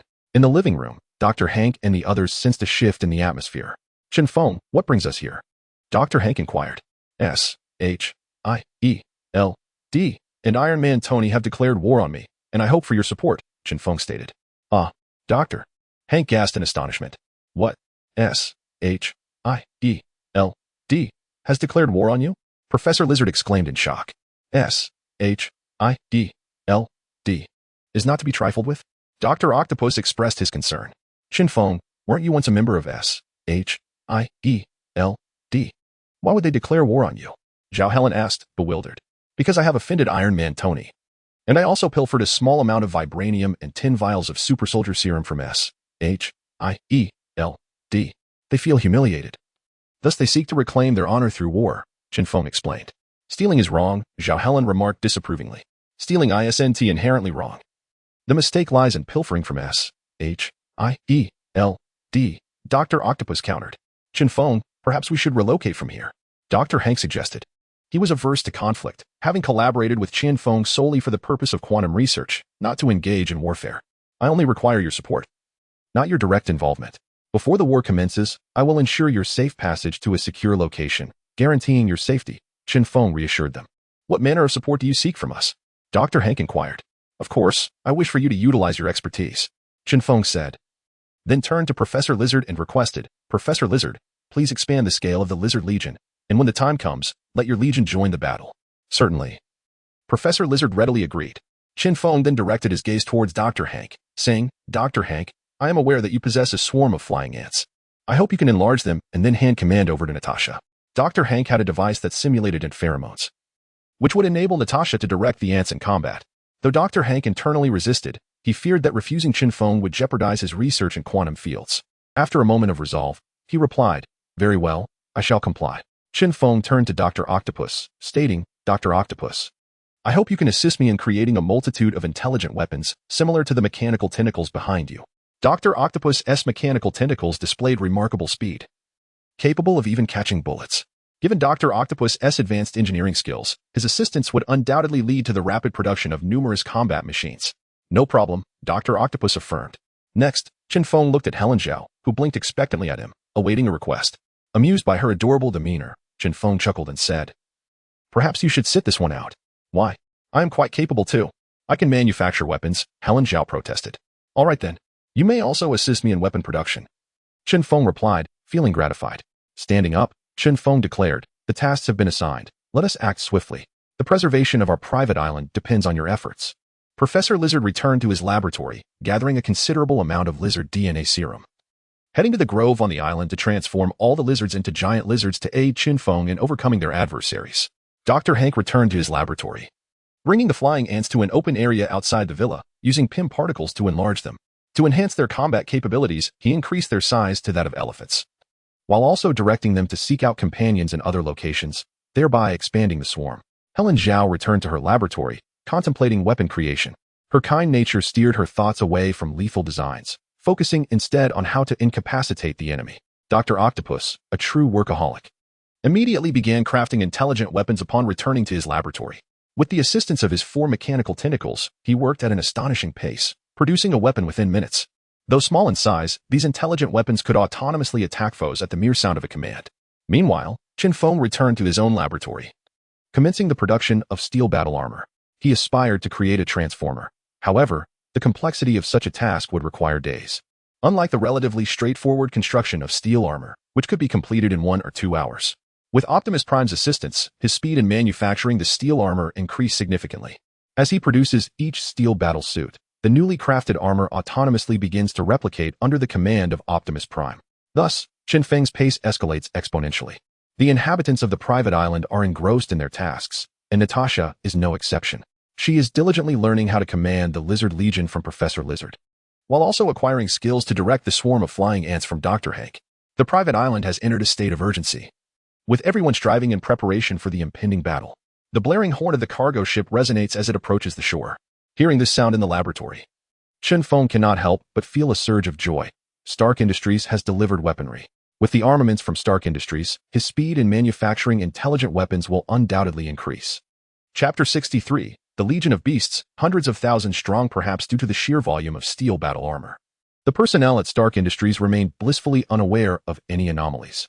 They assumed that Chen Feng was merely assisting their boss, Iron Man Tony. Thus, with the help of Stark Industries employees, the cargo ship brimming with an array of equipment and weaponry was transported to a private island.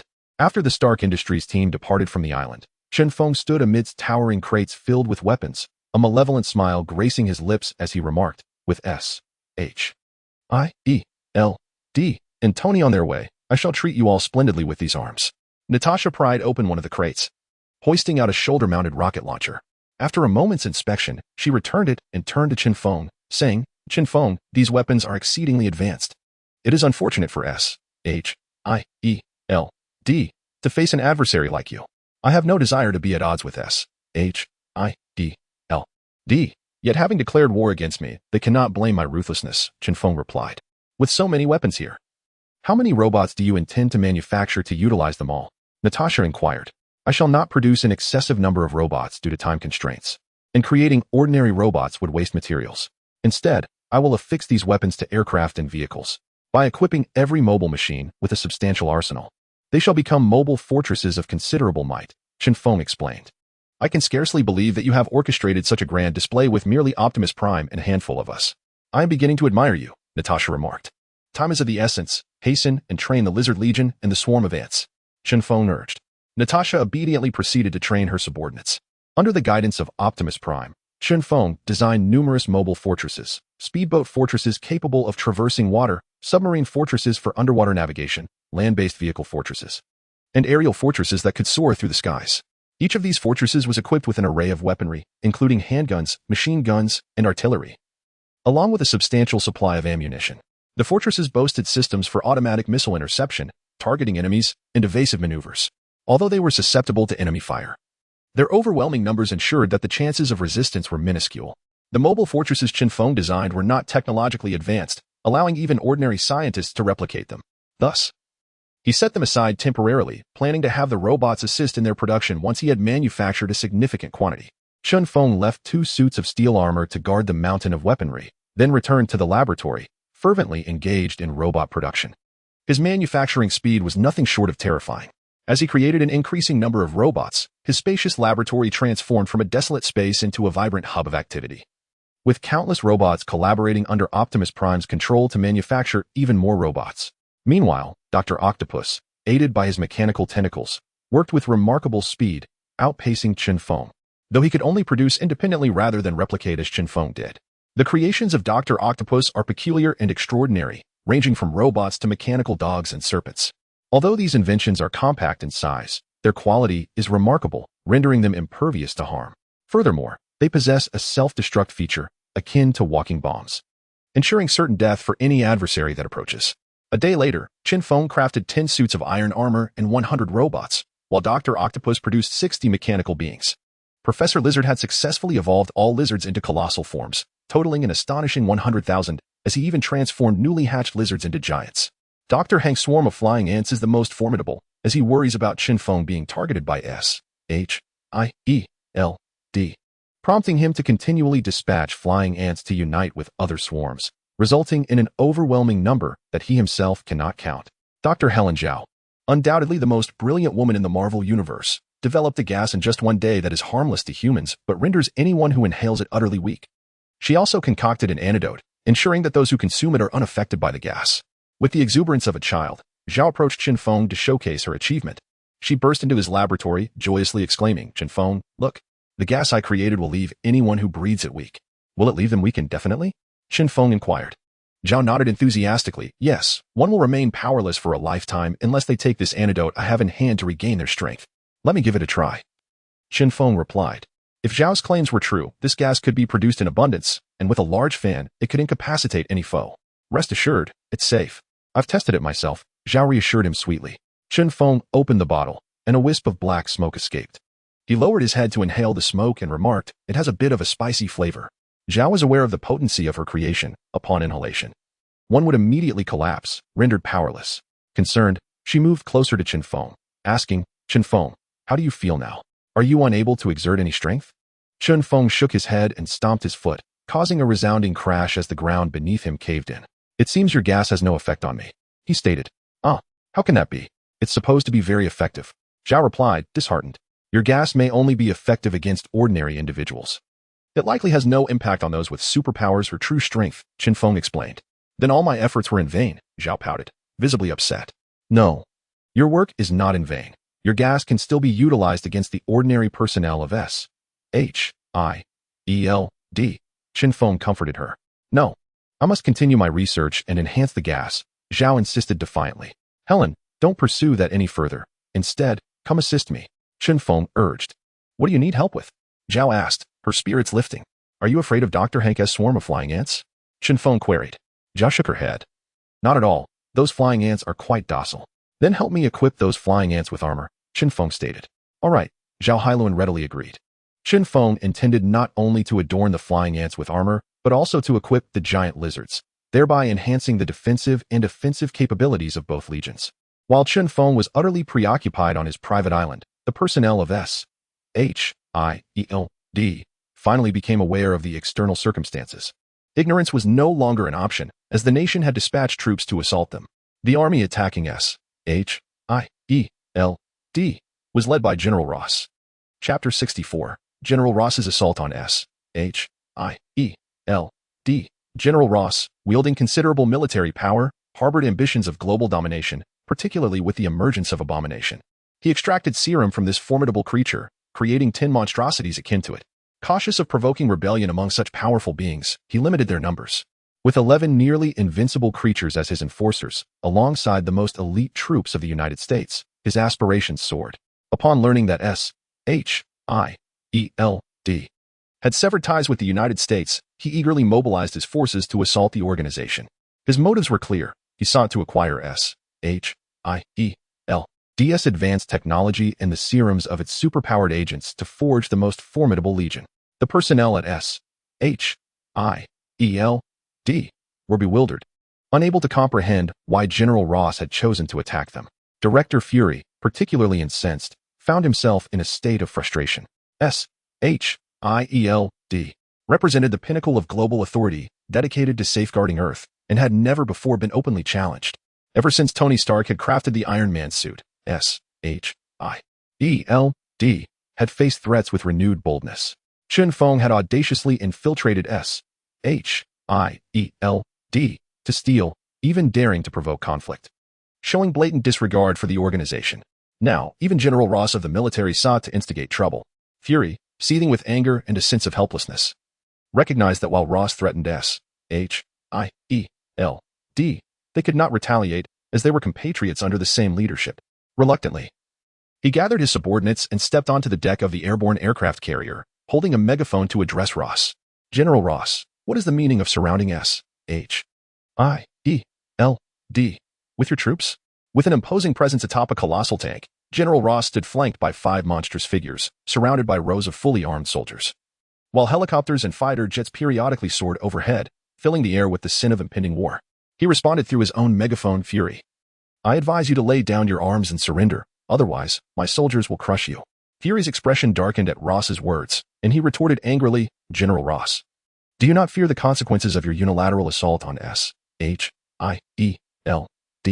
Do you not regard the authority of the president? Ross smiled slightly and replied, Fury, stop pretending. The entire nation is aware of S.H.I.E.L.'s intention to break away from the United States.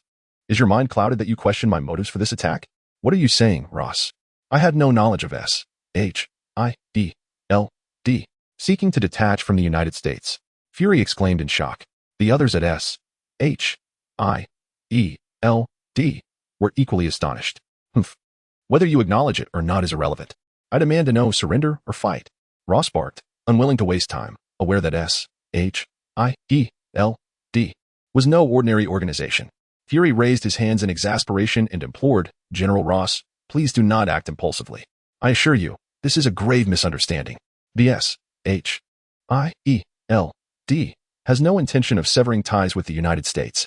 You may inquire with others if you wish. I do not wish to hear your explanations. My question is straightforward. Surrender or fight? General Ross replied impatiently. standing beside Fury, Iron Man, Tony Stark, interjected, Fury, I suspect this is the work of Chen Feng. Indeed. Director, it must be Chen Feng. Just as he once impersonated your voice to issue commands to others, he has likely done the same this time. Misleading the higher-ups into believing that we wish to abandon the United States, Hill concurred. I share the same suspicion. Chen Feng is exceedingly cunning and will resort to any means to achieve his ends, Hawkeye added. The others echoed similar sentiments, all aligning in their belief that Chen Feng was behind the mischief. Fury himself harbored the same conviction, so he hastily addressed General Ross. You must be aware of Chen Feng. Initially poised to issue an attack order, General Ross hesitated upon hearing Fury's words and inquired, why do you mention him? He has offended Chen Feng before. The image of Chen Feng standing atop the abomination, with the Hulk's might raised high, is forever seared into his memory. Until he possesses sufficient strength, he is reluctant to provoke Chen Feng. General Ross, you may not realize, but Chen Feng was once a member of Ascension.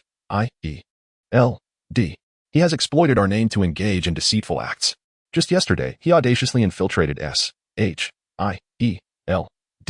to steal, and upon being discovered, he furiously declared war against us, Fury explained.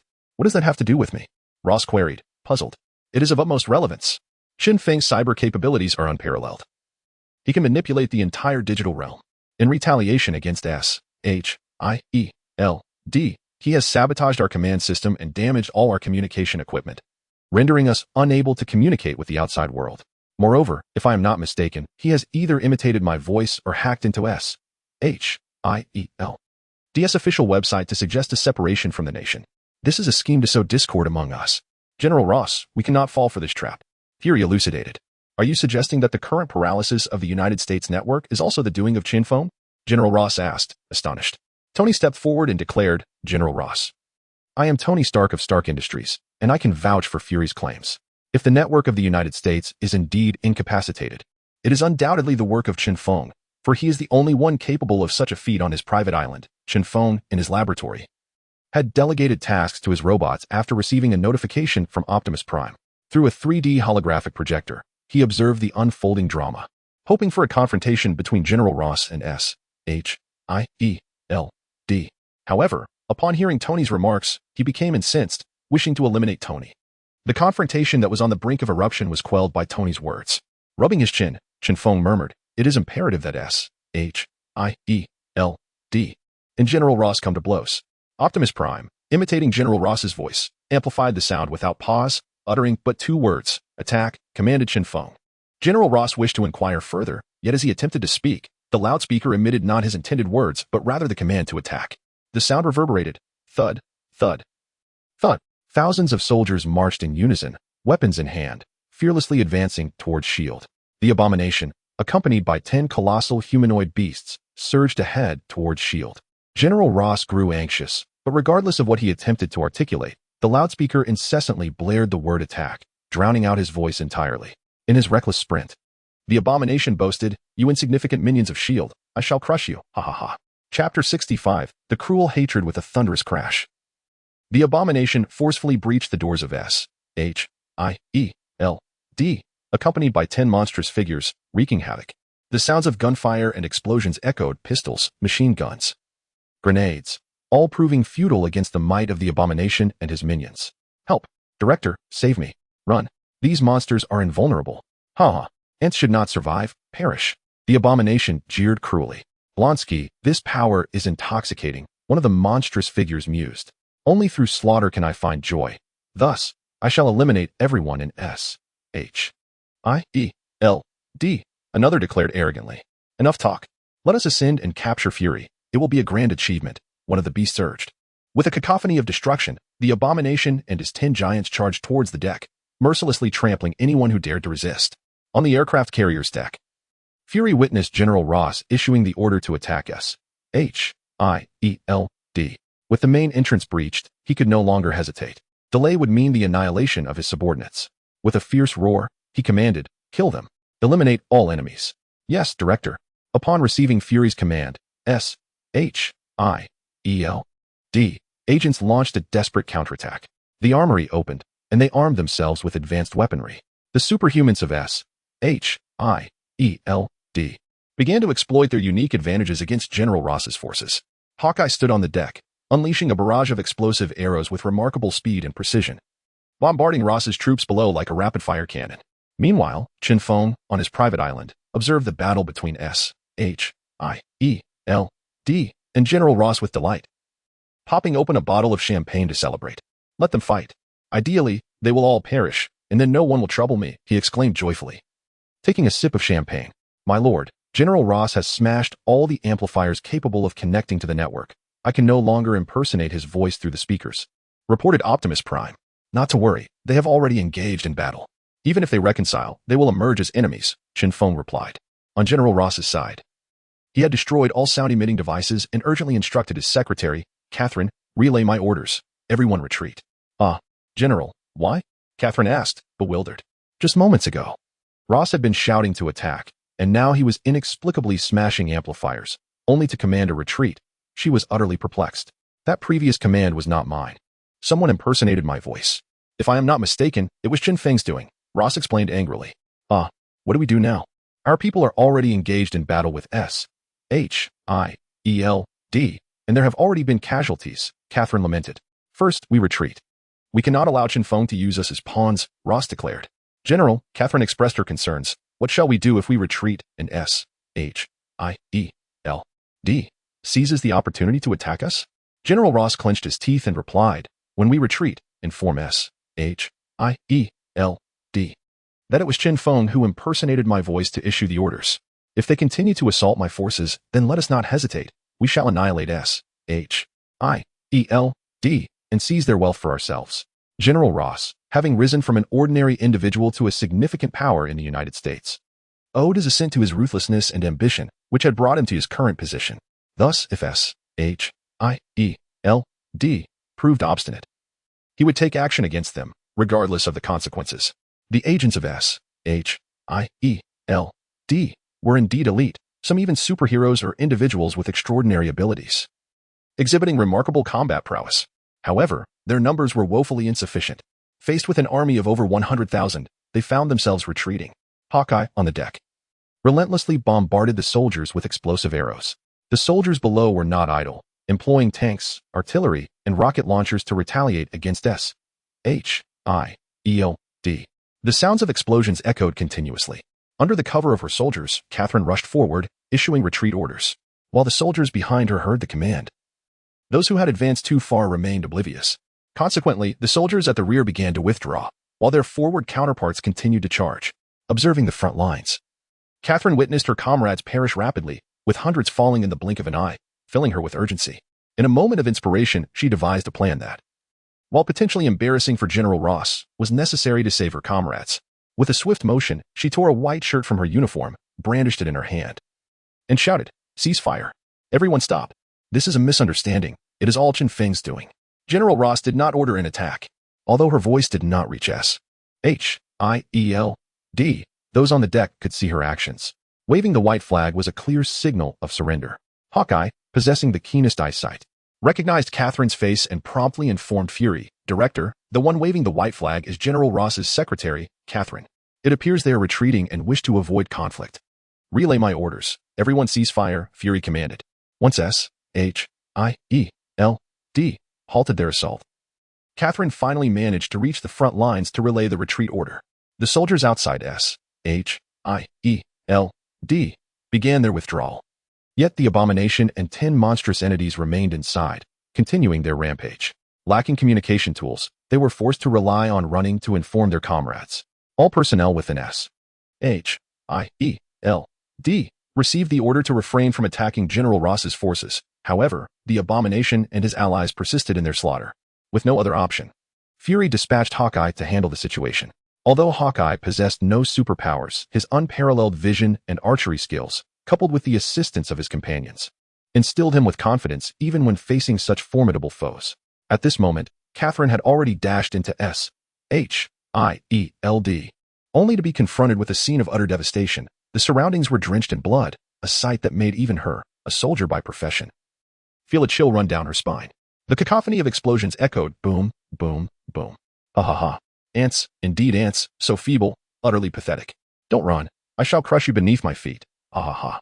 Hearing the derisive laughter of the malevolent figure, Catherine hurried over and shouted, "Blonsky, General Ross has issued an order for immediate retreat." The malevolence, reveling in his carnage, turned to her, fury etched across his face, and demanded, "Why? Why must we retreat? Was it not agreed that I would decimate S-H-I-E-L-D? It has barely been a moment, and you demand I withdraw? I refuse. I have not yet quenched my thirst for slaughter." Chapter 66. General Ross extorts S-H-I-E-L-D. "This is General Ross's command, and you must comply," Catherine declared sternly. A monstrous figure roared in fury, crushing A-S-H-I-E-L-D guard into a pulp. Just as it prepared to order its 10 monstrous subordinates to retreat, an arrow suddenly shot towards it, faster than a bullet. The creature had no time to evade and was struck instantaneously. Upon impact, the arrowhead detonated with a violent explosion. Boom. The creature was propelled backward. A gaping wound opened in its abdomen, oozing green blood. Rising from the ground, it raised its head and roared in rage. Ignoring everything else, it charged at Hawkeye, the archer who had attacked it. True to his reputation as the world's foremost marksman, Hawkeye maintained his composure in the face of the towering beast.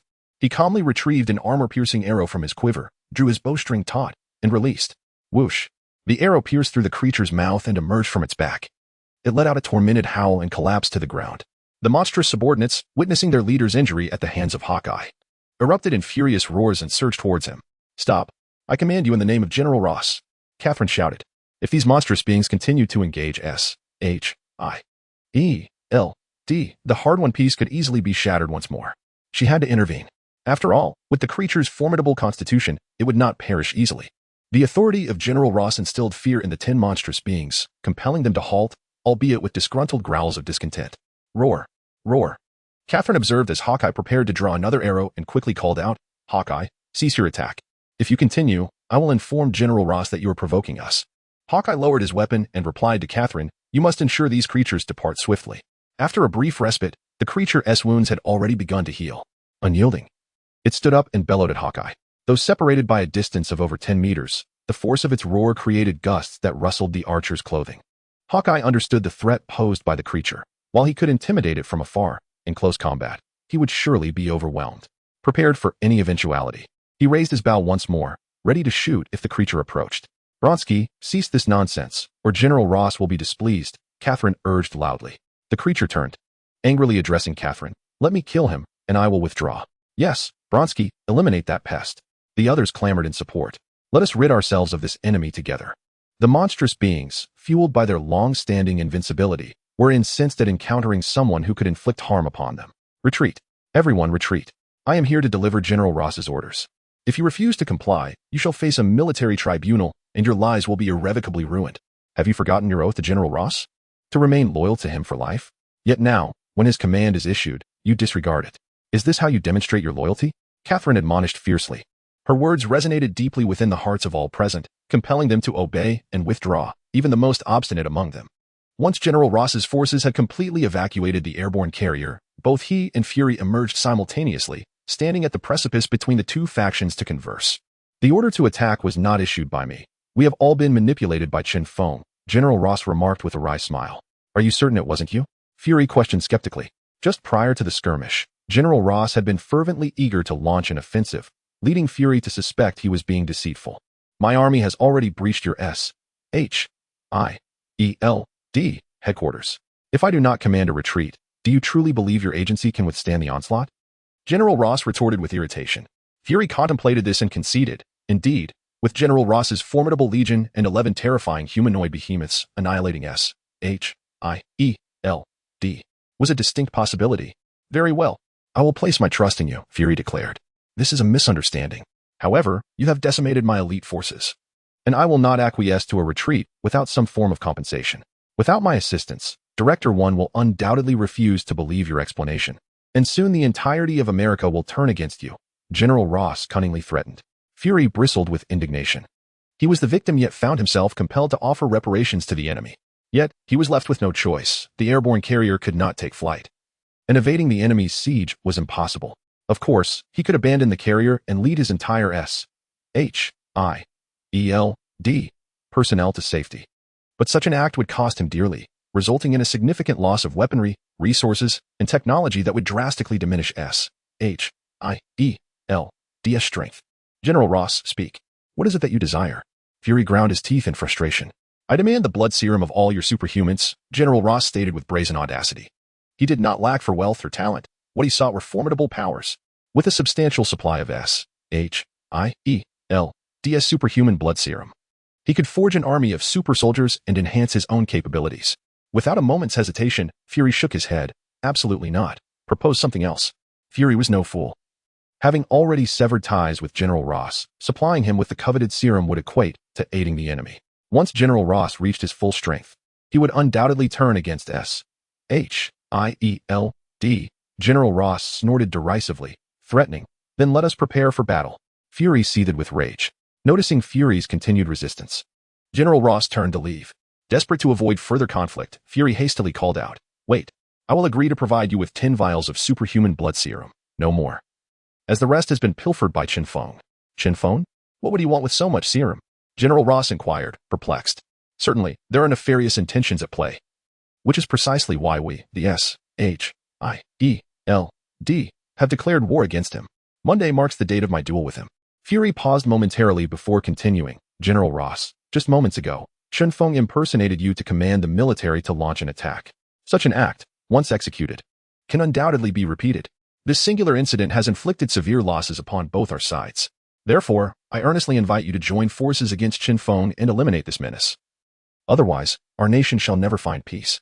Chapter 67. The female transformer General Ross, upon hearing Fury's words, could not help but conjure a terrifying image of Chen Feng, standing upon the vanquished and raising the Hulk.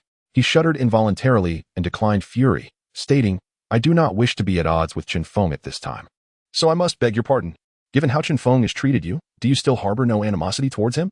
Moreover, if you collaborate with me to eliminate Chen Feng, I shall relinquish all the stolen serums to you. How does that sound?" Fury urged. After a moment's hesitation, General Ross grinned wickedly. "No, I would rather you provide me with 10 vials of serum. Once I have them, I shall take my leave." He had already devised a plan. He would prepare his forces and, when S-H-I-E-L-D and Chen Feng were sufficiently engaged, he would strike, aiming to reap maximum benefit at minimal cost. With no alternative, Fury had no choice but to send his subordinates to procure 10 vials of serum, though they cunningly chose the least potent ones. Once General Ross obtained the serums, he departed, leaving Fury unable to intervene. After General Ross and his elite legion had left, the agents of S-H-I-E-L-D gazed upon the devastated aerial carrier, their spirits dampened by unease. The misunderstanding at the highest levels of the government had sparked a desire to attack S-H-I-E-L-D, and until this crisis was resolved, the entire organization remained on edge. Furthermore, following the bombardment by General Ross's forces, the aerial carrier lay in ruins, and it would be impossible to restore it to functionality before Monday with S-H-I-E-L-D's limited resources. Without the aerial carrier to confront Chen Feng, their chances of victory diminished significantly, and they risked being overpowered by him instead. Faced with such dire circumstances, Fury had no choice but to seek assistance from Iron Man. Tony Stark. "Tony, you are aware of S-H-I-E-L-D's predicament. If you do not lend your aid, we shall be unable to confront Chen Feng. While we may be numerous and he would hesitate to provoke us, you are not so fortunate. Chen Feng is well aware of your bounty on his head, and he will not let you off easily. Moreover, your armored suit has been countered effectively, rendering you less formidable. Without our support, you are in grave danger." Fury implored. "Enough. I shall extend my full support to S-H-I-E-L-D. Tony replied, his face drawn with concern. He deeply regretted becoming embroiled in the investigation of the thief and now found himself in a predicament he could not shake off. For his own safety, he was compelled to fully back S-H-I-E-L-D against Chen Feng. "Tony, the aerial carrier has sustained severe damage, and I require your assistance in dispatching personnel from Stark Industries for repairs. Additionally, I need you to clarify to the government that S-H-I-E-L-D has no intention of severing ties with the nation. It is all due to Chen Feng's machinations," Fury said. "Understood," Tony acknowledged. "Hawkeye, take a few individuals and escort Tony back," Fury commanded. "Yes, Director," Hawkeye replied dutifully. Tony, accompanied by Hawkeye and several others, boarded a plane bound for Stark Industries. After a half-hour flight, the aircraft landed atop the Stark Industries building. Upon returning to the company, Tony was struck by the peculiar glances cast upon him by his colleagues. He inquired with pepper and, upon discovering the truth, nearly fainted. To his astonishment, the weaponry of Stark Industries had been entirely relocated by Chen Feng, and the company's accounts were depleted, with funds transferred away in his name. Once immensely wealthy, he now found himself destitute. Although the company still belonged to him, he was unable to pay his employees. Most critically, Chen Feng had cleared out all the weaponry, including those ordered by various nations and warlords. Others had paid deposits, and failure to deliver on time would result in exorbitant compensation fees. A situation he now faced without the necessary funds. His only hope for overcoming this crisis rested with the government. Thus, he hurriedly gathered Hawkeye and others to meet with the president. On his private island, Chen Feng reveled in Tony's flustered demeanor. Even before initiating conflict, he had nearly brought S.H.I.E.L.D. and Tony to their knees, a result that satisfied him greatly. The battle between General Ross and S.H.I.E.L.D. had concluded, and he had witnessed Tony's discomfiture. He had no desire to continue eavesdropping on Tony's conversation with the president. It was unnecessary. The strength of the United States lay not in the nation itself, but rather in the organizations and warlords within it, rendering the president inconsequential in his eyes. After instructing Optimus Prime to deactivate the 3D holographic projector, Chen Feng resumed his work. The robots had already produced a significant number of units. Eliminating the need for his direct involvement, they could manufacture more robots autonomously. He then set about creating the female version of the Iron Man armor, a promise he had made to Natasha. Previously, he had hesitated to provide Natasha with such advanced technology, but now that she had joined his ranks, he could no longer regard her with suspicion. Thus, he resolved to construct a female version of the Transformers for her. After several days, he had gathered the necessary materials. The following day, Chen Feng emerged from the laboratory, elated, accompanied by a graceful robot. Outside, Natasha was training the Lizard Legion and the Ant Swarm when she spotted the robot trailing behind Chen Feng. She gasped and swiftly approached, inspecting the robot with curiosity. "Is this my Iron Man armor?" Natasha asked excitedly. "This is not Iron Man armor. It is a female version of the Transformers that I've created for you." Chen Feng replied with a smile. "Wow, that's amazing.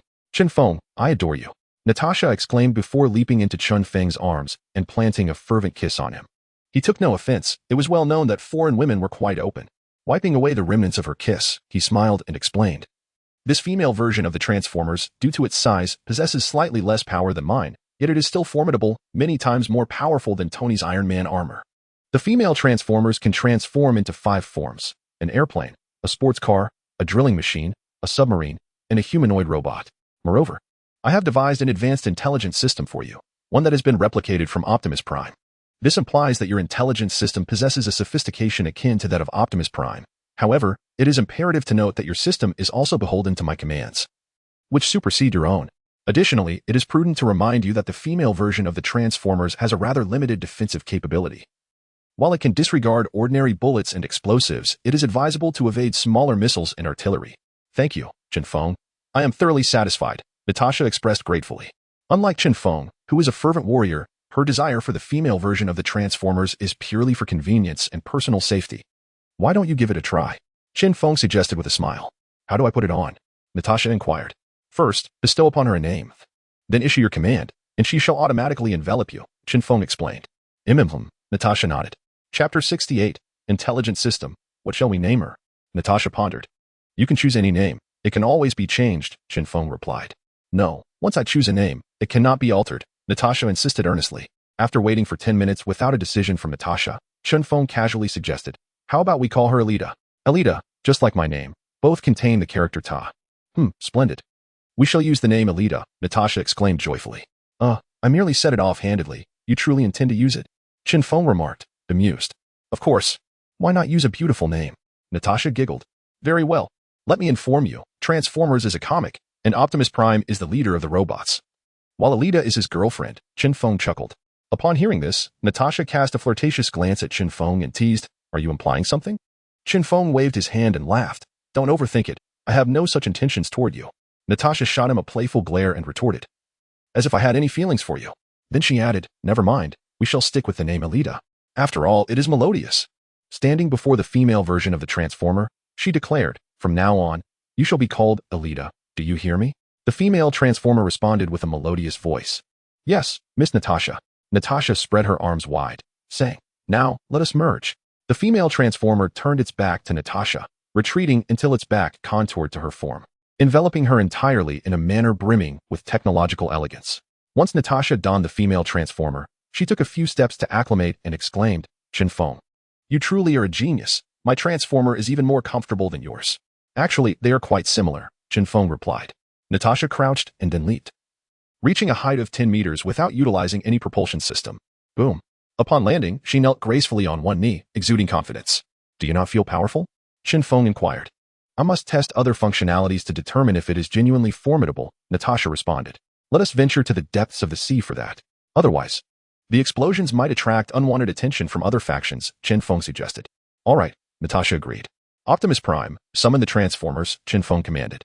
Yes, my lord, Optimus Prime acknowledged. A few seconds later, a thunderous boom resonated as a colossal transformer descended from the sky, landing before Chen Feng. With a leap, Chen Feng entered the Transformer-S interior. Optimus Prime, submarine mode, he commanded. Yes, my lord, Optimus Prime replied. With a series of mechanical sounds, the Transformer transformed into a submarine and dove into the sea. Natasha, following suit, playfully commanded, Alita, submarine mode. Yes, Miss Natasha, Alita responded. With a series of clicks and whirs, the female Transformer morphed into a miniature submarine. Alita, why is your submarine so small? Natasha complained. Miss Natasha, the height of a Transformer is 5 meters, with a massive build weighing over tons. The female version of the Transformer is the same height as you, weighing over 300 pounds, so you should understand, Miss Natasha, Alita replied. Can it be a bit larger? Natasha inquired, feeling uncomfortable in the cramped space. It can transform into a sports car mode, which offers the most space and can also submerge, though it won't be very fast underwater, Alita explained. Never mind then. Hurry up and keep up with Chen Feng. Natasha ordered. Understood, Miss Natasha, Alita acknowledged. With a swift whoosh, the miniature submarine plunged into the ocean. Despite its small size, the submarine was remarkably swift. Chen Feng led Natasha to the site of his previous experiments. Natasha, your female Transformer version is equipped with a minigun and guided munitions on its shoulders, missile launchers and flamethrowers on its forearms, and both the palms and soles possess jet systems and pulse cannons, Chen Feng elaborated. How do I use these weapons? Natasha asked. Simply name the weapons and command Alita, or you can use your thoughts, Chen Feng replied. Natasha attempted to control it telepathically, but her first attempt was clumsy and unsuccessful. So she commanded, Alita, minigun. The shoulder of the female Transformer revealed a minigun. Pointing in a direction, Natasha commanded, fire over there. Rat-a-tat-tat missile launcher, fire. Pulse cannon, fire. Rocket launcher, fire. Transform into sports car mode. With a series of clicks, it morphed into a stunning sports car. Transform into aircraft mode. With another series of clicks, it became a sleek aircraft. Drilling machine mode. Click, click, it transformed into a gigantic drilling machine. Transformer mode. Click, click, it reverted back to the female Transformer. After Natasha tested all the functionalities, she felt exhilarated, believing that the female Transformer was extraordinarily powerful, far surpassing Iron Man Tony's armored suit by 100-fold. Once we master these, we should return. There are many tasks awaiting us, Chen Feng suggested. No rush, take me for a flight. I want to see if the female Transformer can match your speed, Natasha responded. My Transformer has energy levels dozens of times greater than yours. How could you possibly be faster? Chen Feng chuckled. Not necessarily. Your Transformer is larger, thus facing more drag, while mine is smaller and experiences less resistance. So it will surely fly faster than yours, Natasha confidently asserted. She was now quite pleased and reluctant to return so soon. After days of intense activity, she finally had a chance to relax and sought some thrill. All right, let us race to see who reaches space first, Chen Feng proposed. Agreed, Natasha replied. Optimus Prime. Proceed at full speed. Our destination is outer space, commanded Chen Feng. My lord, responded Optimus Prime. With a resounding boom, the Transformer's powerful legs expelled a tremendous force, causing the surrounding seawater to churn violently. The Transformers ascended rapidly. Alita, we too shall advance at full speed. We must reach outer space before them, Natasha urged anxiously. Yes, Miss Natasha, Alita replied, accepting the command. With a sound that was comparatively less thunderous than that of the Transformers, Alita's ascent was swift due to her more diminutive size. With a mighty roar, the Transformers burst through the surface of the water, sending waves soaring over 20 meters high, a testament to their astounding velocity. Chapter 69. The Triad forces mobilized simultaneously with a resounding splash. Natasha's female version of the Transformer emerged from the water, its relatively diminutive size causing waves that reached a mere 5 meters. In stark contrast, Chen Feng's Transformer pierced the surface of the ocean, achieving an astonishing velocity equivalent to the first cosmic speed of 7.9 kilometers per second. Within the span of just a second or two, the speed doubled, accelerating to the second cosmic speed of 11.2 kilometers per second.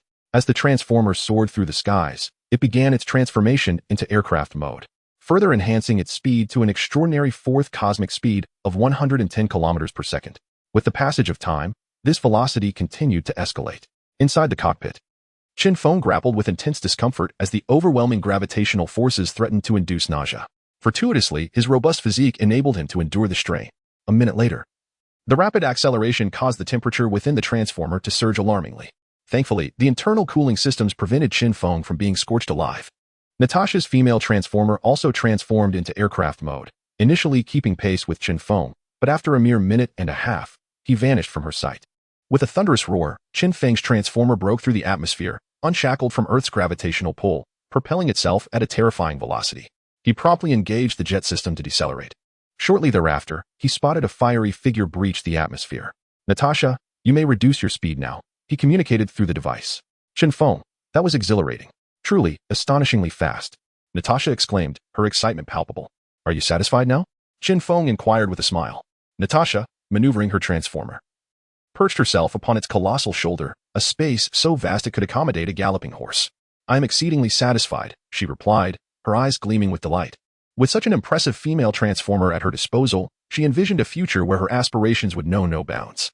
"Now, time is of the essence. Let us return swiftly," Chen Feng urged.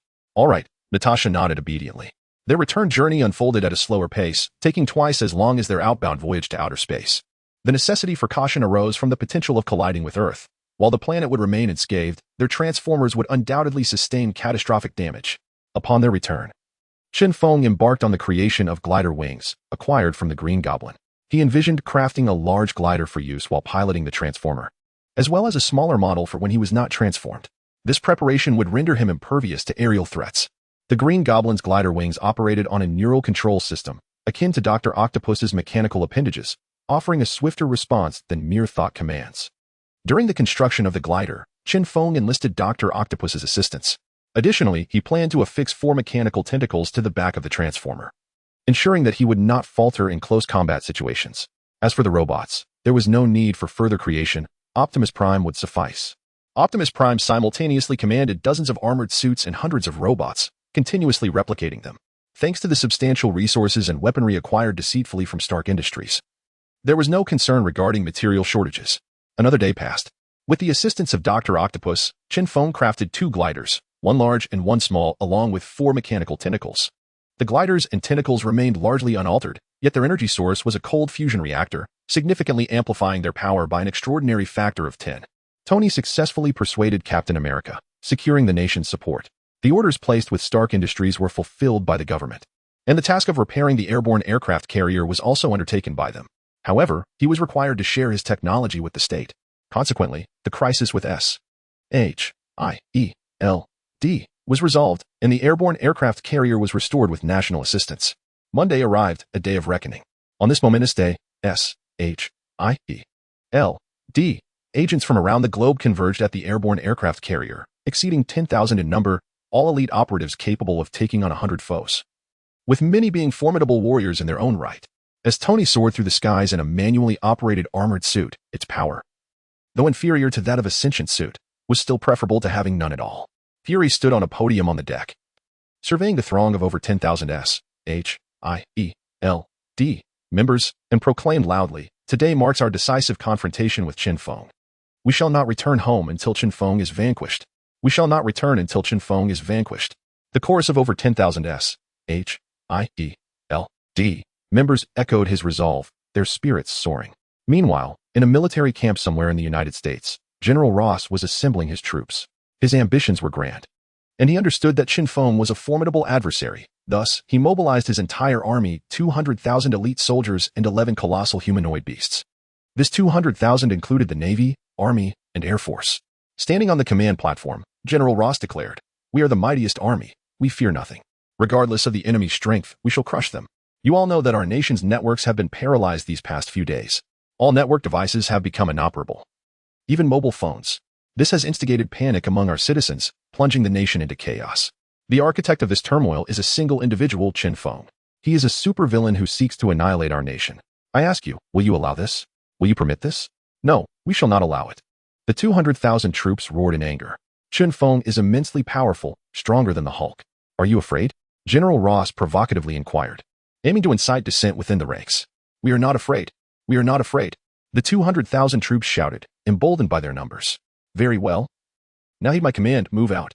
General Ross gestured grandly. The troops marched in perfect formation. The rumble of tanks and vehicles ignited as they roared to life. The sound of helicopters reverberated through the air, a cacophony of engines roaring to life. Offshore, naval vessels stirred from their slumber. On a private island, Chen Feng found himself in the company of only Natasha, devoid of the grandiloquent speeches that characterized military leaders like Fury and General Ross before a campaign. The esteemed scientists, Dr. Hank, Dr. Octopus, Dr. Lizard, and Dr. Zhao Helen, had all been dispatched under Chen Feng's directive. Dr. Octopus had expressed a desire to remain and assist. Yet Chen Feng had firmly declined. Enlisting scientists in battle was undoubtedly a foolhardy decision. Commanding the Transformer, with his feet firmly planted on a colossal glider, Chen Feng gazed down at the scene below, his heart swelling with pride. On the surface of the ocean, a legion of gargantuan lizards amassed, their numbers swelling to an astounding 100,000. Chapter 70, Assault on S.H.I.E.L.D.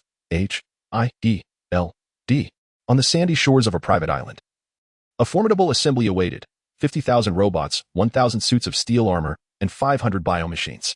1,000 mobile fortresses stood ready, while an innumerable swarm of flying ants darkened the sky above. With such an arsenal, Chen Feng felt confident in his ability to vanquish S.H.I.E.L.D. This private island belonged to Chen Feng, and diverting the conflict to his territory risked its destruction. Therefore, he led his forces to confront S.H.I.E.L.D. For precautionary measures, he left a small contingent of massive lizards, mobile fortresses, flying ants, robots, and biomachines on the island, taking the remainder with him. Turning to Natasha, who stood beside him, he inquired, "Are you prepared, Natasha?" She nodded, anxiety evident in her demeanor, not from fear of S.H.I.E.L.D., but from the pressure of commanding such a vast army for the first time. Concerned about her capabilities, she felt a twinge of doubt. With a sweeping gesture, Chen Feng commanded, "Let us depart." The lizard battalion surged through the waters with remarkable speed. The mobile fortresses roared to life, some traversing the surface, others submerging beneath the waves, while a few ascended into the skies. The flying ants swarmed above like a dark cloud, casting shadows over the land.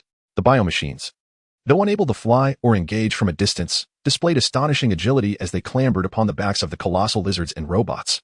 Having seized control of global networks and satellites, Chen Feng was acutely aware of S.H.I.E.L.D.'s movements, while they remained oblivious to his own. To his dismay, General Ross had mobilized a substantial contingent, advancing toward the private island. Outnumbered, Chen Feng had no choice but to act decisively. Arriving at the coastline, he organized his forces just as S.H.I.E.L.D. made its delayed appearance. Their colossal aerial carrier cruised through the sky, cloaked in stealth mode, but was detected by Optimus Prime. Chen Feng entrusted his troops to Natasha and, piloting a transformer, spearheaded the attack on S.H.I.E.L.D. The sheer scale of Chen Feng's forces was impossible for S.H.I.E.L.D. to overlook. Hawkeye quickly reported to Fury, "Director, Chen Feng is directly below us, commanding an array of peculiar units, lizards, robots, and flying ants. He poses a significant challenge. Prepare for battle," Fury ordered. "Director, Chen Feng is charging at us in a transformer," Hill cautioned. "Engage. Utilize the carrier's turrets to obliterate him," Fury commanded. A barrage of artillery rained down upon Chen Feng as he deftly evaded the onslaught. He activated the missile launcher mounted on his shoulder, sending forth a volley of missiles. He followed this with explosive rounds and heavy weaponry. The miniguns and Gatling guns affixed to his transformer unleashed a relentless hail of fire, shattering incoming projectiles with ferocity. Despite the transformer's imposing size, the enemy's accuracy remained surprisingly low, unlike the certainty with which S.H.I.E.L.D.'s aerial carrier could strike its targets. The S.H.I.E.L.D. intercepted a portion of the missiles launched by Chen Feng, yet a small number eluded their defenses. The thunderous explosions resounded as the missiles struck the underside of the airborne aircraft carrier, disrupting its stealth mode and leaving several gaping holes. With a resounding crash, Chen Feng could not evade the relentless barrage of artillery and was struck down, plummeting from the sky to create a massive crater upon impact. The formidable structure of the Transformers was no mere exaggeration. Despite being shot down, Chen Feng emerged unscathed. Rising once more, he advanced towards S.H.I.E.L.D. with relentless fury, accompanied by swarms of flying ants, a legion of machines, mobile fortresses, and biomechanical entities. With a sweeping gesture, Natasha commanded legions of colossal flying ants, robotic soldiers, and aerial fortifications to surge toward S.H.I.E.L.D. Some of the mechanical organisms climbed onto the backs of the robots, joining the assault. Natasha herself followed, soaring high above, shielded by a multitude of armored sentinels. As the battle commenced, the air was filled with the sounds of gunfire, explosions, and cries of chaos, as an array of weaponry clashed in a frenzied exchange. A substantial number of flying ants, machines, and flying fortresses were downed by S.H.I.E.L.D. Yet the airborne carriers suffered severe damage from the relentless onslaught. After sustaining minimal casualties, Chen Feng's forces finally approached the aircraft carrier. The giant flying ants, upon enlarging, proved impervious to conventional weaponry, capable of silencing their foes with a single bite, their overwhelming numbers rendering them virtually unstoppable. As the swarm descended upon the carrier's deck, S.H.I.E.L.D. personnel sought refuge, utilizing firing ports to eliminate the invading ants. The robots, upon arrival, commenced a systematic assault on the doors of the aircraft carrier, facilitating the entry of the flying ants. S.H.I.E.L.D. Operatives fought valiantly to repel the assault, bolstered by numerous strongmen who thwarted the robots' efforts to breach the entrance. At this juncture, Dr. Octopus's mechanical organisms were deployed. Smaller biomechanical entities infiltrated through shooting ports, water outlets, and ventilation shafts, their agility and close combat prowess rendering them lethal. Once inside, they unleashed devastation upon the ordinary elite of S.H.I.E.L.D., who stood no chance against such foes. Only the most formidable among them could hope to vanquish the mechanical beasts. With the chaos instigated by the biomechanical entities, the robots succeeded in breaching the doors, allowing the giant flying ants to follow suit. In the command center of S.H.I.E.L.D., the personnel were taken aback as they observed Chen Feng's forces advancing through the surveillance feeds. Director, what shall we do? Chen Feng's monsters are overwhelming, and they have infiltrated S.H.I.E.L.D., Hill exclaimed anxiously. Let them come. Within the confines of the aircraft carrier, we have ample places to hide, allowing us to systematically eliminate the enemy and counteract their numerical superiority, Fury replied astutely. Suddenly, the entire aircraft carrier trembled. What was that? Fury inquired. A technician responded, Director. Engine 2 has been compromised by Chen Feng. Hawkeye, eliminate Chen Feng, Fury commanded. Understood, Director. Hawkeye received his orders and departed the command center with several subordinates. Chen Feng had 100,000 colossal lizards awaiting his command on the ground, necessitating the destruction of the airborne aircraft carrier. On the surface, his dominance would be unparalleled. Boom. Another engine was obliterated by Chen Feng's assault. As he prepared to target the third engine, a massive arrow struck him. Boom. The arrow embedded itself in the chest of the transformer. Fortunately, Chen Feng had reinforced its armor, or the projectile would have pierced through. Chen Feng glanced upward to see Hawkeye skillfully operating a gigantic crossbow. Swiftly, he maneuvered the Gatling gun, unleashing a barrage of fire upon Hawkeye. Boom. Once again, Hawkeye released a colossal arrow, this time affixed with a steel wire. Chapter 71, Transformation into a Titan. The warrior as Eagle Eye released the massive arrow tethered with steel cables, he immediately evaded. Boom. The transformer was struck once more, yet again in the chest. Damn. The shooting speed is impossible to dodge. Chen Feng exclaimed in astonishment. Whoosh. Chen Feng felt an overwhelming force pulling him from the arrow. Oh, you wish to drag me in for a beating? Very well, I shall oblige, Chen Feng replied coldly, under the swift tug of the steel wire. He was soon drawn into an entrance of the airborne aircraft carrier. Upon entry, he was immediately beset by a flurry of attacks. First, he was slammed against the iron wall by a heavy truck, followed by a fierce assault from Iron Man Tony, along with several brawny giants who pummeled the transformer with blows that resounded like explosions, each strike rivaling the might of Tony's armored suit. Get off me, Chen Feng bellowed.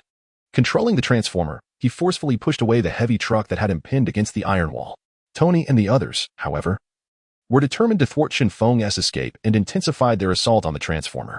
Yet, despite their efforts, the transformer's robust frame remained unyielding, although they dented it. They could not breach its defenses to harm Chen Feng. Allow me, a hefty man declared, brandishing a large chainsaw, seemingly intent on slicing through the transformer. Chen Feng, maneuvering the transformer's hands to withstand the truck's impact, found his hands occupied, but he had 4 mechanical tentacles at his disposal. Swish, swish, swish. The 4 mechanical tentacles emerged from the transformer's back, sweeping away those who dared to attack Chen Feng. The hefty man's chainsaw clashed against one of the mechanical tentacles, sparking and screeching. In retaliation, another tentacle lunged at him like a rapier. Its speed too swift for him to evade, resulting in a fatal piercing. High-concentration energy pulse cannon, Chen Feng silently intoned. The transformer's palms erupted with brilliant light. Boom, boom. The heavy truck was obliterated, and Tony and Eagle Eye were thrown off balance by the explosive shockwave. standing at a towering 5 meters, the Transformer, combined with the 4 automated tentacles, appeared as a formidable deity. Fear gripped Tony. In comparison, his armored suit felt like a mere toy. Thud, thud, thud. The sound of the Transformer's movement echoed. Chen Feng approached Tony and said, "Tony, at last, we meet. What do you want, Chen Feng?" Tony's voice trembled with uncertainty, his proximity amplifying the Transformer's intimidating presence. "Initially, I sought to make you regret your actions, to strike you down, but since you and Ascension conspire against my life, I shall take yours instead." With that, Chen Feng guided the Transformer to deliver a crushing blow toward Tony. In a frantic roll, Tony barely dodged and swiftly fled. Eagle Eye, witnessing Tony's retreat, erupted in fury. "Tony, you coward! How dare you abandon me? Rest assured, none of you shall escape." Chen Feng declared with an air of dominance. Help? No, please." The sound of fists echoed as Chen Feng ruthlessly dispatched Hawkeye's subordinates. Enraged, Hawkeye gritted his teeth and turned to flee. The colossal Transformer was too large to enter the airborne aircraft carrier, prompting Chen Feng to emerge from it and charge towards the vessel. Natasha, informed of the unfolding battle through the 3D holographic projection deployed by Alita, witnessed Chen Feng single-handedly infiltrate the aircraft carrier from an entry point. Swiftly, she directed a portion of the robots, accompanied by mechanical beings, to assist him, utilizing spider silk. Chen Feng soared through the air, rapidly closing the distance to Hawkeye. With a swift flick, a strand of silk adhered to Hawkeye's back. Startled, Hawkeye rolled away, drawing a dagger from his calf in an attempt to sever the silk. Chen Feng, however, was not one to grant such an opportunity. He yanked the silk forcefully while delivering a powerful kick to Hawkeye. With a resounding thud, Hawkeye was propelled backward, soaring over 20 meters before coming to a halt. Coughing up blood, it was evident that he was gravely injured. The sound of rapid footsteps echoed as reinforcements sent by Fury arrived. In a bid to eliminate Chen Feng swiftly, Fury deployed thousands of the most formidable SHIELD agents. The barrage of bullets was relentless. And confined within the corridor with no place to take cover, Chen Feng transformed. With a roar, he morphed into a towering titan. Standing 3 meters tall and weighing over 2,000 pounds, his skin a deep bronze. The onslaught of SHIELD attack struck his form. But they failed to penetrate his skin, though they did inflict pain. Chen Feng was no fool. He did not merely stand there to be assaulted. Lowering his head and bending forward, he surged ahead, indifferent to what lay before him. The SHIELD agents, not lacking in intelligence, continued their assault while attempting to evade. With a tremendous impact, Chen Feng collided with the iron wall at the corner, generating a human-shaped dent from the force. Suddenly, he caught a glimmer of light, followed by a chilling sensation on his face. Upon touching it, he realized it was his own blood. Looking up, he beheld a man clad in a kimono, wielding a sword with a cold demeanor, his back turned to Chen Feng. "I am Ichiro Matsumoto, master of the one-sword style. You should feel honored to perish by my blade," Matsumoto proclaimed haughtily. "Humph, daring to be so arrogant after merely breaking my skin? Witness as I reduce you to a mere puddle of flesh," Chen Feng retorted, dismissing the island warrior as insignificant. Matsumoto's speed was remarkable, almost instantaneous. By the time Chen Feng sensed his presence, Matsumoto had already maneuvered behind him. With a swift flurry of strikes, Matsumoto unleashed dozens of cuts upon Chen Feng's back, leaving a trail of crimson marks. Chen Feng swiftly pivoted, extending his hand to grasp Matsumoto. The latter leaned back, expertly slicing Chen Feng's wrist and successfully severing a blood vessel. "Damn you, I was merely getting started," Chen Feng bellowed, astonished by the formidable prowess of this seemingly ordinary island warrior. If his conjecture is correct, the formidable prowess of Ichiro Matsumoto lies not only in his swiftness but, more crucially, in the sharpness of his blade. Were it not for the keen edge of Matsumoto's sword, his strength alone would not have been sufficient to inflict harm. Fortunately, Matsumoto's strength is not overwhelming. Otherwise, Chen Feng would indeed be in peril. For the moment, Chen Feng disregards Matsumoto and charges toward the agents of SHIELD.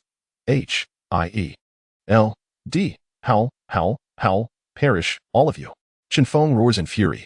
Amidst his relentless pursuit of the SHIELD members, he discovers a length of iron chain. A sinister grin spreads across his face as he brandishes the chain, swinging it wildly around him. Matsumoto may be formidable and swift, yet Chen Feng is no slouch. His strength is immense and inexhaustible. Ultimately, during a moment of oversight from Matsumoto, Chen Feng's chain strikes true. Chapter 72. The undying monster. The relentless barrage of gunfire echoed as agents of SHIELD desperately employed ranged weaponry to thwart Chen Feng, intent on preventing him from eliminating Ichiro Matsumoto. With his head bowed and hands clutching his skull, Chen Feng surged towards Matsumoto, determined to strike him down at the earliest opportunity. Suddenly, a massive arrow lodged itself in Chen Feng's abdomen. The excruciating pain rendered him powerless to continue his advance. Seizing the moment, the agents intensified their assault on him. As the ceaseless hail of bullets rained down, Chen Feng's resilient skin began to yield, the rate of his regeneration failing to keep pace with the damage inflicted, leading to increasingly severe injuries. If this continued, he would surely be ground to dust. With a clenched jaw, Chen Feng pivoted, bowing his head and turning his back to the agents. With his right hand, he forcefully struck the rear of the massive arrow embedded within him. With a swift motion, the arrow was expelled from his body. Simultaneously, Hawkeye and his subordinates manipulated several large crossbows, unleashing a volley of bolts at Chen Feng. Once again, Chen Feng's body was pierced. Enraged, he rose abruptly, violently swatting away or yanking out the arrows lodged in him. Then, he transformed. His tail thickened, his feet morphed into powerful beast-like appendages, and his hands became formidable claws. His head took on the fearsome visage of a lizard. He had no choice but to undergo this metamorphosis. The injuries sustained in his Titan form were too grave, and his recovery rate could not match the damage, leaving him devoid of strength. Thus, he transitioned into a lizard man. The lizard man's regeneration was astonishingly swift.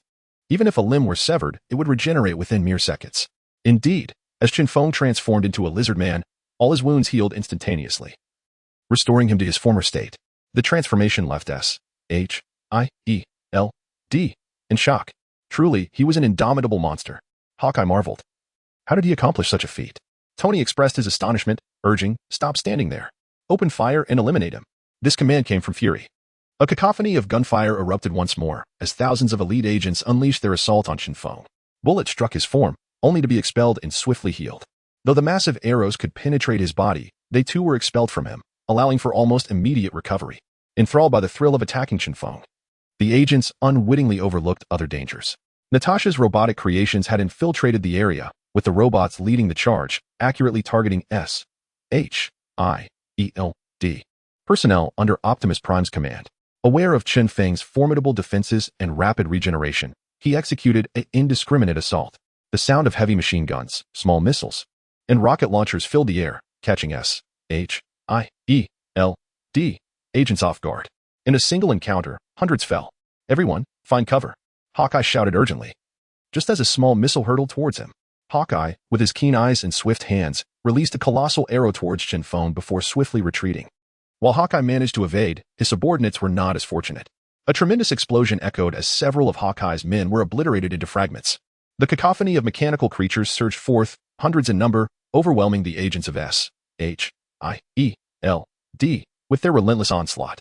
These mechanical beings, of superior quality, possessed formidable attack power and swift agility. Once they closed in, escape became nearly impossible. Robots and mechanical entities, devoid of fear, executed their commands without hesitation. As a result, they suppressed S.H.I.E.L.D. agents, rendering them incapable of retaliation. Seizing a moment to recover, Chen Feng transformed once again into the Titan giant. The reptilian creatures exhibited remarkable regenerative abilities, yet their strength and defense remained insufficient. "Now it is my turn to subdue you," Chen Feng declared. Advancing towards the hidden members of S.H.I.E.L.D., ordinary cover could hardly withstand his approach. One individual, attempting to shield himself behind a table, found himself on the receiving end of Chen Feng's might. With a thunderous crash, the table splintered in two, sending the man crashing backward, lifeless upon impact. Chen Feng has arrived. Everyone, retreat into the room. Dozens of S.H.I.E.L.D. agents scrambled into a nearby chamber, hastily sealing the door behind them.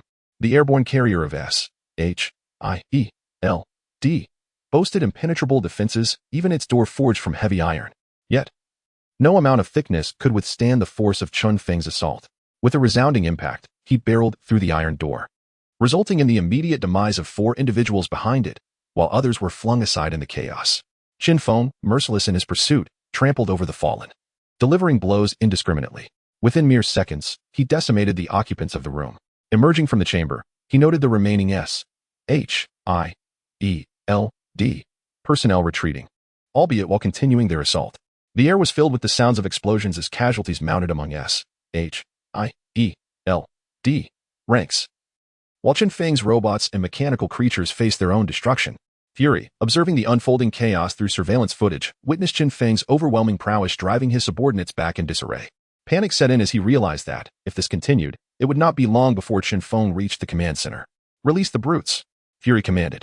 The brutes? Trained assassins of S.H.I.E.L.D.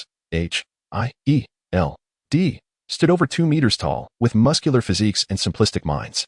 100 brutes marched towards Chen Feng's position. Meanwhile, General Ross, not far from the battlefield, observed the conflict through binoculars. The sight of the dark swarm of flying insects, the vast array of robots, and the intimidating mobile fortress sent shivers down his spine. Chen Feng is indeed a formidable adversary, General Ross remarked in awe. General, Chen Feng's rate of advancement is alarmingly rapid. We must eliminate him, or else, once he truly flourishes, there will be no place for us in the United States. Or indeed on Earth, Catherine expressed her concerns. General, let us collaborate with S.H.I.E.L.D. If Chen Feng defeats them, we may find ourselves unable to vanquish him, the Abomination suggested. His confidence stemmed from his 10 formidable humanoid behemoths. Let us wait a while longer. The time is not yet ripe, General Ross replied.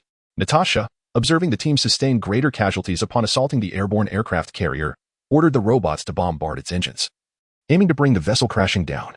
In her urgency to ground the aircraft carrier, she was willing to sacrifice the swarm of flying ants. She commanded the swarm to execute a suicidal attack on the engines. Consequently, countless flying ants soared towards the engines, only to be obliterated into a mist of blood by the swiftly rotating blades. Chapter 73. The lone battle against 100 mighty warriors as an increasing number of colossal flying ants fearlessly surged into the turbine of the airborne aircraft carrier. The rotation of the blades rapidly diminished. The airborne carrier, deprived of sufficient power, began its swift descent. Within the command center of the airborne carrier, Fury sensed the imminent fall and promptly alerted everyone, stating, "Everyone, take heed. The airborne carrier is about to plummet." General Ross, witnessing the airborne carrier of S.H.I.E.L.D. being brought down by Chen Feng, was taken aback and swiftly commanded, "Attack." He was apprehensive that should Chen Feng annihilate S.H.I.E.L.D., he would be unable to procure the numerous serums from him. With the general's orders echoing through the ranks, an offensive was launched. The command spread throughout the armies. Various aircraft aboard the carrier took to the skies, while warships readied their cannons, advancing towards the battleground where Chen Feng and S.H.I.E.L.D. clashed. On land, the army awaited orders, mobilizing tanks, armored vehicles, and troop transports. Miss Natasha, General Ross's forces are mobilizing and are expected to arrive within 10 minutes, Alita advised. Orders were issued for fast boat fortifications and submarine strongholds to intercept General Ross's navy. Commands were also given for the Lizard Legion to dispatch 50,000 troops to confront General Ross's army and for the swarm of flying ants to split in half, alongside the flying fortresses to engage Ross's air force. Natasha swiftly executed these commands. As Natasha concluded her orders, the airborne carrier was nearing its catastrophic descent. Boom. The fall of the airborne carrier resembled the apocalypse. The ground trembled, and smoke filled the air. The personnel aboard the carrier were thrown violently, with many suffering fatal injuries upon impact. In the command center, Fury bellowed, "Everyone, focus all efforts on eliminating Chen Feng. If we take him down, victory will be ours." "What about the giants, those monsters?" Hill inquired. "Forget them. There are too many monsters to eliminate in a short span. Even if we manage to kill them all, S.H.I.E.L.D. will suffer tremendous losses. The best course of action is to take down Chen Feng first. Without him, the monsters will retreat," Fury replied. The 100 mighty warriors dispatched by Fury had already encountered Chen Feng. "Kill him! Kill him! Kill him!" they chanted in unison, brandishing their weapons and charging towards Chen Feng. The mighty warriors, with a large shield in their left hand and a colossal hammer in their right, presented a formidable sight with their imposing physiques. Unfazed by the 100 warriors, Chen Feng led his robotic allies into the fray. Rat-tat-tat. The robots unleashed a barrage of gunfire. The warriors, quick to react, raised their shields and advanced cautiously. Boom. The robots launched small missiles, their explosive power failing to annihilate the mighty warriors, but merely forcing them back a few steps. With a thunderous roar, Chen Feng charged forward. Boom. Chen Feng collided with the 100 mighty warriors. The formidable strongmen at the front were violently struck, causing them to spit blood, while those behind remained unscathed. Chen Feng, with both hands, tore through the defenses of the strongmen. Seizing one by the neck, he lifted him effortlessly and slammed him to the ground with tremendous force, resulting in a deafening crash. The strongman perished on the spot. Following this, Chen Feng spread his arms wide, pivoting in place to sweep away the oncoming strongmen. With a resounding thud, one strongman leaped high, wielding a massive hammer, and struck Chen Feng's back. He coughed up blood, taken aback by the immense strength of the S.H.I.E.L.D. strongman. which surpassed even that of the lizard professor, rivaling only the abomination. Furthermore, their defenses were formidable. Even his full-force charge failed to fell the strongman. Although he bled, Chen Feng's injuries were not severe, and within moments, his internal wounds healed, showcasing his extraordinary resilience. With a swift turn, Chen Feng grasped the shoulder of the strongman who had ambushed him with his left hand, while his right fist rained down blows into the strongman's abdomen. Each strike forced blood from the strongman's mouth. Ultimately, with one decisive punch, he pierced through the strongman's belly. The battle between Chen Feng and the strongman was a brutal exchange of blows, intensely visceral. General Ross, being astute, commanded his forces to advance while remaining behind.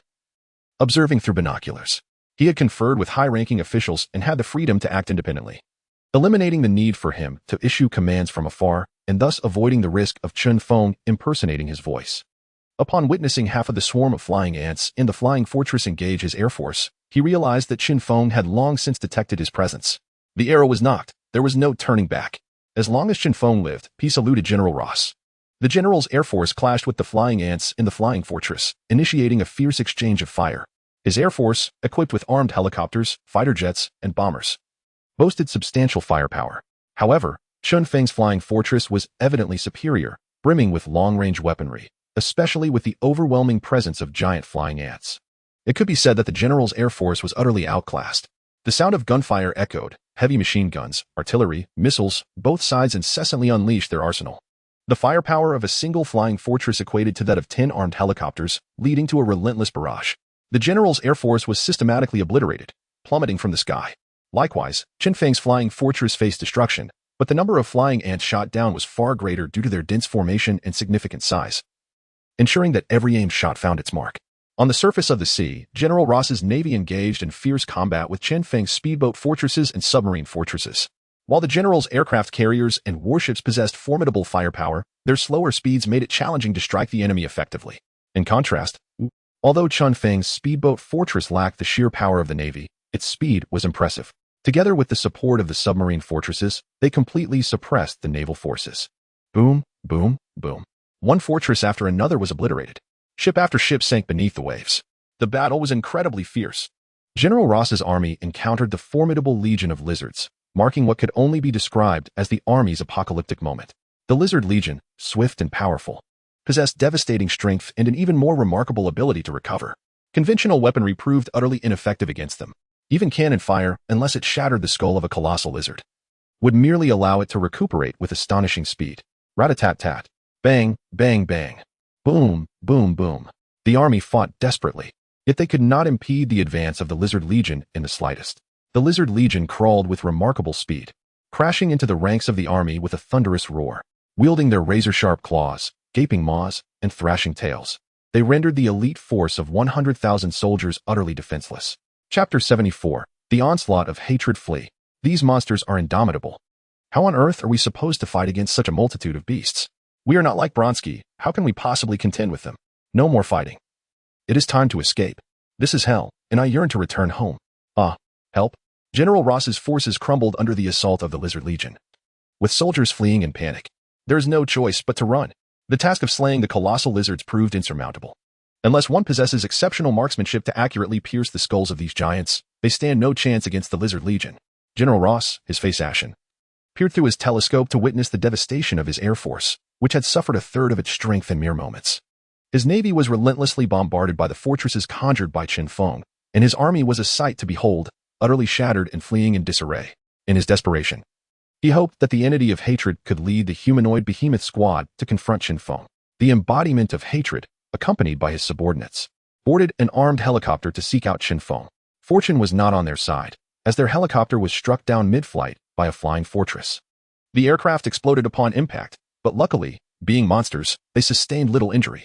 However, finding themselves in the sea, they realized that swimming to shore would take at least half an hour, a time frame in which the battle could very well conclude.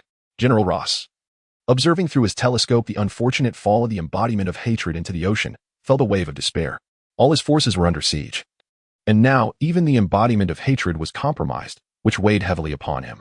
Yet, despite his distress, he knew he must extend assistance. He commanded several speedboats to go to the aid of the fallen. Meanwhile, S.H.I.E.L.D.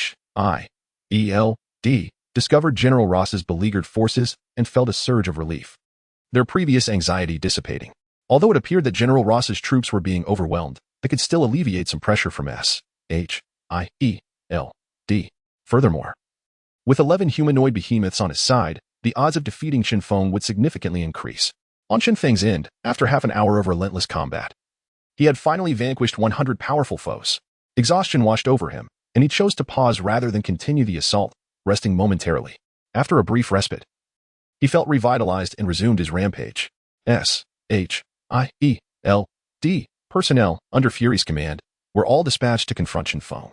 Consequently, the airborne carrier had been breached, with most of its interior overtaken. The agents rallied together, ignited with fervor, and charged towards Chen Feng. They abandoned their firearms in favor of melee weapons, brandishing daggers, swords, chains, and other implements of close combat. The chains were their primary focus, as they aimed to bind Chen Feng and then eliminate him. Charge!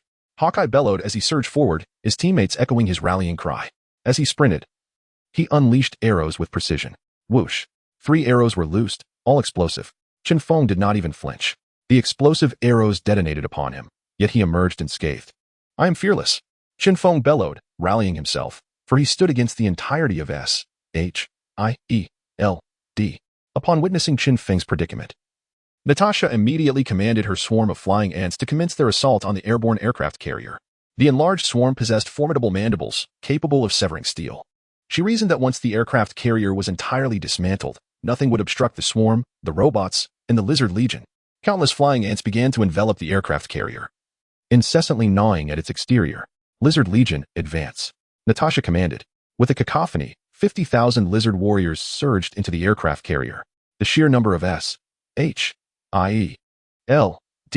agents was overwhelming. A single charge obliterated the robots and mechanical creatures surrounding Chen Feng. He too bore significant injuries, bloodied from head to toe. Hearing a commotion, Chen Feng turned to see his lizard legion approaching, a smile breaking across his face. In terms of numbers, let us see if I can outlast you. Annihilate them. Chen Feng gestured toward the S.H.I.E.L.D. personnel. The lizard legion responded with fervor, savagely attacking the agents. Chen Feng refrained from further engagement, needing to recuperate.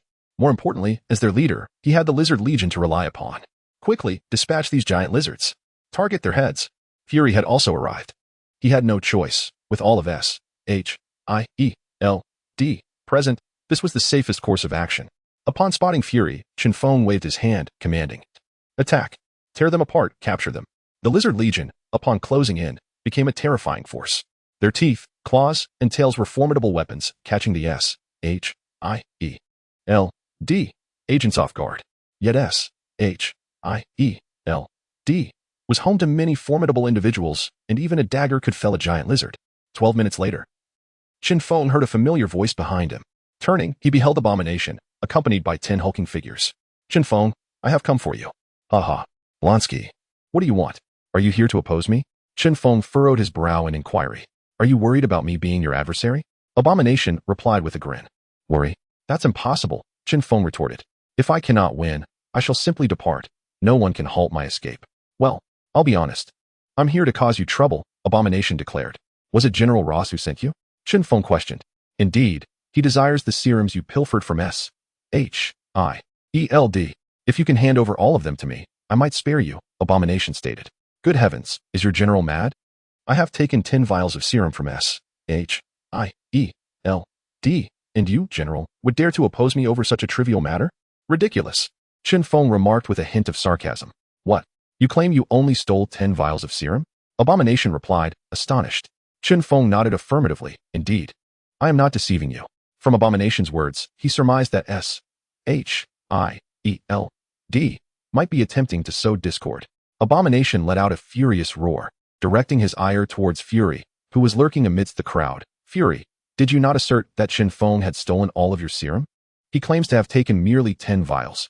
How do you justify this? Blonsky, he is our adversary. Do you genuinely believe his words? Fury countered. Chen Feng quickly interjected. Blonsky, consider this carefully. I dispatched a single individual to infiltrate S.H.I.E.L.D. How much could one person possibly steal at once? Chapter 75. The path cleared by the cursed blade. Blonsky, do not listen to his utter nonsense. You must understand that he is no ordinary individual. The prowess of his technology is formidable, as you have surely witnessed upon your arrival, Fury hastily implored. determined not to let this newfound alliance transform into enmity. Contemplating Fury's words, Abomination realized the truth in them. Chen Feng's technological capabilities were indeed terrifying. What could he not achieve? Moreover, the memories of the past surged within him. Recalling how Chen Feng had once treated him like an insignificant insect, a humiliation that now ignited a fierce rage within him. Chen Feng, you must perish today, Abomination bellowed. Humph. If you refuse to believe me, then accompany S-H-I-E-L-D to your demise. Chen Feng retorted with a cold scoff. With a mere wave of his hand, 1,000 colossal lizards turned their heads and charged towards Abomination and his companions. The cacophony of their roars filled the air as the monstrous reptiles, with claws bared, lunged forward in a frenzied assault. Chen Feng intended to weaken the enemy's forces with these giant lizards before making his own move. After all, with the lizard professor continuously crafting more of these creatures, he had no fear of losses. However, Chen Feng found himself obstructed by General Ross's men and S-H-I-E-L-D agents, unable to escape. After a moment of contemplation, he resolved to seize the treasures within S-H-I-E-L-D's vault amidst the chaos. If there was no path, he would forge one.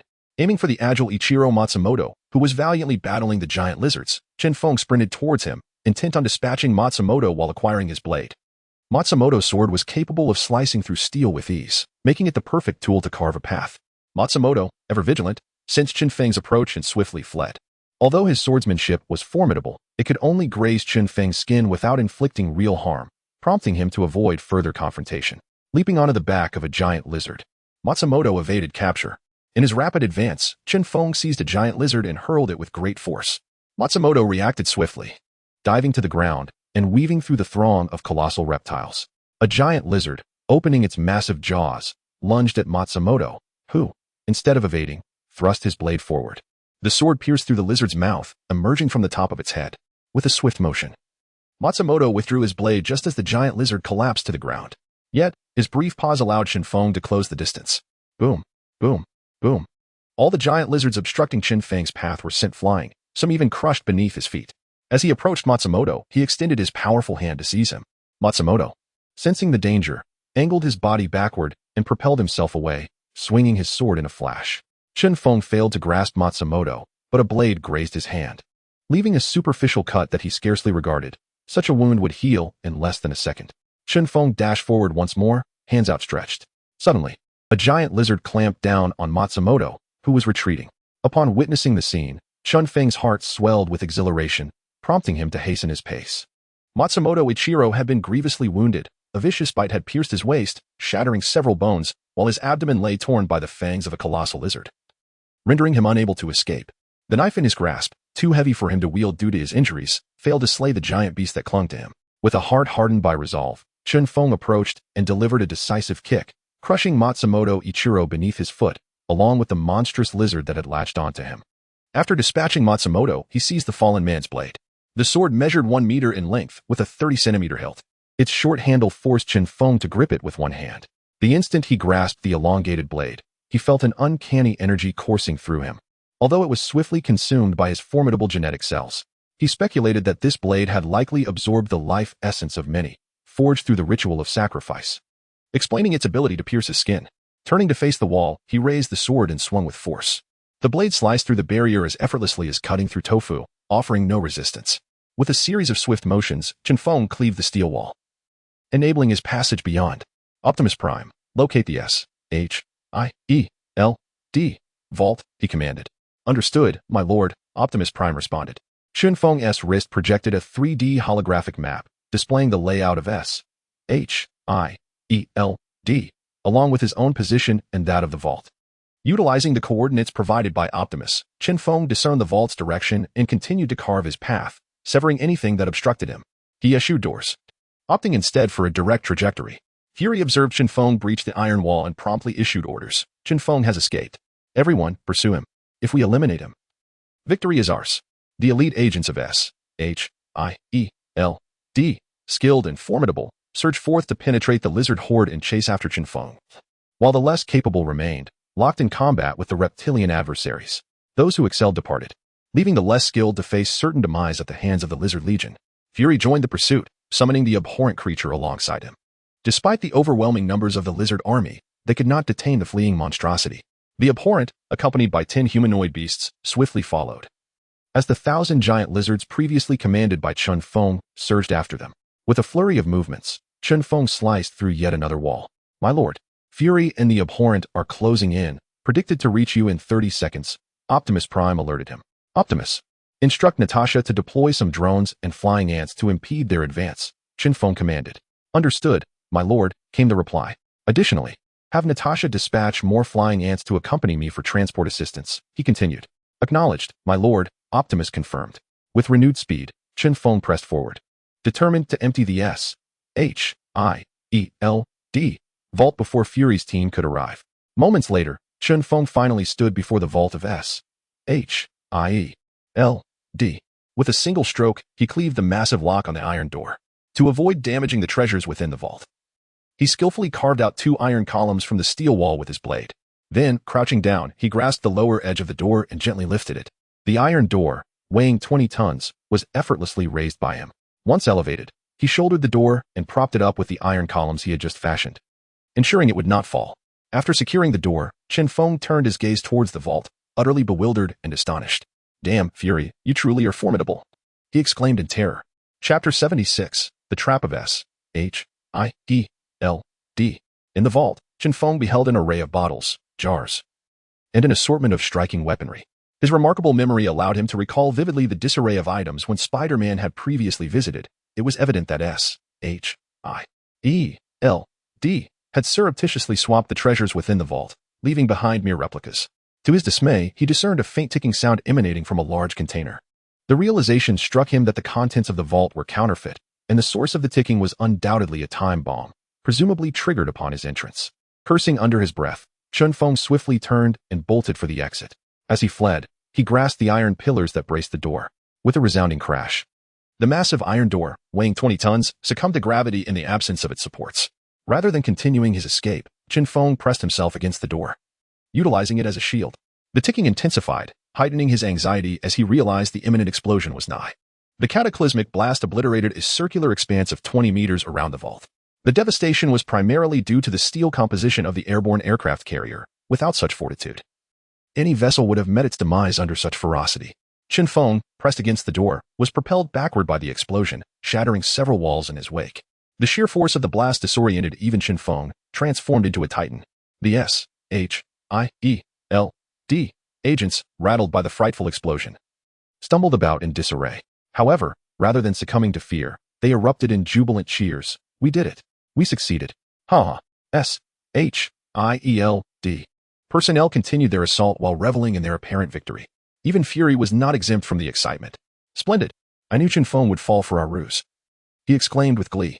He ought to be dealt with cunningly, Hawkeye chimed in, expressing his delight. Given his prowess, I wonder if this will be enough to eliminate him, Hill remarked with concern. Curiosity piqued, Abomination interjected. Fury, what is it that has you so elated? Chen Feng has been fixated on the items we secured within the vault. Previously, he pilfered only a fraction, leading us to conclude he would return. Thus, we cunningly placed a time bomb within the vault. The moment he opened the door, it would be triggered. Clearly, our strategy has succeeded, Fury replied, brimming with satisfaction. Abomination, however, was not pleased. Anger surged within him as he seized Fury by the collar. Growling, Fury, how dare you deceive me? The S-H-I-E-L-D agents, witnessing Abomination's sudden aggression toward their director, instinctively trained their weapons on him, momentarily disregarding even the attacking robots. Hawkeye aimed his bow at Abomination, vociferously demanding, Blonsky, what are you doing? Release our director. Let him go. The chorus of S-H-I-E-L-D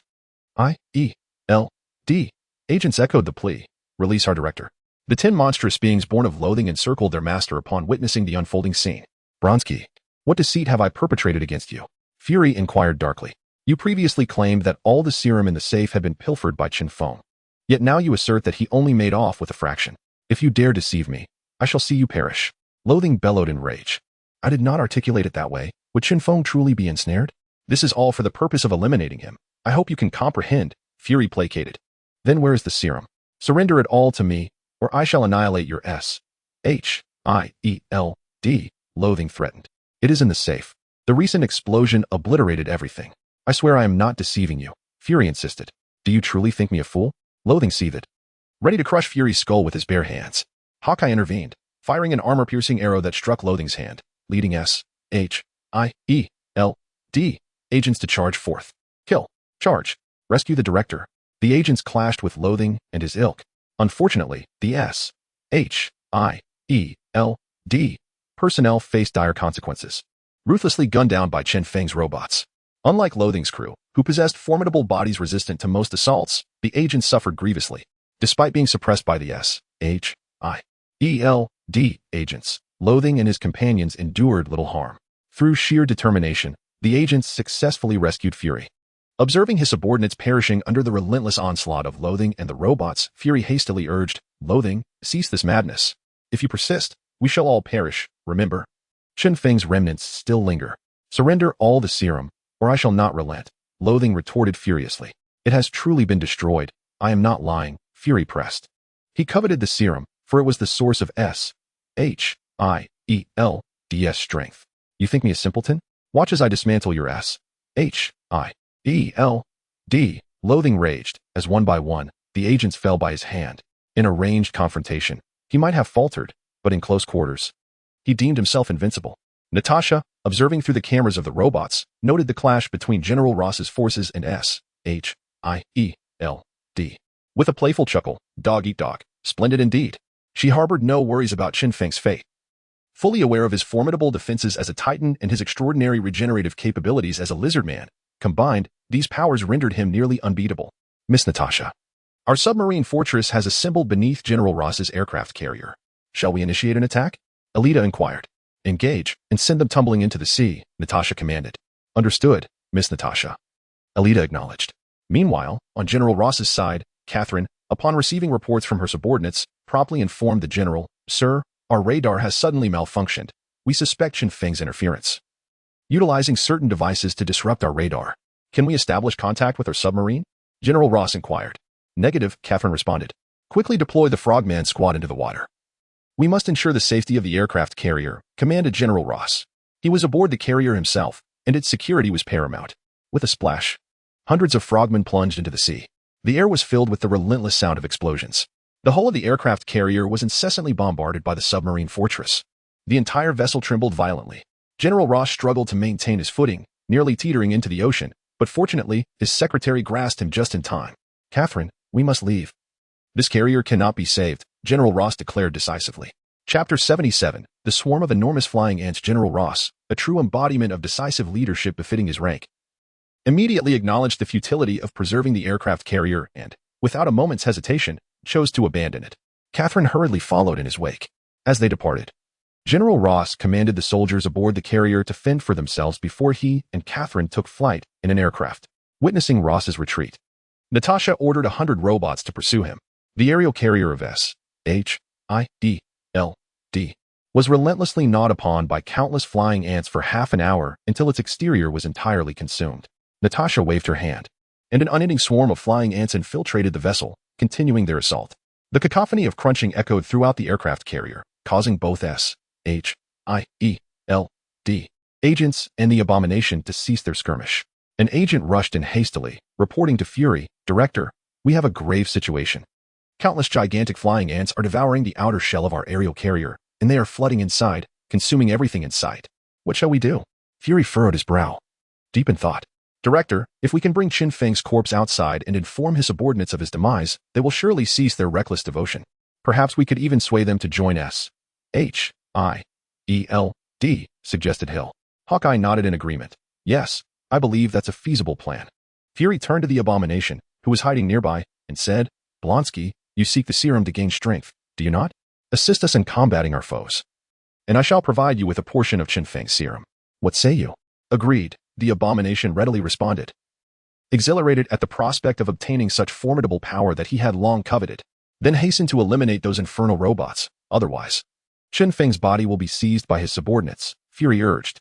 "Understood," the abomination affirmed, turning to his 10 monstrous subordinates. "For now, we shall collaborate with S.H.I.E.L.D. Upon securing Chen Feng's serum, we shall all share in the rewards." "Certainly, brother. We are all in your service," his followers echoed, their excitement palpable at the mere thought of the serum.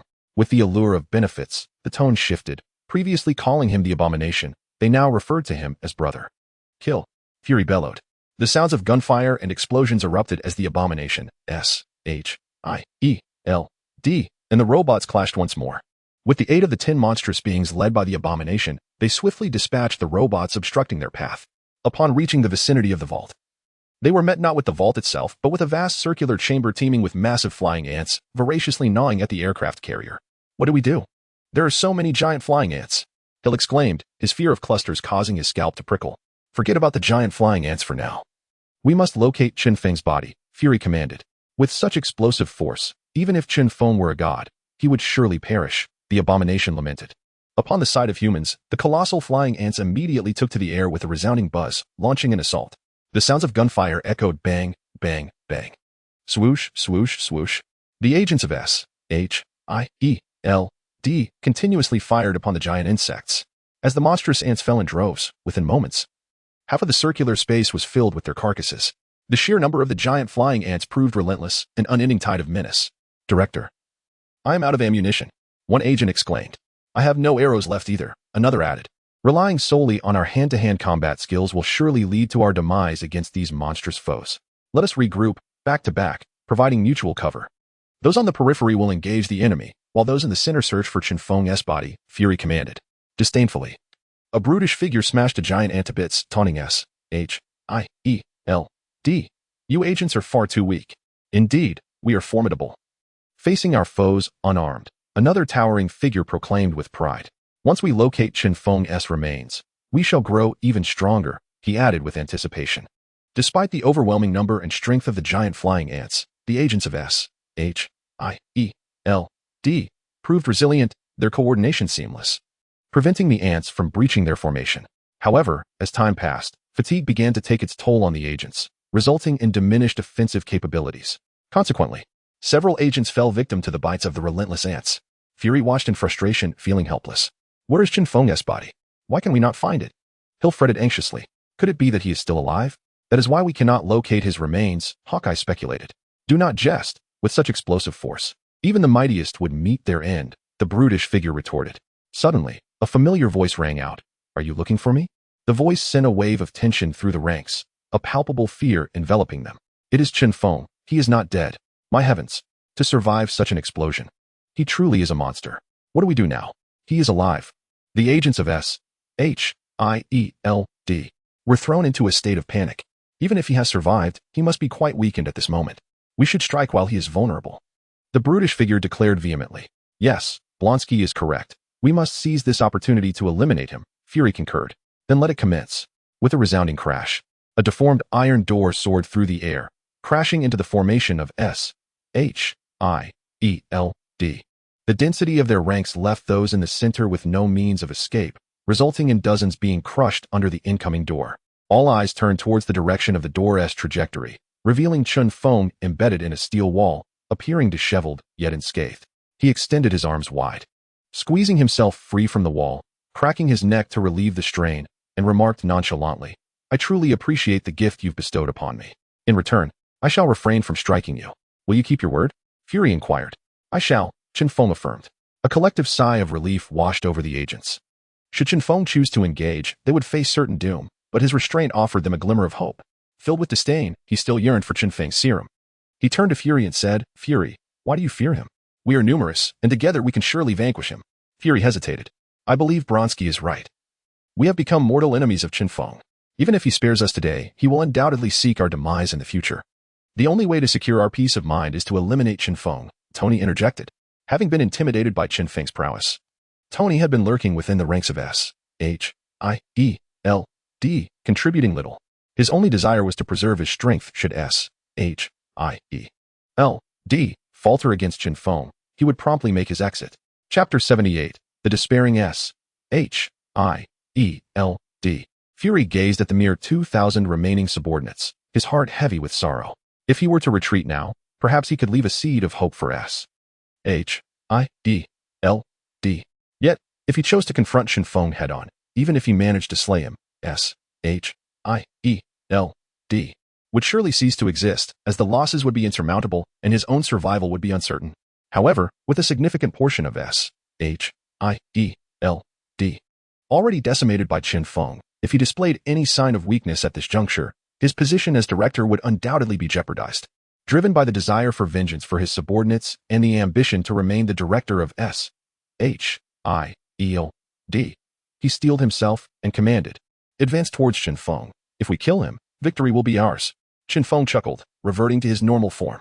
He raised his right hand and shot a strand of spider silk upward, which adhered to a colossal flying ant.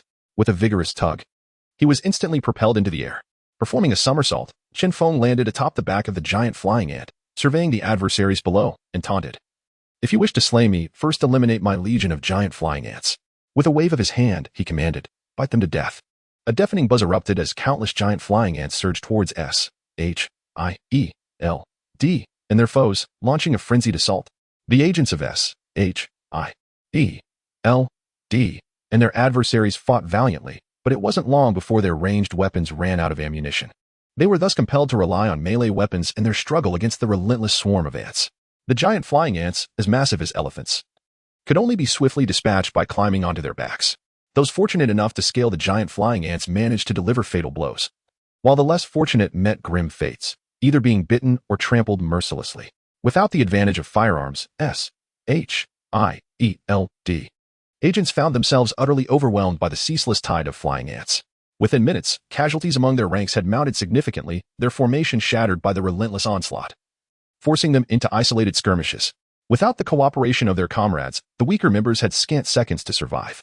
Even the most formidable among them found themselves darting about, unable to inflict substantial harm on the overwhelming swarm. The abominations, accompanied by 10 towering humanoid beasts, valiantly attacked the giant flying ants. Their strength and defense rendered them unafraid of the ants' assaults. However, as time wore on, fatigue set in. They were not like the Hulk, whose rage could amplify his strength indefinitely. Creak, creak. A shaft of sunlight pierced through the chaos. Chen Feng looked up to see the swarm had gnawed through the ceiling. Creak, creak. The hole made by the flying ants widened, and through it, Chen Feng glimpsed the blue sky and white clouds. With a mere thought, a small glider soared through the opening and halted beside him. He leaped onto the glider and descended from the airborne aircraft carrier. As he emerged into the open air, he was astonished to behold the exterior of the aircraft carrier, nearly stripped bare by the relentless gnawing of the flying ants, an unbelievable sight. Inside the airborne carrier, the abominations, witnessing Chen Feng's departure, suddenly realized their inability to fly. How then could they pursue him? With a grimace, one of the abominations turned to Fury and exclaimed, "Fury, what shall we do? Chen Feng has flown away. How can I know? All our equipment has been destroyed, and even the gun in my hand is useless," Fury lamented. "Doesn't T-Tony have his Iron Man suit? Let him bring Chen Feng down, and we can all attack together," Hawkeye suggested. The lethargic Tony quickly waved his hands in refusal, saying, "No, no, no. Chen Feng is far too formidable for me. If you send me to face him alone, it would be tantamount to sending me to my doom." "What then? We cannot remain here forever, battling these giant flying ants," Hill said anxiously. "Alas, we must break through. As for avenging Chen Feng, we shall address that later," Fury sighed, issuing such orders out of sheer necessity. "Very well, I concur," Abomination nodded. He had already devised a plan. The next time they sought trouble with Chen Feng, he would ensure he had flying equipment, rendering him impervious to Chen Feng's aerial advantage. "Blonsky, you are the stronger ones. Lead the charge while we provide support from the rear," Fury instructed. "All right, no problem," Abomination replied, his spirits lifted by being acknowledged by Ascension. Boom, boom, boom. Abomination, accompanied by 10 colossal creatures, bulldozed through the giant flying ants, obstructing their path, crushing or blasting them away. Under Fury's command, personnel regrouped and followed closely behind Abomination, charging forth. Meanwhile, Natasha, commanding from the air, cheerfully remarked to Chen Feng, "If you don't descend soon, they will escape. I am feeling a bit weak. Let the swarm of ants and the lizard legion toy with them for now. Once I've regained my strength, I will descend to confront them," Chen Feng replied. "General Ross's forces have retreated. Should we withdraw our troops to attack Ascension? Natasha inquired. "Let us pull back. Killing ordinary people holds no interest for me," Chen Feng stated. "Very well," Natasha acknowledged. As soon as Natasha's orders were given, countless giant flying ants, massive lizards, various fortifications, robots, Iron Man suits, and mechanical creatures swiftly converged upon Ascension. 5 minutes later, Abomination and his companions emerged from the airborne aircraft carrier, their faces ashen. They beheld the sky thick with giant flying ants, a veritable shroud, and the ground teeming with massive lizards, all roaring ferociously, eager to devour them. Various robots and mobile fortifications mingled among the giant lizards, their weapons all aimed directly at them. Oh my god, is this hell? We fought tirelessly, suffering significant casualties to escape, only to face an even greater enemy. How shall we manage? Will we see the sun rise tomorrow? I just wed my beloved wife, and before I could even consummate our marriage, I am thrust into battle. If I perish, who will claim my enchanting bride? Fear not. I shall take care of your wife, another replied. Rest assured, I will ensure you join me in hell. One by one, the members of S.H.I.E.L.D. were engulfed by despair. Fury turned his head and said earnestly to Abomination, Blonsky, it's up to you to get us out of here. I'm sorry, Fury, but there are too many enemies. I must abandon you and flee on my own. Abomination refused. While aboard the airborne aircraft carrier, the numerous obstacles allowed him to protect the agents of S.H.I.E.L.D. However, now, devoid of any barriers, the monsters conjured by Chen Feng would swarm forth. No matter how formidable he was, he would be overwhelmed and exhausted, leaving no room to safeguard the agents of S.H.I.E.L.D. Take us out of here. Once we are outside, I will hand over all the serums of S.H.I.E.L.D. to you. Fury proposed, presenting an offer that Abomination could not refuse. Chapter 79. The Flight of Hatred. All right, but you must stay close to me. Those who cannot keep up will be of no concern to me, Hatred declared. The serum was a coveted treasure for him. The more he acquired, the more formidable he could become. Rest assured, those who lag behind simply lack the necessary skill. Do not blame anyone else, Fury lamented. The weaker members of S.H.I.E.L.D. were instantly engulfed in despair. It was clear they were being abandoned. Hatred turned to his 10 subordinates and commanded, when we charge, we will form a wedge formation and break through. Understood, Big Brother. The 10 massive humanoid beasts responded in unison. Charge, Hatred bellowed, leading his 10 colossal minions into a furious assault. Everyone, hurry and keep up, Fury urged frantically. The ground shook as Hatred and his minions charged, their wedge formation striking terror into the hearts of all who stood in their path, sending obstacles flying with brute force. The agents of S.H.I.E.L.D. struggled to follow in their wake. Those who could not maintain their pace would be mercilessly tackled by the giant lizards, their fates undoubtedly grim. Robots, mobile fortresses, bombard them, Natasha commanded. The sound of gunfire and explosions echoed. Bullets and missiles flew through the air. While they could not inflict fatal wounds on Hatred and his ilk, they could deliver devastating damage to the S.H.I.E.L.D. agents. Tony, you are our only hope for flight and long-range attacks. Quickly devise a plan to eliminate those robots and mobile fortresses, Fury urged anxiously. All right, Tony replied. With a roar, Tony piloted his mechanized Iron Man suit into the air. Ignoring Fury's instructions, he soared away. In his view, S.H.I.E.L.D. was likely beyond saving. Even if there was hope, their strength would not suffice. Leaving him unconcerned about their predicament, Fury watched in frustration as Tony flew off, cursing under his breath. Natasha turned to Chen Feng, saying, Chen Feng, Tony is fleeing. Should we bring him down? Let him live for now, Chen Feng replied. In Marvel's Avengers, Endgame, Tony collaborated with the Hulk and Ant-Man to create a time travel machine. Chen Feng desired such a device himself, fearing he might not be able to construct one, so he hesitated to eliminate Tony. After all, he had Tony thoroughly under his thumb, posing little threat to him. However, while death might be avoided, he would still seek retribution. And what of S.H.I.E.L.D. and Hatred's group? Natasha inquired. Eliminate them. They are of no use to me, Chen Feng replied coldly. A suicide charge, Natasha scoffed. All the gigantic flying ants, massive lizards, robots, armored suits, mechanical beasts, and mobile fortresses launched a frenzied assault against S.H.I.E.L.D. and Hatred's forces. Initially, Hatred and his group managed to maintain their wedge formation and move swiftly. Yet, as they faced relentless attacks and blockades from the giant lizards and flying ants, their speed began to dwindle. In the midst of overwhelming forces, losing momentum could lead to inevitable doom. Director, save me. With a resounding crack, a colossal ant severed an agent of S.H.I.E.L.D. in twain. There was no escape, no escape. Suddenly, a gigantic lizard struck, its tail flinging the surrendering agent into the throng of its brethren, followed by anguished cries that faded into silence. Director, if this continues, S.H.I.E.L.D. will face total annihilation, Hawkeye exclaimed anxiously. Fury clenched his jaw and directed the Abomination, Blonsky, have your 10 subordinates carry one agent each and lead us to safety. What about the others? Abomination inquired, knowing there were still 800 or 900 agents remaining. Let them fend for themselves. Fury replied coldly. And what of your promise to provide me with the full serum? Abomination pressed. Fury nodded. That stands, as long as I draw breath. Good, Abomination affirmed. Turning his back to Fury, climb aboard. Without hesitation, Fury ascended onto Abomination's back, gripping his neck tightly. Abomination instructed his 10 subordinates. Each of you carry one. And follow my lead. The 10 humanoid behemoths were astute. They chose to bear the strongest, knowing that strength would alleviate their burden, while the weak would only hinder their escape. Hawkeye, Hill, and the 10 mightiest agents of S.H.I.E.L.D. were hoisted by the 10 colossal figures. Stay close, Abomination cautioned. Fear not, brother, we are not significantly inferior, one of the humanoid giants chuckled. Humph. Abomination grunted, then crouched low, propelling himself with immense force. With a thunderous boom, he created a crater in the ground as he soared high and sped forward. Blonsky, slow down. You nearly lost your grip. Fury shouted. Abomination's leap was ferocious. Had he not possessed extraordinary strength, he would have surely lost his hold. Then hold on tighter, Abomination retorted tersely. Faced with the swarming ants and the legion of lizards, entrapment would spell peril, thus haste was imperative.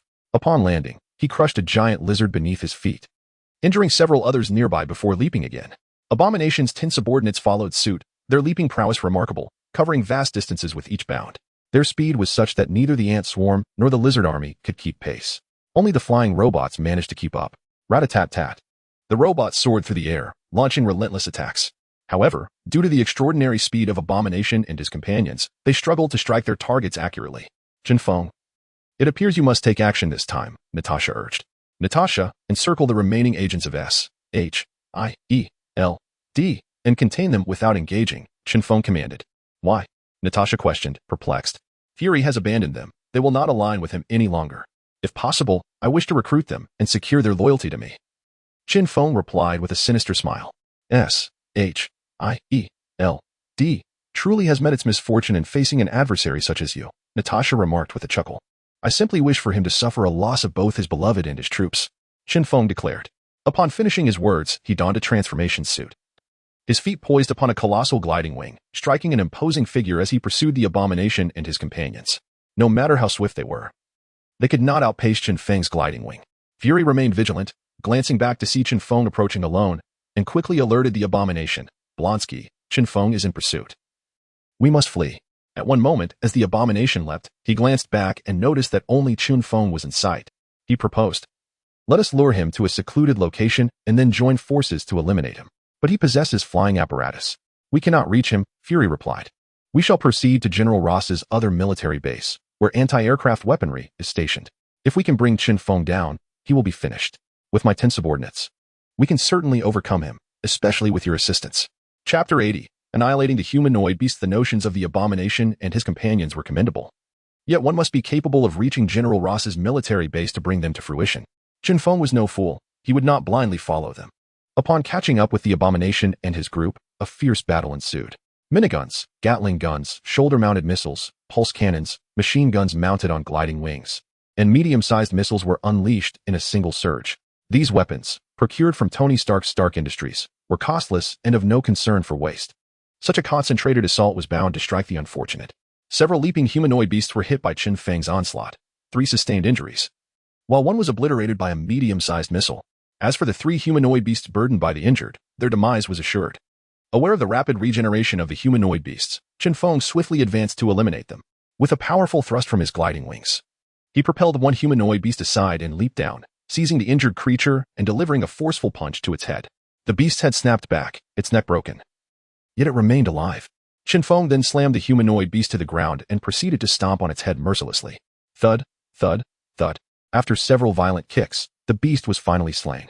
He then hastened to the previously struck beast, employing the same relentless method. After dispatching 2 humanoid beasts, the last one, previously injured, had recuperated and swiftly leaped in pursuit of the Abomination and his companions.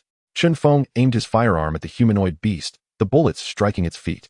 The relentless barrage rendered the creature incapable of standing upon landing, and it plummeted into the earth. Chen Feng leaped, his gliding wings automatically positioning beneath him. Ascending to a height of 100 meters above the humanoid beast, he launched a medium-sized missile, then hastily pursued the Abomination and his entourage. A thunderous explosion reverberated through the air. The force of the blast propelled Chen Feng forward with greater velocity.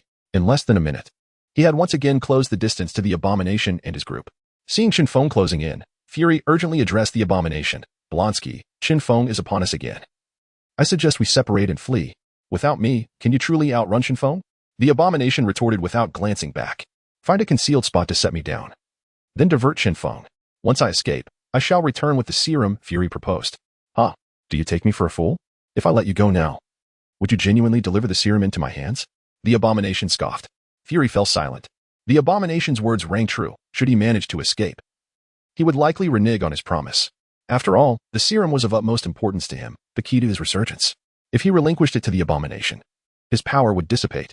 As he continued to flee, the abomination called out, Chen Feng, if you're a man, do not resort to such high technology. Chuckling, Chen Feng continued to fire. Chen Feng, as a man, dares to challenge us. The malevolence deliberately provoked him, seeking to incite a close-quarters battle. Very well, I accept.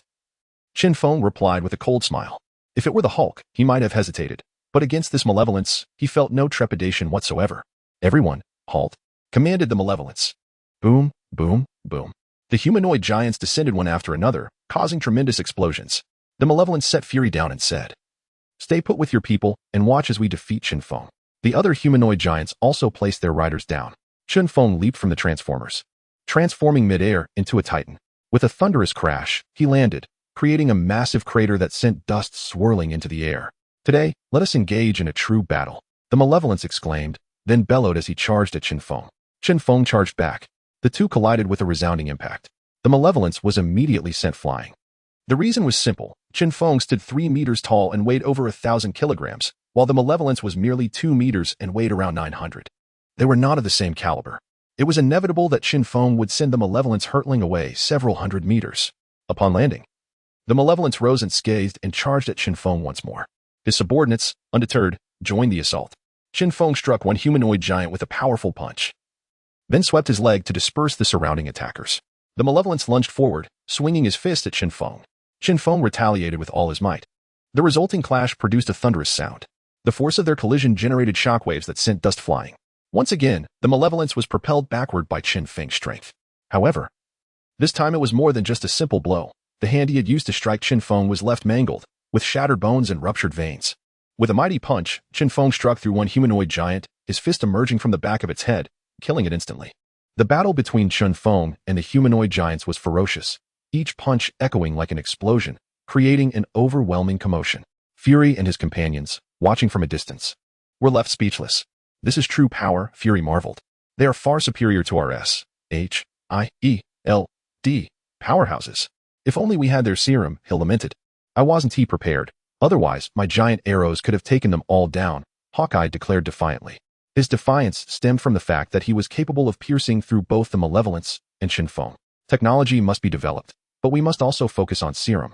For without formidable strength, we become helpless without our weapons, Fury stated earnestly.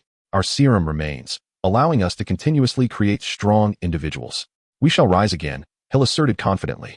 Indeed, when S.H.I.E.L.D. rises once more, we will follow Chen Feng's example, producing a multitude of robots and monsters, Fury declared resolutely. Fry has been completely led astray by Chen Feng. Previously, Fry pursued a path of cultivating talent, but now he seeks to forge monstrosities. While the creation of such monsters is formidable, without the foundation of talent, they will never gain the recognition of humanity. For monsters lack compassion, when driven to madness. They undoubtedly pose a catastrophic threat to humankind. On Chen Feng's side, he has annihilated all humanoid behemoths, leaving only the abomination. With its right hand temporarily incapacitated, its combat prowess has significantly diminished, prompting it to flee. Upon witnessing the abomination's retreat, Fry and his companions hastily followed suit, scattering in different directions. Just as Chen Feng was deliberating whom to pursue, the sound of a helicopter pierced the air. The rapid thumping of blades heralded the approach of an armed helicopter, which, as it hovered above Chen Feng, released a figure that plummeted to the ground with a muffled thud. From the earth, a colossal green giant emerged, roaring in defiance. Chapter 81. Deceiving Betty. Upon witnessing the emergence of the Hulk from the earth, Chen Feng exclaimed, "What on earth is this? Is the Hulk opposing me now?" With a thunderous roar, the Hulk pounded his muscular arms, directing his fury towards Chen Feng, yet he refrained from launching an attack. This peculiarity struck Chen Feng as odd. The Hulk, known for his volatile temperament, surprisingly controlled his emotions in the presence of his nemesis. This was indeed an astonishing occurrence. At that moment, a familiar voice echoed from the heavens. Chen Feng, please spare my father. I assure you, if you let him go, he will never trouble you again. With a thought, Chen Feng activated his glider, swiftly soaring towards the armed helicopter suspended in the air. The Hulk, concerned for his girlfriend Betty's safety, let out a furious roar and leapt high into the sky, ascending hundreds of meters. Although the Hulk's jumping ability was formidable, he lacked control over his direction mid-air. In an instant, Chen Feng accelerated and evaded the Hulk's charge. The helicopter pilot, spotting Chen Feng's approach, hastily maneuvered to escape. However, the speed of the armed helicopter paled in comparison to that of Chen Feng's glider. Within mere seconds, he caught up to the helicopter. One soldier, in a state of panic, grasped a Gatling gun, intent on firing at Chen Feng. Betty, witnessing this, immediately intervened. Don't shoot. Attempting to eliminate Chen Feng with a Gatling gun was nothing short of a delusion. Attacking him would only incite his wrath, which is why she had specifically advised her boyfriend, the Hulk, to refrain from engaging with Chen Feng. Do you think I would spare you out of respect? Chen Feng mocked. Chen Feng, you have already taken enough lives. If you continue this path, the entire nation will turn against you. I urge you to cease your actions. Betty implored, her voice laced with sorrow. It was S-H-I-E-L-D, and your father who provoked me first. They initiated the conflict, and I emerged victorious. My actions are justified. Had I lost, I too would have met my demise at their hands, Chen Feng replied coldly. I beg you, spare my father. Betty pleaded. Take your giant boyfriend and leave. Otherwise, I will not hesitate to end you both, Chen Feng threatened. Despite the gravity of the situation, Chen Feng found himself reluctant to harm Betty, recognizing her as a commendable individual. What must I do for you to release my father? Betty inquired, fully aware of her father's deep affection for her, as evidenced by his repeated efforts to free the Hulk on her behalf. With a roar, the Hulk leapt forward. Chen Feng maneuvered his glider upward, narrowly avoiding the Hulk's grasp. The Hulk, unable to seize Chen Feng, instead collided with the armed helicopter, weighing over 1,200 pounds. His impact nearly sent the helicopter plummeting from the sky. Fortunately, it was a large military aircraft. Gripping the exterior of the helicopter, the Hulk roared at Chen Feng. Do not harm Betty. Chen Feng let out a cold snort and declared, You would be wise to take your girlfriend and depart. Otherwise, I shall take her life. With that, he turned and deftly maneuvered his glider, swiftly departing. Chen Feng, do not leave. Please do not harm my father. Betty implored loudly. Unmoved, Chen Feng continued on his way. Once he had vanished, the Hulk's fury subsided, reverting him to his normal human form. He comforted his girlfriend, saying, Betty, do not fret. With me here, Chen Feng cannot harm your father. Betty, overwhelmed with emotion, leapt into the Hulk's embrace, responding softly, Chen Feng searched the vicinity thoroughly and even enlisted Optimus Prime to locate Fury and the others via satellite, yet their whereabouts remained elusive. One may escape momentarily, but not indefinitely, Chen Feng remarked before turning to pursue the armed helicopter where Betty was. Unable to find Fury and the others, he resolved to seek out General Ross. Swiftly, he caught up with the helicopter. Upon seeing Chen Feng in pursuit, the Hulk nearly transformed again. Banner, do not be angry. Chen Feng just stated he does not wish to harm us. Betty consoled the Hulk. Be cautious. If he makes a move, retreat behind me immediately. The Hulk advised with concern. Betty sweetly nodded in agreement. After catching up, Chen Feng called out, Take me to see General Ross. I have matters to discuss with him. What matters? Betty inquired, her curiosity piqued. It's a matter between men. Best not to concern yourself. Just take me to him. Chen Feng responded. Then you must share it with me, the Hulk interjected. Oh, spare me. You are no one to General Ross. What good would it do to tell you? Chen Feng mocked. The Hulk was at a loss for a retort. If you refuse to speak, I shall not divulge anything to you, Betty countered, clever and wary of Chen Feng's intentions towards her father. I wish to discuss matters concerning S-H-I-E-L-D. If you're worried, I can swear on my life that I shall not harm your father, Chen Feng assured earnestly. Swear? Chen Feng has never been one to believe in oaths, Betty challenged skeptically. Truly, Chen Feng affirmed with a nod. Very well, I shall escort you. But you must promise not to harm my father, Betty insisted softly. Okay, Chen Feng replied cheerfully. Not harming him is out of the question. General Ross had dispatched a formidable force of 200,000 elite troops from the Army, Navy, and Air Force against him. This vendetta must be avenged. After all, he had been unable to locate Fury and the others. Thus, he had no choice but to vent his frustrations on General Ross. Chen Feng transformed back into his human form and leaped from the glider into the armed helicopter, sitting closely alongside Betty. The glider, now devoid of Chen Feng, ascended swiftly and vanished from sight. In truth, both the glider and Optimus Prime had not departed but instead concealed themselves within the clouds. Ever ready to heed Chen Feng's call, inside the helicopter, Chen Feng turned to Betty and inquired, Miss Betty, was it your father who sent you to plead for my mercy? Betty, with a hint of embarrassment, nodded and said, yes. All of his elite forces have been vanquished by you. What remains are merely ordinary troops. Thus, he is greatly apprehensive about the possibility of your retaliation and has sent me as an envoy in hopes of reconciliation. He did not promise you any benefits? Chen Feng inquired. He did. He assured me that I would be with Banner, Betty replied joyfully. Suddenly, Chen Feng recalled an amusing scene from the film The Incredible Hulk. In that scene, the Hulk and Betty were reconciling, and just as they were about to embrace their love, the Hulk, overwhelmed with excitement, felt the urge to transform, regrettably having to abandon the moment. Betty, with a forlorn expression, asked the Hulk, is it truly impossible? To which the Hulk responded, it truly is, whenever I get excited. I must transform. The look of unfulfilled desire on Betty's face was etched in Chen Feng's memory. Chapter 82, General Ross's secret base. Chen Feng deliberately inquired, Betty, how are things going between you and Banner? Very well. I am quite happy with Banner, Betty replied with an innocent smile. Given your affection for each other, why not take the plunge, start a family, and present yourselves to General Ross? Even if he were to refuse, he would have no choice but to accept. Chen Feng suggested playfully. Upon hearing his words, Betty's smile faded, replaced by a look of melancholy. The Hulk appeared awkward, his confidence diminished. Feigning ignorance, Chen Feng asked, what else with your expressions? Nothing at all, Betty replied, though her gaze was fixed on the Hulk. Something must be amiss. Do share, perhaps I could assist you. Chen Feng insisted earnestly. Betty pondered, secretly contemplating. Indeed, Chen Feng can transform into a giant. He must possess a method to control that aspect. Thus, Betty asked Chen Feng, when you become excited, do you transform? Understanding her inquiry, Chen Feng boasted, whether or not I transform depends entirely on my will. If I choose not to, even in excitement, I will remain unchanged. Betty, unable to contain her joy, grasped Chen Feng's hand and exclaimed, is that true? Absolutely. Otherwise I wouldn't be able to control my transformations at will, he replied with a smirk. How do you manage it? Could you teach Banner?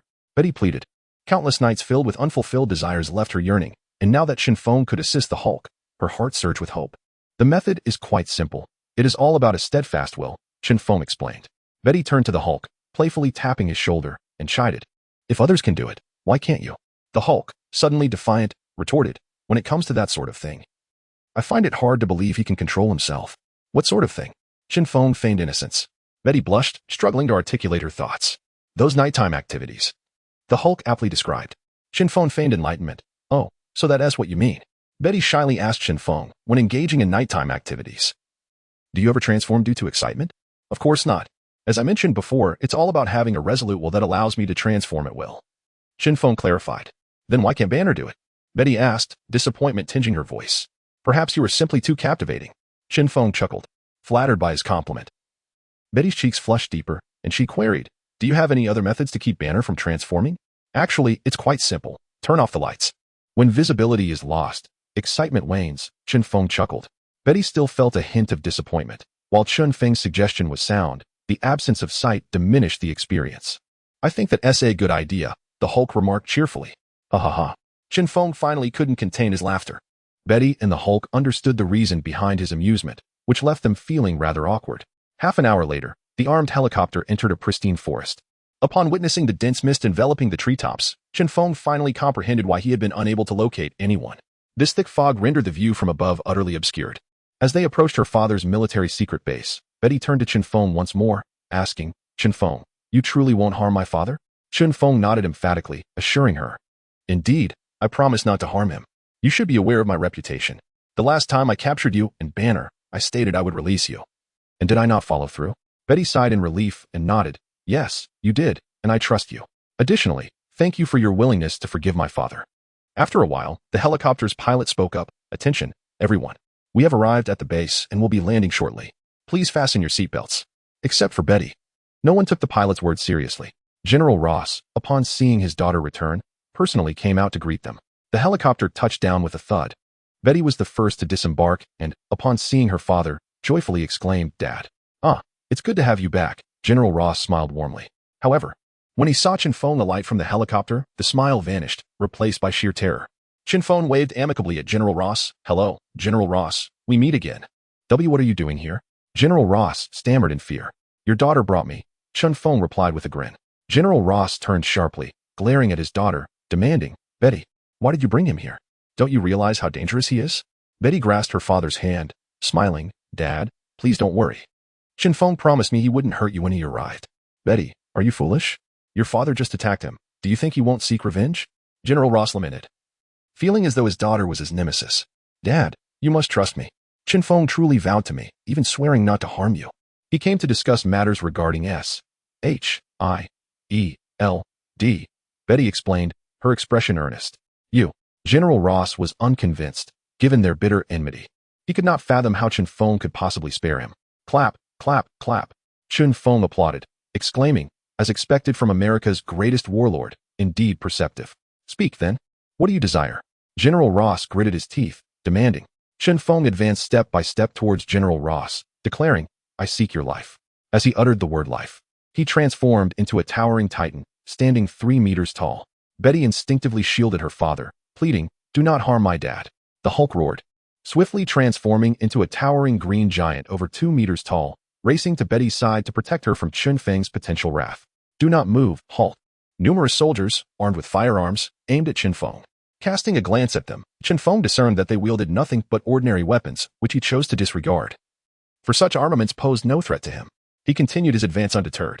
General Ross addressed the Hulk, saying, Banner, if you assist me in disposing of Chen Feng, I shall grant my consent to your union with Betty.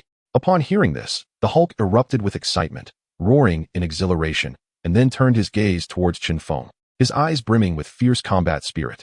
Chapter 83, The Titan Giant Versus. The Hulk. Banner, you could very well leave with Betty.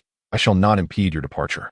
By remaining here to oppose me, you risk leading General Ross to his demise, Chen Feng cautioned. Banner, you must save my father. Betty exclaimed. The Hulk bellowed defiantly at Chen Feng. Hulk, never yield. I can force you to submit once, and I shall indeed compel you to do so a second time. Chen Feng declared imperiously. With a thunderous roar, the Hulk unleashed his fury. Chen Feng struck first, and gunfire erupted. Without the order from General Ross, the soldiers opened fire on Chen Feng.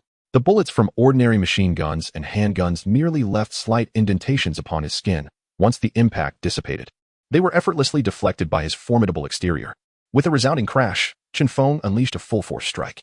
His fist collided with the Hulk in a titanic clash, sending the green giant hurtling backward, carving a trench into the earth. General Ross seized his daughter's hand and urged, Betty, come quickly. However, Betty resisted, declaring stubbornly, I will not leave. Banner is here, and he will protect me. In a fit of rage, General Ross struck his daughter across the face. The sound was sharp and clear. A distinct handprint marred Betty's fair complexion. Clutching her cheek, tears welled in her eyes as she gazed incredulously at her father. You actually hit me. I must awaken you to the truth. Your presence here distracts Banner. If you remain, he will be hindered in his battle against Chen Feng. General Ross explained, exasperated by the burden of having such a daughter. But you cannot strike me. You have never laid a hand on me throughout my life. Betty sobbed. Do not weep any longer. Come with me, General Ross insisted, pulling her toward the thicket.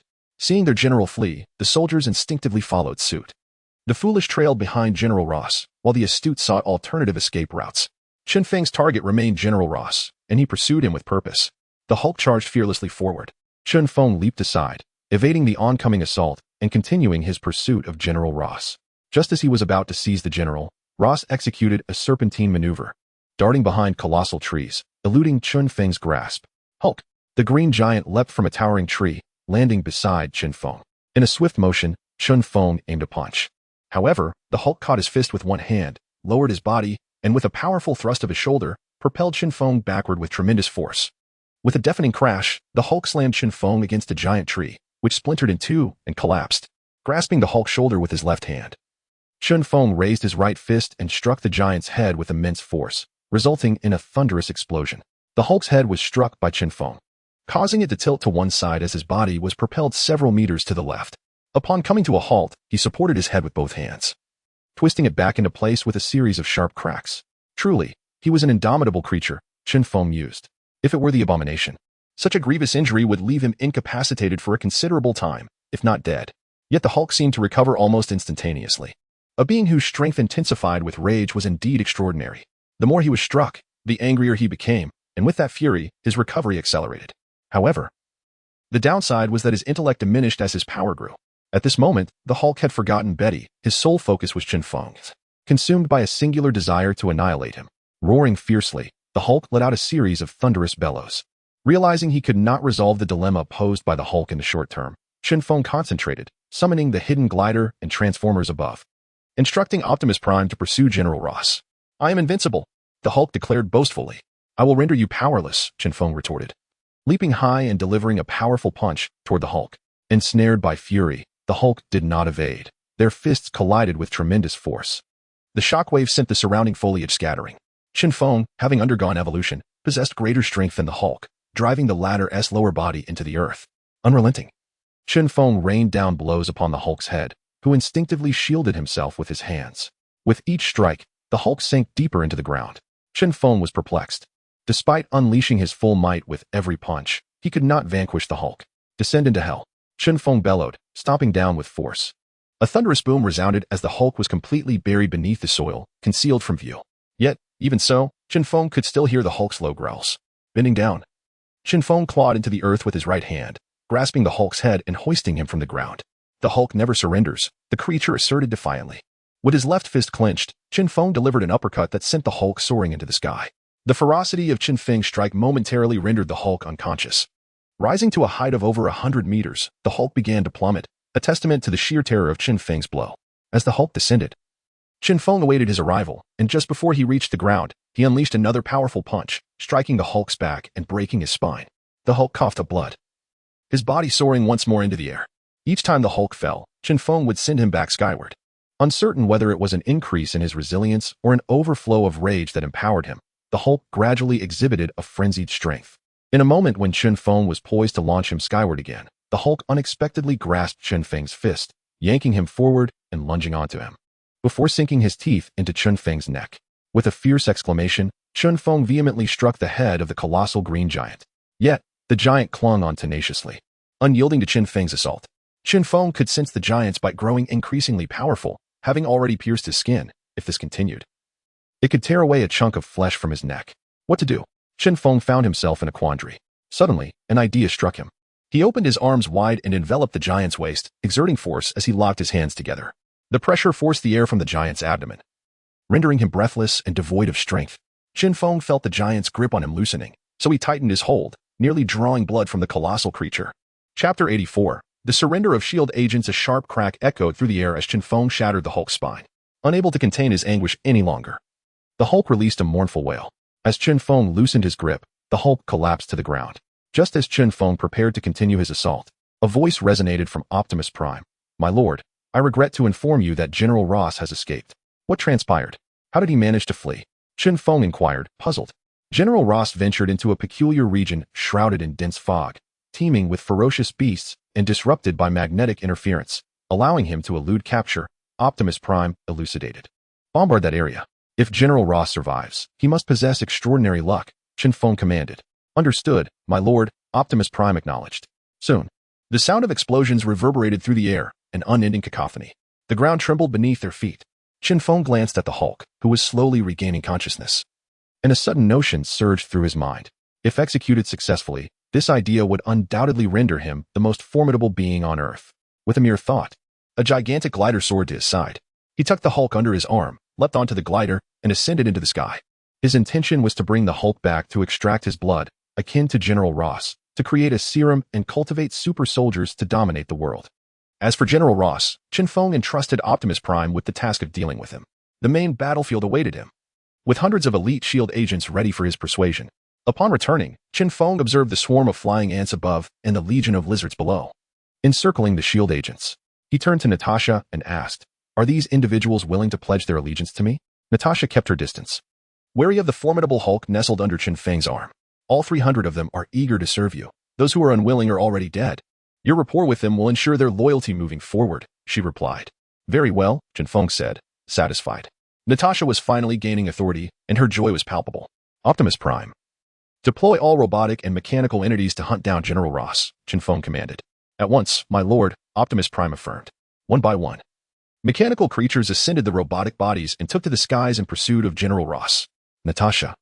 Instruct the surrendering individuals to board the giant flying ants and transport them to a private island.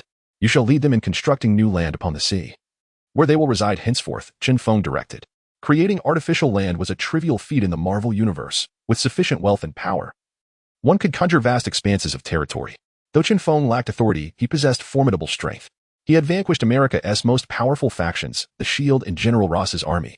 Now, no one dared to provoke him in America. He intended to create land in American waters, and none would dare impede his ambition. Such was the advantage bestowed by power. The incessant buzzing of countless giant flying ants filled the air as they made their way to the private island. Meanwhile, the remaining thousands of giant lizards swiftly swam across the sea towards their new sanctuary. Various mobile fortresses swiftly advanced towards the private island. Upon returning to the island, Chen Feng contacted Dr. Hank and his team, summoning them back. Half an hour later, Dr. Hank and his companions arrived at the private island aboard an advanced aircraft. Disembarking, they were greeted by the sight of Chen Feng pinning the Hulk firmly to the ground at the villa's entrance, leading to their curiosity regarding his actions. "What on earth are you doing, Chen Feng?" Dr. Hank inquired. "How did you manage to bring the Hulk here? He's a harbinger of destruction. Aren't you concerned he might devastate your private island?" Dr. Octopus cautioned. "Is he unwell? Why is he roaring incessantly like a wild beast?" Zhao Hailuan timidly commented. "Do you not understand? I captured the Hulk to facilitate my research," Professor Lizard exclaimed excitedly, suddenly producing a syringe from an unknown source.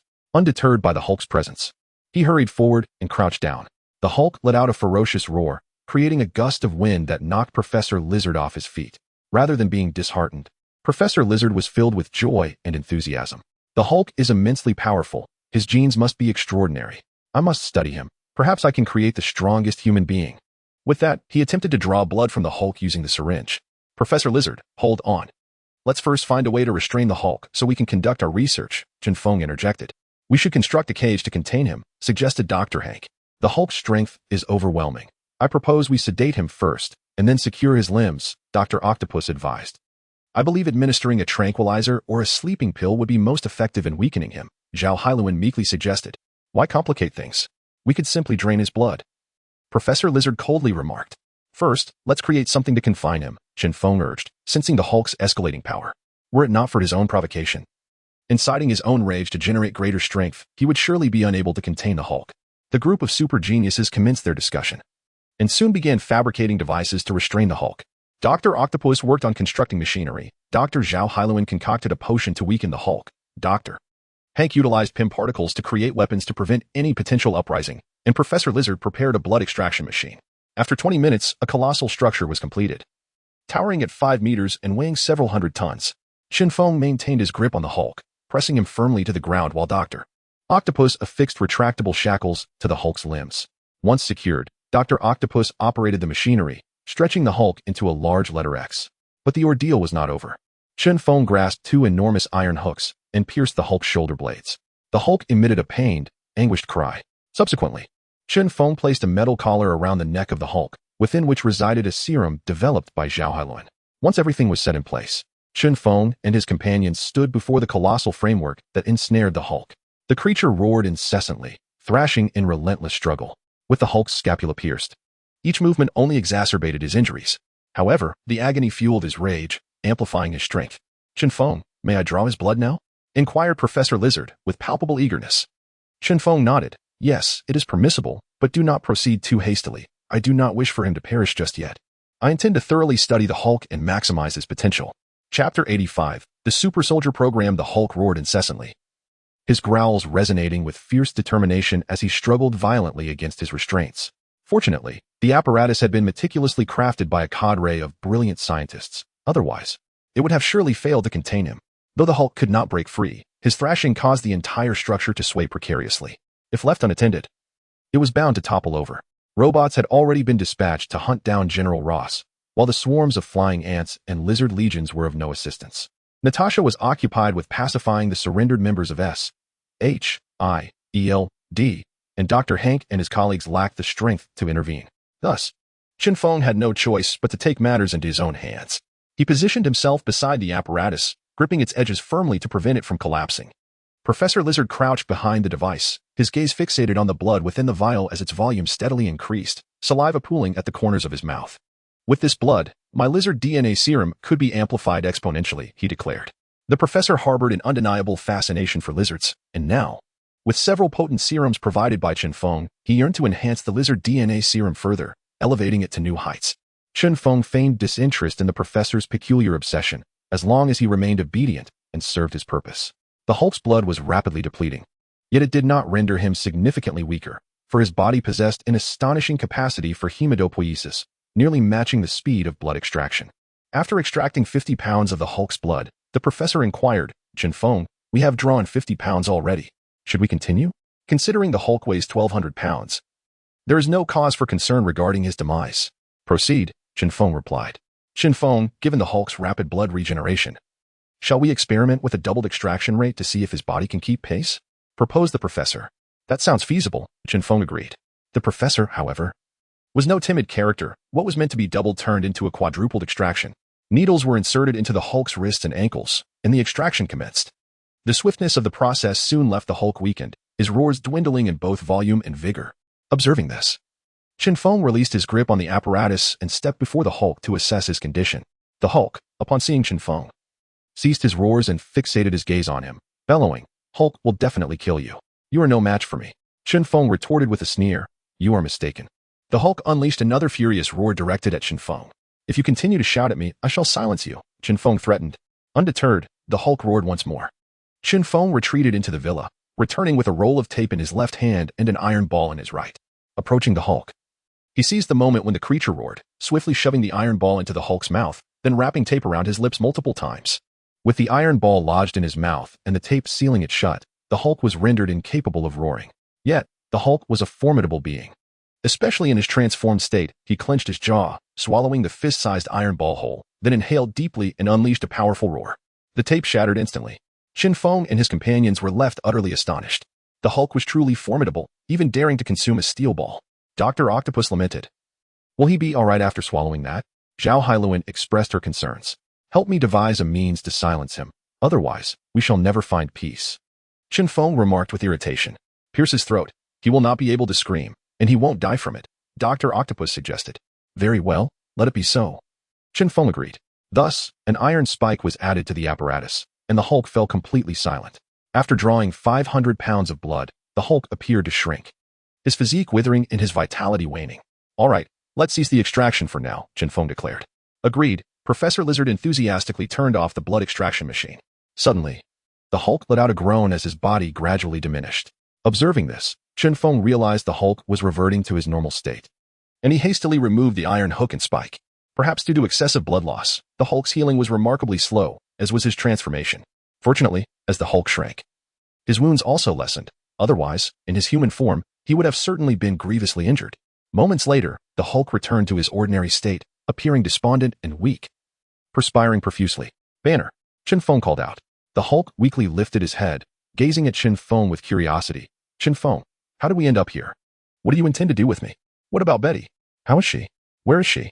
The Hulk possessed two distinct personas. One was Hulk, and the other was Banner, neither of which were interconnected. "You opposed me, and I captured you. You shall cooperate with me for my experiments," Chen Feng smiled. "Where is Betty? You haven't harmed her, have you?" The Hulk inquired with concern. "Rest assured, Betty has escaped with her father," Chen Feng replied truthfully. The Hulk sighed in relief and then asked Chen Feng, "What experiments do you wish to conduct on me?" "Like General Ross, to create a super soldier," Chen Feng responded. The Hulk realized, "So you, like General Ross, aspire for world domination.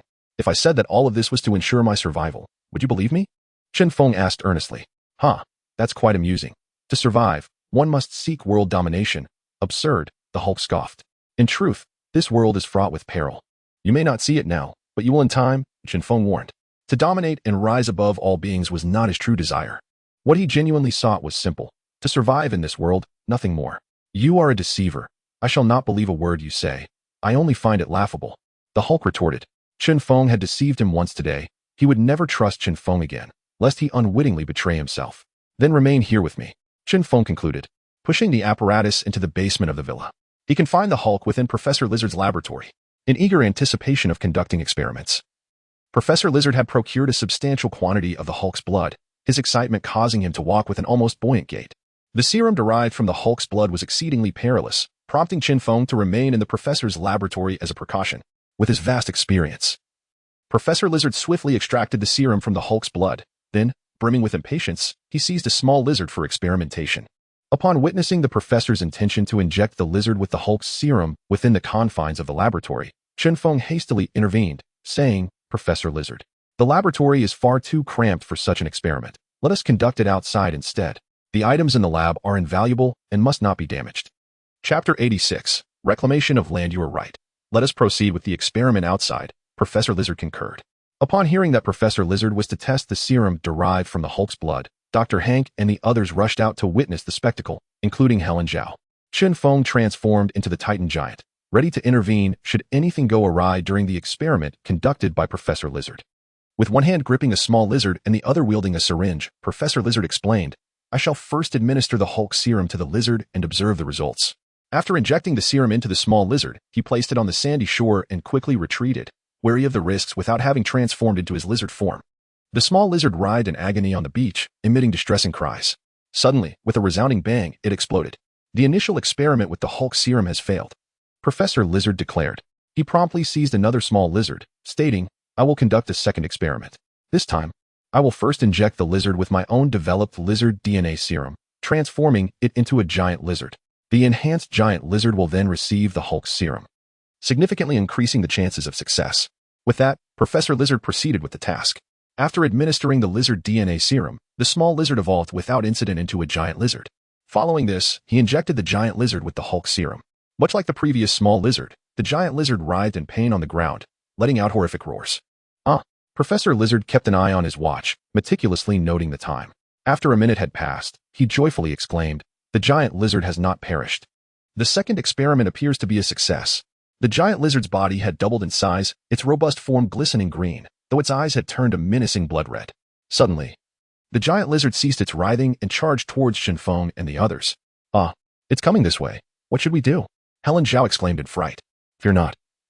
I am here," Chen Feng replied confidently. To mitigate any potential danger from his own creation, Professor Lizard swiftly slapped himself a few times to heighten his senses.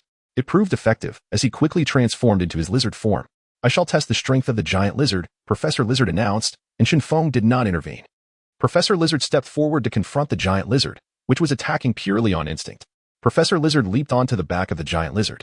But as he attempted to pierce it with his claws, a sharp crack echoed through the air, and he could not help but cry out, It hurts terribly." His nails had broken, and he suffered a fracture in his fingers. The giant lizard rolled on the ground, tossing Professor Lizard aside, and with a swift flick of its tail, sent him flying. "Chen Feng, it's best if you take action," Dr. Hank urged. "Very well," Chen Feng replied. Striding purposefully towards the giant lizard, the creature attacked anyone who approached it. As he noticed Chen Feng approaching, he opened his gaping maw and lunged at him. Chen Feng did not flinch. Instead, he lifted his left foot and placed it firmly on the lower jaw of the colossal lizard, while extending his right hand to brace against its upper jaw. Despite the lizard's fervent efforts, it could not close its jaws. Chen Feng felt the immense biting force and turned his head to address the lizard professor, stating, "The second experiment has failed. This colossal lizard's strength is even inferior to that of a mere abomination. It has succumbed to madness, entirely driven by the primal instinct to feed, incapable of retreating. Merely clinging to me." "Oh," the lizard professor replied, disappointment evident in his voice. "Do not be disheartened, Professor. Persistence will surely lead to success," Chen Feng encouraged. "Moreover, I have heard that the Hulk underwent mutation through a gamma-ray machine, so perhaps you could construct one for your experiments." The lizard professor slapped his thigh in excitement, exclaiming, "Yes, it must be the lack of gamma rays. I shall test the strength of this colossal lizard now." After saying this, Chen Feng abruptly stepped back, granting the lizard its freedom, which it promptly seized by lunging at him once more. With a dazzling somersault, Chen Feng landed on the back of the colossal lizard and raised his fist, striking down upon its back. The impact shattered the lizard's scales, penetrating into its very being. Though the scales are hard, they are too thin, and the musculature lacks sufficient robustness, Chen Feng assessed, retracting his fist to observe the lizard's recovery rate. The colossal lizard writhed desperately, but Chen Feng's weight and strength bore down upon it relentlessly. After a minute, he remarked, "Its recovery speed is still slower than that of a normal colossal lizard. Shall we dispose of this failed specimen?" The lizard professor inquired. "Yes, for safety's sake. Let us eliminate it," Chen Feng replied. With his right hand shaped into a blade, he struck decisively at the lizard's head, shattering its scales, skull, and brain. With a resounding crash, the colossal lizard collapsed heavily to the ground, lifeless. The lizard professor took it upon himself to handle the carcass. After witnessing the spectacle, the onlookers returned to their respective laboratories to resume their research. Chen Feng reverted to his ordinary state, took a shower, and retired for the night. After such a prolonged battle, though his body could endure, his spirit was weary. The private island returned to tranquility. However, not far from the island, a bustling scene unfolded. Natasha led over 300 individuals, operating an array of machinery to continually create land. To expedite the process, she instructed her AI system, Elita, to integrate a cold fusion reactor onto the machinery constructing the artificial land. Consequently, the vessels extracting seabed silt operated at remarkable speed. In just one day, a mound of sand emerged from the ocean. To prevent the seawater from washing away the sand, Natasha dispatched dozens of people worldwide to procure cement for fortifying the coastline. A week later, a vast sandy island appeared near the private island, covering a total area of 41 square kilometers, capable of comfortably housing tens of thousands of inhabitants. In the villa on the private island, Chen Feng was engaged in a discussion on the realm of quantum mechanics with Dr. Hank when he suddenly heard the alert from Optimus Prime. Master, a speedboat bearing a white flag is approaching us swiftly. Should we intercept it? Chen Feng pondered. Could this white flag boat be sent by the Americans to negotiate with me? Master, I see Betty. She is on the speedboat, Optimus Prime reported. Let her come aboard. Chen Feng commanded. On the swiftly navigating speedboat, Betty felt a heavy heart. Her boyfriend had been captured by Chen Feng, and she was once again on a mission to rescue him, while also being coerced to negotiate on behalf of the Americans with Chen Feng. Being merely an ordinary woman, she was reluctant to assist in the negotiations. However, under the pressure of national duty imposed by the American leadership, compounded by her father's persuasion, she found herself with no choice but to acquiesce. Chapter 87. With a clear conscience, the speedboat arrived smoothly at the private island. Betty was aware that Chen Feng was in the villa on the island, so she made her way toward the residence.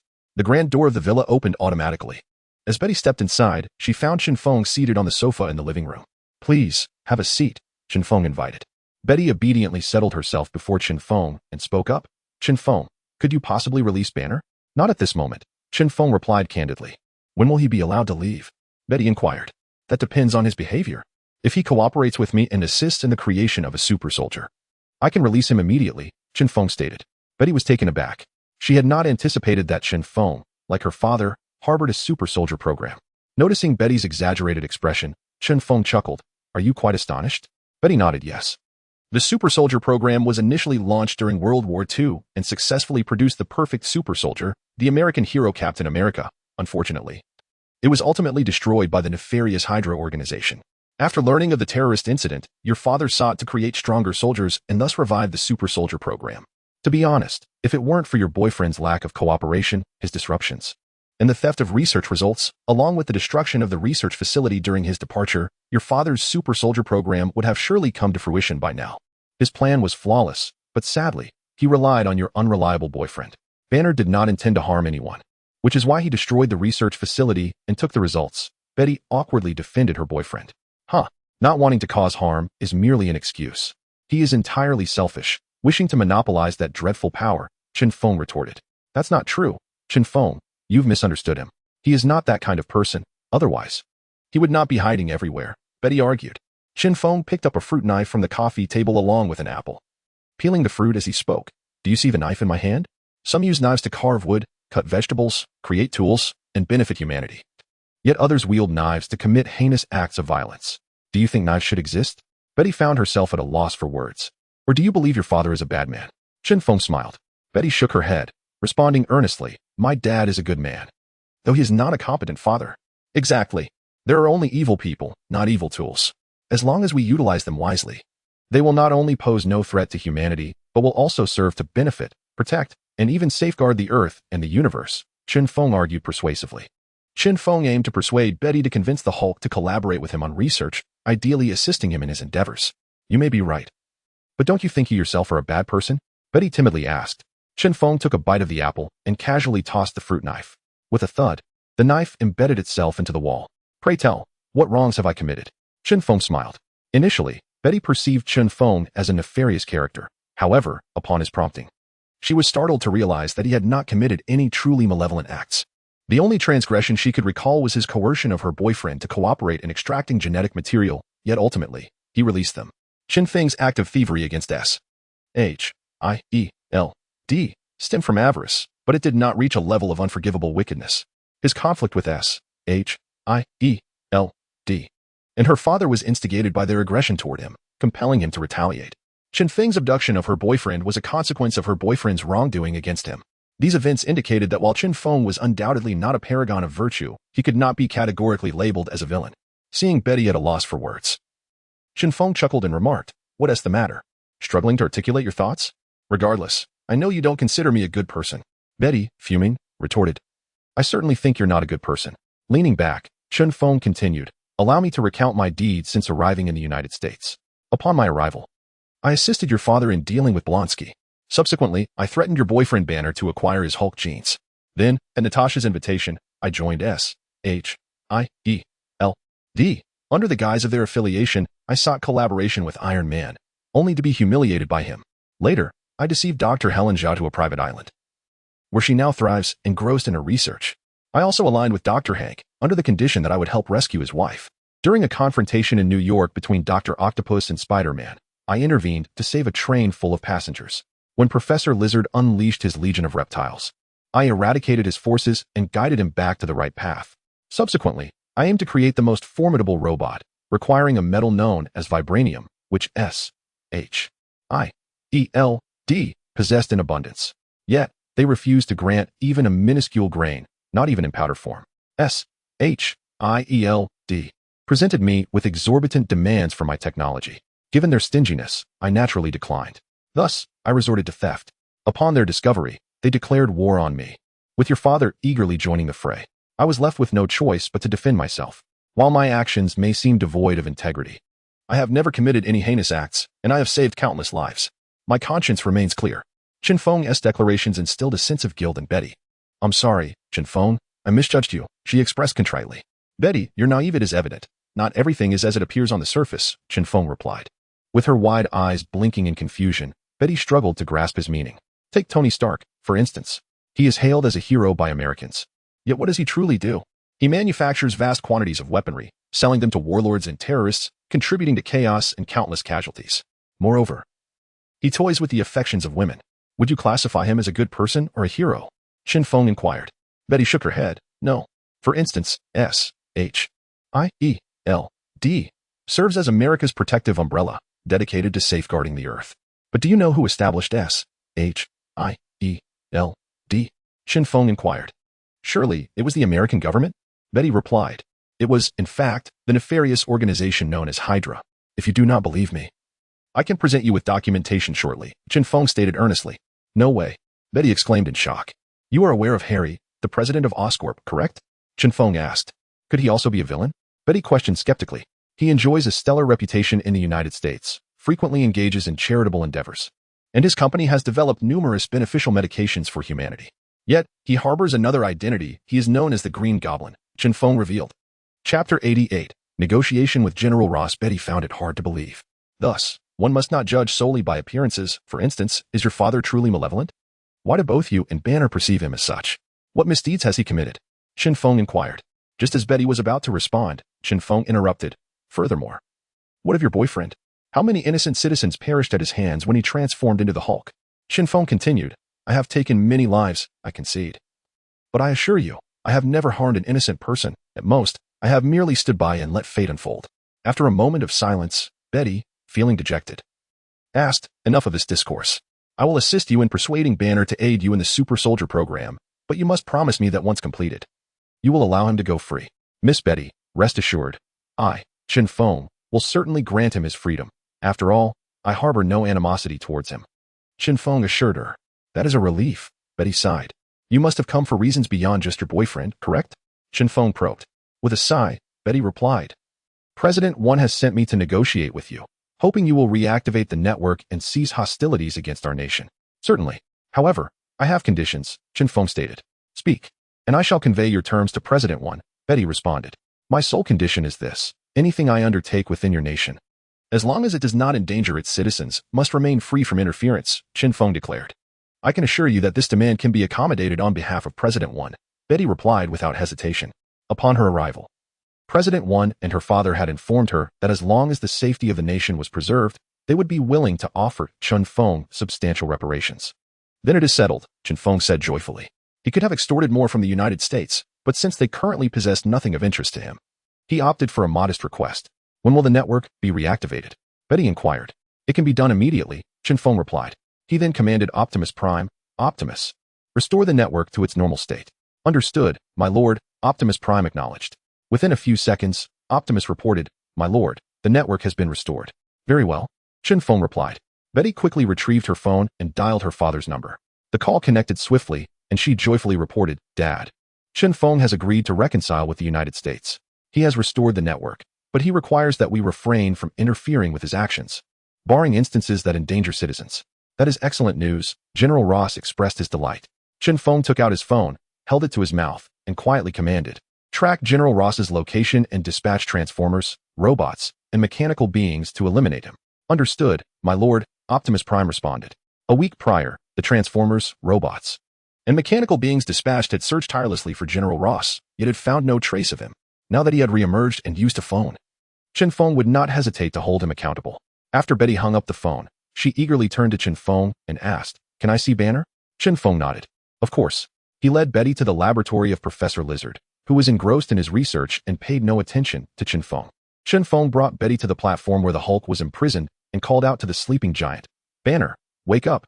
Your girlfriend has come to see you." The Hulk, perhaps too weak, did not stir. Seeing the despondent state of the Hulk, Betty's heart ached, and tears began to flow uncontrollably. She stepped forward, wrapped her arms around the Hulk's waist, and cried out, "Banner, I've come to see you." Only then did the Hulk slowly awaken, open his eyes, and, upon seeing Betty in his embrace, was taken aback and filled with rage. His emotions spiraled out of control, and his body began to swell and turn green. "Chen Feng, if you dare to harm Betty, I will fight you." The Hulk roared in fury. Chen Feng refrained from explaining, knowing that his words would be futile. Betty stepped in, saying, "Banner, please don't be upset. It's not what you think. Chen Feng didn't capture me. I came here on my own." Her words seemed to calm the Hulk somewhat, and his body gradually reverted to its normal state. "You must leave. Chen Feng is not a good person," the Hulk urged anxiously. "Banner, don't worry. Chen Feng has never harmed me, and he assured me that if you cooperate with him on his research to create a super soldier, he will release you. Or if you assist him in producing the super soldier ahead of schedule, he will let you go immediately," Betty gently urged. The Hulk shook his head stubbornly, replying, "I will not agree to that. He is just like General Ross, wanting to dominate the world. Banner, listen to me. Chen Feng is not entirely a bad person. He has never intentionally killed an innocent. He is merely driven by ambition. Please help him. Once the super soldier is developed, we can escape and never return," Betty implored. The Hulk grimaced, questioning, "You said the same thing last time, and what happened? After you received your father's call, you immediately insisted that I rescue him. Otherwise, I would not have been captured here for others to experiment on." "I'm sorry, I truly had no choice. He is my father, and I cannot stand by and watch him perish." "Please don't say that. I will stay here with you," Betty said with remorse. "There's no need for you to do that. You should return. It is too dangerous here," the Hulk replied, touched. "No, if you don't leave, then I want to either. I want to be with you forever," Betty declared earnestly. "Betty, Banner." Seeing the intimate exchange between the Hulk and Betty, Chen Feng discreetly excused himself to chat with Professor Lizard. As for whether Betty would seize the opportunity to rescue the Hulk, he was untroubled, for without his orders, Optimus Prime would not release the Hulk. Suddenly, Chen Feng's phone rang, and upon checking, he saw it was Spider-Man. He pressed the answer button. "Peter, what do you need?" "Chen Feng, you need to come to New York right away. Mary has succumbed to madness, mercilessly taking lives, including those of her own family. She now relentlessly pursues me. And no matter where I attempt to conceal myself, she swiftly locates me." Spider-Man sought assistance. "Are you unable to confront her?" Chen Feng inquired, intrigued. "You may find it amusing, but indeed, I cannot overpower her. She has become an insurmountable force, a veritable monster, armed with advanced weaponry. In her presence, my only recourse is to flee," Spider-Man lamented. "Is it your friend Harry who has transformed her into this?" Chen Feng questioned skeptically. While Harry undoubtedly plays a role in Mary's monstrous transformation, it is not solely his doing, for he lacks such formidable power, Spider-Man speculated. Chapter 89. Spider-Man seeks refuge. "Do you wish for me to rescue you? Or do you desire me to eliminate Mary?" Chen Feng inquired. Spider-Man fell into silence. "If you remain mute, I shall terminate the call," Chen Feng urged. "Chen Feng, you cannot disregard this matter, for after she has taken my life, she will undoubtedly seek yours next," Spider-Man replied. "To be frank, I have grown utterly weary of this woman, Mary. I wish to sever all ties with her. Thus I am sorry, but I cannot assist you. However, you are welcome to seek refuge with me. My location is entirely secure," Chen Feng stated. "Mary has descended into madness because of you. How can you turn a blind eye?" Spider-Man lamented. "I am not a savior. By what right should I intervene? You claim she has gone mad due to me. Yet I could just as easily argue it is your negligence in watching over your girlfriend that has driven her to this insanity." Chen Feng countered. "Fine. If you refuse to help, then I shall not intervene either. I am coming to your location now. Send someone to fetch me," Spider-Man sulked. "Very well," Chen Feng acquiesced. He was currently preoccupied and had no time to concern himself with Mary's antics. Regardless of how much chaos she could create, she could not reach his private island. The mobile fortress, the lizard legion, the swarms of flying ants, and the recently recruited 300 SHIELD members were not to be trifled with. Should Mary dare to trouble him, he would ensure her return was impossible. After ending the call, Chen Feng addressed Optimus Prime. Optimus, dispatch an iron armor to retrieve Spider-Man. Understood, my lord, Optimus Prime responded dutifully. Betty continued to persuade the Hulk, yet he remained obstinate, unwilling to cooperate with Chen Feng, much less assist in the creation of super soldiers. Chen Feng approached the Hulk and remarked, Banner, you are quite selfish. Betty has come to plead for your release. All alone, and yet you keep everything to yourself as if everyone owes you something. Do not forget, if it weren't for the support of Betty and her father, would you possess the formidable abilities you have now? Having spoken his piece, Chen Feng turned and left. Betty remained in the lab, conversing with the Hulk. Half an hour later, my lord, Spider-Man has arrived, Optimus Prime informed. Chen Feng stepped outside to greet him. Upon seeing Chen Feng, Spider-Man reproached him, Chen Feng, you are utterly heartless. You possess the power to deal with Mary, yet you choose to ignore it. Peter, a week ago, I engaged in a fierce battle with SHIELD and General Ross's legion, facing 2 opponents alone, who came to my aid. Chen Feng replied. Spider-Man was taken aback. You cannot be serious? Indeed. I am. If you doubt my words, step outside and observe the artificial land nearby. All those present are individuals I have recruited from SHIELD. Chen Feng declared with pride. What has become of SHIELD now? Spider-Man inquired. Aside from Fury and a few high-ranking officials, I have obliterated the rest, and I have decimated General Ross's elite forces numbering 200,000, Chen Feng boasted. You have slain hundreds of thousands? Spider-Man was left astounded. Even if I were to slay hundreds of thousands, I would remain unperturbed, for I was born to battle, as long as I achieve success. I would not hesitate to cast aside eternity, Chen Feng declared with an air of dominance. Indeed, you are a fierce individual, Spider-Man remarked. Well, enough of that. Since you have arrived, make yourself at home here. There are numerous vacant rooms in the villa. Choose one for yourself. If you need anything, seek out Optimus Prime. He will assist you, Chen Feng instructed. I understand. Thank you for your hospitality. Spider-Man expressed his gratitude.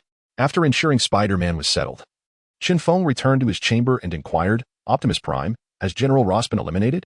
My lord, I regret to inform you that he has not yet been dealt with. As General Ross's forces are putting up a fierce resistance, and the abomination is desperately thwarting our efforts, we have already suffered significant losses of robots and mechanical beings. Optimus Prime reported. Then utilize heavy weaponry. I trust you will find ample resources in General Ross's camp, Chen Feng directed. Very well, I shall procure them at once. Optimus Prime replied. Upon your return, instruct the robots to detonate and eliminate General Ross, Chen Feng commanded. Understood, my lord, Optimus Prime acknowledged. Moments later, a thunderous explosion reverberated, reaching even the private island where Chen Feng resided, causing palpable tremors. Hastening to the window, he beheld a colossal mushroom cloud. Goodness, Optimus Prime. Did you just unleash a mushroom cloud? That is quite impressive. Chen Feng exclaimed in astonishment. Indeed, my lord, Optimus Prime affirmed. Are the Transformers unharmed? Chen Feng queried. Though he was somewhat dissatisfied with the first generation of Transformers, knowing he would have to rely on them until the second generation was available. Rest assured, my lord. The Transformers are unscathed, but the other robots and mechanical beings have been destroyed, Optimus Prime replied. Suddenly, Natasha's voice, relayed through Alita, reached Chen Feng's chamber. Chen Feng, can't you exercise some restraint? Do you not realize the immense radiation from a mushroom cloud? What is there to fear? If they dare to create it, I dare to detonate it, Chen Feng retorted boldly. Once his strength increased to the point of surviving in space, he was ready to engage in even grander exploits. Natasha fell silent, unable to counter Chen Feng's audacity, and instructed Alita to sever the connection. Through satellite imagery, Chen Feng admired the magnificent mushroom cloud. However, his contemplation was abruptly interrupted when Betty stormed into his room, fuming. Chen Feng, you scoundrel, you have deceived me again, she exclaimed. How have I deceived you? Chen Feng inquired. With tears in her eyes, Betty responded indignantly, you promised to seek reconciliation, yet you swiftly turned to murder my father. You even resorted to detonating a mushroom cloud to achieve this. You have gone too far. I agreed to reconcile with the United States, but not with your father. Given that he dared to lead an elite force of 200,000 against me, he must be prepared to face my vengeance. His current fate is of his own making. He has no one to blame, Chen Feng countered. Woe is me. You have slain my father. I shall avenge him, Betty sobbed. Chen Feng's expression turned icy as he coldly asked, do you truly seek vengeance against me? Betty nodded, her voice trembling with emotion. Yes. I wish to avenge my father. With a swift motion, Chen Feng shot out a strand of spider silk, ensnaring Betty's neck and yanking it forcefully. The strength of the silk propelled Betty uncontrollably towards him. With his right hand curled into a claw, he grasped her throat and stated coldly, "Since you desire revenge, I shall take your life first." Overwhelmed by her emotions, Betty shouted at Chen Feng, "Go ahead. Kill me, you murderer, if you do not end my life. I will surely take yours." Chapter 90, Spider-Man 3, Venom. Since encountering Mary, Chen Feng has developed a profound aversion to women who overestimate themselves.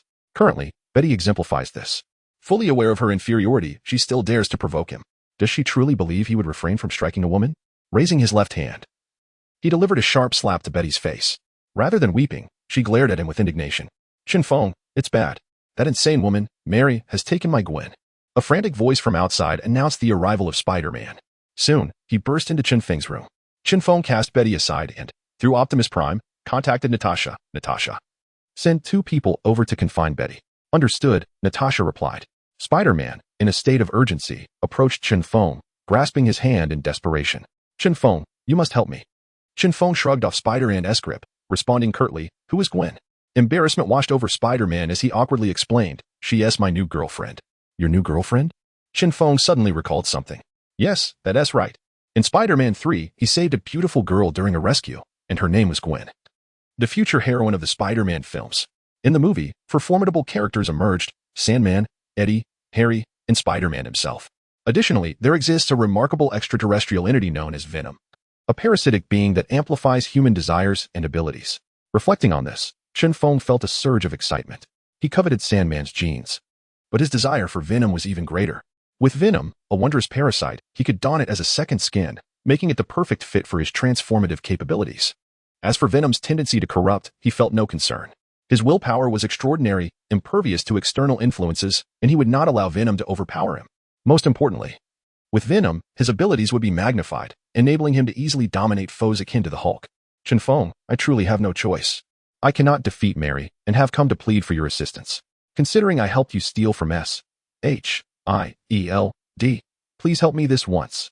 I promise to aid you in another theft in the future," Spider-Man implored earnestly. "Peter, didn't you say your love for Mary was genuine? It seems you've hardly parted ways with her before pursuing another woman. The fickleness of American romance is quite absurd," Chen Feng teased. "Chen Feng, matters of the heart are complex," Spider-Man replied, slightly embarrassed. At that moment, Natasha entered with 2 individuals in tow. With a wave of her hand, she commanded, "Confining Betty in our quarters, ensure strict surveillance." "Understood," the 2 responded, stepping forward to escort Betty away. As they departed the room, Betty shouted defiantly, "Chen Feng, if you do not kill me, you will surely perish at my hands in the future." Chen Feng chose to ignore her. His earlier threat had merely been a warning. Betty still held value, as her presence deterred the Hulk from acting recklessly. "Natasha, I shall be departing the private island with Peter for a while, during which time you must safeguard the premises," Chen Feng instructed. "Where are you going? Have you ceased your research?" Natasha inquired with curiosity. "Peter is encountering a situation that requires my assistance," Chen Feng replied. Natasha turned to Spider-Man and asked, "Peter, what predicament are you facing that necessitates the involvement of someone as formidable as Chen Feng?" Spider-Man recounted the matter concerning Mary to Natasha. After listening, Natasha, feeling vindicated, remarked, "Humph, it serves you right for men's penchant for entangling with women. Now you face the consequences." Chen Feng shot Natasha a disapproving glance and retorted, "If it weren't for the greed of women, would men be entangled? Humph, regardless, none of you men are worth a dime." After her tirade, Natasha turned on her heel and departed. Chen Feng sighed, shaking his head, and lamented, "Women are the most inscrutable creatures in existence. Chen Feng, enough with the lamentations. Let us hasten. If we delay further, who knows what that madwoman Mary will do to Gwen?" Spider-Man urged anxiously. "Very well. Let us proceed," Chen Feng replied. Standing by the window, Chen Feng commanded, "Optimus Prime, summon 2 gliders, and assign the smaller one to Spider-Man." "Understood, my lord," Optimus Prime acknowledged. In mere moments, 2 gliders, one large and one small, hovered before Chen Feng's window. Chen Feng leapt onto the larger glider, while Spider-Man mounted the smaller one. "Optimus Prime, head towards New York," Chen Feng commanded. "Understood, my lord," Optimus Prime affirmed. The 2 gliders whisked Chen Feng and Spider-Man swiftly towards New York. Upon their arrival in the city, night had fallen. Spider-Man produced his phone and dialed Mary's number. As the call connected, Mary's triumphant voice resonated, "Peter, I knew you wouldn't disappoint me. You truly brought Chen Feng along." Chen Feng furrowed his brow and quietly asked Optimus Prime, "How does Mary know of my arrival?" "I apologize, my lord, but I am unaware," Optimus Prime replied. Chen Feng suspected that Mary, having evaded Optimus Prime's surveillance, had likely arranged for numerous individuals to monitor him, communicating through a cipher akin to Caesar's, thus eluding detection. After finalizing their plans, Spider-Man ended the call and informed Chen Feng. Mary has directed us to a church on the outskirts of the district. Let us go, Chen Feng said. The church on the outskirts of the district surely harbors a trap. For the sake of the Sandman's genes and venom, he would leap into any peril. With the gliders, they reached the church mentioned by Mary in mere minutes.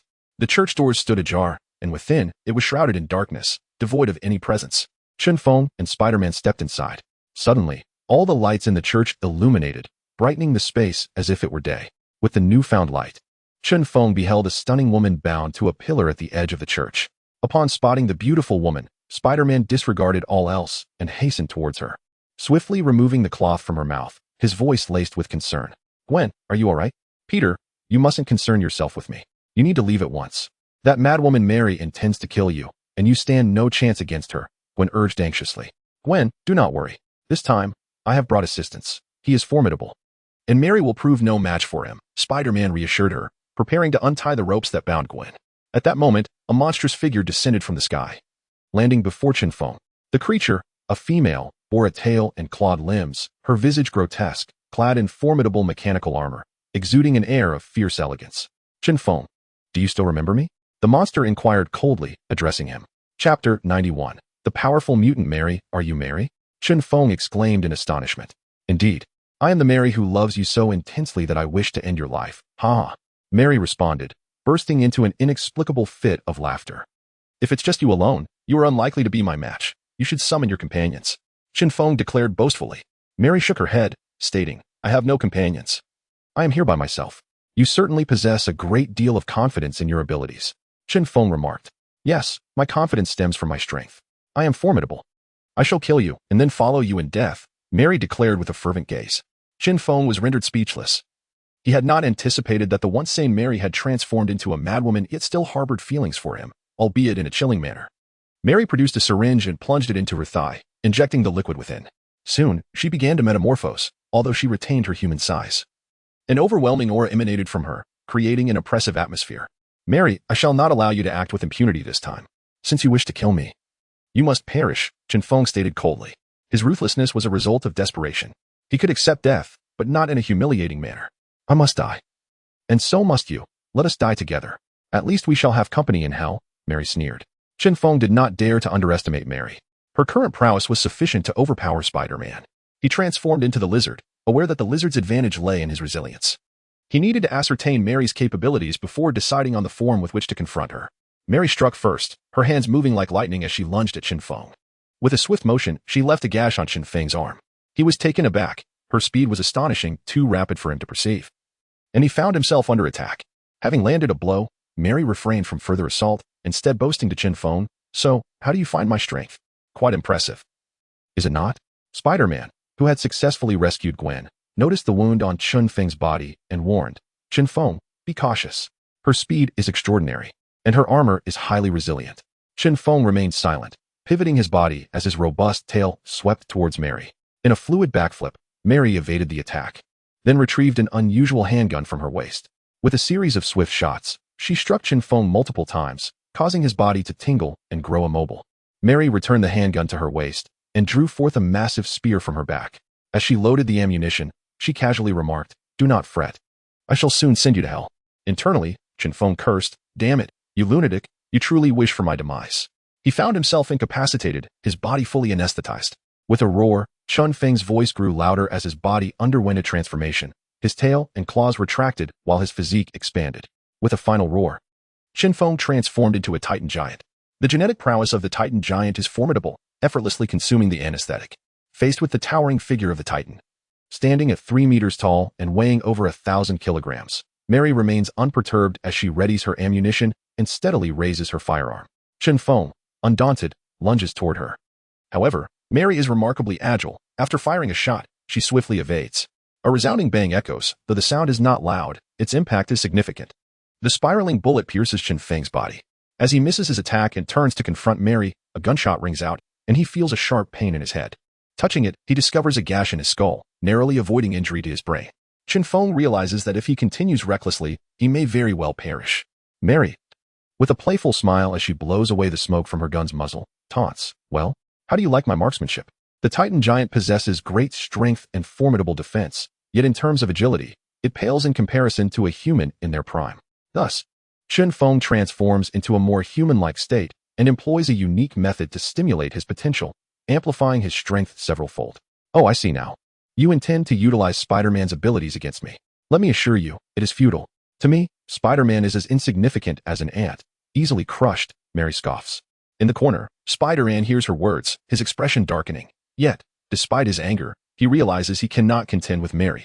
"Peter, take your girlfriend and leave." "I can handle this," Chen Feng insists. "All right, just be careful," Spider-Man replies with concern, then supports Gwen as they make their exit. Mary, indifferent to their departure, focuses solely on Chen Feng. Once Spider-Man and Gwen have vacated the premises, Chen Feng and Mary engage in combat. Mary's agility is remarkable, her aim impeccable, landing nearly every shot. After stimulating his potential, Chen Feng finds his capabilities significantly enhanced, allowing him to hold his own against Mary. Whenever Chen Feng ensnares Mary with his webbing, she swiftly employs her dagger to sever the strands or employs her armor to emit a jolt of electricity, severing the web. Should Mary inflict severe harm upon him, he can metamorphose into either a lizard man or a Titan giant, reverting to his normal state once his body heals. The battle rages on in the church for over an hour. Suddenly, Spider-Man, carrying Gwen in a rather disheveled state, rushes back into the church, exclaiming, "Chen Feng, trouble is brewing. Harry has arrived, and he's outside with upgraded gear. He is formidable, and I can no longer match him." Chen Feng can only respond with silence. Let me let you in on a little secret. This is a trap set by Harry and me. For I aim to eliminate Chen Feng while he seeks to eliminate Peter," Mary cackles. Who meets their demise remains to be seen. Chen Feng retorts coldly. While Mary poses a genuine threat to him, the Green Goblin does not.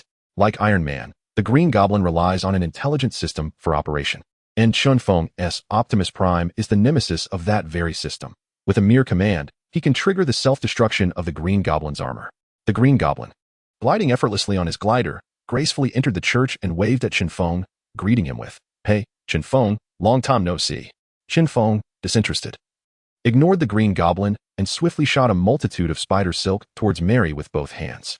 Mary deftly dodged, her speed allowing her to momentarily run along the walls.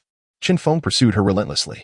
Suddenly, Mary, who had been running, came to an abrupt halt, spun around fiercely, and with a swift motion, a half-meter-long sword sprang from her wrist, aimed directly at the approaching Chen Feng. Chen Feng, moving at an exhilarating pace, found it difficult to stop. So he shot a strand of spider silk upwards, pulling himself into the air, and then kicked forward with his right foot, aiming for Mary's head.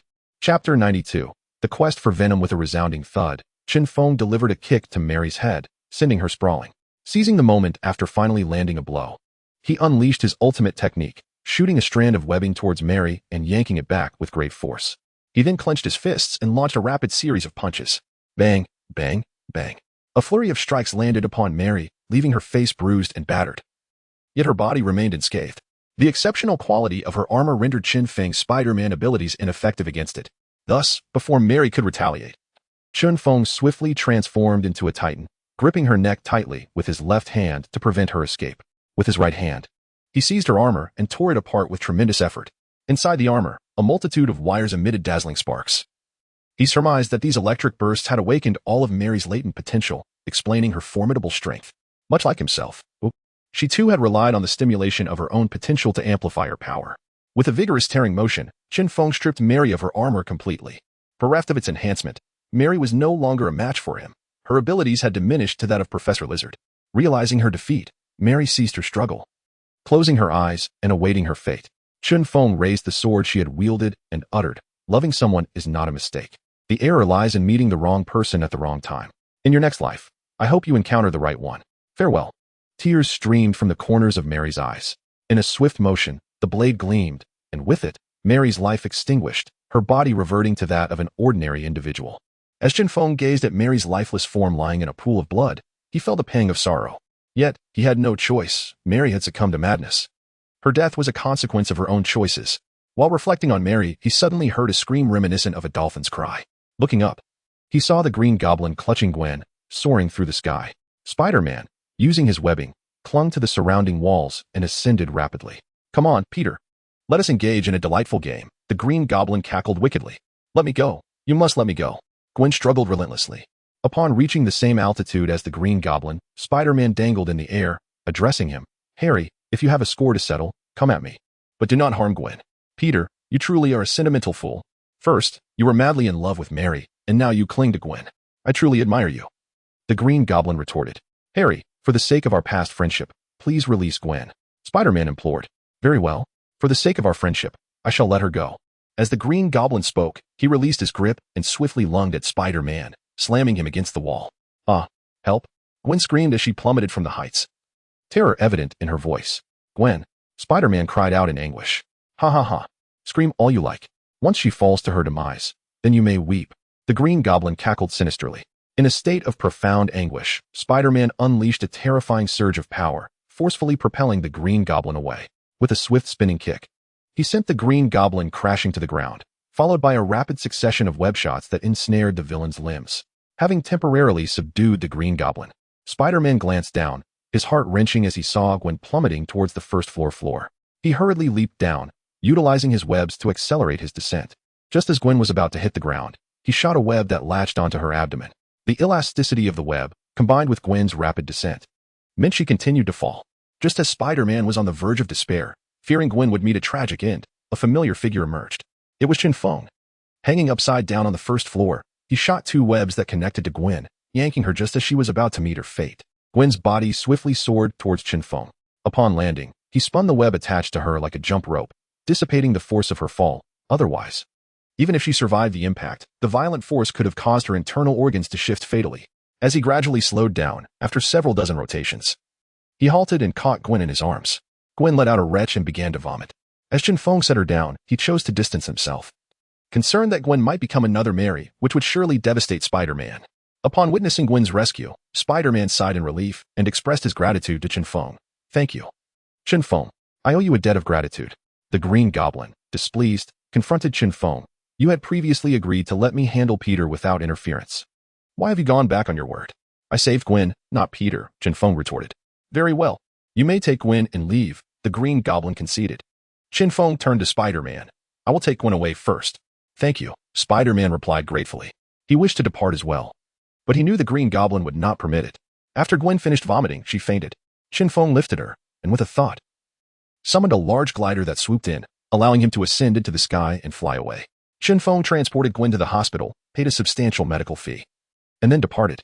He ventured to the outskirts, seeking Venom. Recalling the scene from the film Spider-Man 3, where Venom stealthily followed Spider-Man home, he hoped to encounter Venom in the wilderness. Standing on his glider, he gazed down at the earth as he soared slowly. After searching all night, he failed to locate the highly elevated red meteorite where Venom dwelled. In the morning, he continued his search. Suddenly, his phone rang. Checking the screen, he saw it was a call from Spider-Man, but the voice on the line was not Spider-Man's, it was Gwen's. Is this Mr. Chen? Gwen asked, her voice trembling with tears. Yes, it is, Chen Feng replied. Mr. Chen, please come quickly to save Peter. He is gravely injured, and the doctors have declared him beyond help. Peter insists that only you can save him, Gwen pleaded tearfully. Gravely injured? Surely, that cannot be true. Chen Feng exclaimed in astonishment. It is true, Mr. Chen. Peter was wounded by the Green Goblin, who also injected him with a strange virus that renders him unable to recover. Gwen continued to sob. Do not fret. I shall return immediately. By the way, you were at the hospital I took you to, correct? Chen Feng inquired. Yes, please hurry. It seems Peter is on the brink of death, Gwen urged anxiously. Very well. I will arrive within a minute, Chen Feng assured her. Chapter 93. The Frozen Spider-Man in the Sterile Confines of the Operating Room. Spider-Man lay battered and bruised upon the surgical table. The lead surgeon, taken aback by the grievous state of Spider-Man's injuries as he made an incision in the hero's abdomen, was astonished to find that the hero's internal organs were in a near unrecognizable state of disarray. Such injuries would typically herald certain death, yet, miraculously, Spider-Man clung to life, leaving both the doctor and the nurses in a state of shock. Just as the medical team found themselves at a loss regarding the dire condition of their patient, Chen Feng arrived. He forcefully pushed open the operating room door and strode inside. The doctor and nurses, startled by his abrupt entrance, admonished him. Who are you? This is an operating room. You cannot be here. Leave at once, lest you be held accountable for any mishaps.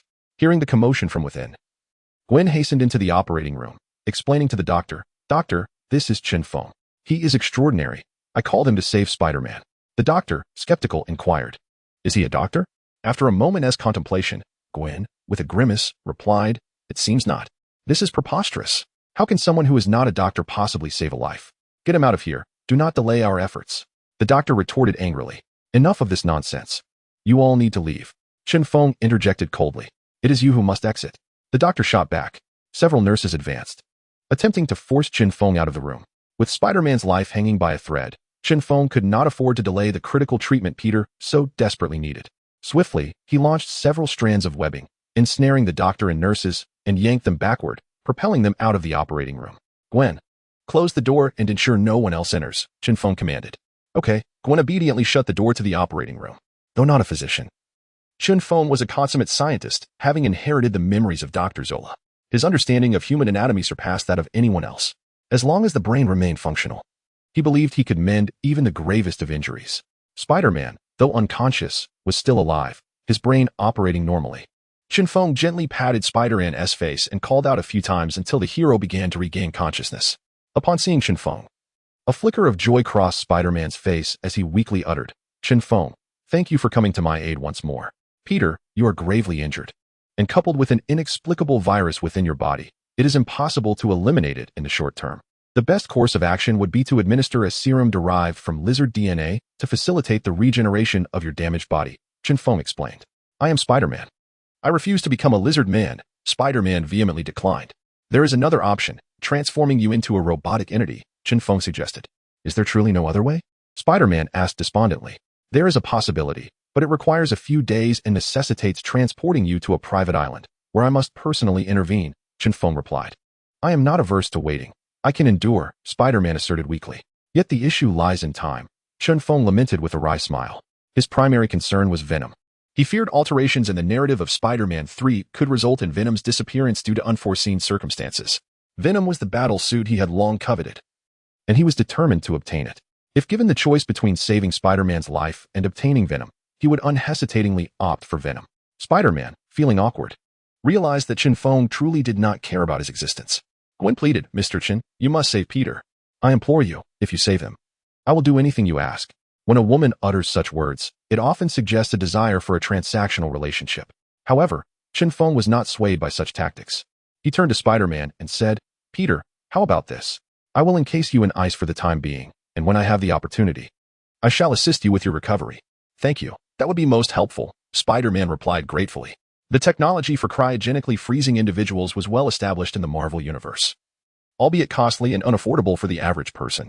Chen Feng, being financially affluent, managed to persuade the hospital to overlook his intrusion into the operating room, and they utilized their finest equipment to encase Spider-Man in ice. Should Spider-Man's nemesis, the Green Goblin, discover that he was alive, trouble would surely ensue. Therefore, once Spider-Man was safely frozen, Chen Feng instructed Optimus Prime to dispatch a robot to transport the encased Spider-Man to a private island. As for Gwen, Chen Feng paid her no mind. After resolving the matter with Spider-Man, Chen Feng ventured into the outskirts, tirelessly searching for Venom's whereabouts. He scoured areas close to Spider-Man's residence, turning over every stone, yet to no avail. Not one to easily concede defeat. He continued to traverse the outskirts of New York in pursuit of Venom. While he failed to locate Venom, he did stumble upon several wild skirmishes. After a week of relentless searching without a trace of Venom, he decided to visit Spider-Man's newspaper office to seek out a man named Eddie. Eddie was not only a colleague of Spider-Man, but also one of his adversaries, for Spider-Man had taken away Eddie's girlfriend, Gwen. In the film Spider-Man 3, it was Venom's influence that led Spider-Man to win Gwen's affection from Eddie. Now, devoid of Venom's influence, Spider-Man had still captured Gwen's heart. Chen Feng surmised that this was likely due to Spider-Man being the boss at the newspaper. Upon visiting the office, he learned that Eddie had resigned in a fit of rage after losing his girlfriend to Spider-Man. After acquiring Eddie's address, Chen Feng paid him a visit, only to find that Eddie was not home. Consequently, he instructed Optimus Prime to trace Eddie's phone. Following the guidance of Optimus Prime, Chen Feng successfully located Eddie, who was found beneath a bridge, drinking and appearing quite disheveled. Approaching him, Chen Feng remarked, Eddie, do you know why you lost to Peter? Eddie slowly lifted his head, squinting in a haze of drunkenness, and mumbled, who are you? I am Chen Feng, a wealthy and powerful individual. The fortune Spider-Man possesses now is thanks to me. Chen Feng replied. Initially languid and inebriated, Eddie, upon hearing Chen Feng's words, smashed his bottle in anger and retorted, Are you here to humiliate me? Let me tell you. I'm not afraid of you. Show me what you've got. I am here to offer you money, Chen Feng said with a smile. How much can you give me? Can it surpass what Peter offers? Eddie snapped back indignantly. I acquired a newspaper for $500 million and gifted it to Peter, for he had assisted me in my endeavors. If you can likewise aid me in achieving my objectives, I shall reward you with $1 billion. With such wealth, you shall possess everything you desire, Chen Feng declared. Are you speaking the truth? If I assist you, will you truly grant me $1 billion? Eddie inquired, astonished. Chen Feng nodded affirmatively. Indeed, and I can provide you with a deposit of $100 million up front. Chapter 94. Let Eddie seek Venom. The narrative unfolds after numerous trials, where the valiant Spider-Man emerges as a revered symbol of justice, ultimately winning the heart of his beloved. However, in a moment of excitement and half-sobriety, Eddie curiously inquires, what do you want me to do? Assist me in locating a moving, black, parasitic liquid. Once found, it is imperative that you do not touch it. Contain it with an object and promptly inform me, Chen Feng instructed. With determination, Eddie replied, all right, I promise you. Although he was uncertain of the nature of the liquid Chen Feng spoke of, he could surmise that it was perilous. Driven by monetary gain and a desire for vengeance against Spider-Man, he chose to embrace the risk. Optimus Prime, transfer $100 million to Eddie's bank account. Chen Feng commanded. Understood, my lord, Optimus Prime affirmed. Moments later, a notification chimed on Eddie's phone. Excitedly, he retrieved his device, opened the message, and upon reading the bank's notification, he leaped with joy, exclaiming, I'm rich now, ha ha ha. Once Eddie had calmed down, Chen Feng reminded him, remember, search in the outskirts. Eddie nodded, assuring, rest assured, I will help you find it. Very well, I shall await your good news, Chen Feng replied with satisfaction. In the cinematic realm of Spider-Man 3, Eddie is the only other individual, apart from Spider-Man, to have encountered Venom. Therefore, Chen Feng hoped to harness Eddie's fortune in the quest for Venom. Even if Eddie were to find Venom and become its host, he felt no trepidation. For he was aware of Venom's fatal weakness, it was vulnerable to sonic attacks. After parting ways with Eddie, Chen Feng settled in the nearest outskirts to Spider-Man's residence. Anticipating the arrival of Venom, he tasked Optimus Prime with monitoring the skies while he remained vigilant on the ground. A month passed in this manner, during which he detected no sign of Venom, nor did Eddie report any findings. He began to doubt whether his own transformation had inadvertently caused Venom to vanish. Help! Is anyone there? Please save my boyfriend. Help! Chen Feng heard a woman's desperate cries and swiftly glided over on his winged apparatus. His intention was not to rescue, but rather to acquire Venom. With remarkable speed, he arrived at the woman's side in an instant. The woman appeared disheveled, bearing marks of being whipped. He inquired, what has transpired? Upon noticing Chen Feng's imposing presence on the glider and perceiving no threat from him, she tearfully recounted. We were accosted by a gang. They stole our money and sought to assault me. My boyfriend fought them off to allow my escape. Can you help rescue him? Oh. So it is merely a gang. Chen Feng expressed his disappointment, turning to depart. Seeing him prepare to leave, the woman pleaded urgently, please don't go. If you truly do not wish to assist, could you lend me a phone so I may call the police? Chen Feng paused and tossed his phone to the woman. She caught it and hurriedly expressed her gratitude. Thank you. I will call the police right away. The phone, however, automatically connected to the police station without her needing to dial. Hello, this is the police department. How may I assist you? Upon hearing the warm voice, the woman burst into tears, exclaiming, Officer, please come quickly. I am in the outskirts of. We encountered a group of thugs who robbed us and attempted to assault me. My boyfriend fought them off to help me escape, and you must hurry, or they will kill him. Ma'am, please remain calm. We are dispatching officers immediately. After a few more words, she hung up. Chen Feng shot a strand of web from his right hand, attaching it to the phone she held. And with a swift tug, the phone soared back into his grasp. With the phone retrieved, Chen Feng activated his gliding wings and soared away. Upon returning to his temporary wooden dwelling, he soon heard the wail of police sirens and the crackle of gunfire. Minutes later, footsteps echoed outside. Stepping out, he spotted two thuggish individuals, dressed in a nonconformist style and armed, sprinting towards him, pursued by a group of police officers. Injured and unable to run swiftly, the two thugs' eyes lit up at the sight of Chen Feng. They intended to seize him as a hostage. Breathless, they approached his dwelling, raising their handguns and barking, You. Get down here. In an instant, Chen Feng retaliated, launching two strands of web that ensnared the thugs' necks, pulling them toward him with a forceful yank. Before they could fire, he had already seized their throats. You little ants dared to act arrogantly in my presence, he declared dominantly. With a powerful twist of his hands, a sickening crack echoed as he swiftly broke their necks. He then hurled the lifeless bodies toward the advancing officers, stating, I've dealt with these two criminals. You can take them back. Sir, we are immensely grateful for your assistance, but we must ask you to accompany us to the station to provide a statement. A police officer politely requested. I am Chen Feng, he replied assertively, delivering his name with an air of authority. Chen Feng. The officers were struck with astonishment upon hearing the name. While he was not renowned among the common folk, he was infamous within the government of the United States. A figure warned against provoking. They had not anticipated encountering him, let alone receiving his help in eliminating 2 criminals. Mr. Chen, we apologize for the inconvenience. We will leave immediately, the officers said, hurriedly carrying the bodies away, wary of provoking his wrath. Suddenly, Chen Feng's phone rang. Checking the screen, he discovered it was a call from Eddie. A surge of excitement washed over him as he thought, could it be that Eddie has found venom? He hurriedly pressed the answer button and inquired, Eddie, have you found the venom?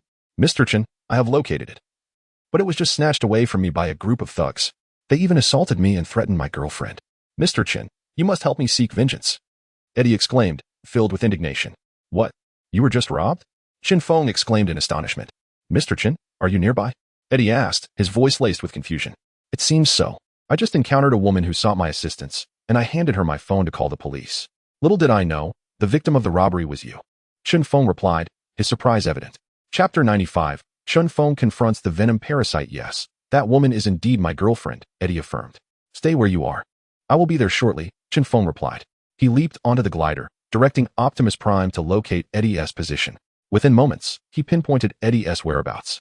Eddie was battered and bruised, documenting the incident with the police. Chen Feng descended from the glider, landing beside Eddie, startling everyone with his sudden appearance. The officers, recognizing Chen Feng, were rendered speechless with trepidation. The woman who had previously sought Chen Feng's assistance joyfully pointed him out, saying, it's him. He kindly lent me his phone to call for help, enabling our rescue. Eddie, this is my boss, Mr. Chen Feng, Eddie introduced. Ah, he's your boss? Then why didn't he come to rescue you himself? Jenny inquired, puzzled. Mr. Chen mentioned over the phone that he was unaware I was the one being robbed. And you didn't mention my name. Otherwise, he would have certainly come to my aid, Eddie explained. Oh, Jenny replied, understanding dawning upon her. Where did the thug who stole venom go? Chen Feng asked. Eddie pointed in a direction, saying that thug rode off on a motorcycle in that direction. The police are in pursuit. Come with me to find that thug. If we catch him, I will assist you in eliminating him. And then I shall give you the remaining $900 million, Chen Feng declared. Absolutely, Eddie exclaimed, momentarily forgetting his pain. Chen Feng gestured for the glider to descend. After leaping aboard, he reassured Eddie, climb on. I'll support you. There is no need to fear falling. Eddie hastily clambered up, clutching Chen Feng's garment tightly. Seeing Eddie about to leave her behind, Jenny quickly called out, Eddie, what about me? I want to go too. Eddie's expression turned stern as he replied firmly. What do you mean? Just let the police escort you home. Chen Feng piloted the glider into the sky, knowing only the general direction of the fleeing thug. Chen Feng instructed Optimus Prime to investigate the surrounding area. With Optimus Prime's assistance, they soon discovered a thug on a motorcycle being pursued by the police. He activated the 3D holographic projector, allowing Eddie to identify whether this was the assailant who had taken venom. Once Eddie confirmed it was indeed the right person, Chen Feng felt a surge of delight. After over a month, they had finally located venom. As they pursued the thug, Chen Feng inquired of Eddie, Eddie, was it during your outdoor escapade with Jenny that you first encountered venom? Eddie's face flushed with embarrassment as he stammered, Mr. Chen, you didn't see it, did you? I merely guessed, Chen Feng chuckled. He speculated whether venom was indeed a lecher, recalling a scene from the film Spider-Man 3, where Spider-Man and Mary Jane were interrupted during a nighttime rendezvous. Now, due to his interference, Spider-Man was incapacitated, leading to Eddie and Jenny's nocturnal adventure, which had indeed facilitated Venom's appearance. If not a lecher, then what could he be? With determination, Chen Feng and Eddie swiftly closed in on the thug who had stolen venom. Chen Feng shot a strand of spider silk at the thug, ensnaring it upon his back. The thug, now bound by the silk, found himself lifted from the motorcycle, suspended in midair by Chen Feng. As Chen Feng deftly maneuvered the glider to descend, he approached the thug, gazing down upon him with a cold demeanor, inquiring, what have you stolen? Just as the thug was about to respond, a pool of black liquid erupted from his back, swiftly enveloping his entire being. With a fearsome roar, the thug transformed into a monstrous black creature, its gaping maw instilling dread. Eddie, taken aback, exclaimed, is this the venom? Chen Feng turned to Eddie and said, you may leave now. I will transfer you $900 million immediately. Thank you, Mr. Chen, Eddie replied, excitement evident in his voice as he hurriedly departed.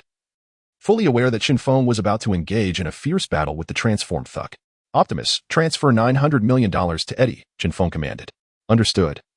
My lord, Optimus replied dutifully. The thug, now a vessel for the venom, threatened Chen Feng, asking, who are you? Why do you obstruct me?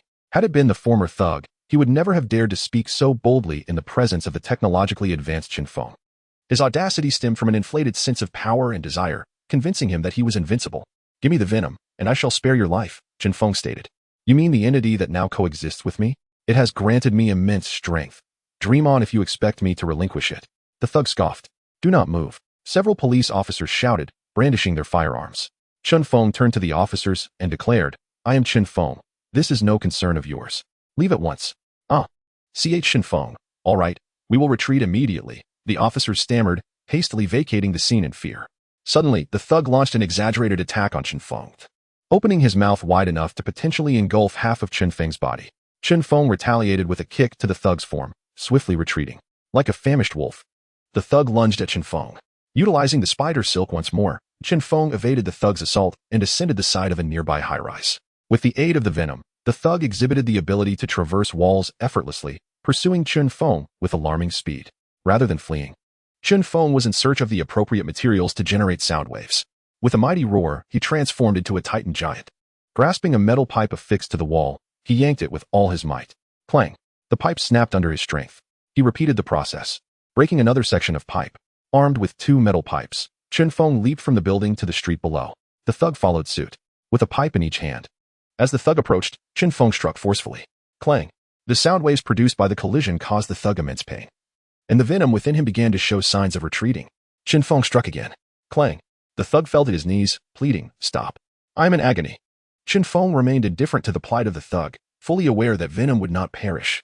He hastened his strikes, producing a relentless series of resounding thuds. The thug writhed on the ground, emitting heart-wrenching cries of agony. As the intensity of the sound waves escalated, venom could no longer endure and sought to escape the thug's body. Observing this, Chen Feng swiftly approached and reached out to make contact with venom. Indeed, he intended for venom to take him as its host. The moment venom touched Chen Feng, it rapidly detached from the thug and ascended to envelop Chen Feng's form.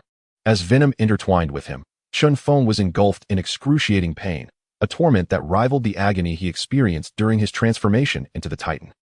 Chen Feng could no longer contain his anguished scream. Chapter 96. The successful creation of the rebirth pod. Chen Feng, entirely enveloped in the symbiotic substance, was transformed into a colossal black titan. The parasitic entity granted him an unmistakable surge of power. Should he encounter the Hulk once more, he would effortlessly overpower him. The amplification of his strength was anticipated, yet he found it curious that his desires remained unenhanced. He speculated that this could be attributed to the formidable nature of his intellect, for his mental prowess could levitate a mere toothpick in midair. Gazing at the symbiotic substance enveloping him, he addressed it. Venom, I am aware you possess consciousness and can hear my words. Indeed. A somber voice resonated in his mind. What do you wish to convey? This voice belonged to Venom, responding to Chen Feng primarily due to his overwhelming strength, both in mind and body, which prevented the symbiote from asserting dominance. Unable to control him, Venom resigned to coexistence, growing alongside Chen Feng. From now on, you shall be my Venom suit, obeying my commands, or I shall ensure you regret your arrival on Earth, Chen Feng asserted imperiously. I have already latched onto your skin. We are symbiotic. If I live, you live. If I perish, so do you. You possess no authority to command me, for we are equals, Venom retorted. Unwilling to remain merely a parasite. With a scoff, Chen Feng transformed into a lizard-like creature, his claws sharp and adept at tearing. He grasped at his head with both hands, forcefully pulling the symbiotic substance away, enduring the pain akin to tearing his own flesh. He stifled any sound, maintaining an air of strength to compel Venom into submission. Despite Venom's desperate cling, it could not match Chen Feng's might, gradually being stripped from his body. Once detached, Venom coiled into a ball on the ground. Chen Feng retrieved 2 metal pipes, striking them together with resonant clangs. The booming sound waves made Venom writhe in discomfort. After an hour of relentless striking, Chen Feng grew increasingly agitated, while Venom lay motionless as a puddle of black liquid. Placing his hand upon Venom, it began to wrap around him once more, reabsorbing strength and revitalizing itself. Will you heed my commands or not? Chen Feng demanded assertively. I will listen, Venom acquiesced, choosing to submit. From this moment on, you shall be known as the Venom suit. Without my command, you shall simply serve as my attire, Chen Feng declared. Very well, Venom responded, transforming into a sleek black garment that no longer enveloped him entirely. Chen Feng admired the suit, pleased that with Venom, he could transform it well without fear of damaging his clothing or experiencing embarrassing mishaps. Help me, a feeble voice echoed. Turning his head, Chen Feng beheld the ruffian who had stolen Venom from him. At this moment, the thug lay emaciated on the ground, crawling in a pitiful state. Chen Feng understood that the thug's frail condition resulted from the incompatibility of his body with the venom, which had siphoned off his nutrients, leaving him in such a ghastly state. Previously, Chen Feng had promised Eddie to eliminate the thug, and thus he raised the iron pipe in his hand and plunged it downwards. The thug met a gruesome end, descending to the underworld to face Yama. With the thug disposed of and the venom acquired, Chen Feng was immensely pleased with the bountiful outcome of this venture. He leapt onto his glider and commanded, Optimus Prime, return swiftly to the private island. Understood, my lord, Optimus Prime replied, obeying the command. Upon returning to the private island, Chen Feng rested for the night. And the following morning, he sought out Zhao Hailuan. Spider-Man's body had suffered severe damage from the Green Goblin, rendering surgical intervention futile. The most effective remedy would be to inject the lizard DNA serum developed by Professor Lizard, which could restore him instantaneously. However, Spider-Man refused, unwilling to become a lizard man or a half-human, half-machine hybrid. Thus, the only viable solution to save Spider-Man lay in Zhao Hailuan's regeneration cradle technology. Zhao Hailuan typically rose at the crack of dawn, and today was no exception. Upon seeing Chen Feng in her laboratory, she greeted him cheerfully. Chen Feng, good morning. When did you return? Are you planning to head out again? I came back last night and have no immediate plans to go out, Chen Feng replied. Oh, are you here in my lab for a specific purpose? Zhao Hailuan inquired. Chen Feng nodded. Yes, Peter is gravely injured, with his organs completely damaged. I initially intended to inject him with the lizard DNA serum, but he refused, which led me to consider your regeneration cradle technology. But my regeneration cradle technology is not yet perfected. Zhao Hailuan responded, troubled. It is unwise to dwell on this indefinitely to expedite progress. We could use Spider-Man as a test subject. He is a superhero and unlikely to perish, making him the ideal candidate, Chen Feng suggested. That doesn't seem right. What if something goes wrong and he dies? Zhao Hailuan expressed her concern. Chen Feng waved dismissively, it's fine. After all, it's not us who would be at risk. Zhao Hailuan was left speechless. All right, I will first consult Professor Lizard to assist with Spider-Man's detoxification. Chen Feng concluded as he exited. Upon arriving at Professor Lizard's laboratory, the professor readily agreed to help with Spider-Man's detoxification. As a biologist, Professor Lizard was deeply invested in researching human genes, blood, viruses, and more. However, Chen Feng did not immediately enlist the professor's help for detoxification, as the regeneration cradle apparatus had yet to be constructed. After solidifying their agreement, Chen Feng returned to Zhao Hailuan's laboratory, where they resumed their work on the regeneration cradle technology. Thanks to inheriting Dr. Zola's memories and his vast knowledge, along with having extracted the genes of numerous genius scientists, Chen Feng had become one of the brightest minds on Earth. With his assistance, Zhao Hailuan resolved many perplexing challenges. A week later, a machine resembling a coffin materialized in Zhao Hailuan's laboratory. Dr. Octopus, Dr. Hank, Professor Lizard, and even Natasha gathered to witness the spectacle. Chen Feng, can this machine truly facilitate regeneration? Natasha inquired. Chen Feng cast a sidelong glance at Natasha and replied, of course, otherwise, why would Helen and I undertake such a venture? The regeneration chamber, if it succeeds, would indeed be a groundbreaking invention that benefits humanity. Dr. Hank exclaimed with enthusiasm. I sincerely hope the regeneration chamber proves successful. If it does, my wife could be revived, Dr. Octopus expressed with anticipation. Ever since the tragic accident during the artificial sun experiment, which led to his wife's demise, he had been plagued by feelings of inadequacy. As time passed, his thoughts became increasingly distorted, and now, with the prospect of reviving his beloved wife, he felt an overwhelming sense of joy. Chapter 97. The resurrection of Dr. Octopus's wife. If the regeneration chamber is successful, we could clone living beings. I intend to create a version of myself for amusement, Professor Lizard remarked with a sinister grin. The regeneration chamber has been constructed. Let us proceed to thaw Peter. Chen Feng declared. Very well, we shall assist, Dr. Octopus replied eagerly. As the freezing apparatus was activated, an icy gust swept through the room, causing the laboratory's temperature to plummet. The thawing process required patience. Hastening it would risk Spider-Man's physical integrity. The thawing took the entirety of the day, and even after completion, Spider-Man remained unconscious. Professor Lizard lifted Spider-Man and gently placed him in the detoxification pool that had been meticulously prepared. True to his expertise, Professor Lizard's antidote effectively neutralized the virus afflicting Spider-Man in mere moments. As the virus dissipated, Spider-Man slowly regained consciousness, murmuring, Am I still alive?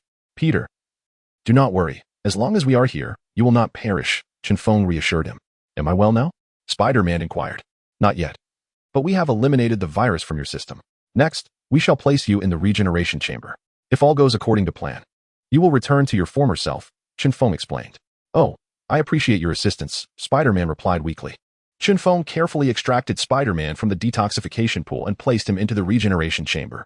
Chen Feng, are we ready to commence? Zhao Hailuan asked nervously. Chen Feng nodded. We are ready. Zhao Hailuan pressed the activation button of the regeneration chamber. Beep, beep, beep. The chamber powered on. Everyone watched with bated breath. Half an hour later, the regeneration chamber opened automatically. Spider-Man sat up, and a wave of jubilation erupted among the onlookers. Wonderful. It has truly succeeded, Zhao Hailuan exclaimed, leaping in excitement. Humanity is fortunate, Dr. Hank expressed with satisfaction. When can I borrow this regeneration chamber for my own experiments? Professor Lizard asked with a wicked smile. Envisioning the prospect of cloning himself to facilitate mutual research and discourse, thereby accelerating their scientific endeavors. Remarkable, Natasha remarked. Feeling a sense of gratitude for aligning with Chen Feng during his most challenging times, she believed that with his prowess, dominion over Earth was assured, and conquering the universe was not beyond reach. Among the group, Dr. Octopus was the most exhilarated. He approached Chen Feng, gripping his hand tightly and imploring, Chen Feng, could you assist me in resurrecting Rose? Certainly, but what is the condition of your wife's remains? If they have deteriorated, success is not guaranteed, Chen Feng responded. The regeneration cradle technology is not infallible. Not every soul can be revived. Rose is preserved in a crystal coffin, which contains ample preservatives. Therefore, her remains are in excellent condition. I am confident she can be revived, Dr. Octopus replied with fervor. Then what are we waiting for? Let us go and retrieve your wife, Chen Feng said readily. Indeed, Dr. Octopus responded joyfully. Dr. Octopus is a subordinate of Chen Feng. To demonstrate his dedication to his subordinate, Chen Feng personally accompanied Dr. Octopus to New York. After retrieving Rose's crystal coffin, he immediately set about her rescue. Rose's body was saturated with preservatives, which acted as a poison. Without their removal, her revival was impossible. Thus, Chen Feng placed Rose in the detoxification pool previously used for Spider-Man. After purging the preservatives from her system, he placed her in the regeneration chamber. This time, Zhao Hailuan was no longer anxious. She pressed the activation button. Beep, beep, beep. The regeneration chamber powered up. Is this how I was saved? Spider-Man exclaimed in astonishment. Such is the power of technology, Dr. Hank proclaimed. Oh, God, please ensure Rose's successful revival, Dr. Octopus prayed earnestly. Dr. Octopus, if God were truly effective, there would be no death in this world. Thus, you would be wiser to place your faith in me, Chen Feng replied with a smile. I seek only a modicum of psychological comfort. Truth be told, I do not believe in God either, Dr. Octopus chuckled. Beep, beep. The alert from the regeneration chamber sounded once more. Everyone fell silent, their eyes fixed on the chamber. With a click, the chamber lid opened. Dr. Octopus hurried forward. Peering inside to see his wife's rosy complexion, he knew she had come back to life. Overcome with joy, he cried out, Rose, Rose, awaken. Rose, lying within the chamber, slowly opened her eyes, her expression turning to one of terror as she said, Otto, I had a dreadful nightmare. I dreamt your experiment had failed, and I was pierced by flying glass. It was so terrifying. I was so afraid. Dr. Octopus half embraced his wife, filled with guilt as he replied, Rose, I am so sorry. It is all my fault. I was too ambitious, conducting the synthetic sun experiment without sufficient assurance, which led to your demise. I take full responsibility. Please forgive me. Rose embraced Dr. Octopus in return, her shock evident as she said, Otto, do you mean to say that you died as well? Are we both in hell now? Rose, do not worry, we are not dead.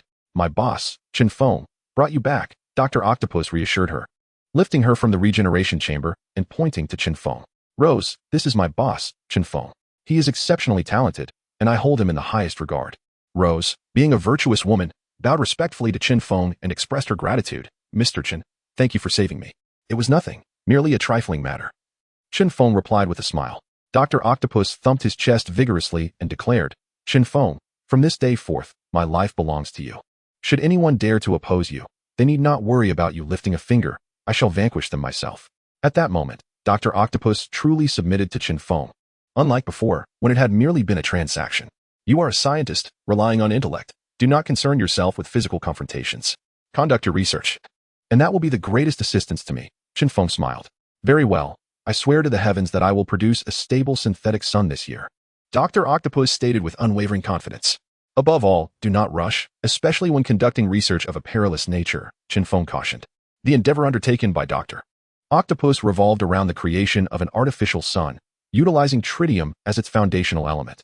Mishandling this substance could lead to catastrophic consequences. It could obliterate not only him but also the entire private island, rendering it utterly inhospitable. Thus, when Dr.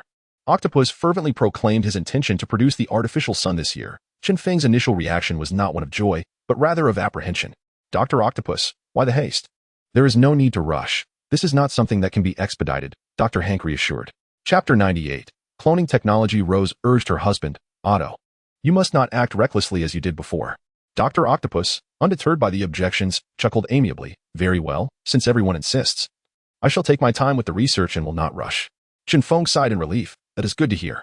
After a prolonged silence, Spider-Man suddenly addressed Chen Feng. Chen Feng, could I ask you for a favor? Chen Feng turned to Spider-Man and inquired, what kind of favor? Help me bring 2 individuals back to life, Spider-Man replied. Which 2? Chen Feng asked curiously. One is my uncle, and the other is Harry's father, Spider-Man explained. Your uncle has been deceased for quite some time. He has long since turned to mere bones, and all viable cells have perished, rendering any rescue impossible. However, I could assist in rejuvenating Aunt May, allowing her to remarry. As for Norman, Harry has undoubtedly preserved his father's remains well. But reviving him would result in 2 green goblins. Do you intend to hide out here for eternity? Chen Feng remarked. That won't happen. If I help Harry revive Uncle Norman, he would be grateful rather than harbor resentment. We can discuss Norman's situation later, Spider-Man retorted. What about Aunt May? Would you like her to be rejuvenated? Chen Feng asked. That would be splendid, Spider-Man responded eagerly. All right, I agree to assist in rejuvenating your Aunt May. But I will personally discuss Norman's revival with Harry, Chen Feng declared. This presented a perfect opportunity to leverage Harry, one he could not afford to miss. The Osborn Group's technology is quite impressive, rivaling even Tony Stark's Stark Industries. Could I not be the one to speak with Harry? I wish to mend our friendship. Spider-Man expressed longingly. He and Harry were close friends, and he had yet to forget the bond they shared. Peter, it seems you have forgotten your position. You are in need of my assistance. I saved you, and you already owe me quite a bit. Now, you wish to use my technology to ingratiate yourself with Harry. Do you not think you are asking too much? Chen Feng frowned. I apologize. That was not my intention. I merely wish to reconcile with Harry, nothing more, Spider-Man replied awkwardly. Can you provide me with what I seek from Harry? Chen Feng asked. Spider-Man, feeling increasingly uncomfortable, shook his head. I cannot. Then you are not qualified to represent me in discussions with Harry, Chen Feng retorted candidly. I am sorry. I was wrong, Spider-Man conceded. Peter, I am assisting you out of goodwill, but you cannot make unreasonable demands for me to continue helping you, Chen Feng stated as he exited Dr. Zhao Hailuan's laboratory. As soon as Chen Feng departed, Professor Lizard became agitated, eagerly turning to Dr. Zhao Hailuan. Dr. Hailuan, let us clone me. Is that appropriate? I have yet to conduct any cloning experiments. Perhaps we should first try with a small white mouse, Dr. Zhao Hailuan responded with concern. No need. My regenerative abilities are not prone to failure, the Professor of Lizard declared boldly. Dr. Octopus utilized mechanical tentacles to extract the professor from the regeneration chamber, suggesting, let us first experiment with other organisms. Despite the objections of everyone present, the professor had no choice but to acquiesce. Lab mice, a staple in every laboratory, were readily available. Helen Zhao used a pair of forceps to place a small mouse into the regeneration chamber, subsequently pushing another chamber forward. After connecting the 2 chambers, she entered a multitude of codes at her computer. A mere 10 minutes later, she pressed the start button. Beep, beep, beep. The cloning function of the regeneration chamber was activated. Half an hour later, the chamber opened. Upon witnessing the results within, the professor erupted into joyous laughter. Ha ha. It worked. Truly, it has succeeded. This regenerative cradle technology is astonishing. It can not only revive beings but also clone them. Professor Lizard, does your laboratory not house numerous lizard pets? Those creatures are familiar with you. Perhaps you should bring one forth to see if its memories can also be cloned. Doctor Hank reminded him. The professor clapped his hands in realization, exclaiming, indeed, if memories cannot be cloned, then the version of myself that is produced would be nothing more than a fool. Quickly, fetch your lizard pet. I can hardly contain my anticipation for the outcome, Natasha urged. Very well, I shall return promptly, the professor replied as he hurried out. Upon his return, he held a docile lizard. Addressing the group, this lizard is my oldest companion. It is the most intelligent, capable of understanding my commands, making it the ideal subject for this test. You may place the lizard in the regeneration chamber now, Zhao reminded him. Certainly, the professor responded as he gently placed the lizard into the chamber. Zhao pressed the start button once more. Beep, beep, beep. The cloning function was activated again. Half an hour later, the chamber opened. The professor retrieved both lizards and set them on the ground, stepping back to squat down and call to them, come here, my children. Laughter erupted among the onlookers, surprised that the professor regarded the lizards as his offspring. Now I understand why Professor Lizard is so fond of them, Natasha chuckled. Perhaps this little lizard was cultivated using the professor's own DNA. Dr. Octopus joked. Among the 2 lizards on the ground, one swiftly scampered towards the professor upon hearing his call, climbing onto his hand and settling obediently. The other, however, remained stationary, and had it not been for the occasional flick of its tail, The observers might have doubted whether it was even alive. It seems we can clone bodies, but not memories. Zhao expressed her disappointment. Suddenly, Natasha exclaimed loudly, I have a solution. Everyone turned in unison to face her. With her head held high, she declared proudly, I know a method that can replicate memories. Zhao Hailuan stepped forward, grasping Natasha's hand, and in a fervent tone inquired, Natasha, what method are you referring to? Please, tell me. The lizard professor, equally exhilarated, added, Natasha, do share. If it is indeed possible to replicate memories, our cloning technology would reach perfection. In response, Natasha revealed, what you all may not realize is that Chen Feng possesses a technique involving a neural connection network, a method capable of memory replication. I have witnessed him absorb Dr. Zola's memories. Otherwise, how could he have become so astute? Now it all makes sense, Dr. Hank exclaimed, a look of enlightenment gracing his features.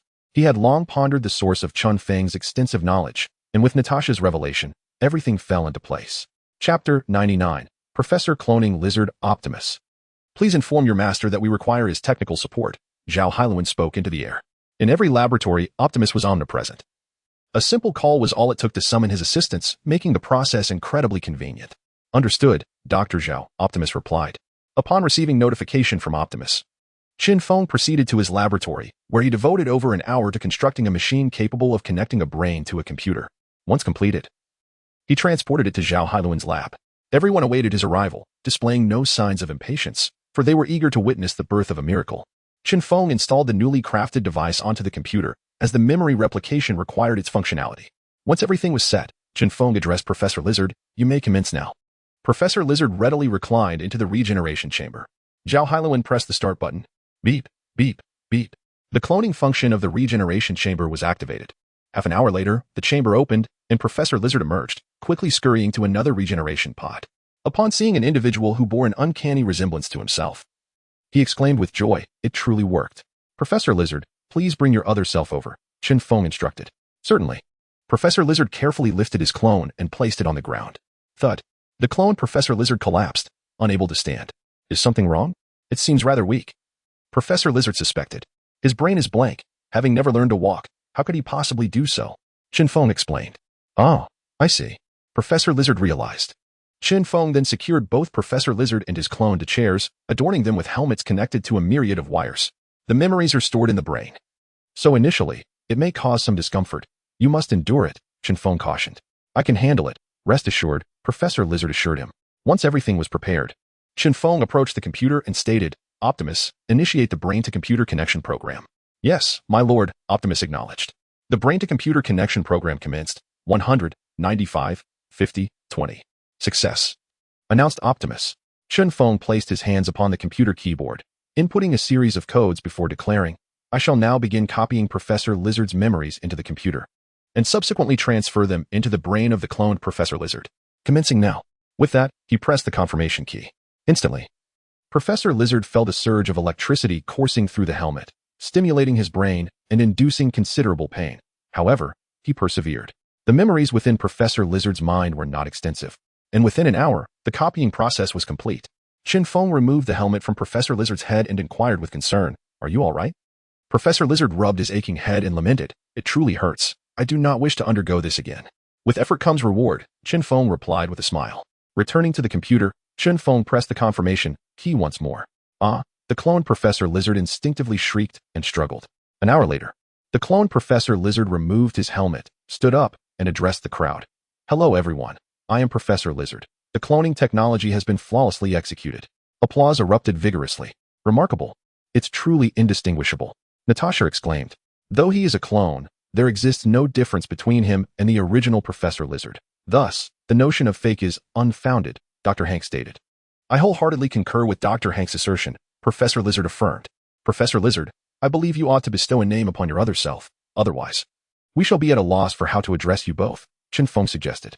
That is easily resolved. I shall inscribe the word clone upon his forehead, and that will allow for clear distinction. You can simply call him Clone, Professor Lizard replied. Why not inscribe clone upon your own forehead? Clone retorted. Professor Lizard pointed to his own nose and declared, Because I am the original. But I am just like you. You ought not to treat us differently, Clone argued. The sight of the two identical Professor Lizards bickering captivated the audience.